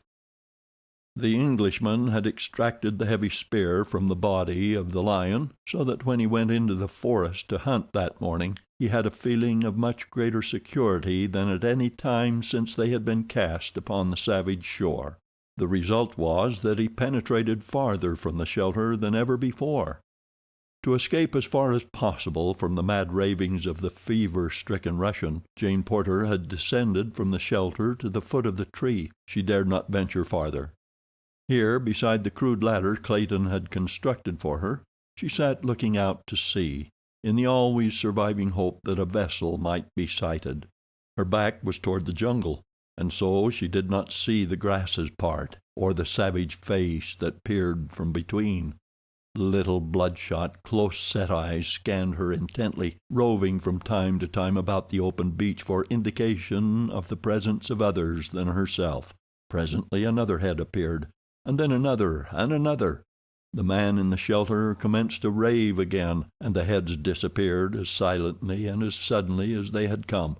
But soon they were thrust forth once more, as the girl gave no sign of perturbation at the continued wailing of the man above. One by one grotesque forms emerged from the jungle to creep stealthily upon the unsuspecting woman. A faint rustling of the grasses attracted her attention. She turned, and at the sight that confronted her staggered to her feet with a little shriek of fear. Then they closed upon her with a rush. Lifting her bodily in his long gorilla-like arms, one of the creatures turned and bore her into the jungle. A filthy paw covered her mouth to stifle her screams. Added to the weeks of torture she had already undergone, the shock was more than she could withstand. Shattered nerves collapsed, and she lost consciousness. When she regained her senses, she found herself in the thick of the primeval forest. It was night. A huge fire burned brightly in the little clearing in which she lay. About it squatted 50 frightful men. Their heads and faces were covered with matted hair. Their long arms rested upon the bent knees of their short, crooked legs. They were gnawing like beasts upon unclean food. A pot boiled upon the edge of the fire, and out of it one of the creatures would occasionally drag a hunk of meat with a sharpened stick. When they discovered that their captive had regained consciousness, a piece of this repulsive stew was tossed to her from the foul hand of a nearby feaster. It rolled close to her side, but she only closed her eyes as a qualm of nausea surged through her. For many days they traveled through the dense forest. The girl, footsore and exhausted, was half dragged, half pushed through the long, hot, tedious days. Occasionally, when she would stumble and fall, she was cuffed and kicked by the nearest of the frightful men. Long before they reached their journey's end, her shoes had been discarded, the soles entirely gone. Her clothes were torn to mere shreds and tatters, and through the pitiful rags her once white and tender skin showed raw and bleeding from contact with the thousand pitiless thorns and brambles through which she had been dragged. The last 2 days of the journey found her in such utter exhaustion that no amount of kicking and abuse could force her to her poor, bleeding feet. Outraged nature had reached the limit of endurance, and the girl was physically powerless to raise herself even to her knees. As the beasts surrounded her, chattering threateningly the while they goaded her with their cudgels and beat and kicked her with their fists and feet, she lay with closed eyes, praying for the merciful death that she knew alone could give her surcease from suffering. But it did not come, and presently the 50 frightful men realized that their victim was no longer able to walk, and so they picked her up and carried her the balance of the journey. Late one afternoon she saw the ruined walls of a mighty city looming before them, but so weak and sick was she that it inspired not the faintest shadow of interest. Wherever they were bearing her, there could be but one end to her captivity among these fierce half-brutes. At last they passed through 2 great walls and came to the ruined city within. Into a crumbling pile they bore her, and here she was surrounded by hundreds more of the same creatures that had brought her. But among them were females who looked less horrible. At sight of them the first faint hope that she had entertained came to mitigate her misery. But it was short-lived, for the women offered her no sympathy, though on the other hand neither did they abuse her. After she had been inspected to the entire satisfaction of the inmates of the building, she was borne to a dark chamber in the vaults beneath. and here upon the bare floor she was left, with a metal bowl of water and another of food. For a week she saw only some of the women whose duty it was to bring her food and water. Slowly her strength was returning. Soon she would be in fit condition to offer as a sacrifice to the flaming god. Fortunate indeed it was that she could not know the fate for which she was destined. As Tarzan of the Apes moved slowly through the jungle after casting the spear that saved Clayton and Jane Porter from the fangs of Numa, his mind was filled with all the sorrow that belongs to a freshly opened heart wound.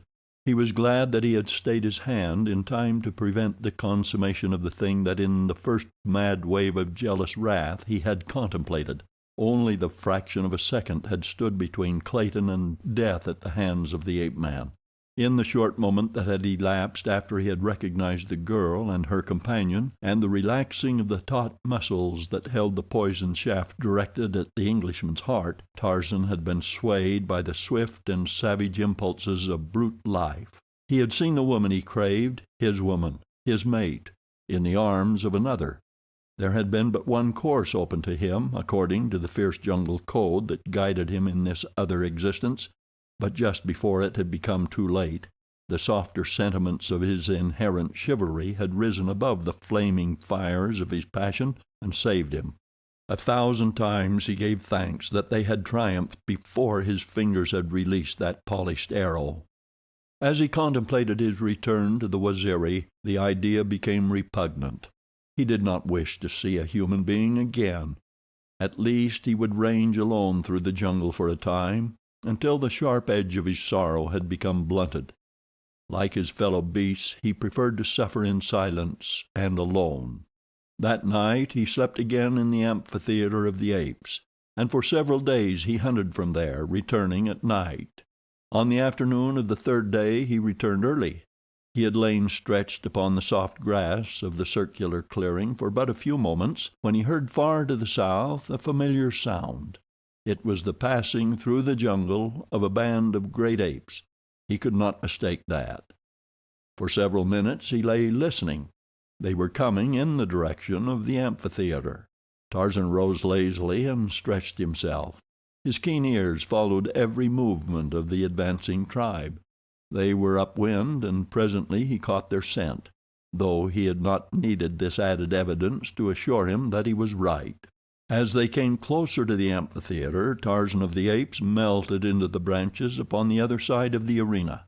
There he waited to inspect the newcomers. Nor had he long to wait. Presently a fierce, hairy face appeared among the lower branches opposite him. The cruel little eyes took in the clearing at a glance. Then there was a chattered report returned to those behind. Tarzan could hear the words. The scout was telling the other members of the tribe that the coast was clear, and that they might enter the amphitheater in safety. First the leader dropped lightly upon the soft carpet of the grassy floor, and then one by one nearly 100 anthropoids followed him. There were the huge adults and several young. A few nursing babes clung close to the shaggy necks of their savage mothers. Tarzan recognized many members of the tribe. It was the same into which he had come as a tiny babe. Many of the adults had been little apes during his boyhood. He had frolicked and played about this very jungle with them during their brief childhood. He wondered if they would remember him.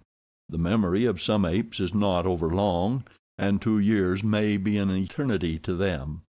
From the talk which he overheard he learned that they had come to choose a new king. Their late chief had fallen 100 feet beneath a broken limb to an untimely end. Tarzan walked to the end of an overhanging limb in plain view of them. The quick eyes of a female caught sight of him first. With a barking guttural she called the attention of the others. Several huge bulls stood erect to get a better view of the intruder. With bared fangs and bristling necks they advanced slowly toward him, with deep-throated, ominous growls. "Karnath, I am Tarzan of the Apes," said the ape-man in the vernacular of the tribe. "You remember me. Together we teased Numa when we were still little apes, throwing sticks and nuts at him from the safety of high branches." The brute he had addressed stopped with a look of half-comprehending, dull wonderment upon his savage face. "And Magor," continued Tarzan, addressing another, Do you not recall your former king, he who slew the mighty Kerchak?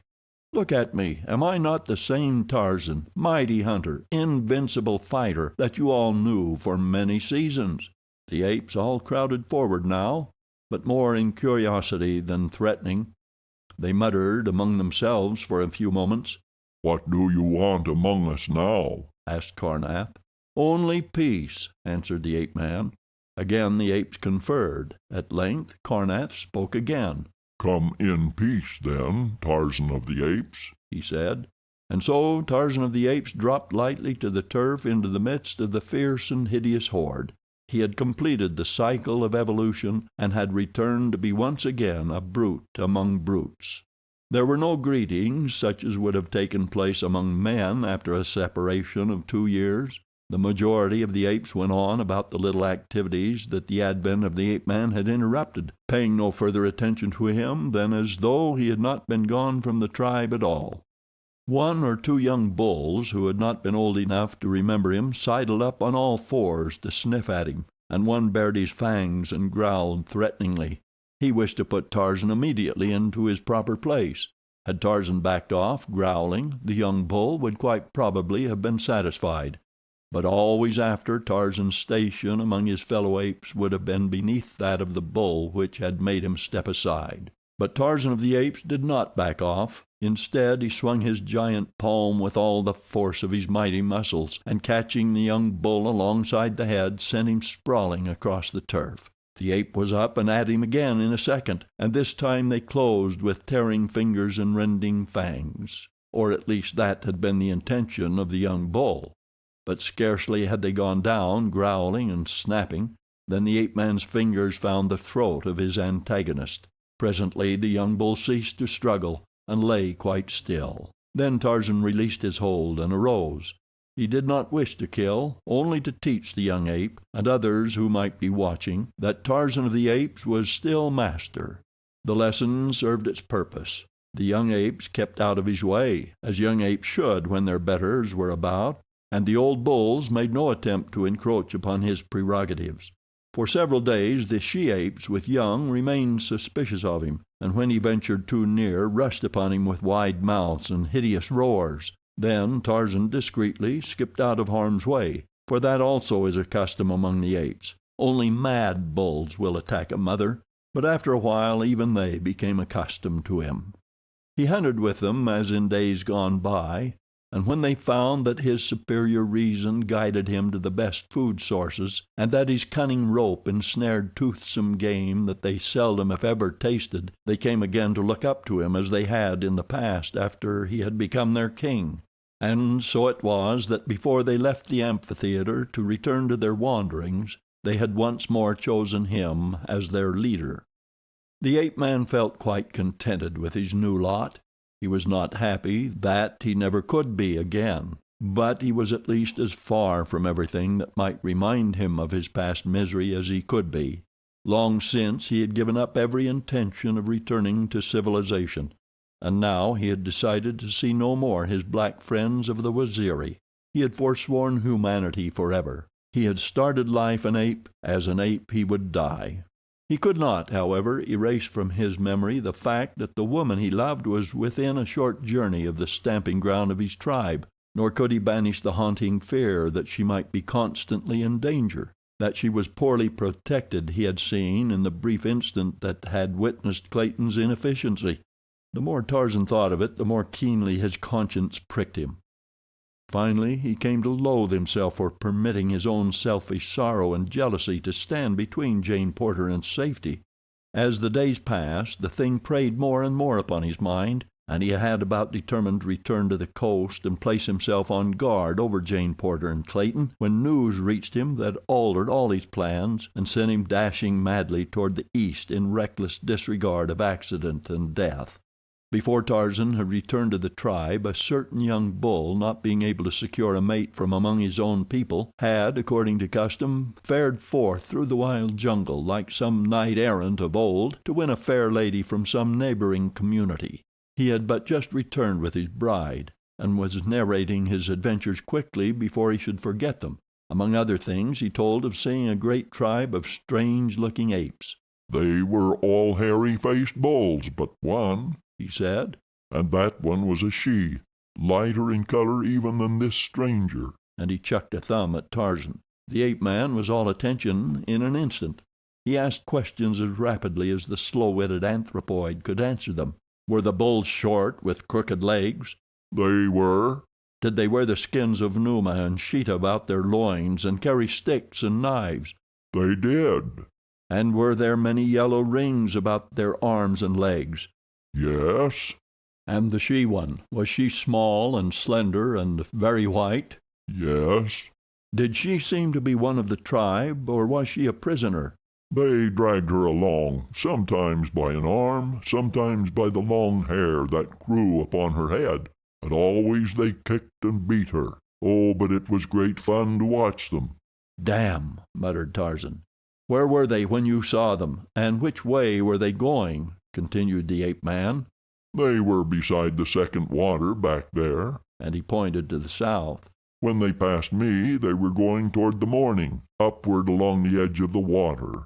When was this? Asked Tarzan. Half a moon since. Without another word, the ape-man sprang into the trees and fled like a disembodied spirit eastward in the direction of the forgotten city of Opar. End of chapter 23. Chapter 24. How Tarzan Came Again to Opar. When Clayton returned to the shelter and found Jane Porter was missing, he became frantic with fear and grief. He found Monsieur Thuran quite rational, the fever having left him with the surprising suddenness which is one of its peculiarities. The Russian, weak and exhausted, still lay upon his bed of grasses within the shelter. When Clayton asked him about the girl, he seemed surprised to know that she was not there. "I have heard nothing unusual," he said, "but then I have been unconscious much of the time." Had it not been for the man's very evident weakness, Clayton should have suspected him of having sinister knowledge of the girl's whereabouts, but he could see that Thuran lacked sufficient vitality even to descend, unaided, from the shelter. He could not, in his present physical condition, have harmed the girl, nor could he have climbed the rude ladder back to the shelter. Until dark, the Englishman searched the nearby jungle for a trace of the missing one, or a sign of the trail of her abductor. But though the spoor left by the 50 frightful men, unversed in woodcraft as they were, would have been as plain to the densest denizen of the jungle as a city street to the Englishman, yet he crossed and recrossed it 20 times without observing the slightest indication that many men had passed that way but a few short hours since. As he searched, Clayton continued to call the girl's name aloud, but the only result of this was to attract Numa the lion. Fortunately, the man saw the shadowy form worming its way toward him in time to climb into the branches of a tree before the beast was close enough to reach him. This put an end to his search for the balance of the afternoon, as the lion paced back and forth beneath him until dark. Even after the beast had left, Clayton dared not descend into the awful blackness beneath him, and so he spent a terrifying and hideous night in the tree. The next morning he returned to the beach, relinquishing the last hope of succoring Jane Porter. During the week that followed, Monsieur Thuran rapidly regained his strength, lying in the shelter while Clayton hunted food for both. The men never spoke except as necessity demanded. Clayton now occupied the section of the shelter which had been reserved for Jane Porter, and only saw the Russian when he took food or water to him, or performed the other kindly offices which common humanity required. When Thuran was again able to descend in search of food, Clayton was stricken with fever. For days he lay tossing in delirium and suffering, but not once did the Russian come near him. Food the Englishman could not have eaten, but his craving for water amounted practically to torture. Between the recurrent attacks of delirium, weak though he was, he managed to reach the brook once a day and fill a tiny can that had been among the few appointments of the lifeboat. Thuran watched him on these occasions with an expression of malignant pleasure. He seemed really to enjoy the suffering of the man who, despite the just contempt in which he held him, had ministered to him to the best of his ability while he lay suffering the same agonies.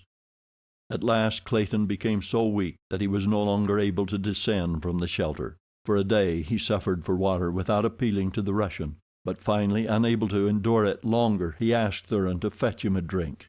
The Russian came to the entrance to Clayton's room, a dish of water in his hand. A nasty grin contorted his features. "Here is water," he said. "But first let me remind you that you maligned me before the girl, that you kept her to yourself and would not share her with me." Clayton interrupted him. "Stop!" he cried. "Stop! What manner of cur are you, that you traduce the character of a good woman whom we believe dead? God, I was a fool ever to let you live. You are not fit to live even in this vile land." "Here is your water," said the Russian. "All you will get."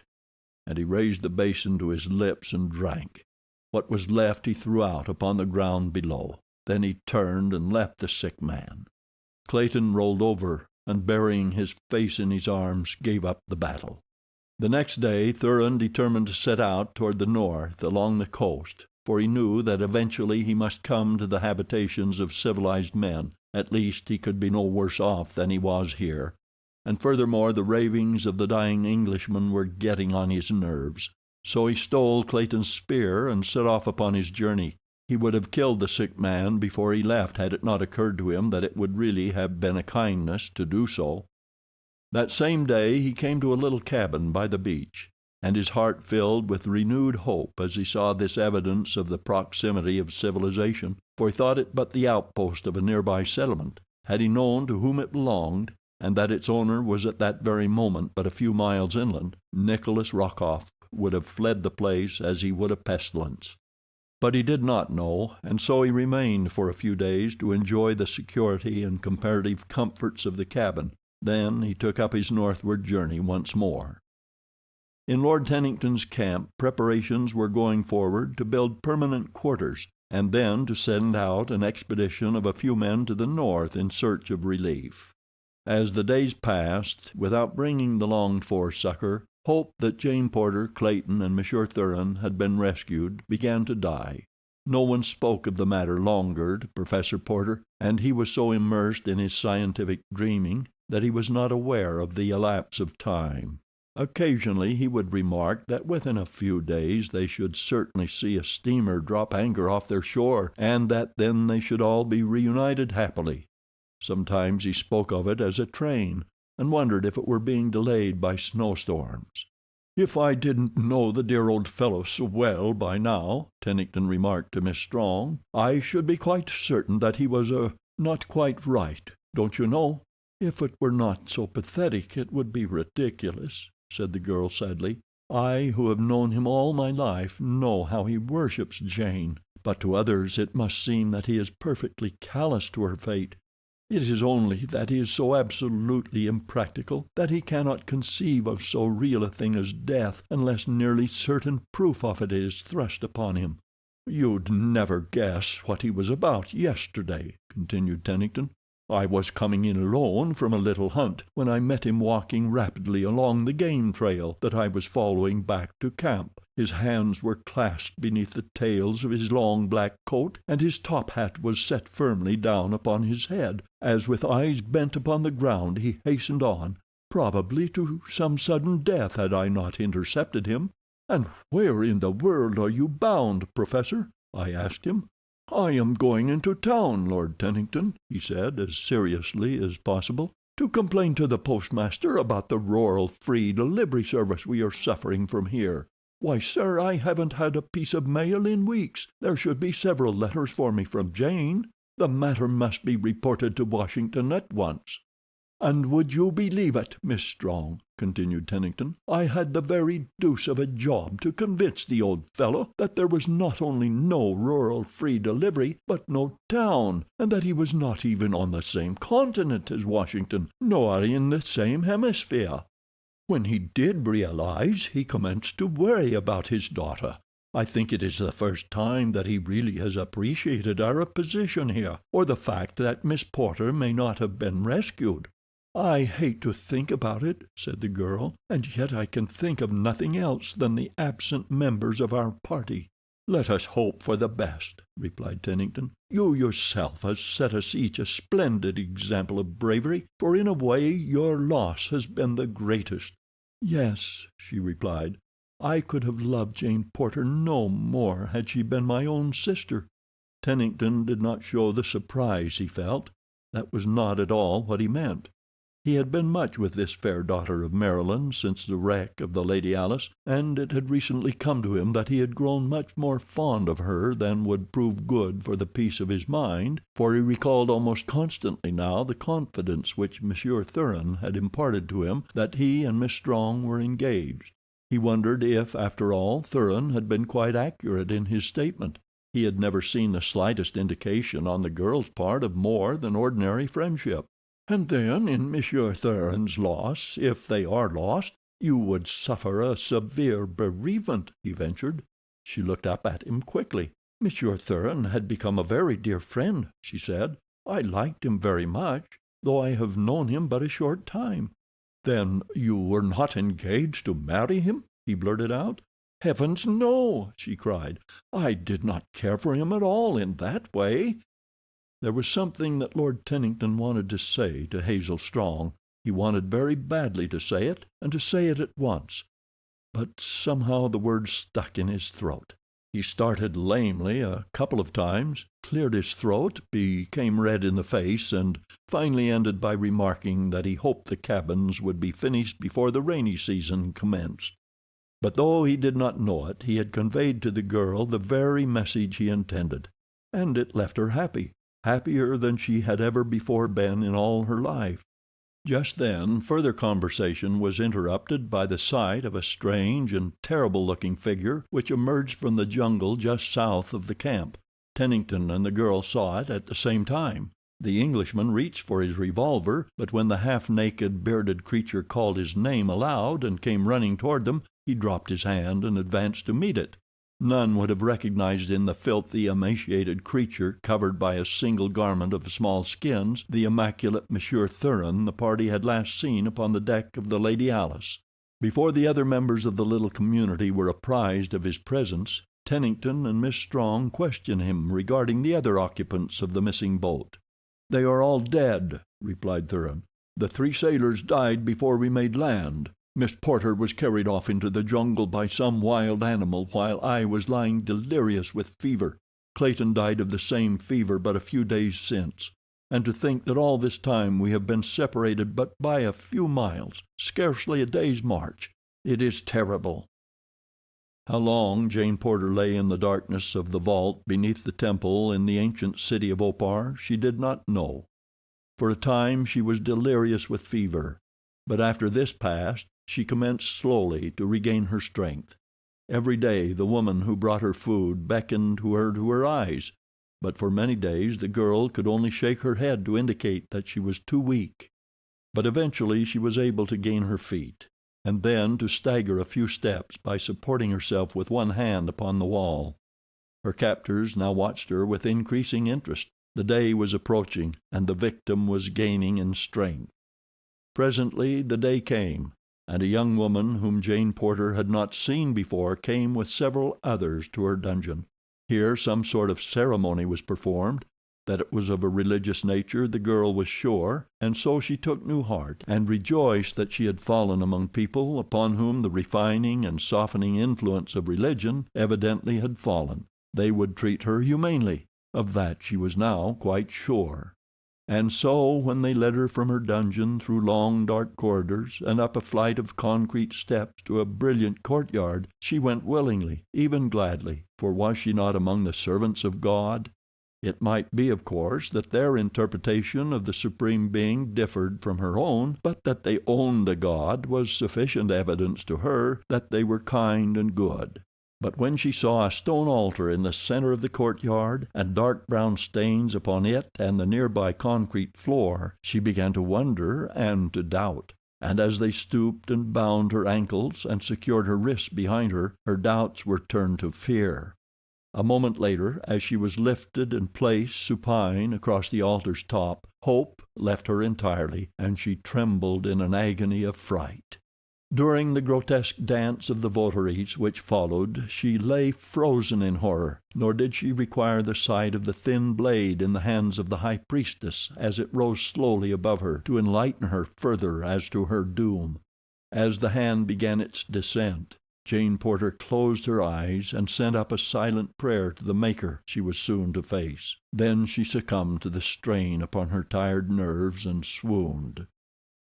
Day and night Tarzan of the Apes raced through the primeval forest toward the ruined city in which he was positive the woman he loved lay either a prisoner or dead.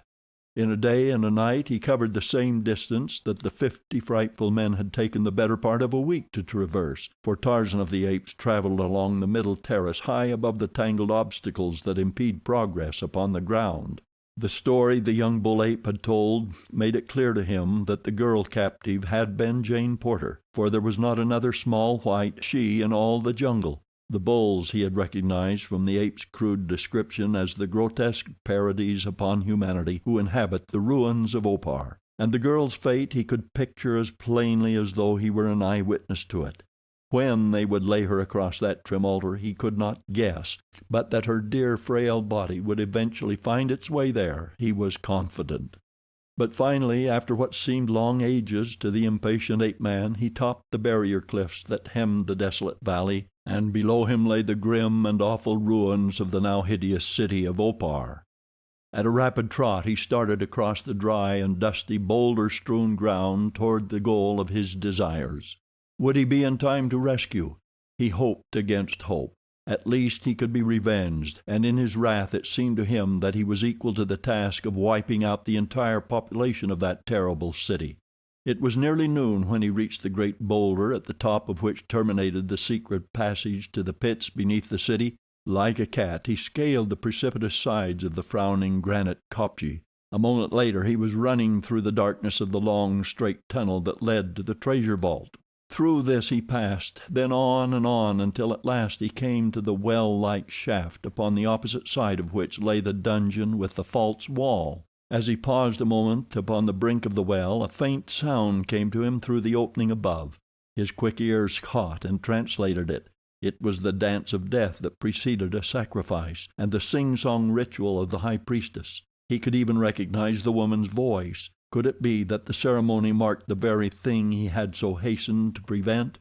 A wave of horror swept over him. Was he, after all, to be just a moment too late?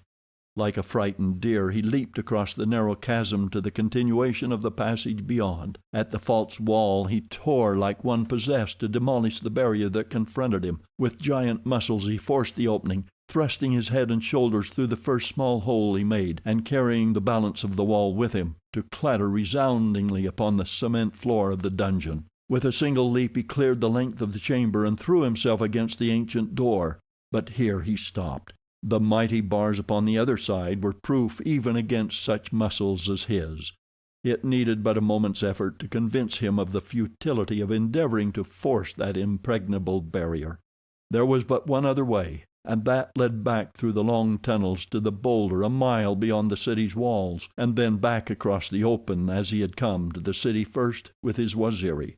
He realized that to retrace his steps and enter the city from above ground would mean that he would be too late to save the girl, if it were indeed she who lay upon the sacrificial altar above him. But there seemed no other way, and so he turned and ran swiftly back into the passageway beyond the broken wall. At the well he heard again the monotonous voice of the high priestess, and as he glanced aloft the opening 20 feet above seemed so near that he was tempted to leap for it in a mad endeavor to reach the inner courtyard that lay so near.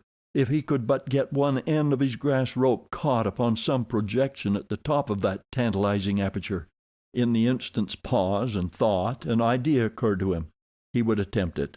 Turning back to the tumbled wall, he seized one of the large flat slabs that had composed it. Hastily making one end of his rope fast to the piece of granite, he returned to the shaft, and coiling the balance of the rope on the floor beside him, the ape-man took the heavy slab in both hands, and swinging it several times to get the distance and the direction fixed, he let the weight fly up at a slight angle so that, instead of falling straight back into the shaft again, it grazed the far edge, tumbling over into the courtyard beyond. Tarzan dragged for a moment upon the slack end of the rope until he felt that the stone was lodged with fair security at the shaft's top. Then he swung out over the black depths beneath. The moment his full weight came upon the rope he felt it slip from above. He waited there in awful suspense as it dropped in little jerks, inch by inch. The stone was being dragged up the outside of the masonry surrounding the top of the shaft. Would it catch at the very edge, or would his weight drag it over to fall upon him as he hurtled into the unknown depths below? Chapter 25. Through the Forest Primeval. For a brief, sickening moment Tarzan felt the slipping of the rope to which he clung, and heard the scraping of the block stone against the masonry above. Then of a sudden the rope was still. The stone had caught at the very edge. Gingerly the ape-man clambered up the frail rope. In a moment his head was above the edge of the shaft. The court was empty.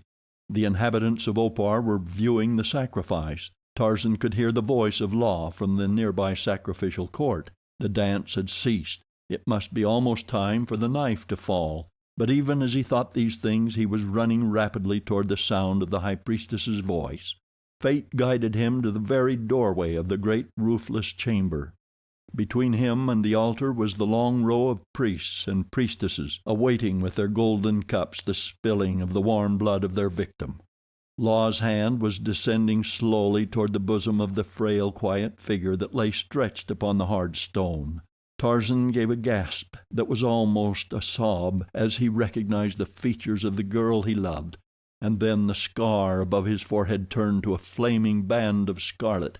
A red mist floated before his eyes, and with the awful roar of the bull ape gone mad, he sprang like a huge lion into the midst of the votaries. Seizing a cudgel from the nearest priest, he laid about him like a veritable demon as he forged his rapid way toward the altar. The hand of law had paused at the first noise of interruption. When she saw who the author of it was, she went white. She had never been able to fathom the secret of the strange white man's escape from the dungeon in which she had locked him. She had not intended that he should ever leave Opar, for she had looked upon his giant frame and handsome face with the eyes of a woman and not those of a priestess. In her clever mind she had concocted a story of wonderful revelation from the lips of the flaming god himself, in which she had been ordered to receive this white stranger as a messenger from him to his people on earth. That would satisfy the people of Opar, she knew. The man would be satisfied, she felt quite sure, to remain and be her husband rather than to return to the sacrificial altar. But when she had gone to explain her plan to him, he had disappeared, though the door had been tightly locked as she had left it. And now he had returned, materialized from thin air, and was killing her priests as though they had been sheep. For the moment she forgot her victim, and before she could gather her wits together again, the huge white man was standing before her, the woman who had lain upon the altar in his arms. "One side, Law," he cried. "You saved me once, and so I would not harm you, but do not interfere or attempt to follow, or I shall have to kill you also." As he spoke he stepped past her toward the entrance to the subterranean vaults. "Who is she?" asked the high priestess, pointing at the unconscious woman. "She is mine," said Tarzan of the Apes. For a moment the girl of Opar stood wide-eyed and staring. Then a look of hopeless misery suffused her eyes. Tears welled into them, and with a little cry she sank to the cold floor, just as a swarm of frightful men dashed past her to leap upon the ape-man. But Tarzan of the Apes was not there when they reached out to seize him. With a light bound he had disappeared into the passage leading to the pits below, and when his pursuers came more cautiously after they found the chamber empty, they but laughed and jabbered to one another, for they knew that there was no exit from the pits other than the one through which he had entered. If he came out at all he must come this way, and they would wait and watch for him above. And so Tarzan of the Apes, carrying the unconscious Jane Porter, came through the pits of Opar beneath the temple of the flaming god without pursuit. But when the men of Opar had talked further about the matter, they recalled to mind that this very man had escaped once before into the pits, and though they had watched the entrance he had not come forth, and yet today he had come upon them from the outside. They would again send 50 men out into the valley to find and capture this desecrator of their temple. After Tarzan reached the shaft beyond the broken wall, he felt so positive of the successful issue of his flight that he stopped to replace the tumbled stones, for he was not anxious that any of the inmates should discover this forgotten passage, and through it come upon the treasure chamber. It was in his mind to return again to Opar and bear away a still greater fortune than he had already buried in the amphitheater of the apes. On through the passageways he trotted, past the first door and through the treasure vault, past the second door and into the long, straight tunnel that led to the lofty hidden exit beyond the city. Jane Porter was still unconscious. At the crest of the great boulder he halted to cast a backward glance toward the city. Coming across the plain he saw a band of the hideous men of Opar. For a moment he hesitated. Should he descend and make a race for the distant cliffs, or should he hide here until night? And then a glance at the girl's white face determined him. He could not keep her here and permit her enemies to get between them and liberty. For aught he knew, they might have been followed through the tunnels, and to have foes before and behind would result in almost certain capture, since he could not fight his way through the enemy, burdened as he was with the unconscious girl. To descend the steep face of the boulder with Jane Porter was no easy task, but by binding her across his shoulders with the grass rope he succeeded in reaching the ground in safety before the Oparians arrived at the great rock. As the descent had been made upon the side away from the city, the searching party saw nothing of it, nor did they dream that their prey was so close before them.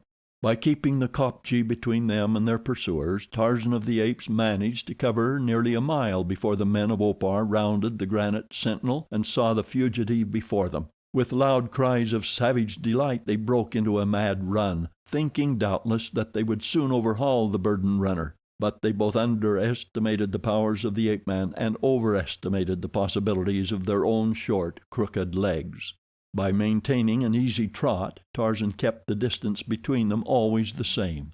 Occasionally he would glance at the face so near his own. Had it not been for the faint beating of the heart pressed so close against his own, he would not have known that she was alive, so white and drawn was the poor, tired face. And thus they came to the flat-topped mountain and the barrier cliffs. During the last mile Tarzan had let himself out, running like a deer that he might have ample time to descend the face of the cliffs before the Oparians could reach the summit and hurl rocks down upon them, and so it was that he was half a mile down the mountainside ere the fierce little men came panting to the edge. With cries of rage and disappointment they ranged along the cliff tops, shaking their cudgels and dancing up and down in a perfect passion of anger. But this time they did not pursue beyond the boundary of their own country.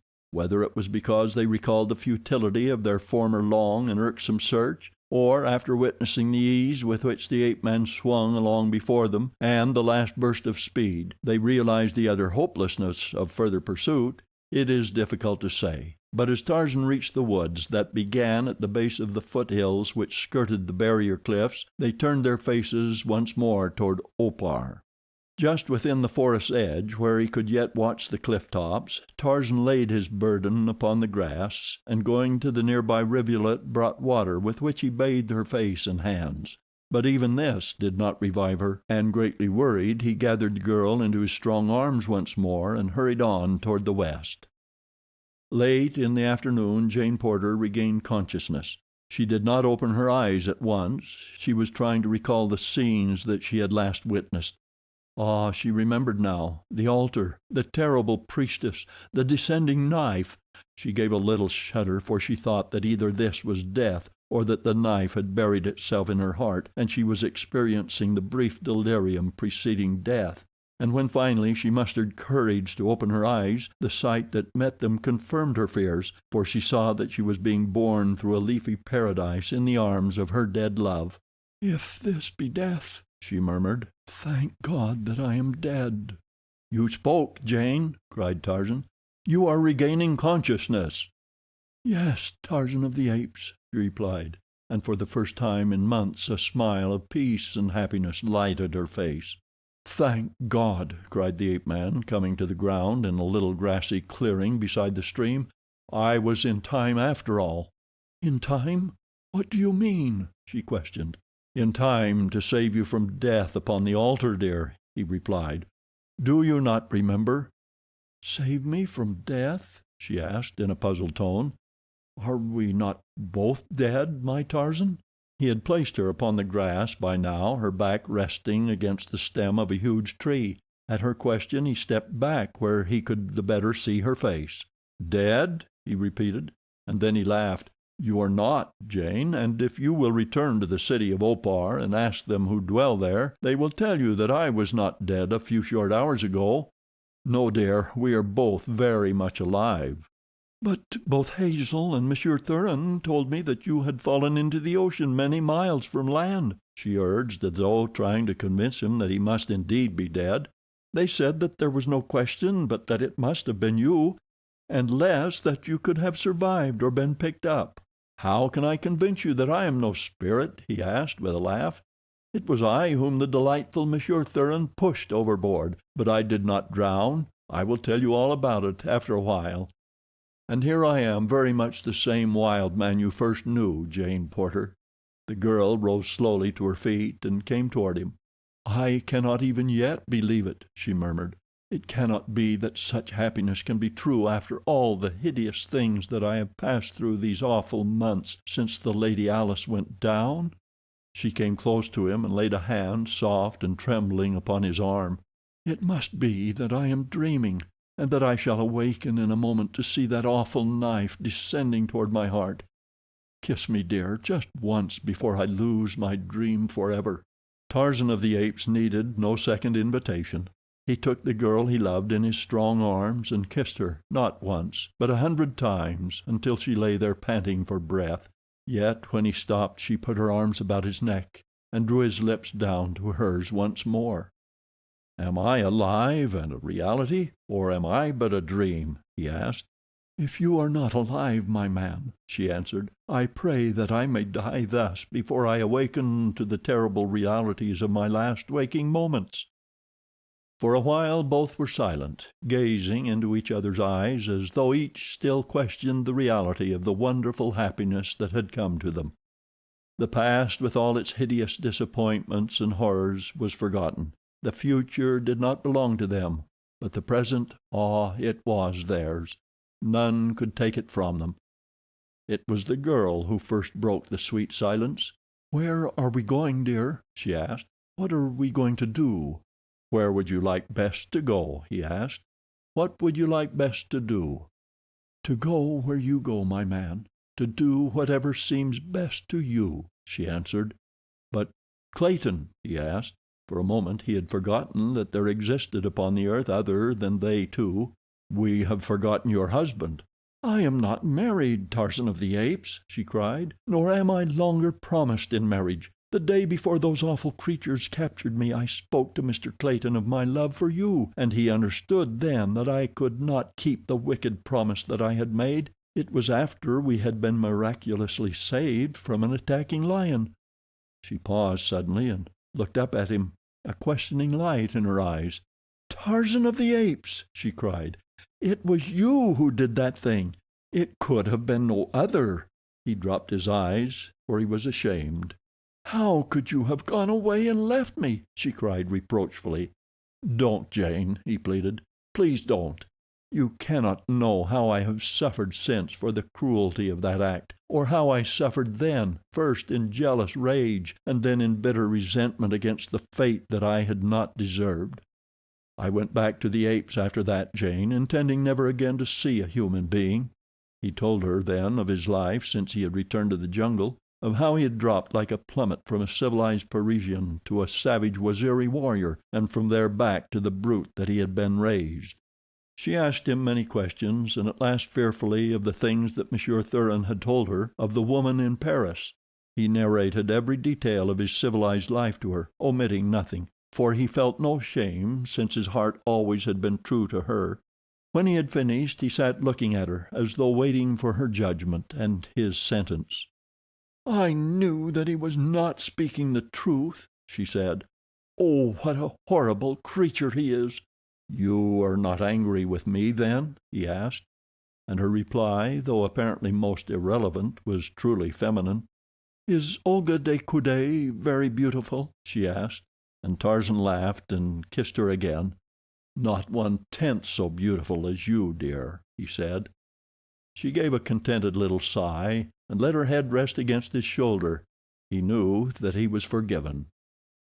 That night Tarzan built a snug little bower high among the swaying branches of a giant tree. and there the tired girl slept, while in a crotch beneath her the ape-man curled, ready even in sleep to protect her.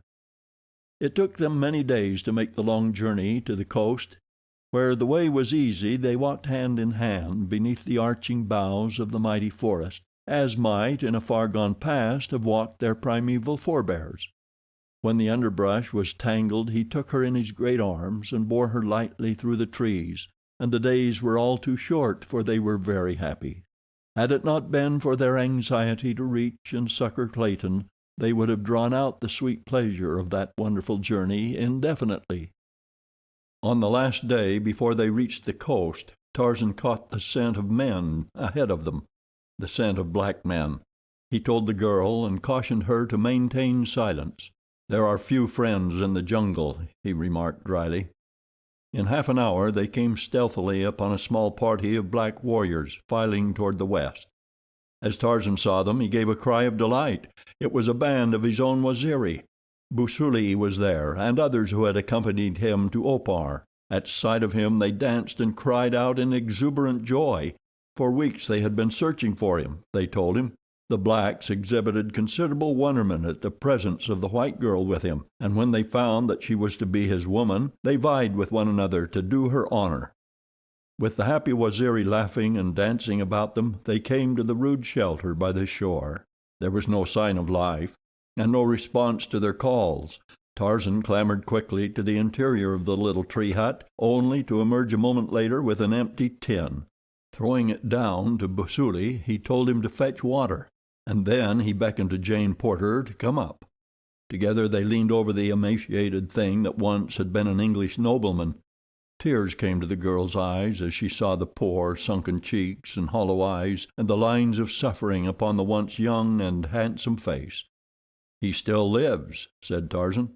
"We will do all that can be done for him, but I fear that we are too late." When Busuli had brought the water, Tarzan forced a few drops between the cracked and swollen lips. He wetted the hot forehead and bathed the pitiful limbs. Presently Clayton opened his eyes. A faint, shadowy smile lighted his countenance as he saw the girl leaning over him. At sight of Tarzan the expression changed to one of wonderment. "It's all right, old fellow," said the ape-man. "We've found you in time. Everything will be all right now, and we'll have you on your feet again before you know it." The Englishman shook his head weakly. "It's too late," he whispered, "but it's just as well. I'd rather die." "Where is Monsieur Thuran?" asked the girl. "He left me after the fever got bad. He is a devil.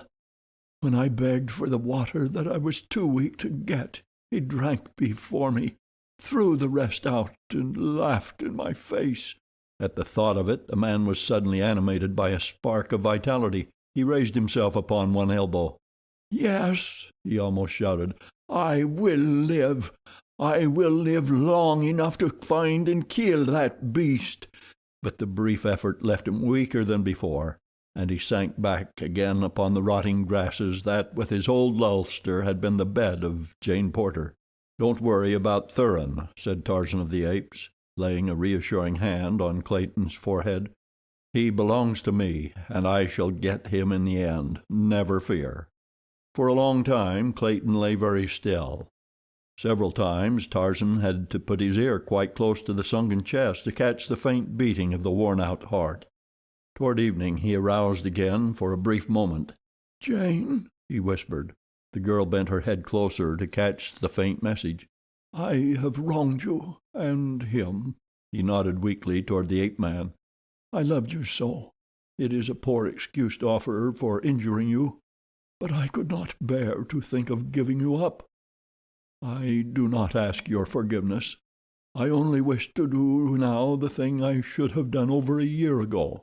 He fumbled in the pocket of the ulster beneath him for something that he had discovered there while he lay between the paroxysms of fever. Presently he found it, a crumpled bit of yellow paper. He handed it to the girl, and as she took it his arm fell limply across his chest. His head dropped back, and with a little gasp he stiffened and was still. Then Tarzan of the Apes drew a fold of the ulster across the upturned face.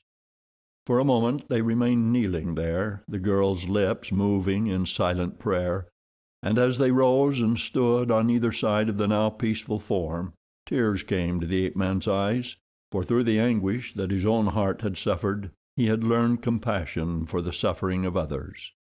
Through her own tears the girl read the message upon the bit of faded yellow paper, and as she read her eyes went very wide.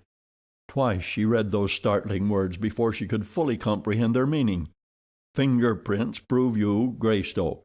Congratulations, D'Arnot." She handed the paper to Tarzan.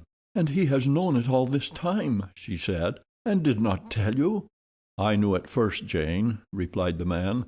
"I did not know that he knew it at all. I must have dropped this message that night in the waiting room. It was there that I received it." "And afterward you told us that your mother was a she-ape and that you had never known your father?" she asked incredulously. "The title and the estates meant nothing to me without you, dear," he replied, "and if I had taken them away from him I should have been robbing the woman I love. Don't you understand, Jane?" It was as though he attempted to excuse a fault.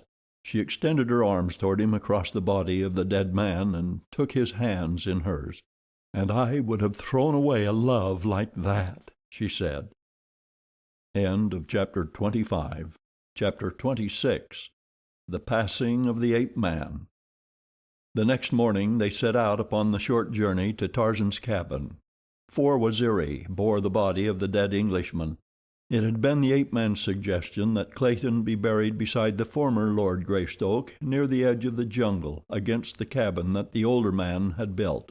Jane Porter was glad that it was to be so, and in her heart of hearts she wondered at the marvelous fineness of character of this wondrous man who, though raised by brutes and among brutes, had the true chivalry and tenderness which only associates with the refinements of the highest civilization.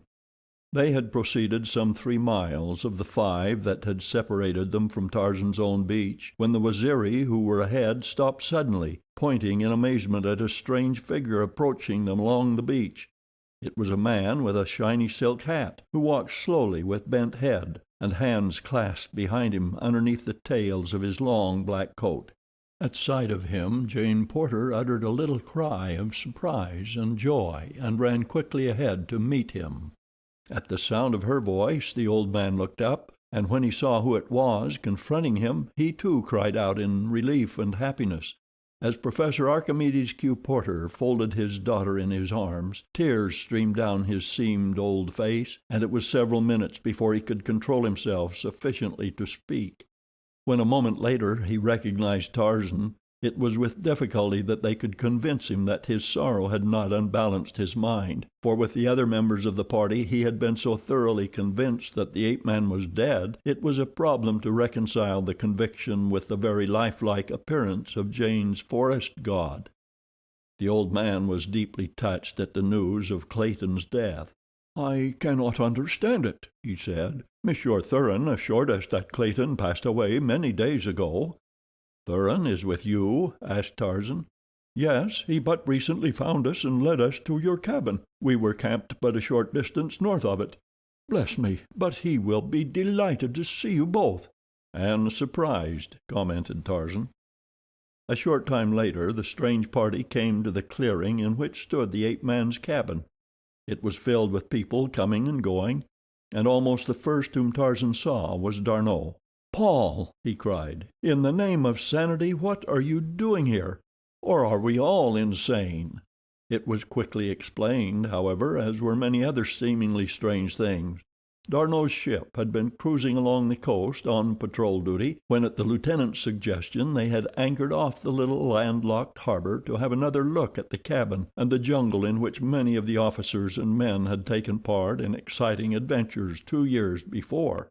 On landing they had found Lord Tennington's party, and arrangements were being made to take them all on board the following morning and carry them back to civilization.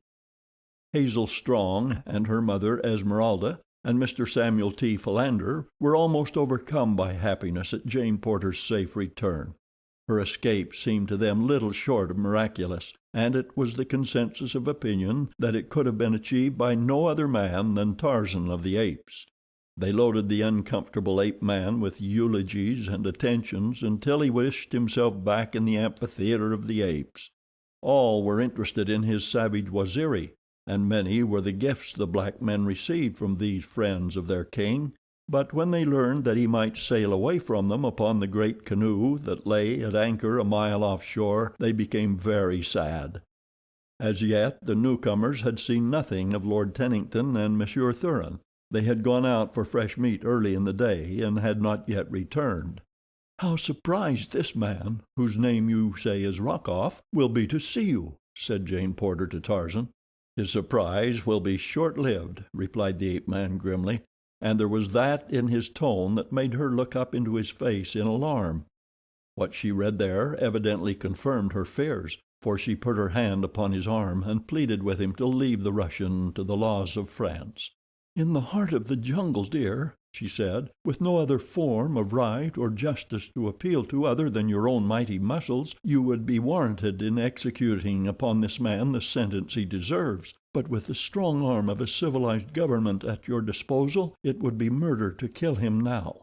Even your friends would have to submit to your arrest, or if you resisted, it would plunge us all into misery and unhappiness again. I cannot bear to lose you again, my Tarzan.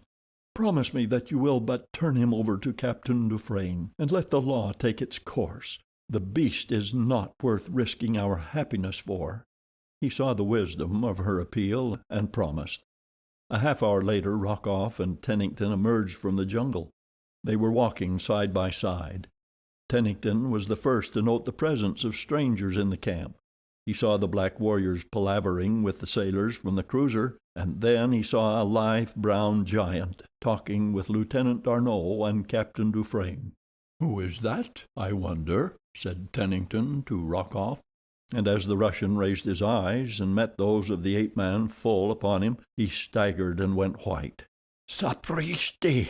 he cried, and before Tennington realized what he intended, he had thrown his gun to his shoulder, and aiming point blank at Tarzan, pulled the trigger. But the Englishman was close to him, so close that his hand reached the leveled barrel a fraction of a second before the hammer fell upon the cartridge, and the bullet that was intended for Tarzan's heart whirred harmlessly above his head. Before the Russian could fire again, the ape-man was upon him, and had wrested the firearm from his grasp. Captain Dufresne, Lieutenant D'Arnot, and a dozen sailors had rushed up at the sound of the shot, and now Tarzan turned the Russian over to them without a word. He had explained the matter to the French commander before Rokoff arrived, and the officer gave immediate orders to place the Russian in irons and confine him on board the cruiser. Just before the guard escorted the prisoner into the small boat that was to transport him to his temporary prison, Tarzan asked permission to search him, and to his delight found the stolen papers concealed upon his person. The shot had brought Jane Porter and the others from the cabin, and a moment after the excitement had died down, she greeted the surprised Lord Tennington. Tarzan joined them after he had taken the papers from Rokoff, and as he approached, Jane Porter introduced him to Tennington. "John Clayton, Lord Greystoke, my lord," she said. The Englishman looked his astonishment, in spite of his most Herculean efforts to appear courteous, and it required many repetitions of the strange story of the ape-man as told by himself, Jane Porter, and Lieutenant D'Arnot, to convince Lord Tennington that they were not all quite mad.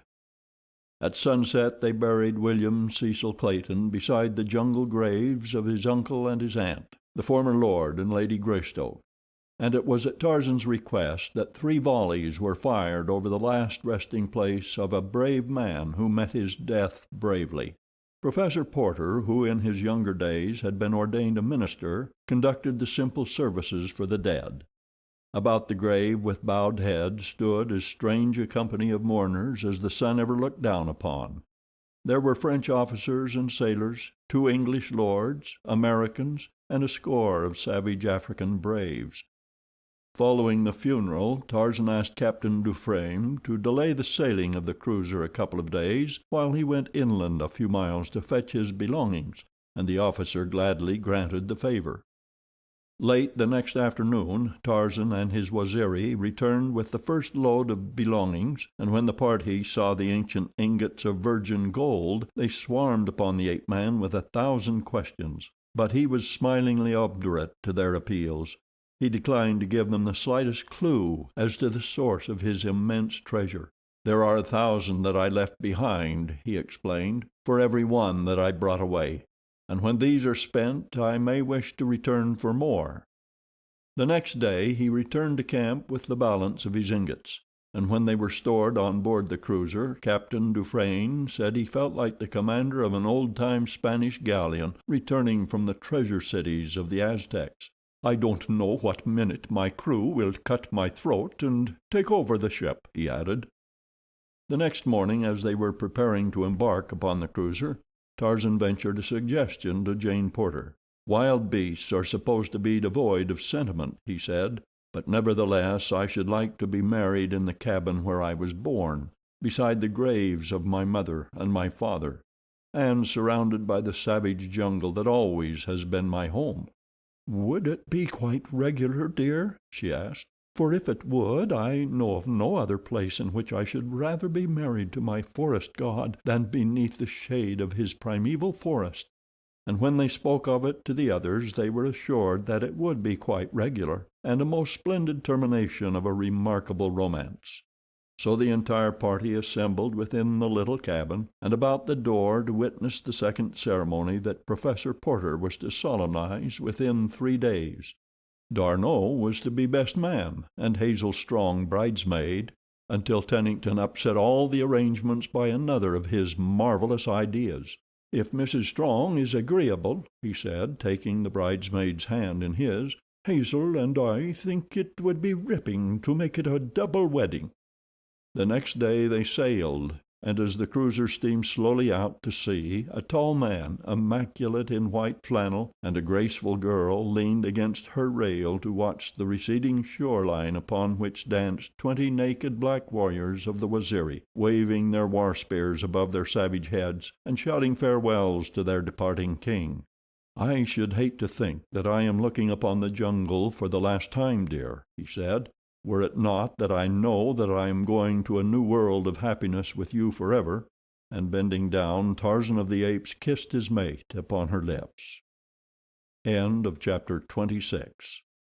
End of the Return of Tarzan,